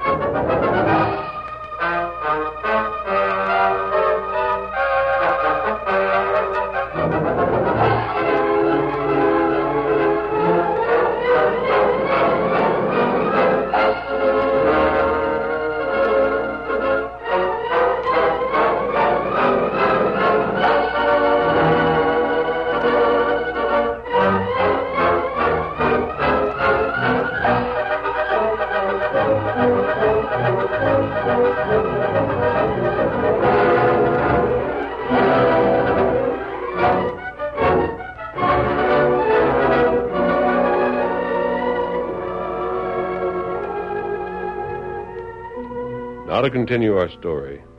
The Lone Ranger allowed Grant Milbury to believe that he had kidnapped his daughter. Then he forced the rancher to accompany him as he and Tonto headed for Pine Flats. Now, look here. Wait up a minute, stranger. Let me talk. Very well. Rein up, Tonto. Danning told me about Jane being carried off by you coyotes. He did, huh? Yeah. Now, let's get this straight. I ain't a man that can be bluffed. I'll fight till the end if the fight was a fair one. I know you would, Milbury. You don't know a thing about me. Perhaps you're wrong there, but go ahead. When you get my daughter in your power, it ain't a fair fight. I can't do nothing about it. Well, all right, then. You know my girl's life means more than anything else in the world to me. I'm sure of it. Name your price to send her back to me alive. You're sure we kidnapped her? Well, if you ain't the ones, who is? What did Danning tell you? He just says that he had a note from you critters. He was the one that was to act for you. I see. And just suppose Danning was the man who plotted to get your ranch by holding your daughter. Now, look, stranger, I ain't trying to figure it out. I want my girl back safe and sound. That's all that counts right now. You haven't any idea where she is? No, I ain't. Where's she at? You didn't get any message from her? No. Well, that's odd. You should have. Huh? She left a note for you. Where is it? Why didn't I get it? I don't know. Seems to me that someone must have known that she left that message and stolen it. Now, you say, Milbury, you're willing to give up all of your property to get your daughter back alive and well? Yes. Very well. We'll ride to a nearby town, and you can make out a transfer of the property. So you are I the one. promise you that as soon as you've signed over that property, you'll see your daughter. Now, come on. We're heading for Pine Flats.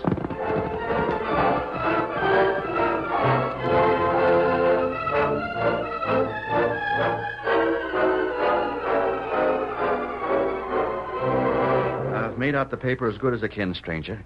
But hang it all, I've got to have your name before I can tell who turned the property over to. You can leave the place with the name blank. I'll fill that in myself. This here office ain't for masked men. Now, You I be want... quiet. But I tell you... Better not argue with these two. They got downright persuading ways about them. Now, sign there, Milbury. But where's my daughter? Sign your name there. G.H. Milbury. That's it? Paul, what is... Jane! Sakes alive, honey. You all right? Yes, of course I'm all right, Paul.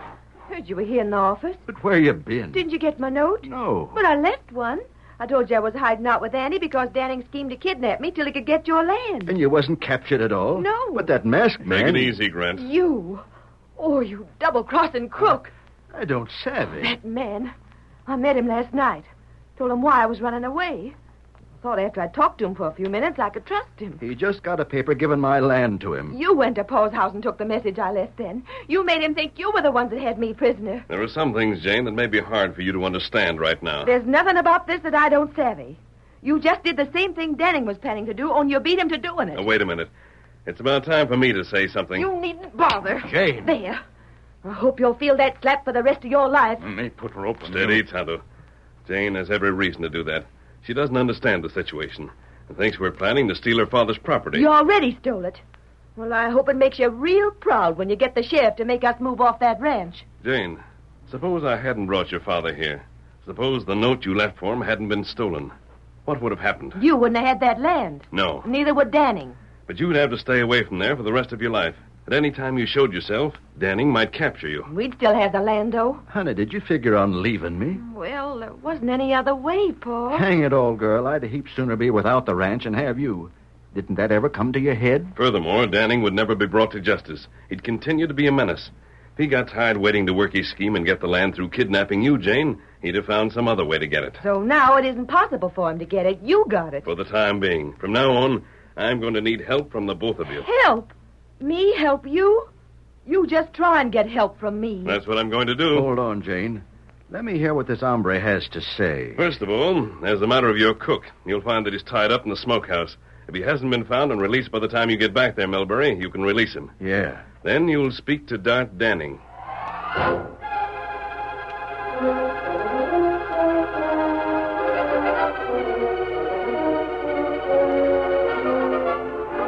Yep, I found the cook there and let him out. That redskin roped him, Danny. Why did the redskin, the masked man, take you? To try and bluff me. I reckon they must have figured on double-crossing the men that have Jane prisoner. That's so. I got loose, though. Then I come back here. Danning, we got to get Jane back here. Well, there was that note I was telling you about this morning, Milbury. Yeah, what about it?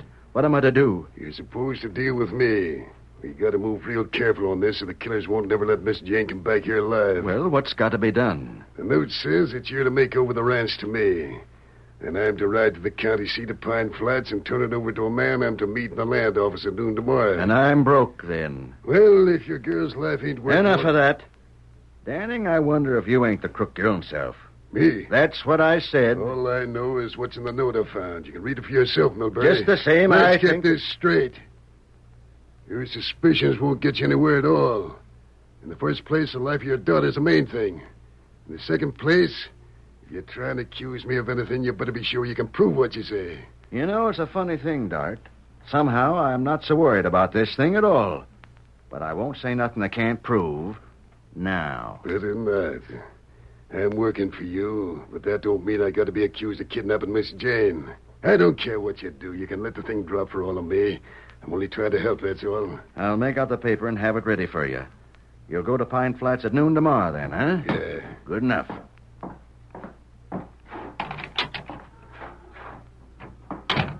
How'd things work out, Dad? Good enough.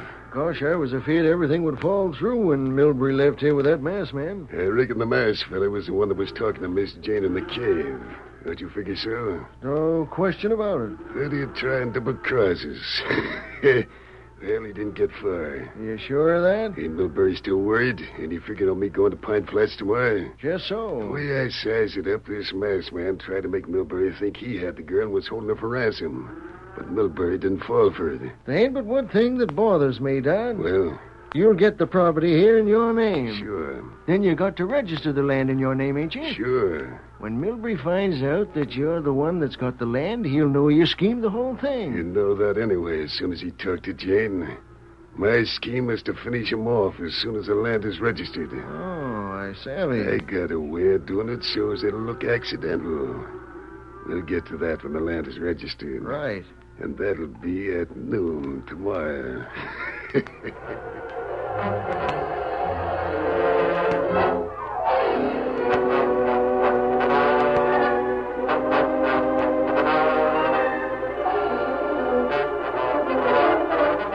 The following day, Danning and his partner appeared at the land office in Pine Flats.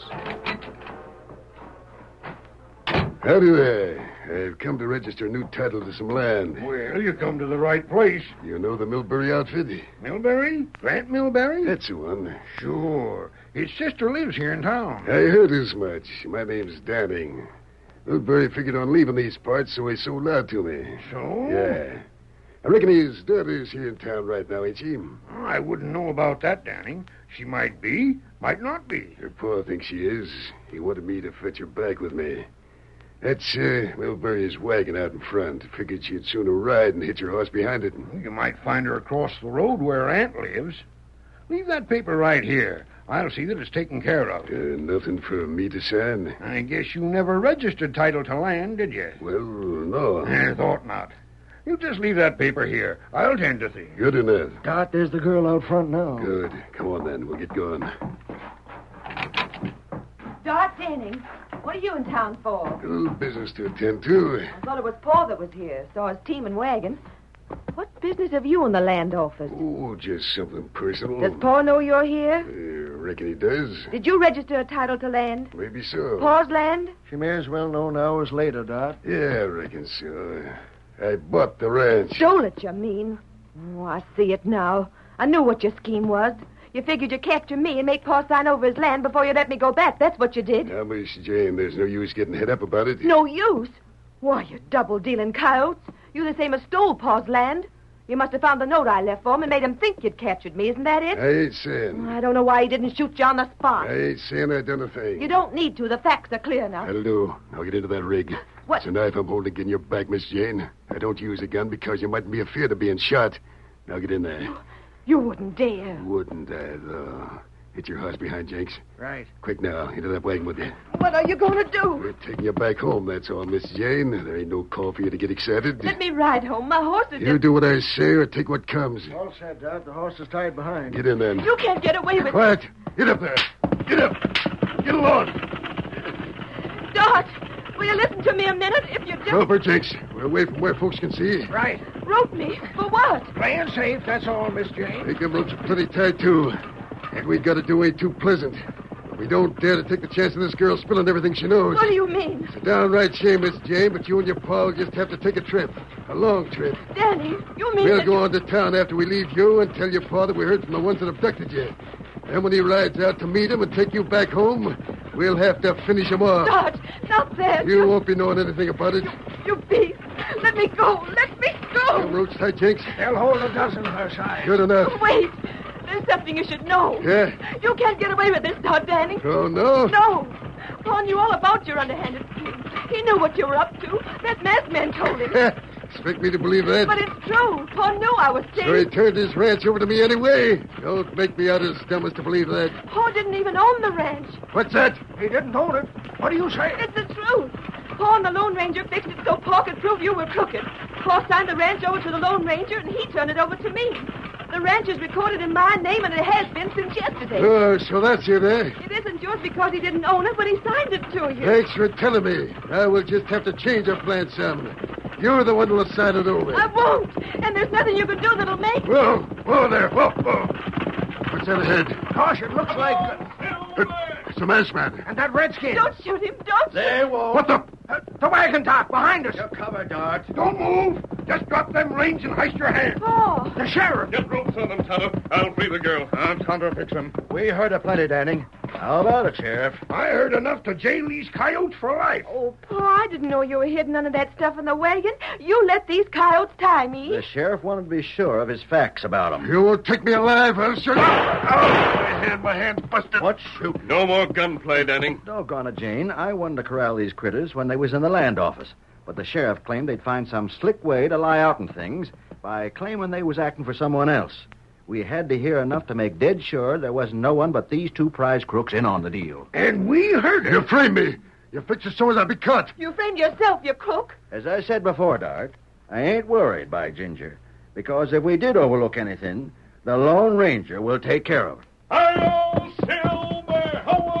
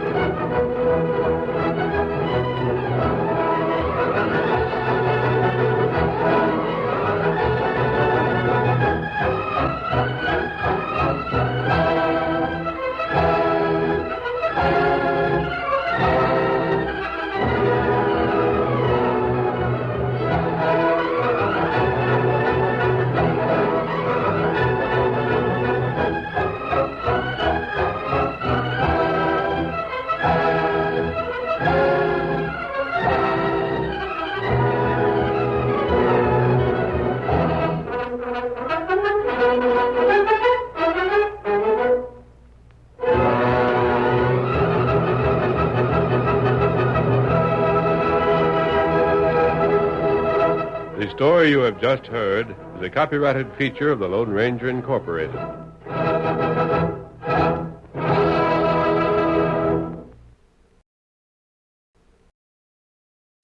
Up next on Nightly Old-Time Radio Shows, enjoy the adventures of Nick Carter, Master Detective.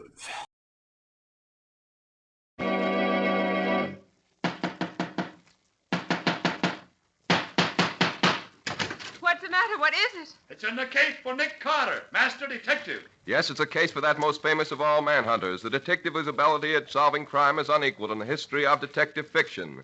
Nick Carter, Master Detective.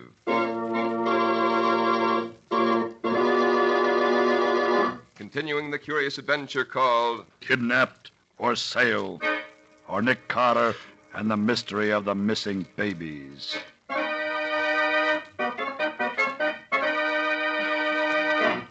Searching for the babies stolen from Mrs. Mary Anders by a gang that specializes in getting hold of babies any way they can and then selling them to couples eager to adopt them, Nick, Patsy, and Scubby were captured by the gang and turned over to Dutch for execution. Dutch, in an argument with the chief, turned on him and killed him. During the battle, Nick got free and captured Dutch, who confessed that the baby was being held by a Mr. and Mrs. Smith. Later, as Nick was leaving his office, Mrs. Anders came to him and begged him to drop the case. Nick reluctantly agreed and sent Mrs. Anders home. Now, Nick and Scubby are in Nick's car. Scubby is driving. But, Nick, where are we going? You haven't told me where to drive to yet. We're going to Midvale, Scubby. Know how to get there? Oh, sure, that's about 15 miles north of here. Oh, we are going after Mrs. Anders' baby, aren't we? Yes, Scubby. And every second counts. But, Nick, what about your promise to Mrs. Anders that you'd stop trying to find her baby? I had to make that promise for her sake, Scubby. She was trying hard to control her feelings, but she was obviously on the verge of hysterics. I'm sure she was terrified by something. Yeah, she sure was upset, all right. She couldn't have changed her mind about wanting to give her baby up. She loved it too much. No, Scubby, the gang undoubtedly threatened to harm her child unless she made me give up the search for it. So that's it? Yes. And if they're going to harm it, they'll do it whether I give up the case or not. That's why I'm going ahead in spite of my promise to Mrs. Anders. There's too much at stake to quit now. Right, Nick. I'll have you in Midvale in 15 minutes. Only, why Midvale? Because that's where all the clues point to. What clues, Nick? I didn't know we had any yet. You're just not putting them together, Scubby. Start with the clue Patsy and I found in Arnold's apartment. Oh, you mean the burnt piece of paper with the words Main Street and $3,000 on it? That's one of the clues. It told us that the baby had probably been sold to some couple living on Main Street. Yeah, but it didn't say what Main Street, Nick. And there are thousands of them. I know. But Dutch Jennings told us the couple's last name was Smith. Yeah, but there must be an awful lot of Smiths living on all the different main streets in this country. Right. However, luckily enough, though, we have another clue you haven't mentioned. Huh? Oh, have we? I didn't know about it. Oh, yes, you do, Scubby. That telephone call the chief got while we were tied up in his office. Remember it? Oh, sure, I remember it. Well, what about it? During the conversation, the chief mentioned Midvale. Then said, "Oh, you're going to pick it up yourself and ship it out of the state. That'll be safer." I get it. They must have been talking about the baby. So that gives us Main Street, Midvale, Smith, 3 different little clues put together to make one big one. Exactly. Right? And the telephone directory lists only 2 Smiths on Main Street in Midvale. A Howard Smith at 517 Main Street and a Richard Smith at 921 Main. Then one of them must be the Smith we want. Right, Scubby. And in 10 minutes, I expect to find out which one it is.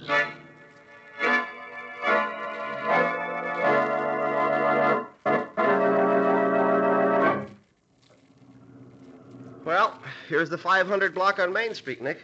517 must be one of those houses right there. Don't stop directly in front of it, Scubby. Pull up a couple of houses beyond. Right, Nick. Yeah, that's 517. That little frame house with the porch light on. Look, I'll park up by the street light and then you can get never up. mind stopping. Never mind. This isn't the place. It isn't? No. Well, for Pete's sake, how do you know it isn't? Just by looking at it. That porch light told me enough to be positive Mrs. Anders' baby isn't there. Oh, detecting is nice work if you can get it. But I don't get it, Nick. Well, think, Scubby. It's a small house, badly in need of paint. Yeah? And on the porch, there were 3 bicycles and a tricycle. Yeah? Well, what does that mean to you? Huh? 3 bicycles. Well, I suppose that means 3 kids in the house. Mm-hmm. And the tricycle probably means another one not big enough for a bicycle yet, huh? Right, Scubby. A family with 4 children, at least, in a small house that needs repairs. So? Oh, sure. Those Smiths don't have much dough. With 4 kids to take care of, they aren't going to adopt another one. They got their hands full now. Exactly. So let's try the Richard Smiths at 921 Main. Okay. Well, that must be 921 up there in the middle of the next block. Yeah, and it's a new house, too. Mm-hmm. New and expensive. The lights are on, which means they're at home. Uh-huh. Oh, do you want me to drive by and stop? No, stop right in front of the house. Okay. Good. Come on. Yeah. Think we'll have any trouble, Nick? I doubt it. These people must know they got the baby the wrong way. They should be only too glad to give it up to avoid trouble. Well, I'll ring. Hey, you're positive that these are the people who've got Mrs. Anders' baby, Nick? I'd stake my reputation on it, Scubby. You see those muddy wheel marks on that walk up the side of the house? Oh, yeah. A baby buggy made those, all right. Mm-hmm. Which means that they have Yes? What is it? Mr. Smith? Yes, I'm Mr. Smith. My name's Nick Carter. Oh. This is my assistant, Mr. Wilson. How do you do? I'd like to talk to you. May we come in? Is there any reason you can't talk here? Not if you prefer. I do. What is it? Mr. Smith, we've come for that baby you and your wife adopted about 2 weeks ago. Baby? What are you talking about? You know very well what I'm talking about. There's no use trying to bluff us. I don't know what you're talking about. You're either crazy or making a bad mistake. There's no baby in this house, Mr. Carter. There never has been a baby in this house. And as far as I'm concerned, there never will be a baby here. Good night, sir.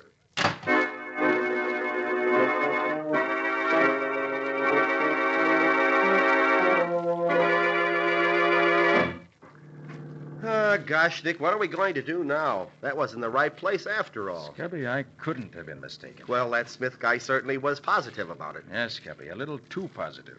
As if he had his answer ready even before we arrived. Oh, you mean you think that he... Oh, Scubby, stop in front of this drugstore we're coming to. The drugstore? Okay, Nick. Oh, what are you going to do in here? I noticed the only drugstore in the neighborhood. I'd like to ask the druggist some questions. Wait for me, will you? Yeah, sure.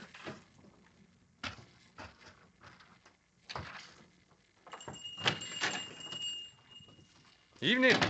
Something I can do for you? I wonder if you could tell me how to reach 917 Main Street, Mr. Richard Smith's house. The Smiths? Straight down the street, about 2 blocks. Big new house on your right. Thanks very much. Oh, I wonder if you could tell me how old the baby they've adopted is. I'd like to buy a present for it. How old? Yes. Well, I'm afraid I can't say. It must be pretty small, though. Is that so? Yes, they bought special baby food about 10 days ago. The other day, they got some Castile soap and some baby powder. I see. Can't be a very old baby. Well, thanks. Then I guess I'll take a chance and buy the teddy bear. I think that one on the counter that'll do very nicely. This one? Yes. $2.98, mister. Here's a $5. Keep the change. Why, thanks. Thanks. Well, did you find out anything, Nick? Yes. Back to the Smiths, Gubby. Yeah? This time they're going to talk if we have to make them do it.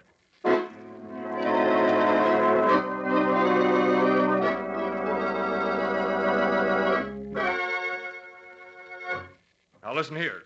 You can't force your way into my house like this. Get out, and get out at once. Not until you've done a little talking. Close the door, Scubby. Right, Nick. This is an outrage. Richard, I'm going to call the police. Go right ahead, Mrs. Smith. We'll wait here till they come. I'll handle this, my dear. Mr. Carter, for the last time, I order you to leave this house. And for the last time, I refuse. Now, suppose we step into the living room. We can talk more comfortably here. We have nothing to talk about. We've already told you there's no baby in this house. There certainly is not. I believe there's no baby here now, Mrs. Smith, but I'm positive that until a few hours ago you had a baby here. Now, where is it gone? But we didn't. I tell you, we didn't. Then how do you explain this? Oh. It's a baby's rattle. Yes, I spotted it under the sofa a second ago. You overlooked it, Mr. Smith, when you and your wife tried to get rid of all the signs that there had been a baby here. Oh, tell them, Richard. Go on, tell them. Dorothy? No, Richard, I can't lie any longer. Yes, we did adopt a baby, but now they've taken it away again. That's better. Who took it? A man called for it only an hour ago. He told us we'd get into serious legal trouble if we didn't give it up. That's right, Mr. Carter. The man who came for it said there'd been a mix-up, and the baby's mother was threatening legal action. He told us that if we denied ever having had the baby, we could stay in the clear. It was such a sweet baby.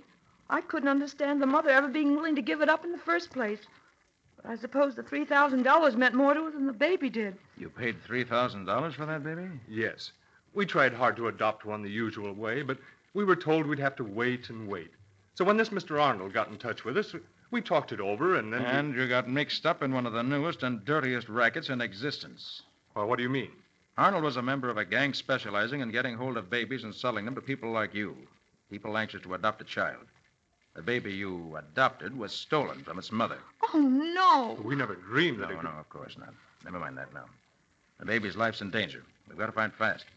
Now tell me all you can about the man who came for the baby. Well, he was no one we'd ever seen before. But he knew all about the baby and said Arnold had sent him. Yes? He gave us our money back and said he was going to take the baby back to its mother. And if we'd keep our mouths shut, there wouldn't be any trouble. What did he look like? He was about 30 and thin. He had dark hair and eyes, and he talked with a slight foreign accent. How was he dressed? He had a dark coat and vest that didn't fit quite right. He was wearing dark slacks of a different material. Whipcord, I think. Coat that didn't fit and whipcord slacks, huh? That isn't the way I should have expected the head of this gang to dress. Is that all you can tell us? I'm afraid it is. We wrapped the baby up well, and this man took it away in a car. What kind of car? It was a dark sedan. I couldn't see it very well from the window. Dark sedan, huh? Was anyone else in it? I think there was. I got the impression there was someone sitting in the back seat. But the man who got the baby was the one who drove the car away. Yes, that's right. I see.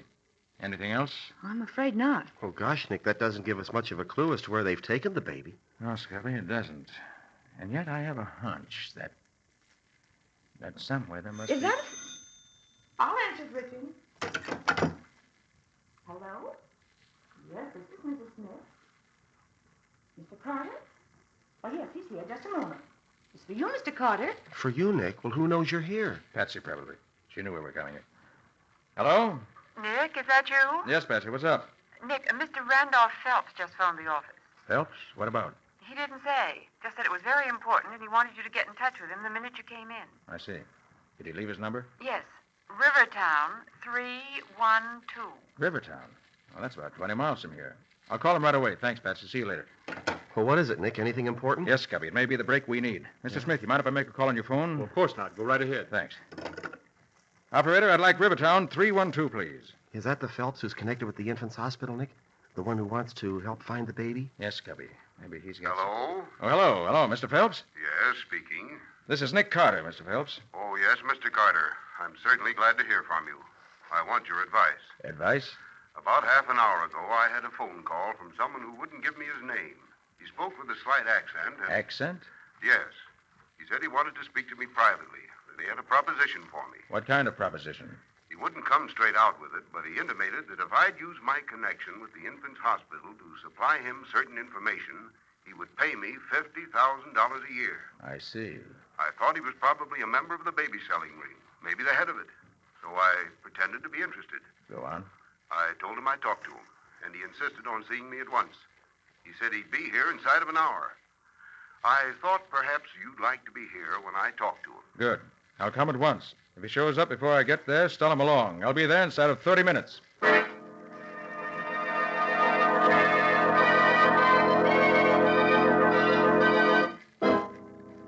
So just when it seemed that Nick and Scubby had at last uncovered the whereabouts of the Anders baby, an unknown man with an accent got away with the baby almost under their very noses. Once again, it looks as if the baby-selling gang has beaten Nick to it. But now that man with an accent has made an appointment to talk to Randolph Phelps, the head of the infants hospital, and Phelps has invited Nick to be present at the interview. Will this prove to be the break that Nick has been looking for? Is he about to meet the head of the gang? Listen tomorrow.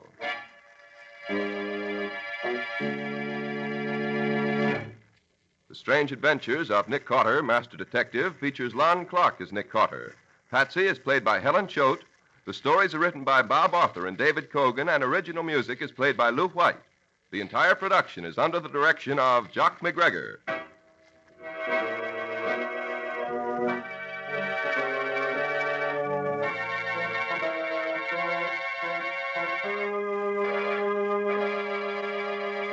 Tomorrow night at the same time, listen to the further adventures of Nick Carter in the case entitled Kidnapped for Sale, or Nick Carter and the Mystery of the Missing Babies.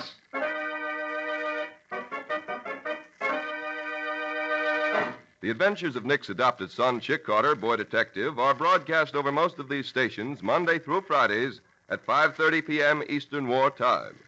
Nick's own show, The Return of Nick Carter, a copyrighted feature of Street and Smith Publications, Incorporated, is presented by the Mutual Broadcasting System and is broadcast from our New York studios over most of these stations every evening, Monday through Friday at 9:15 Eastern War Time. This is Mutual. Organized crime doesn't stand a chance against the gangbusters, who are up next. Gangbusters, presented in cooperation with police and federal law enforcement departments throughout the United States. And now, Gangbusters presents the case of the Red Hot Readers and how New York detectives cooled them off. Despite a $2 pearl necklace, a teenage transgressor, and a misused ice pick.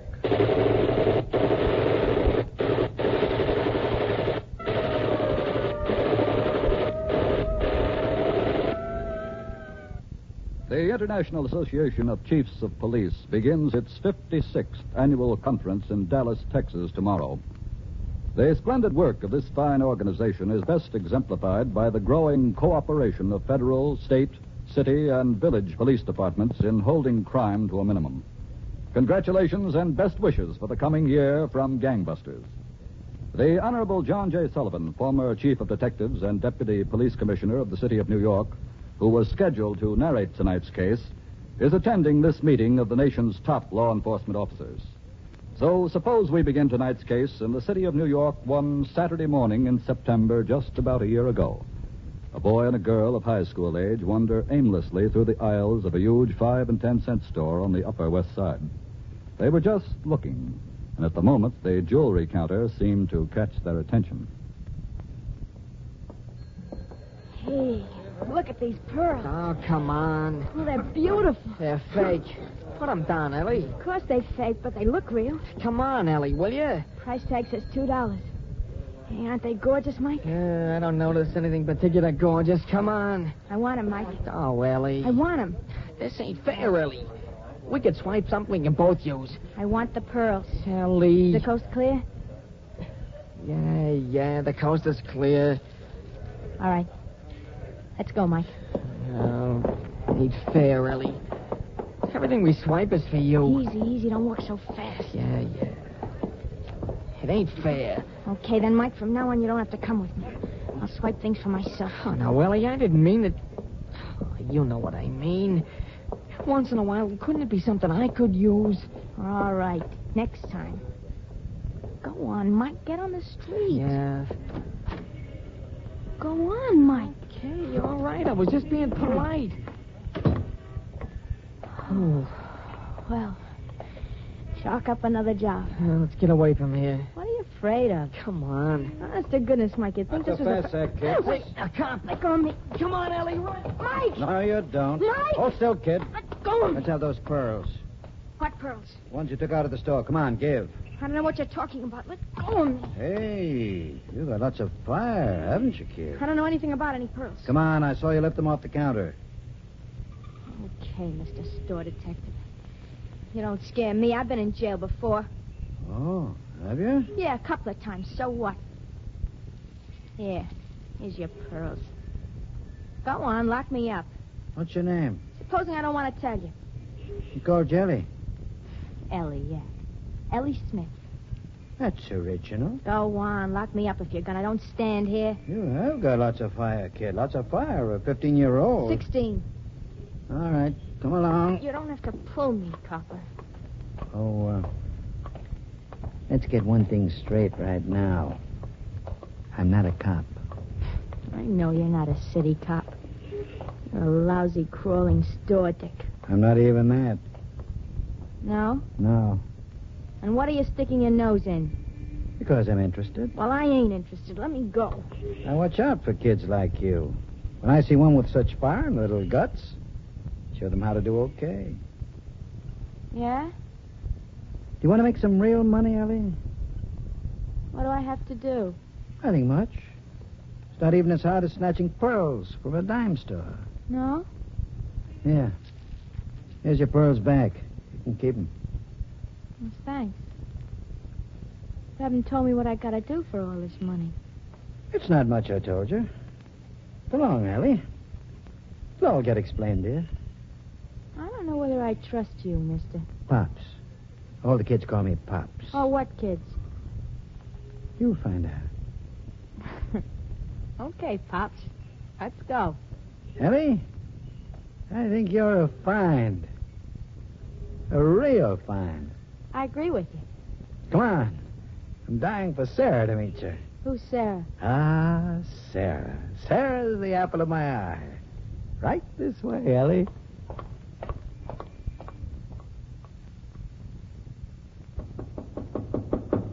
Yes? Who is it? It's me, Pops. And a friend. All right. Hello, Sarah. Get in there. Go on in, Ellie. Thank you. Thanks very much. Sarah, this is Ellie. Ellie, Sarah. How do you do? Go on over and sit down. Isn't she a pretty young thing, Sarah? That's not the point. She wants to make some money. Isn't that right, Ellie? That's right, Pops. Pops, come in here with me a minute. Sarah. Come on. You wait here a minute for me, Ellie. We got to discuss a thing or two. All right. But hurry. Just make yourself comfortable, Ellie. I won't be long. Okay, get inside. What's the matter with you? Ain't you a sweet young thing, Sarah? Too sweet. Oh, Sarah. We need 13-year-olds and 14-year-olds for this job. They're not suspicious of 13-year-olds. You know that. She's young, Sarah. She's just well-developed. Too well-developed. Listen, I caught her shoplifting. She's got no folks. She lives with an aunt. She's just right. For who? Sarah, believe me. I got no personal interest. Oh, all right. I suppose she'll have to do. Kids are getting scarce. She'll be all right, Sarah. Believe me. She'll be one of the best we ever had. Hello, Daly. Clark, just get in. Yeah, just stepped off the train. How was Hollywood? Very Hollywoodish, Daly. Inspector in? Yeah, he's here. Go on in. Hello, Inspector. Well, welcome home, Mr. Clark. You ready to come back to work on the forgery squad? Or do you want another vacation visiting Hollywood royalty? It wasn't any vacation, Inspector. I had to be in court every day of the trial. Well, let's compromise and say you were forced into a vacation by means of a subpoena. But you earned it, Mr. Clark. Oh, thanks, Inspector. Now, here's what I want you to do. Oh, wait a minute, Inspector. I just got off the train. I haven't been home. Well, leave your suitcase here and pick it up later. I want you on this right now. Oh? Something heavy? Heavy enough. Do you happen to remember those express money orders that were stolen in Philadelphia last spring? Yes, I think I do. It was some load of them, wasn't it? A couple of thousand blanks? 4,000 in some blank money orders. They're being forged and shoved all over New York. Oh? Man and woman seem to be the ringleaders. They've been working all over the 5 boroughs. They pick up kids in one neighborhood at a time. Kids cash their money orders and they move on. We've gotten several of the kids, but they can't help us. Not at all? Just with the descriptions. It seems this Pop and Sarah, that's the couple, operate on the theory that we'll grab the kids they use so they don't use them very long. And there's no other lead? We've been working, Mr. Clark, all of us. But I'm afraid we're now too close to the forest to see the trees. It's my feeling that perhaps a New York detective who has spent the last 6 weeks on the Hollywood front might be the one to see a few trees. What's your feeling? Well, maybe you're right, Inspector. I'll try. And, Mr. Clark, please take along any ideas you happen to have acquired from either Metro, Goldwyn, or Mayer. Look for a place to park, Sarah. Any place around here. You didn't answer my question, Pops. What question was that? You know what question. You mean about the girl, Ellie? I mean about the girl. Oh, Ellie. now, Sarah, she's working hard. Better work a few more days. The rule we made was we don't have the kids push the money orders for more than 2 days before we get rid of them. That was the rule we made. So get rid of her. There. Pull into that spot. Well? She's got fire, Sarah. You have to admit she's got fire. She's also got big brown eyes and pretty legs. Oh, now, Sarah, I'm old enough to be Ellie's father. You're also old enough to be my father. That may be so, but I don't show it. Listen, Sarah, the girl is smart. She's an operator. She shoves those checks like she was doing it all her life. Her time is up. Get rid of her. I think it'd be a good idea to make Ellie a permanent member of the organization. You will over my dead body. Sarah, I do believe you're jealous. I'm jealous, all right, and get that silly smirk off your face. Oh, that's ridiculous. Jealous of a schoolgirl. She goes, Pops. That's all there is to it. All right, I'll think about it. There's nothing to think about. She goes. Listen, Sarah. Oh, there she is. Drive the car once around the block and pick us up. Why? Policeman. Did you ever hear of policeman? Will you drive the car around a block?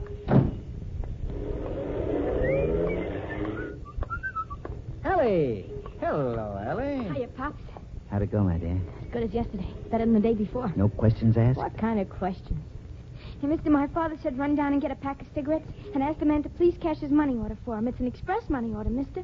It's a cinch. Ellie, you're truly a wonder. Am I, Pops? Have you got all the dough? Every cent. Ah, you're a wonder, all right, Ellie. Do I become a permanent member of the organization like you said? Well, Do I, Pops? there's lots of things to consider, Ellie. You're so young, and you need a lot of experience. But I'm pretty. You said so. Oh, definitely. Yeah, you're pretty. But there's still lots of things to consider. Like Sarah. Well, Sarah is kind of stubborn. I don't care a hoot for Sarah, neither do you. Oh, of course I care for Sarah. But not so much as you care for little me. Isn't that right, Pops? Ellie, if we're going to work this thing to make you a permanent member of the organization, I mean, we're going to have to be smart about it. Oh, I can be smart, Pops. Awful smart. Yeah, Ellie. That's a good girl. You be smart about it. And leave Sarah to me. Come on, let's get in the car. We mustn't keep her waiting. Of course we mustn't. Well, Gangbusters listeners, a gang of criminals has little enough chance for success when everything goes smoothly. But when two members are in conflict, their chances diminish still more. Detectives of the New York City Forgery Squad were quite busy attempting to trace the gang which forged stolen express money orders and passed them at neighborhood stores. A few mornings later, Detective Clark walked into the office of Inspector Hayes. Morning, Inspector. Well, good morning, Mr. Clark. You been able to see any trees yet? Maybe, Inspector. We think we've got a lead. You don't say. What, for instance? The 32nd Squad had a report of a girl missing from home for 4 days. She answers the description of one of the kids that's been shoving money orders this week. I don't see any trees, Mr. Clark. Well, this girl has been picked up a couple of times for shoplifting. Been a hard-to-handle kid, no folks. Lived with her aunt. That's still rather remote. Yes, I know it is. The aunt gave detectives in the precinct a picture of this Ellie Parker. We borrowed it from them. Kelly's out now showing it to some of the merchants who got bitten this week. I wish you luck, Mr. Clark.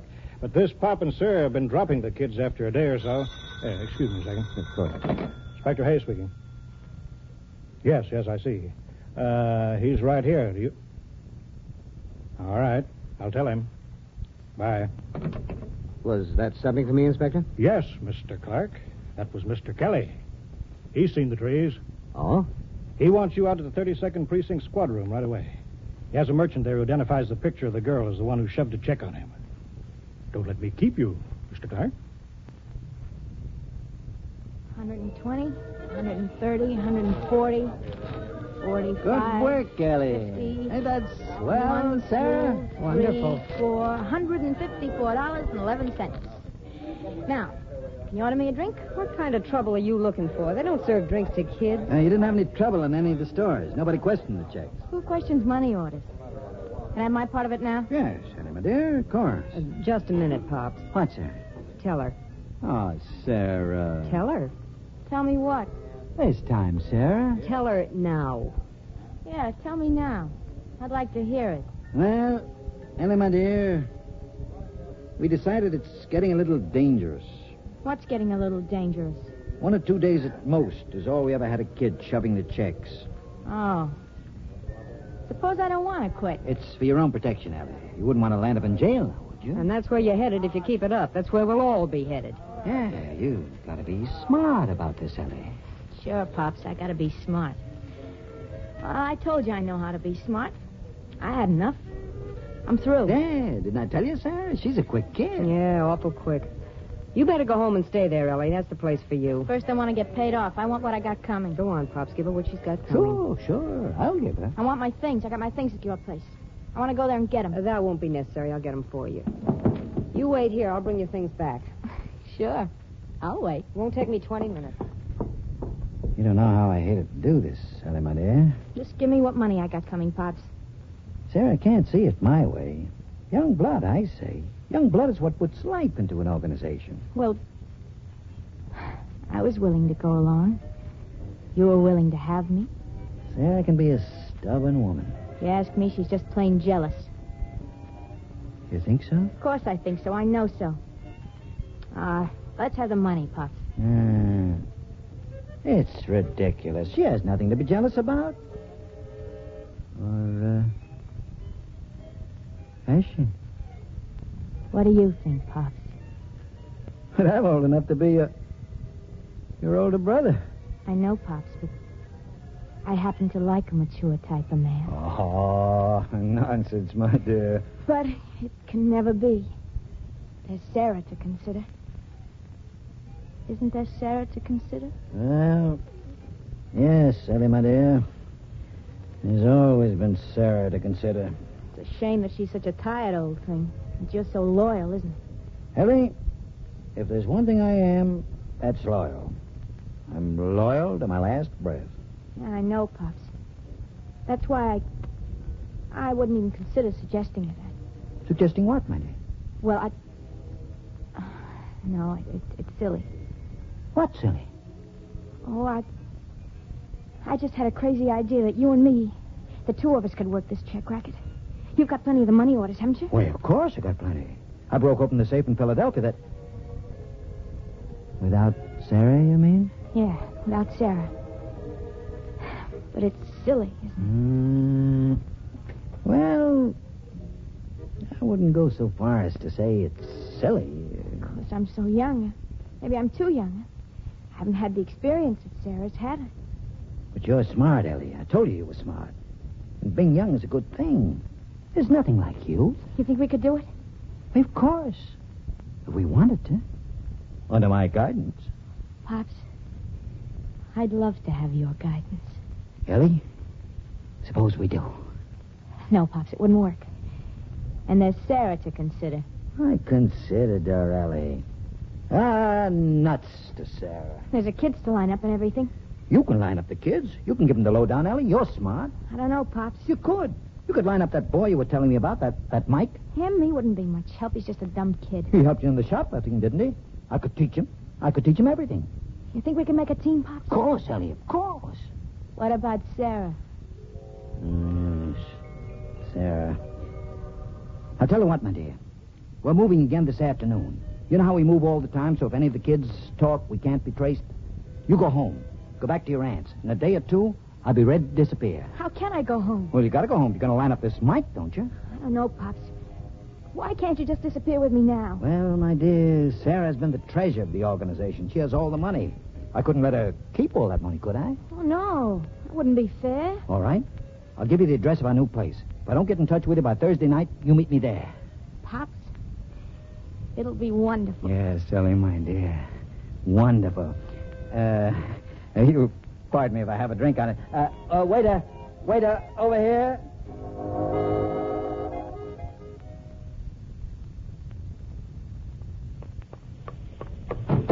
He's not going in, Inspector. He left Ellie off at the door. All right, Mr. Clark, get him.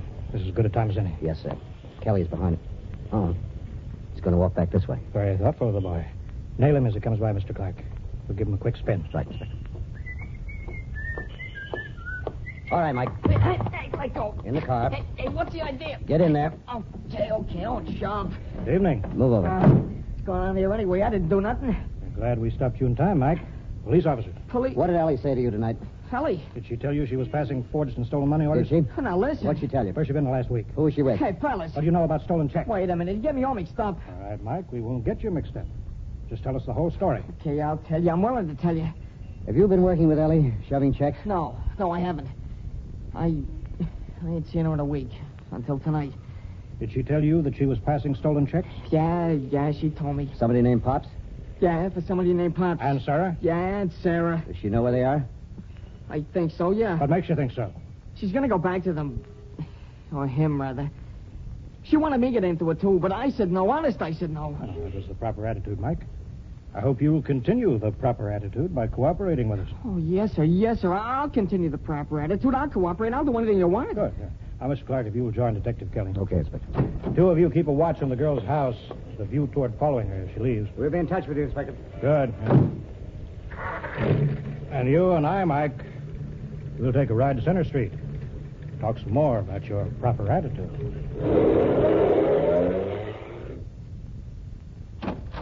Pops, Oh, hello, Sarah. What are you doing with my suitcase? What'd you expect to find in there? Cufflinks, Sarah. Cufflinks. I didn't know where we packed the cufflinks. Where are you getting dressed to go? You need cufflinks. No place, Sarah. I just thought I might need them sometime. So you're trying to get the lock open with an ice pick. My new $40 suitcase, and you're breaking the lock open with an ice pick to get cufflinks you don't need. I was bothered where they were. Give me that ice pick. Oh, Sarah. Give it here. All right. Take it. Hey, is that your furniture? You can stick an ice pick in it? Oh, Sarah. If you wanted to find your cufflinks, why didn't you look in the top drawer where I saw you put them? Is that where they are? Yeah. The cufflinks are in the drawer, and the money is in the suitcase. It is? Yeah, it is. Oh, that's strange, Sarah. I always wondered where you kept the boodle. And right now, you were looking to take it and run away with that punk kid Ellie. Oh, now, Sarah. I had an idea what you were up to. All right. You and I are through, Sarah. I'm tired of being tied down to an old hag. Hag? That's what I said. I'm taking what's mine and leaving. A hag, am I? Sarah. You want young stuff, do you? No, Sarah. Let's see how your Ellie likes you stuck up with an ice pick. Please, Sarah. How, huh? How would she like you now? Well, that was the fate of one criminal. But New York detectives still had a time of it, keeping a tigress from the throat of a vixen. Why didn't you answer, Pops? Come in, Ellie. Oh. Hello, Sarah. Come in. Pops let me know he was expecting you. Oh, he did? Yeah, well, that's nice. Yeah, very nice. I know the whole story. You do? I was just packing to get out. I was going to leave Pops for you. Oh, where is he, Sarah? In there. Oh, can he come out? I think it would be better, Ellie, if you went in. Well, I can wait out here. Oh, it's all right, Ellie. Come on. Okay, it's all right. In there. This is really very nice of you, Sarah. Understanding everything, I mean. Oh, I understand everything perfectly, Ellie. Go on in. Sure. Hello, Pops. Well, he's yours. Go on in. You did it. Sure I did it.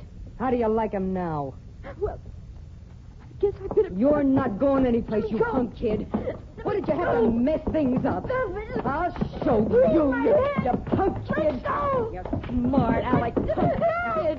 You didn't need any help before, did you? I'll show you something. I'll show you. I'll show you. Come on, get up, get up. Punk kid. Smart Alec punk kid. All right. Sit down there. You smart Alec punk kid. She killed him. In there, she killed him. All right, Ellie, calm down. She was trying to kill me. Calm down. Nobody's going to hurt you now. At least not any more than you already hurt yourself. Well, Gangbusters listeners, that was how the final arrests were made in this case. The woman, Sarah Royal, was given a life sentence for second-degree murder. The girl, Ellie, was sent to a reformatory for a term of 5 years.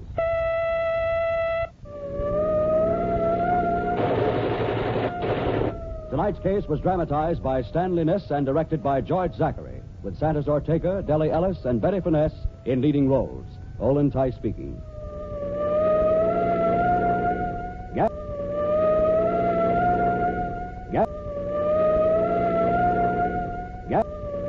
Have Gun, Will Travel is up next on Nightly Old Time Radio Shows.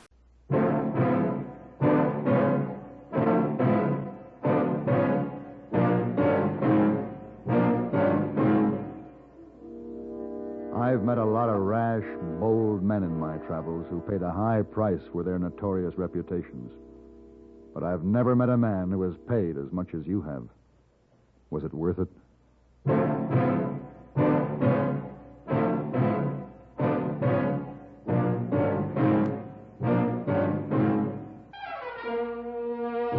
Have Gun, Will Travel. Starring Mr. John Daner as Paladin.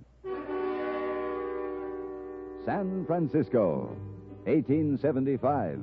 The Carlton Hotel, headquarters of the man called Paladin.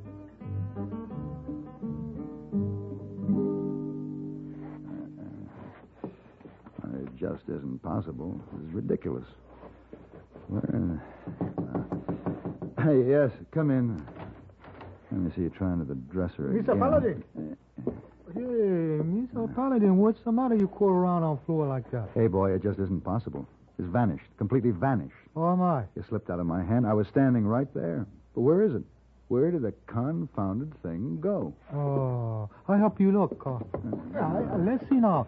Mr. Paladin, what we look for? My collar button. Oh, let's see now. Oh, no. It just isn't possible. And I'm due for my appointment with the Countess in 15 minutes. Countess? And the Right Honorable Countess of Dunkley Tatsboro. She sent me a note. Oh, yes, she guests in hotel. She very nice lady. Come in. Oh, Mr. Paladin, I can't go now. Maybe it's over. What's the matter? You two crawl around on the floor like that? Missy Wong, maybe you come back later. We're very busy. Oh, but Missy Wong... Hey, boys, quite right, Miss Wong. You've come at a rather bad time. Come back later, please. Oh, all right. I go. Come back later. Oh, Mr. Paladin, you dropped the collar button on the floor. I put him here on the table. You'll be looking for that someday, maybe. Well, I come back when you're not so busy.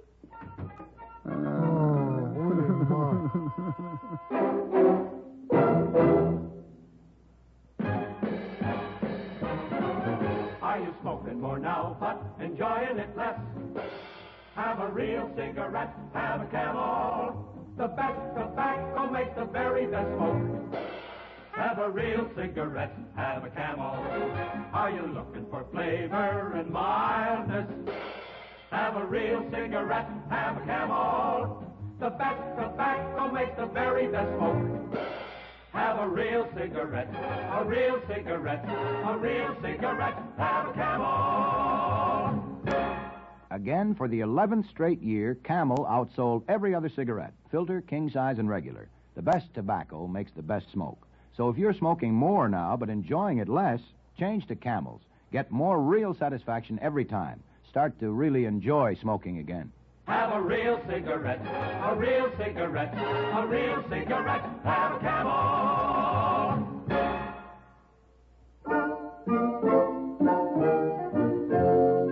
Thanks to Miss Wong, I arrived at my appointment promptly at 10. Lady May, the Right Honorable Countess of Dunkley Tatsboro, waited for me in her sitting room, stiffly erect in an enormous high-backed chair.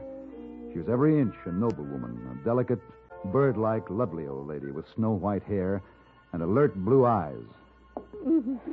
Well, sit down, Mr. Paladin. Thank you. You are the gentleman with the gun who travels? Yes. Rather an odd calling, but then I suppose it's only temporary. Well, sometimes a business like mine can be very temporary. Really? Oh, yes, of course. Well, Mr. Paladin, I am here in San Francisco for only one reason, to avail myself of your unusual services. I'm flattered, Lady May. My husband, the Earl of Dunkley Tatsboro, died 3 years ago. The title and estate, primogeniture, you know, passed to my eldest son, Gerald. Dear boy, Gerald, very much like his father. Stuffy and a bore, but a dear nevertheless. 6 months ago, Gerald met with an unfortunate shooting accident. Partridge. Partridge? On the moors in the mist. Who can see anything? Besides, Pamela's such a beastly, sharp, detestable girl. I never did like her. Pamela? Gerald's wife. She shot him. Oh, that was indeed most unfortunate. So now the title and estate passed to my son Bertrand. That's where you come in. I want you to find him. He's lost? Oh, dear, no. He's somewhere in this splendid country of yours. Well, it's quite a large country, you know. Oh, my, yes, indeed. Well, where would I start looking for him? That is, if I started out to find him. Well, the last post I had from the dear boy was from a place called Stinking Springs. Odd, isn't it? Well, it narrows it down. That's in the Gila River section. But that was over a year ago. Lady May, was Bertrand what we call a remittance man, banished from home, living on an allowance? Banished is rather a harsh word, Mr. Paladin. And as for an allowance, Bert is quite wealthy in his own right, from his godmother, the dear Duchess. When he came to this country, he had a deposit of £50,000 to his credit in the Chase National Bank of New York. About $250,000. It's quite a sum. I must confess, Mr. Paladin, I was always inclined to favor Bertrand. He was a delicate child, mild-mannered, gentle. He grew to be a fine man. But there was always conflict with his father, who felt he was a weakling, namby-pamby, soppy. It seemed the wise thing that Bertie should leave England. Do you think he'll want to go back? He must. He's now the Earl of Dunkley Tatsboro. He must take his rightful place. Yeah. This ring. Take it, Mr. Paladin, when you find him. And I know you shall. Show it to him. It bears the family crest. And if he should hesitate at all, say this. Say, Mums needs her Twinkie boy. Mums needs her Twinkie boy. Yes. He will understand. Here is his picture. It was taken 4 years ago, just before he left England. Oh, good. Let's see. I mean, this is the Right Honorable Bertrand, Earl of Dunkley Tatsboro? Yes. Poor dear. I brood so about it. His going so far away, feeling he was unwanted. Well, Lady May, he doesn't have to feel unwanted anymore. He's wanted by the territories of Arizona, New Mexico, and Texas. Dear boy, whatever do you mean? Well, I hate to say this, but there's no mistake. This picture. This is Bad Bert. Oh, I know. That's Lord Bertrand taken 4 years ago. Oh, that is Bad Bert. He's known as a tough, dangerous road agent. No. I'm sorry, Lady May. Tough. Yes. Dangerous. Yes. Well, I wish his father could hear that. Bully for Bertie.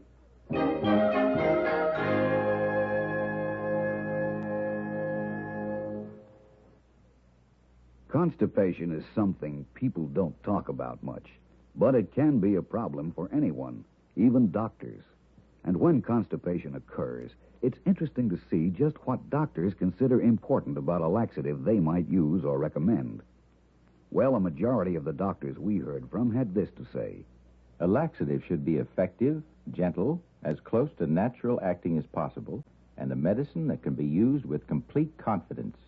Now, X-Lax has been popular with many doctors and millions of people over the years because pleasant-tasting chocolated X-Lax is effective.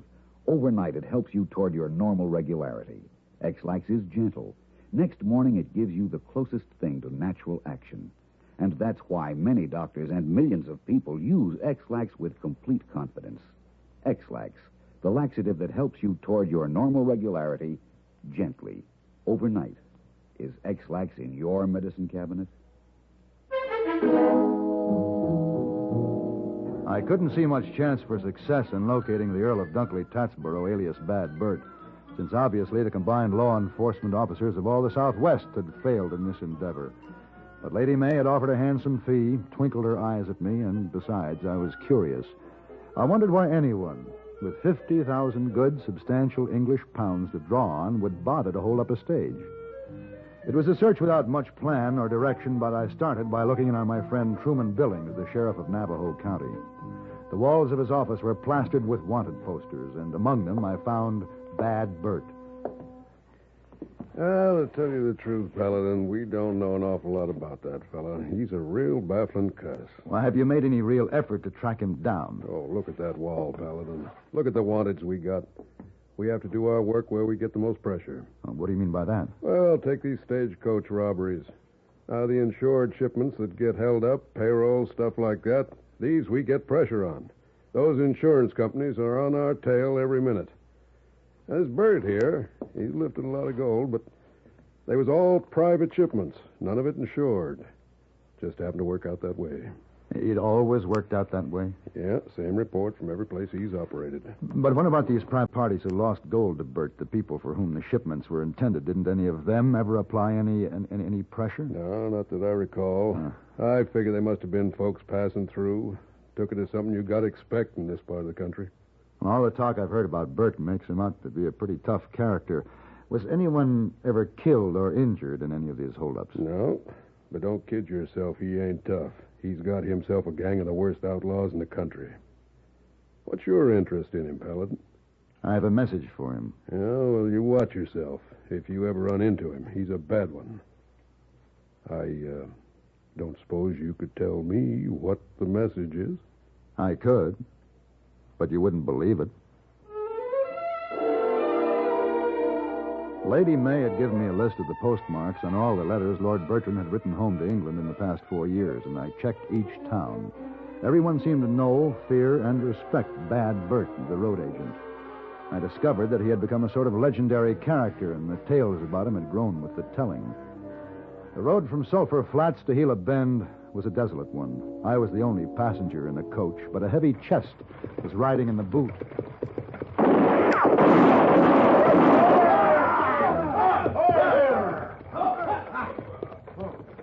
Here's a hold of 'em, mister. Come on, now, get out. Get. Feels good to stretch my legs. Just drop your gun, mister. Now, drop it. Sure. And watch yourself and you won't get hurt. It's in the boot, boys. Come on, hurry it up. Now, mister, this here coach being robbed by Bad Bert, leader of the toughest gang in the West. That's very interesting. Why do you tell me that? Boss's orders. Oh. Where's the boss? He's there. Way up there on the hill? Yeah, that's the boss. He got a spyglass. Then he doesn't actually take part in these robberies. Oh, he figures, mister. And so far, he done real good. Aren't you got it, boys? Well, then let's move. Oh, wait a minute. I've got something here I want you to take to your boss. Get your hand out of that pocket. Get him up now. Well, you get it then. It's in my vest pocket here, the ring for your boss. Well, what's the idea? He don't want no ring. I think he'll want this one. Now take it to him. It's in this pocket. Here. Oh, well. Uh-oh. What's that? The boss, he see me through that spyglass. See me reach in your pocket. We ain't supposed to take nothing but gold, see?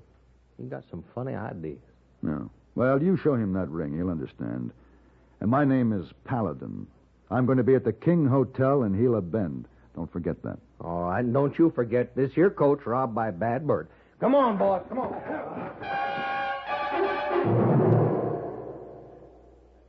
Even if you've had embarrassing dandruff for years, you can get rid of it now in 3 minutes. That's all it takes with Fitch Dandruff Remover Shampoo. Yes, unsightly dandruff's gone in 3 minutes with Fitch. Quickest, easiest of all leading shampoos.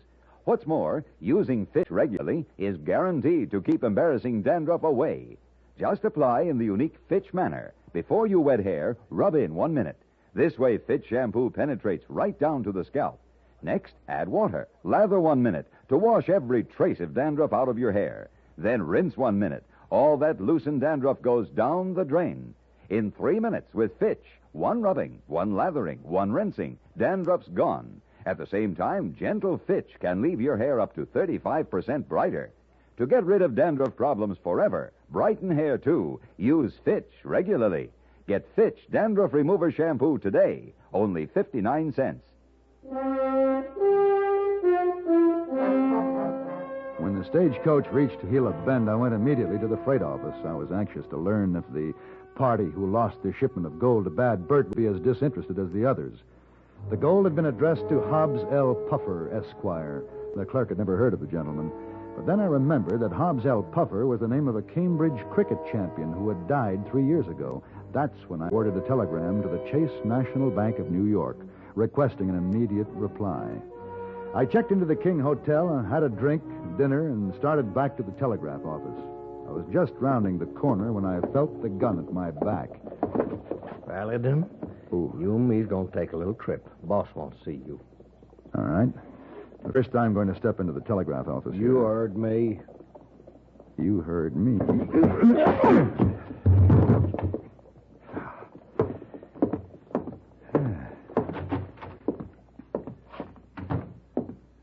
Yes, sir. What can I do for you? My name is Paladin. Did you get an answer to my wire? Sure did. Here it is, all writ out. Thank you.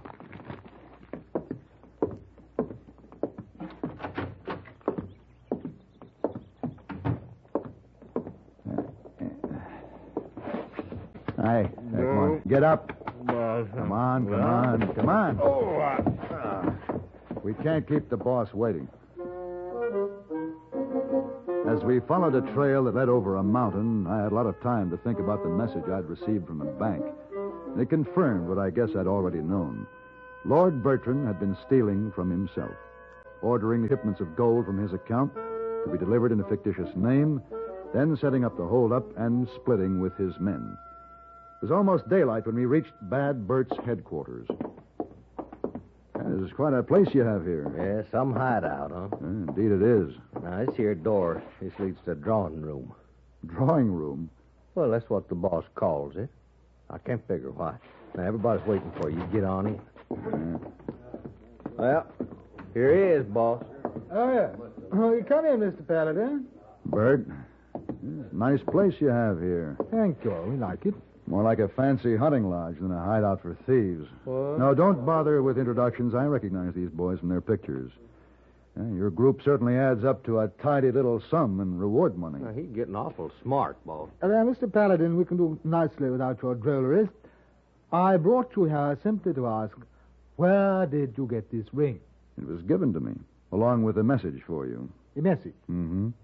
Well, come then. What is the message? Let's have it.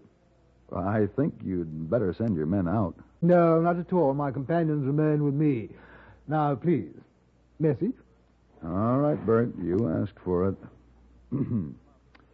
Mums needs her Twinkie boy. Now, what's that supposed to mean? Why you don't No, Mr. Kelly. Well, you can't stand still for that kind of insulting talk, boy. No. Gentlemen, I'm going to have to ask you to leave the drawing room after all. This is a matter I feel that I must settle myself. Atta boy, because he's too darn smart. Come on, fellas.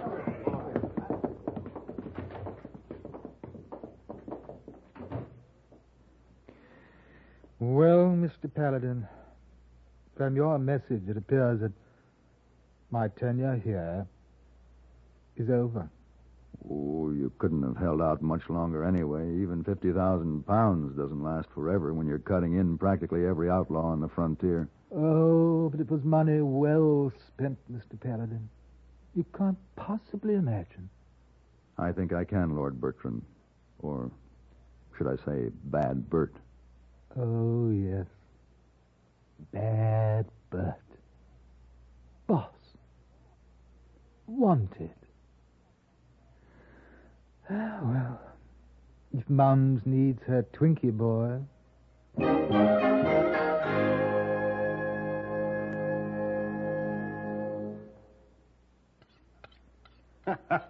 So people come in to me and they say, Otto, you were once a great chef. Because I am now selling meat in my butcher shop, one sometimes forgets I know lots about cooking meat, too. So I let you in on a little cooking secret of mine. French's Worcestershire sauce. Aha! Only French's Worcestershire has in it a collection of spices we Germans know accentuates the good flavor of meat. French's also has soy, anchovies, tamarinds. Ach, I could go on, but these ingredients do to everyday food. Mouth-watering. May I suggest you try this with pot roast? Add 1 tablespoon French's Worcestershire to each cup of gravy. Ach, would you believe the difference? With French's, you really spark up your meals, and people will say, my goodness, but you're a wonderful cook, just as they used to say to me.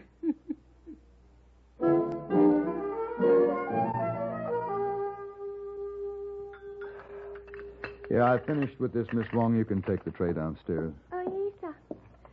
Mr. Paladin, I keep thinking all the time of this Bad Bert you tell me about. He really robbed his own money, then divide up with bad men? Well, you understand, of course, Miss Wong, the men didn't know it was his money. They just figured he was a pretty clever boss, planning all those successful hold-ups. And naturally, in the custom among thieves, there had to be a division of the spoils. Yes, but seems very funny, rob his own money. Well, Miss Wong, Bert was a meek little man, painfully aware of his insignificance.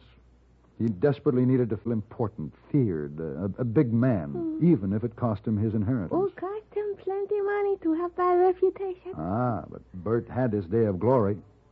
Now Lord Bertrand, the Earl of Dunkley-Tatsborough, is back in England attending to his estate, where he'll live out his days and be forgotten. But mark you my words, the stories about Bad Bert will grow and be told and retold until nobody will know where the truth leaves off and the tall tales begin.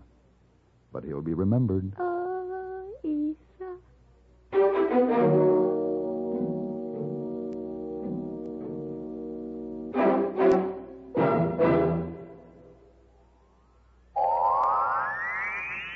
Oh, brother, this miserable cold and my sinuses. Haven't you heard about Dristan? Dristan decongestant tablets not only help drain all 8 sinus cavities, critical areas of cold's infection, but circulating through the blood, Dristan reaches all congested areas.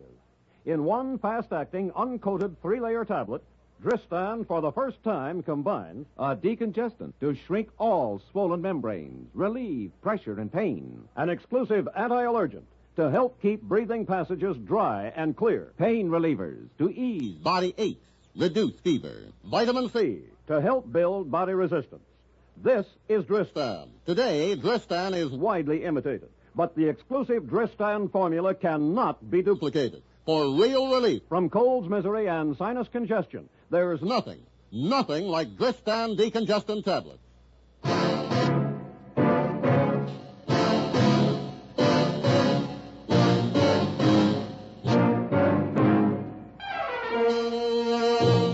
Have Gun Will Travel. Created by Herb Meadow and Sam Rolfe, is produced and directed in Hollywood by Frank Paris, and stars John Daner as Paladin, with Ben Wright as Hayboy and Virginia Gregg as Miss Wong. Tonight's story was specially written for Have Gun Will Travel by Ann Dowd. Featured in the cast were Lawrence Dobkin, Bartlett Robinson, James Nusser, and Peggy Weber. This is Hugh Douglas, inviting you to join us again next week when CBS Radio presents Have Gun Will Travel.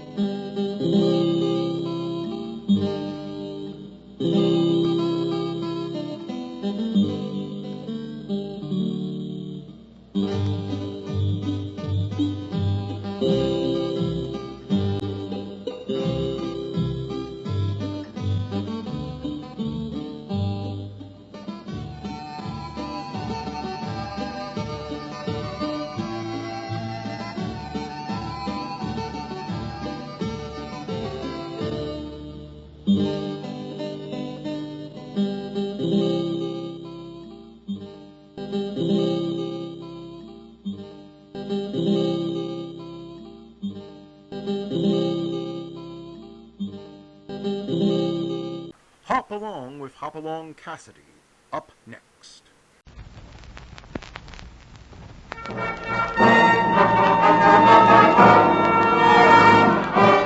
With action and suspense out of the Old West comes the most famous hero of them all, Along Cassidy, starring William Boyd.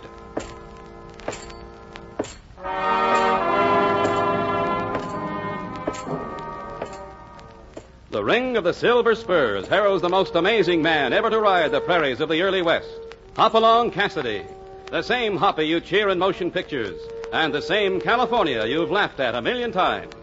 Raw courage and quick shooting have built a legend around this famous hero. Hopalong is a name to be feared, respected, and admired, for this great cowboy rides the trails of adventure and excitement. William Boyd as Hopalong Cassidy, and Andy Clyde as California. Well, Hoppy, what about our story?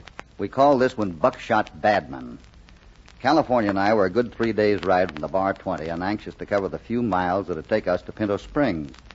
It was a hot August afternoon without a breath of air stirring, and the only sign of life was a few buzzards wheeling slowly over the trail up ahead. I tell you, Hoppy, I'm so thirsty I believe I could drain the Rio Grande in one swallow. I know just what you mean, California. You've already drained both our canteens. You'll just have to wait till we get into Pinto Springs. Yeah, I know it. But the minute we get there, I'm going into the Ace High Saloon, step right up to the bar, and order me Yeah, go on. Whole bucket full of sarsaparilla. My, you do like to live dangerously, don't you? Oh, sure, Hey, wait a minute, California. There's a horse over by that clump of mesquite. Yeah, he sure ain't dead, though. I even got a saddle on him. Come on, let's take a look. Let's go. Do you see what I see, Hoppy? Yeah, if you mean a man lying there beside the trail, I do. I reckon he must have fell off his horse. Looks like he had a good reason for falling off. Hey, he's been shot. Is he dead? Yeah, he's dead, all right. Somebody shot him in the back with a shotgun.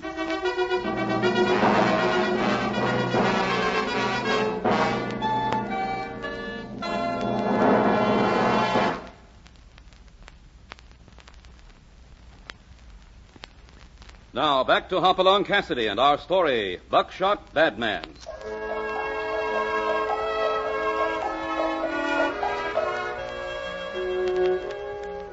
Hoppy and California were riding toward the little town of Pinto Springs when they noticed some buzzards circling the trail ahead. Upon drawing closer, they saw a horse standing at the edge of the trail. Spurring up to investigate, they discovered its cowboy rider lying on the ground, dead, shot in the back with a shotgun. The poor cuss never had a chance, Hoppy. Whoever dry gulched him sure wasn't taking any chances. Hey, what you looking at there? I don't know for sure. Looks like this fellow was trying to tell something before he died. Look at that. Why, it looks like he drawed an arrow in the dust. Yeah, sort of an odd arrow, though. It's got two lines below the inverted V, and they curve away from each other at the bottom. Just sort of funny looking, all right. But I guess if you're dying, you can't be too particular. Well, we better take him into the sheriff's office at Pinto Springs. Right, Hoppy. I'll fetch his horse.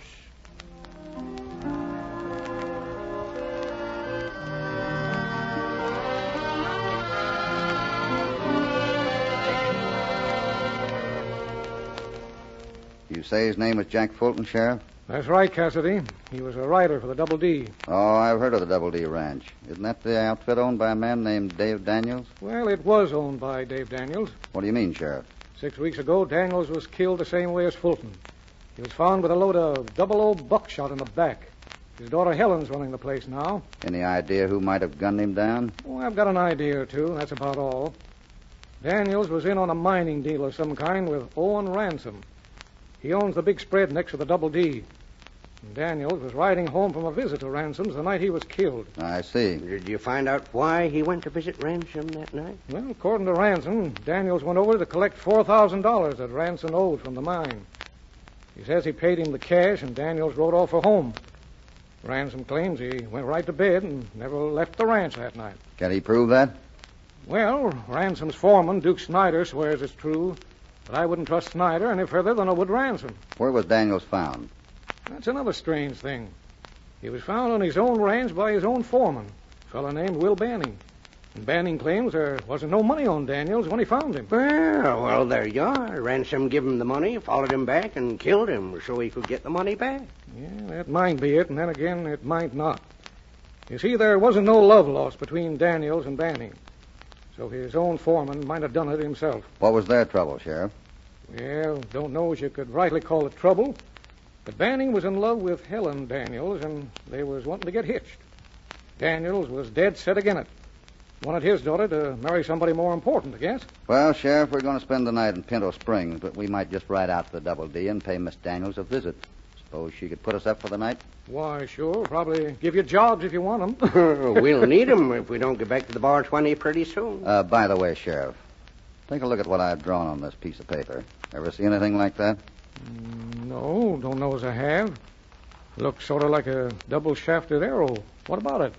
Jack Fulton drew something like that in the dust before he died. It was pointing due west from where we found him. West, huh? Well, that would have been toward Ransom's place. Say, speak of the devil, here comes Ransom now. Good. I'm anxious to meet him. And, Sheriff, let's don't say anything about that little arrow for the time being. All right, whatever you say. Ransom, meet Along Cassidy in California, Carlson. Well, well. So this is Along Cassidy.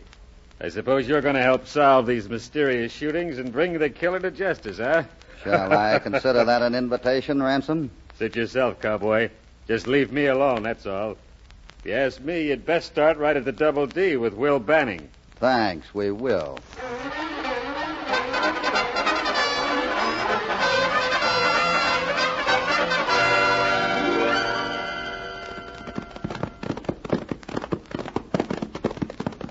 Gosh, Hoppy, this Double D's quite a spread, ain't it? Yeah, it looked pretty good. I don't see much signs of life around the house, though. Hello! That ought to rouse somebody. Well, it should if anybody's in there. Come on, let's have a look. Say, there's a pretty gal coming out on the porch there. Hello there. Howdy, ma'am. Are you Miss Daniels? Yes, I am. What can I do for you? My name is Along Cassidy, and this is California Carlson, Miss Daniels. Howdy, miss. I'm afraid I've got some bad news for you. You mean about Jack Fulton? You already know about him, then? Well, yes, my foreman, Will Banning, was in town when Jack was brought in. He rode right out to tell me. Are you the men who found him? Yes, I'm sorry to say we are. My father was killed in the same cowardly way. I know. We got the story from the sheriff. Mr. Cassidy, what am I going to do? I don't know which way to turn. Now, don't you worry. If you've got room in your bunkhouse for California and me, maybe we can help out. I'm almost as interested in seeing this coyote smoked out of his den as you are. Well, that goes for me, too, ma'am. Thank you. You can't know how much I appreciate... Well, Helen, why didn't you let me know we had visitors? Well, they just arrived, Will. Mr. Cassidy, Mr. Carlson, meet Will Banning, my foreman. How are you, Banning? Howdy. What can we do for you? Mr. Cassidy's offered to help try to find the man who murdered Dad and Jack. Well, that's right neighborly, Cassidy. But we wouldn't want to impose on you that way. I think we can handle this in our own way without any help from strangers. Will Banning, suppose you let me decide about that. Mr. Cassidy, you'll have to excuse Will. He's acting like a husband before we're even married. Oh, that's all right, Miss Daniels. Now that you two have decided things, I wouldn't want to be in the way. Guess I'll take a little ride to settle my supper. Will, stop acting like a jealous schoolboy. I'm beginning to get the idea he don't like us so good. Oh, he'll be all right. Sometimes he's just like a spoiled calf. By the way, Miss Daniels, when's this wedding going to take place? 2 weeks from today. I see. The sheriff tells me Will was the one who found your dad. Yes, that's right. He was returning from a visit to Ransom's place the night he was shot? Yes. Dad had told me at supper that evening that he was going over to collect $4,000 as a final share of the mine's profits.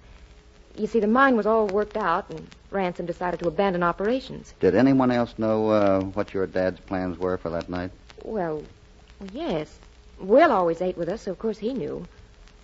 Speaking of eating, I'll bet you men are half starved. Oh, that we are, ma'am. That we are. I'm sorry. I'm afraid my hospitality isn't what it should be. Come along, though. We've got a wonderful Chinese cook who'll rustle up something in a jiffy.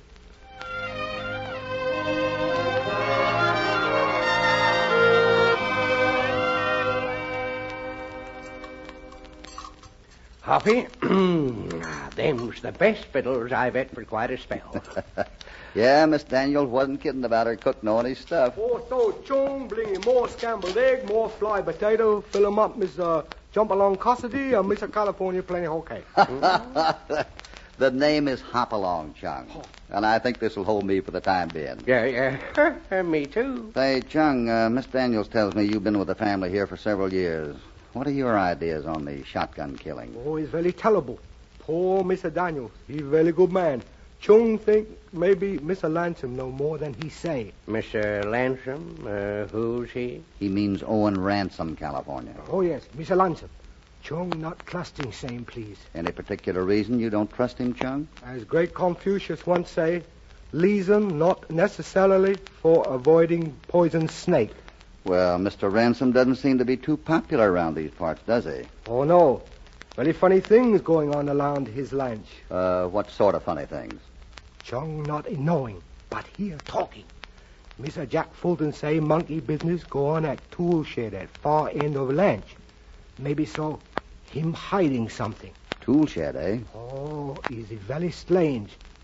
Why Lansom go and got tool shed out there?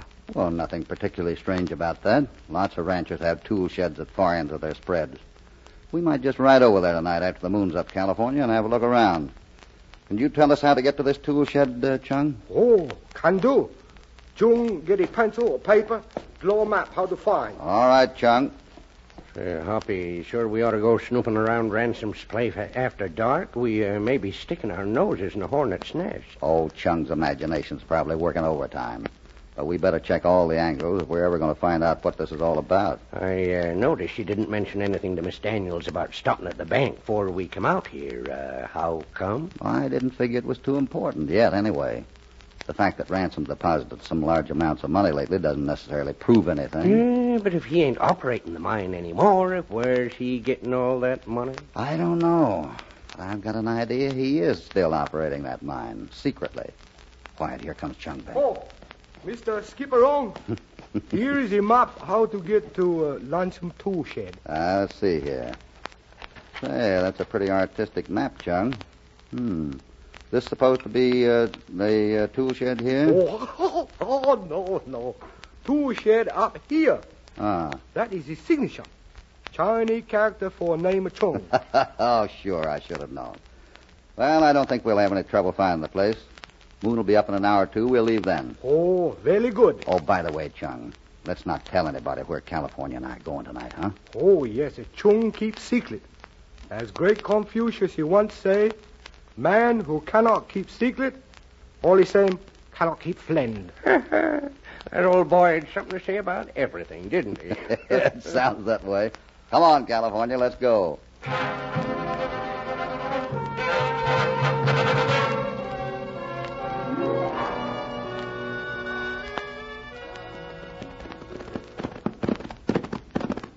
Looks like a shed right ahead there, Hoppy. Yeah, that must be it, all right.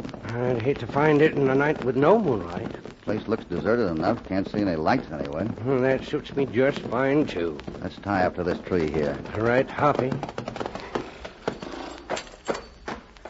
Come on, California. You got the lantern? Yeah, I got it. Want me to light it now? No, not yet. We'll wait till we see if we can get inside the shed. What do you expect to find if we do get in? Your guess is as good as mine. Maybe nothing. Hey, don't likely we could see any lights even if there was some. I don't think there's any windows in the shed. Well, here's a door anyway. Let's try it. Well, What's the matter? This door isn't even locked, just bolted shut. Well, what do you know? Come on inside and light the lantern. Sure. Wait till I strike a match. There she be now. Can you see now? Yeah. Bring the light over here. Looks just like any other tool shed I ever saw. Yeah, I don't see anything unusual so far. Oh, my gosh, they got me. Quiet. That was just the door. Oh. Well, looks like somebody wants to keep us in here, California. Keep us in here? Let's see if we can break it open. Come on. Okay, let's go. Come on.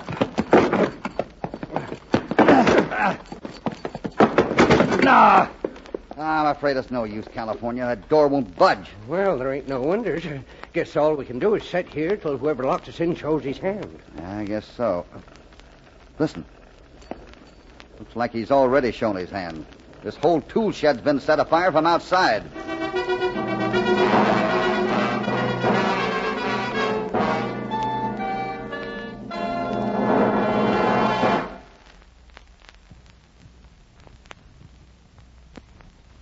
Now, back to Along Cassidy and our story, Buckshot Badman.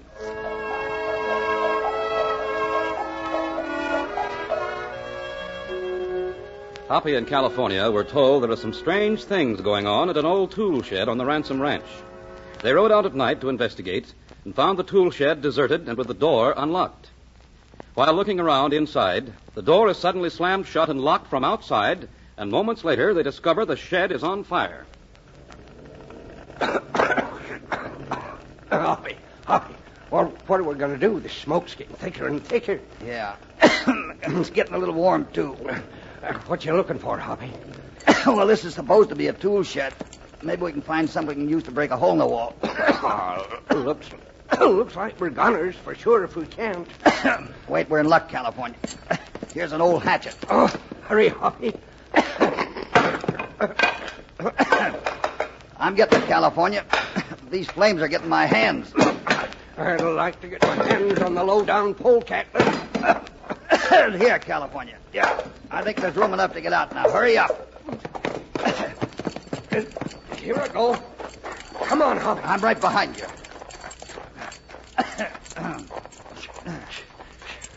Oh, boy.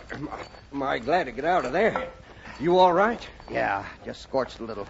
Let's get out of the light more. Looky here, Hoppy. Look. An empty kerosene can. Run for your horse, California. Let's get that hombre. There he goes, riding off through the trees. Come on, we might still get him. Let's go, Topper. Can you see him, Hoppy? No, he's out of sight. I'm afraid it's no use, Hoppy. We'd never find him in the brush at night this way. I guess you're right. Looks like he got away.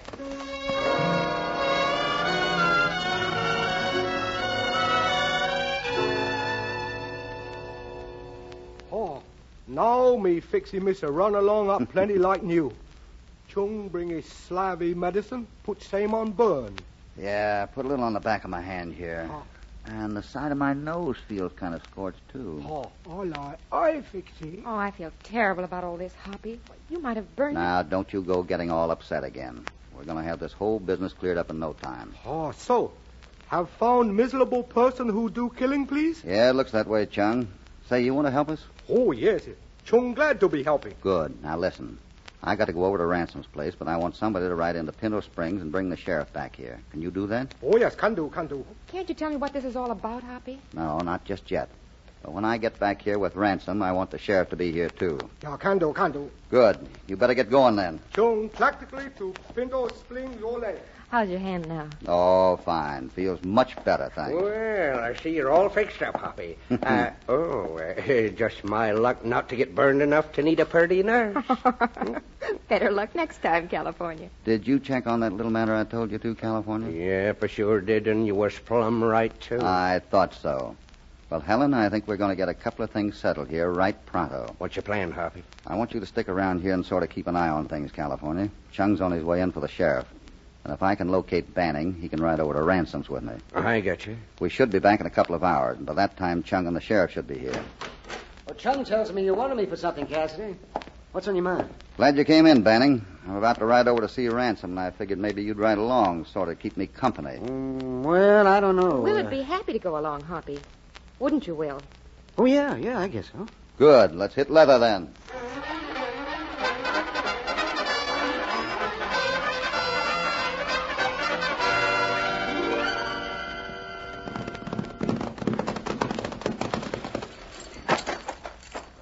Well, I don't see any greeting committee. Guess they haven't spotted us yet. Come on, Banning. Smells like we're just in time for breakfast. That ought to bring somebody on the run. Yeah. Now, let's play this mighty careful. Yeah? What do you want, cowboy? We'd like to see you, Ransom. You must be Snyder.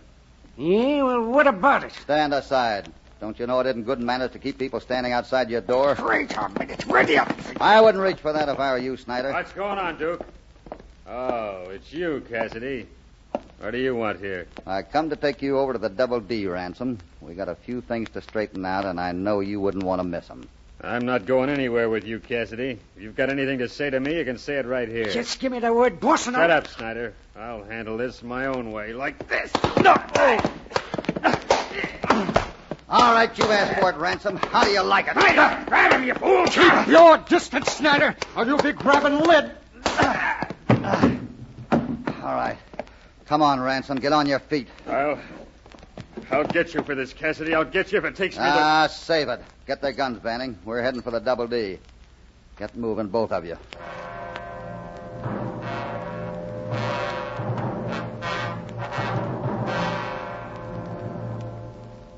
Sheriff's right inside with Miss Helen, Hoppy. Good. All right, inside, you men. See you later, California. Yeah, I got some business to tend to.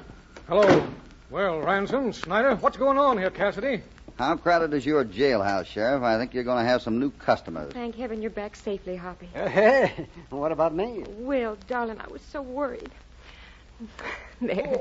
So, Chung, bringing coffee for everybody. That's fine, Chung. Better pour a cup for yourself, too. Now, everybody have a chair. What I have to say won't take long. I demand to know why I was forced to come here against my will. Simmer down, Ransom. You're about to find out. Helen, the night your dad was murdered, he had ridden over to Ransom's to get a final payment for what Ransom claimed was a worked-out mine. Yes, that's right. Someone who knew your dad would be carrying that money ambushed him and stole it. Jack Fulton was murdered yesterday in the same way, because he must have discovered who the killer is. Go on, Cassidy. Ransom was lying about the mine being worked out. It's still producing, and he's been cheating Helen Daniels out of her share ever since her father's death. That's a lie, Cassidy. Sit still, Ransom, and shut up.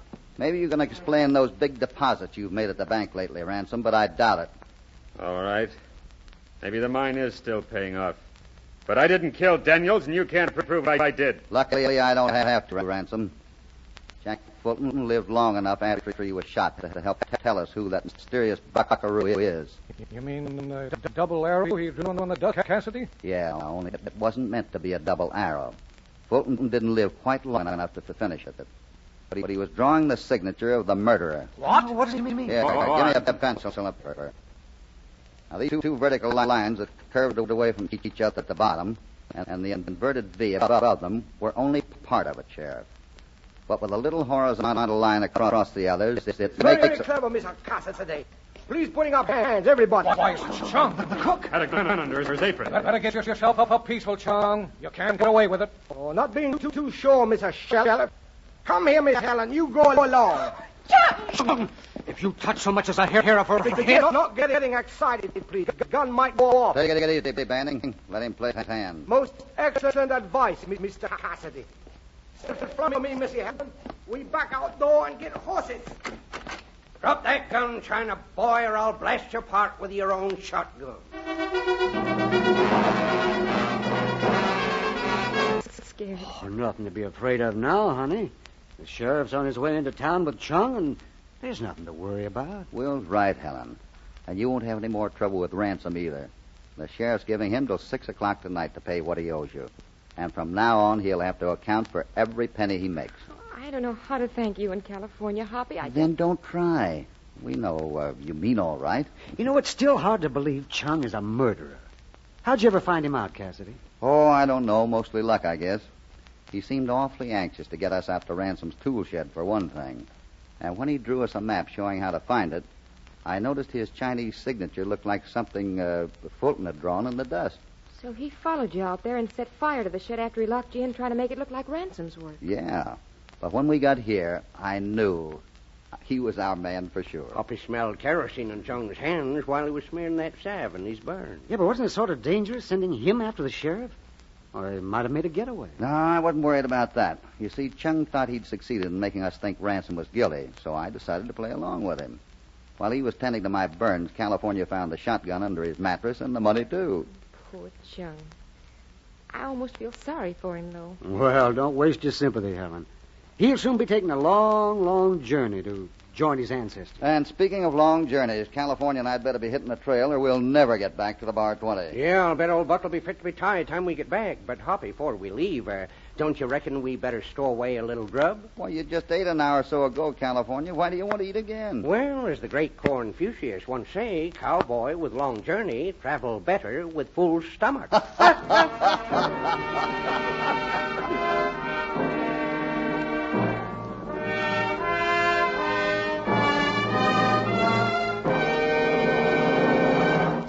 As the great Confucius once said, man who guilty must pay. And thus ends Hoppy's tale about a couple of murders and a Chinese cook who turned out to be the buckshot bad man. When we meet Hoppy again, he spins the darndest story you ever heard. It concerns a poor, defenseless woman and her daughter who are swindled by the town's banker. So remember to be with us for Hoppy's next exciting episode, Boss of Vinegar Bend. Up Along Cassidy, starring William Boyd, is transcribed and produced in the West by Walter White, Jr. Buckshot Bad Man was written by Robert T. Smith. All stories are based upon the characters created by Clarence E. Mulford. This is a Commodore production.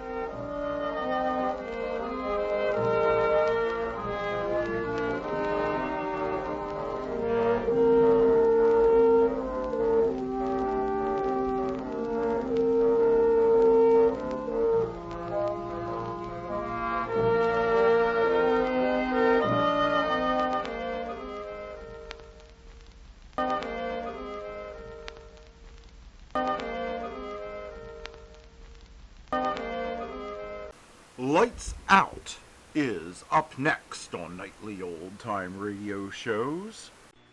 Ironized Yeast presents Lights Out. Everybody.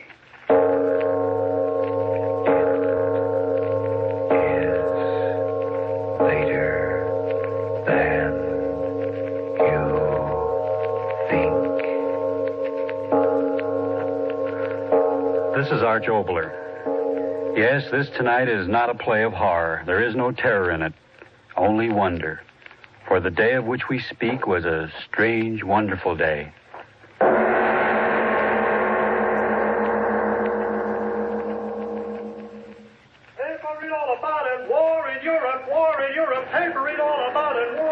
Express to the observation roof, going up. In here, Eve. Yes. Face front, please.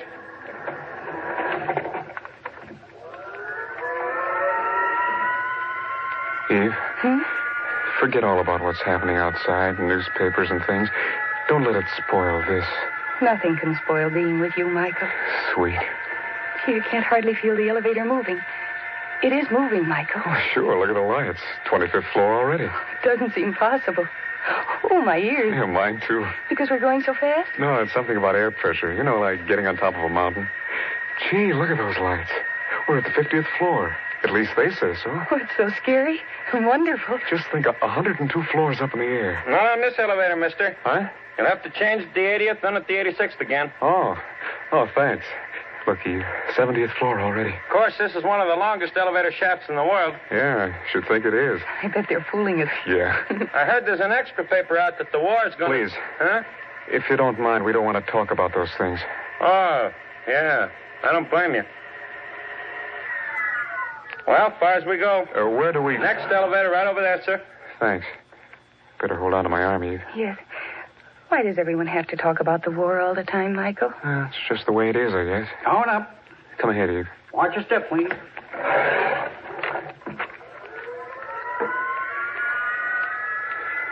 Wonder how much you can see up there. All New York, the guidebook says. Far as we go. You mean this is where we... 86th floor, mister. Take the elevator right over there for the observation room. Oh, thanks. Come on, Eve. Oh, but Michael, we no sooner got in than we got out. 6 floors higher. At least he says so. I guess this is the place where we get there. Going up. Come on, Eve. We'll never get closer to heaven. Observation roof, next stop. 102nd floor. And I used to think that I was getting up high when I climbed the apple tree.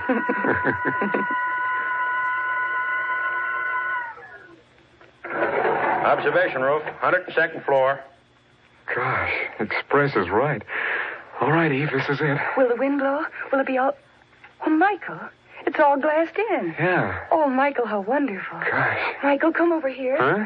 Look, the ocean out there. I can see the Statue of Liberty. Oh, it's wonderful. And you didn't want to come up here. It's like the world right under it. Not scared a bit, are you? Oh, why should I be? It's just wonderful. Oh, look over here. Hey, will you quit running around here like a doodle bug? What's Look, the bridges over the river. Which one is that? Oh, I don't know, Brooklyn or something. Oh, so many buildings. I had no idea New York was so spread out. So many buildings. So wonderful. Yeah, from up here. What? What did you say, Michael? I said it's all wonderful from up here. But get down there and, well, I bet it's like one of those Hollywood, glamour stars when she gets up in the morning. Michael, what do you know about things like that? Well, I know you're super colossal or something when you wake up. Oh. You are. Your eyelashes sort of flutter and then you stretch out just like a little pup dog. Like a pup dog? Michael, is that romantic? Oh, I don't know the words. I just know that I'm gladder every minute that you married me. You married me. Now, don't argue with your husband. Husband? Eve, lips are so soft. Yours aren't. Glad no one else is up here. All right, Michael. $2.20 to make love to me or to see the sight. I married a beautiful cash register. Mr. Smith, will you let go of me? Oh. You're going to see me for 99 years, and maybe this is the last time we'll ever be able to get away from the farm and see New York this way, and we... Michael. Huh? Look over there. Hey, how do you like that? Clouds. Where did they come from? Well, the usual place clouds come from, I suppose. But so quickly. Well, we're up plenty high. Look at them. They're coming right at us. It's a strong wind, I guess. Oh, Michael, this is so exciting. Up in the clouds. Made to order for you and me. Uh-oh, rain. Oh, there goes the rest of our day. Yeah, sure a good thing they got this place glassed in. Oh! Eve, it's only lightning. Oh, no. Oh, you've been in thunderstorms before. Michael. Eve, what is it? The clouds. They're fighting. Huh? Look at them. Fighting each other. Well, is that any reason to be afraid? Gosh, thunderclouds always sort of boil around.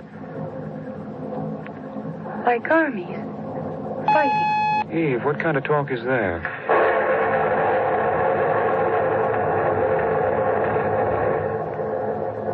Armies. Fighting. Why do you keep saying that? I can't help it. I keep thinking... Well, don't think. Remember, we said our honeymoon. We wouldn't think about anything but us. But this is us. How can I be happy when all over the world... All right. I will talk about it. I'll talk about it once and for all, and then you and I won't have to talk about it anymore. Gosh, I don't know anything about those things the newspapers are always talking about. Maybe I'm not so smart as the people who live in this town and all the other big towns when it comes to dodging taxi cabs and throwing wisecracks. But I know this. I don't want to own everything I can get my hands on. And I know that it isn't right for some people to have too much and some people to have too little. And I know that when I go to fight, I will fight. And it'll be for what I know is right, for the kind of world where all the little people have a chance, no matter what they look like or what their name is or what their blood is. Because I know that no matter what any little dictator says, people all over the world are just like you and me. All they want and all I want is happy work and someone they care about to work for and a little time left over in which just to enjoy being alive.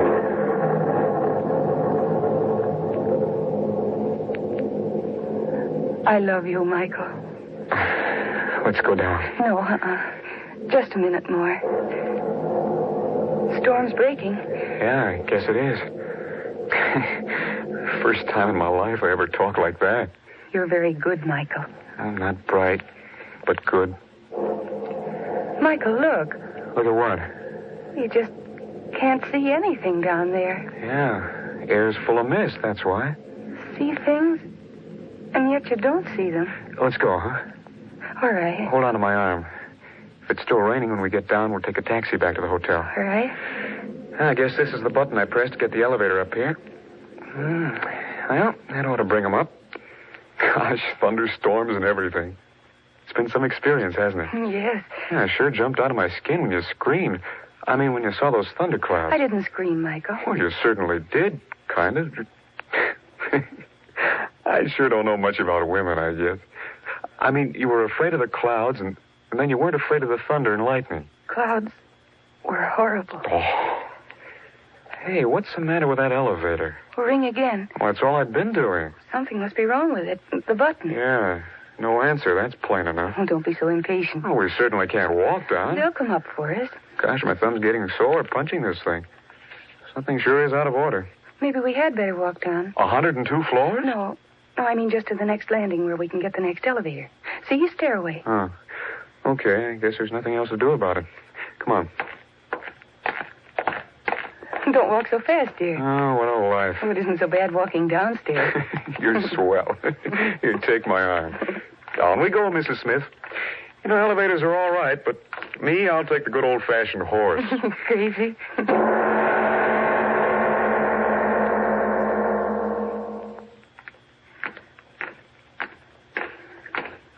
Step 150, 51, 52, 56. Michael, look. That door says 86. Hallelujah, we're here. Sure a heavy door. All right, Eve, go through. Yes. There. Now we'll find out what was the matter. Elevators. Ah, there we are. Doors are open. Yeah. Gosh, where's the elevator man? Well, maybe we just better wait. Wait, I want to ride. Where are they? Nobody in the hall. Hey! Michael, don't. I gotta get someone to run the contraptions. Hey, elevator man! No, they won't like it. Oh, gosh, I don't like being stuck up here. Hey, is there someone here to run these elevators? No one. Now what'll we do? Well, the last elevator stopped at the 80th floor, didn't it? You mean walk again? I guess we'll have to. Yeah. And what could have happened to him?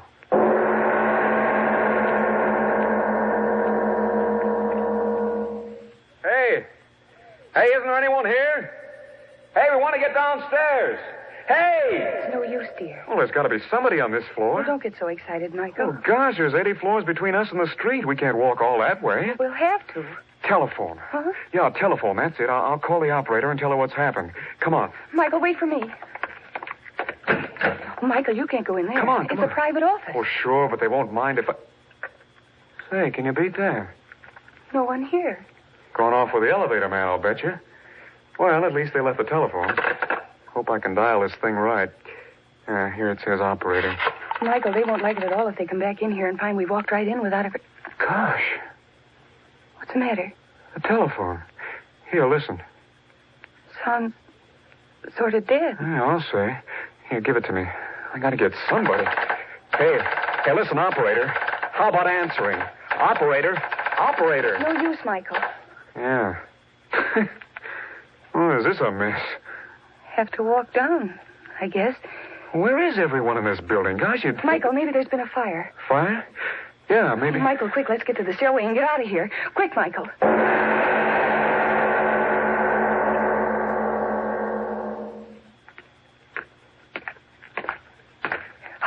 How far have we gone? 5 or 6 floors, I guess. Hold tight to my arm. We have to walk.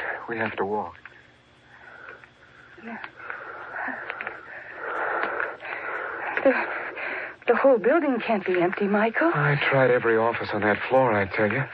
There was no one. No one. Oh, gosh, this is the screwiest thing I ever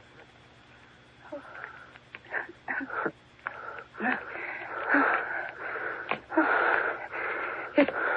It can't be a fire, Michael. No, there's no smoke or anything. But where is everyone? Michael, where? I don't know. Honest, I don't know.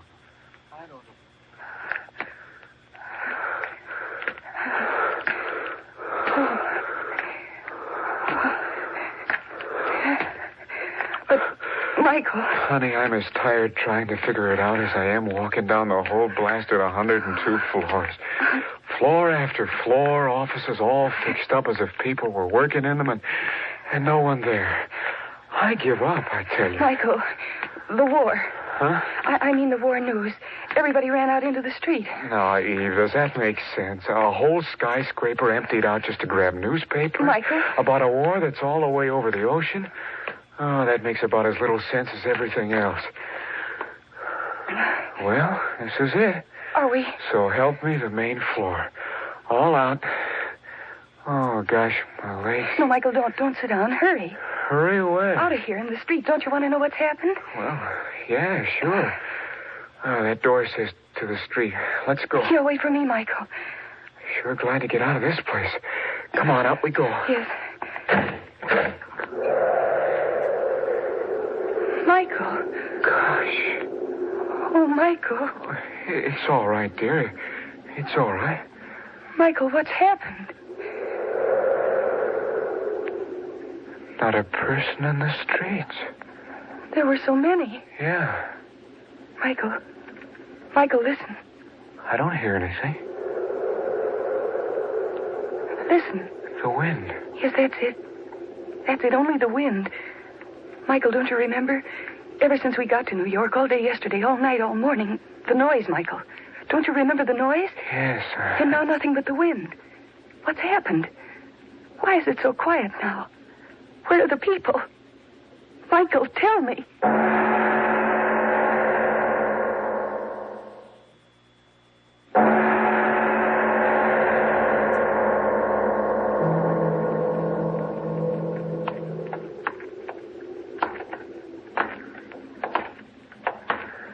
Do you want to rest? No. Just keep walking. All right. If we'd only meet one. Michael, if we'd only meet one person. Eve, someone. stop it. Of course we'll meet someone. We've got to. There's millions of people in this town. Millions, I tell you. Not a living thing. Horse, dog, There's an explanation, I tell you. There's an explanation for everything. Everyone's gone somewhere, that's all. Gone somewhere. Where have they gone, Michael? Careful, automobile. Standing still. Like all the rest. Crazy people leave their cars standing right in the middle of the street. But they'll come back. They got to. Millions of people, I tell you. People, where are you? People. Hey, somebody, come out, blast you. Come out, people. No. People, can't you No, hear please, me? I'm Michael, talking stop. to you. You're frightened. People, where are you? Empty streets. People, Stop can't yelling you at come them, out? Michael. People, where Michael, are you? stop. People. Oh, Eve. Hold me. What's happened to us? What? No. No, I gotta stop asking questions. I gotta keep going. I gotta find someone. They'll tell us. Eve. What? Tremble. What is it, Eve? Michael, I just thought... Thought what? All these empty streets. Michael, listen to me. What if there is no one else? Huh? What if you and I are the only ones left?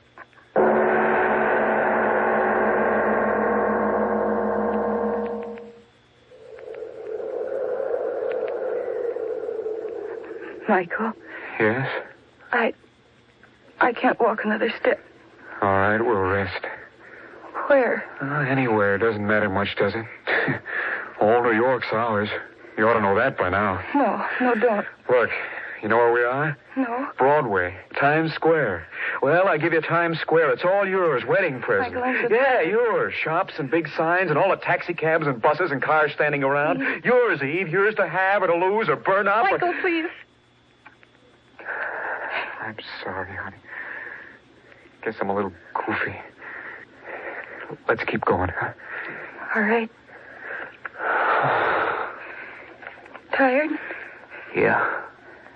It's going to get dark soon. Yeah.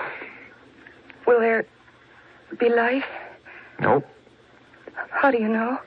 I tried the light switches all along the way. I won't be afraid in the dark. Well, I guess that's one advantage we've got coming from the country. There'll be people there, won't there? I don't think so. Why do you say that? Well, when we went to that store before, there were radio sets, battery ones. I tried them when you weren't looking. There was nothing on the air. What does that mean? It means what you said before. Maybe it's true. We're the only... Yeah. Somehow I'm not as frightened as I was. Me neither. My head, I'm just all mixed up, that's all. They left the doors open and the automobiles right in the middle of the street, and everything's just as if they stopped right in the middle of what they were doing. But why? Why? That word's got me dizzy, chasing around in my head. Michael. Millions of people. Where have they disappeared to? If we only had some idea, any idea. Michael. What's the matter? Why are you... That newspaper. Right at your feet. Huh? Pick it up. The headline.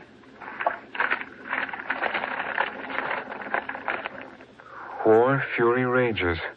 Armies march in Europe. Well? The headline. Well, what of it? The same one as this morning. Couldn't that be the answer? Answer to what? What are you talking about? Why they disappeared? Eve, get hold of yourself. What's a war thousands of miles away got to do with this? Maybe it's the same over there. People gone? Yes. Let's keep going. No, the curb. Let's sit here. All right. Now, you got to tell me what you started to say. Don't laugh at me when I say it, Michael. Just tell me. Maybe God got tired of it. What? He's been so patient, waiting all these years for people to learn how to live on the earth. So today, well, he just got tired and took everybody away. Eve. Michael, don't look at me like that. Is what I said any more crazy than what's happened? Look, this street should be like daylight with electric signs. There should be so many people around us and automobiles coming and going and streetcars and a whole city living. But there's nothing.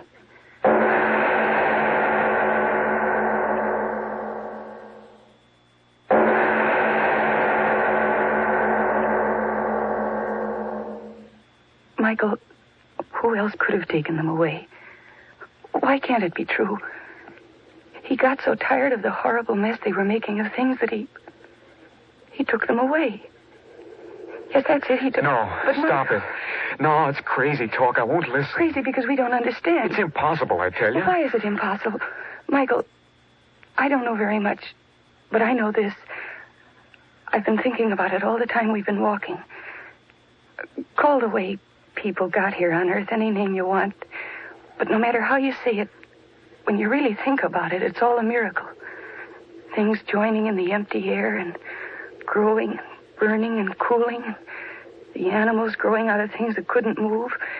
And the animals changing for millions of years until there were men. I tell you, it's all crazy and impossible, and yet someone made it happen. So why not this? Yes, if he made men, why couldn't he get tired of the way they were doing things and destroy them? I can't believe it's you talking. Michael, I think I'm saying the truth. Someone made mankind, and that someone just destroyed them. Then what are we doing here? We're flesh and blood like the rest. Maybe he just forgot us. Or maybe... What? Oh, it doesn't matter. Tell me. Maybe you and I... Well? Maybe he wanted just a couple of people to start over with. You say crazy things, and then you say crazier ones. Well, what if it's true, Michael? Think, what if it's true? The things you said up on the roof during the storm, those good things. Maybe he heard them and liked them. Getting so dark. Maybe he heard them and liked them. I'm awfully tired. Let's find a place to sleep. All right. I'll help you. Where'll we go? Any place. We can go any place now. Yes. Let's hurry. It'll be terrible on the streets when it's very dark. Yes. No, wait, Michael. Huh? Why should we hurry and be afraid? Who can harm us now? You're right. All the harm is out of the city now. Michael, you don't quite believe all the things I said before. But tomorrow when the sun is shining again and we really know that this happened and isn't kind of a dream, you'll believe then, won't you, Michael? Maybe. You're thinking something. Tell me what.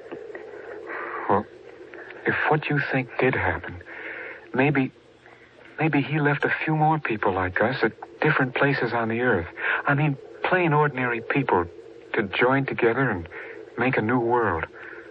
We'll have to help run things. Michael, yes. But Eve, we don't know anything about running a world, you and I. We're just you and me. How can we do better than they did? The millions of them. Maybe by remembering something they sort of forgot. What? It's just to do unto others as they should do unto you.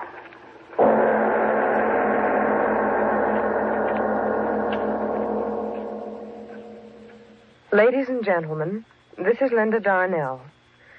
I speak to you now while your hearts and minds are full of tonight's play, because what I'm about to say to you is close to what you've been hearing.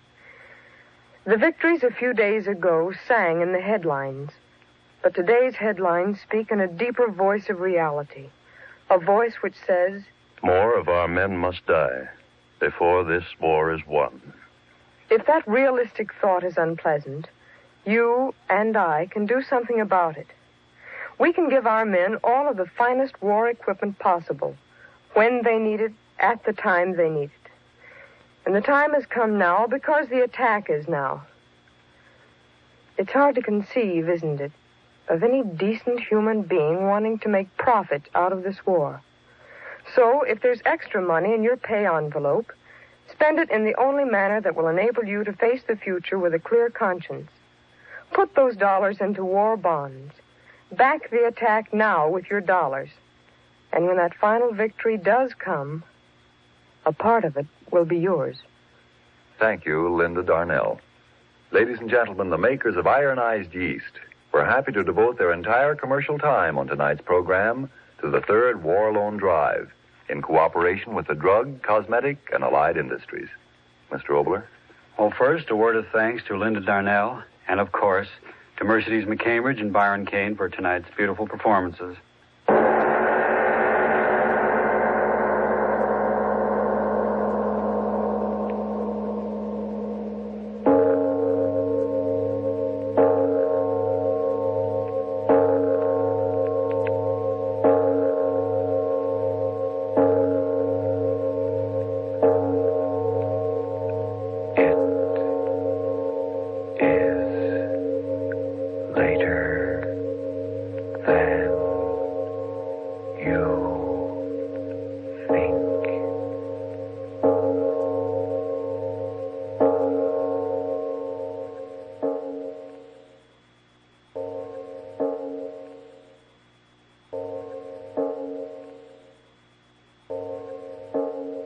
And now you will hear the rest of the story with Paul Harvey up next. Now, the rest of the story. Among the makers of majestic pipe organs for churches and universities, Charles Fisk is a legend. He grew up in Cambridge, Massachusetts. As a teenager, he was somewhat of an electronics wizard. He was building tube amplifiers before there was such a term as high fidelity. Later he went to Harvard, then to Stanford. Then he abandoned his burgeoning scientific career for the beautiful world of music. In 1954, he became the apprentice of renowned organ maker Walter Holtkamp. Within 18 months, Charles had earned a partnership in the Andover Organ Company, and by 1959, he owned that company. And by 1962, he had moved to Gloucester, Massachusetts, as C.B. Fisk Incorporated. Charles never did resume the interest in electronics that had made him the teen talk of the town. In fact, there was something decidedly anti-technological in the Charles Fisk approach to organ making. First, all Fisk organs are tracker organs, no electronics, simply woods and rods and wires as one might find in a pipe organ centuries old. Charles even quarreled with that one lonesome 20th century touch found in all modern trackers, the electric blower motor.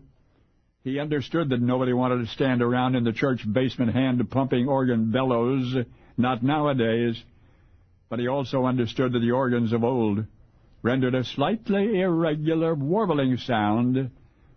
So in 1968, he proposed that the barely perceptible warble be restored to the tracker organ, that the modern, super-consistent electronic blowers and the wind supply regulators not be allowed to smudge the beauty, what he called the natural grace of the past. Now, that proposal was vigorously denounced by his colleagues at the time. It would take them a decade or so to see it his way, but the point is, Charles Fisk was a proud reactionary. With loving hands he fashioned the charm of 1,000 yesterdays from the same materials our ancestors used, almost as though he were intentionally turning away from some terrible vision, or as though attempting to atone for some past unpardonable sin. And in fact, there was a private nightmare that cast its shadow on his dreams. It began before Stanford, before Harvard, when the slender brown-haired boy genius in electronics was sent to Chicago to work on the top-secret Manhattan Project. That's right. At 20, he was assigned to the now infamous laboratories at Los Alamos, where he spent the remainder of World War II, and where those same hands, which would eventually lovingly, repentantly fashion instruments of beauty, once created instruments of terror and destruction.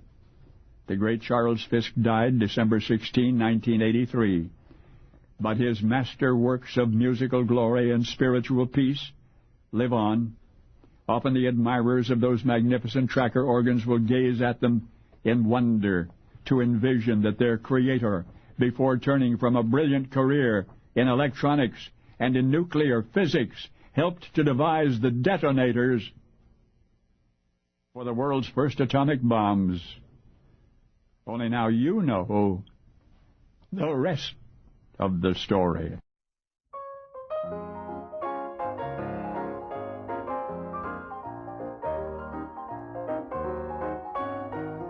Well, it's that time of day again. I sure hope you enjoyed the new show, but now it is time for the Trivia Minute, and here we go. In North Dakota, a settler boom occurred from 1879 to 1886. That was when more than 100,000 farmers and other settlers moved into the area. Most of the immigrants that came there were from Norway. This is why one out of every free North Dakotans is of Norwegian heritage.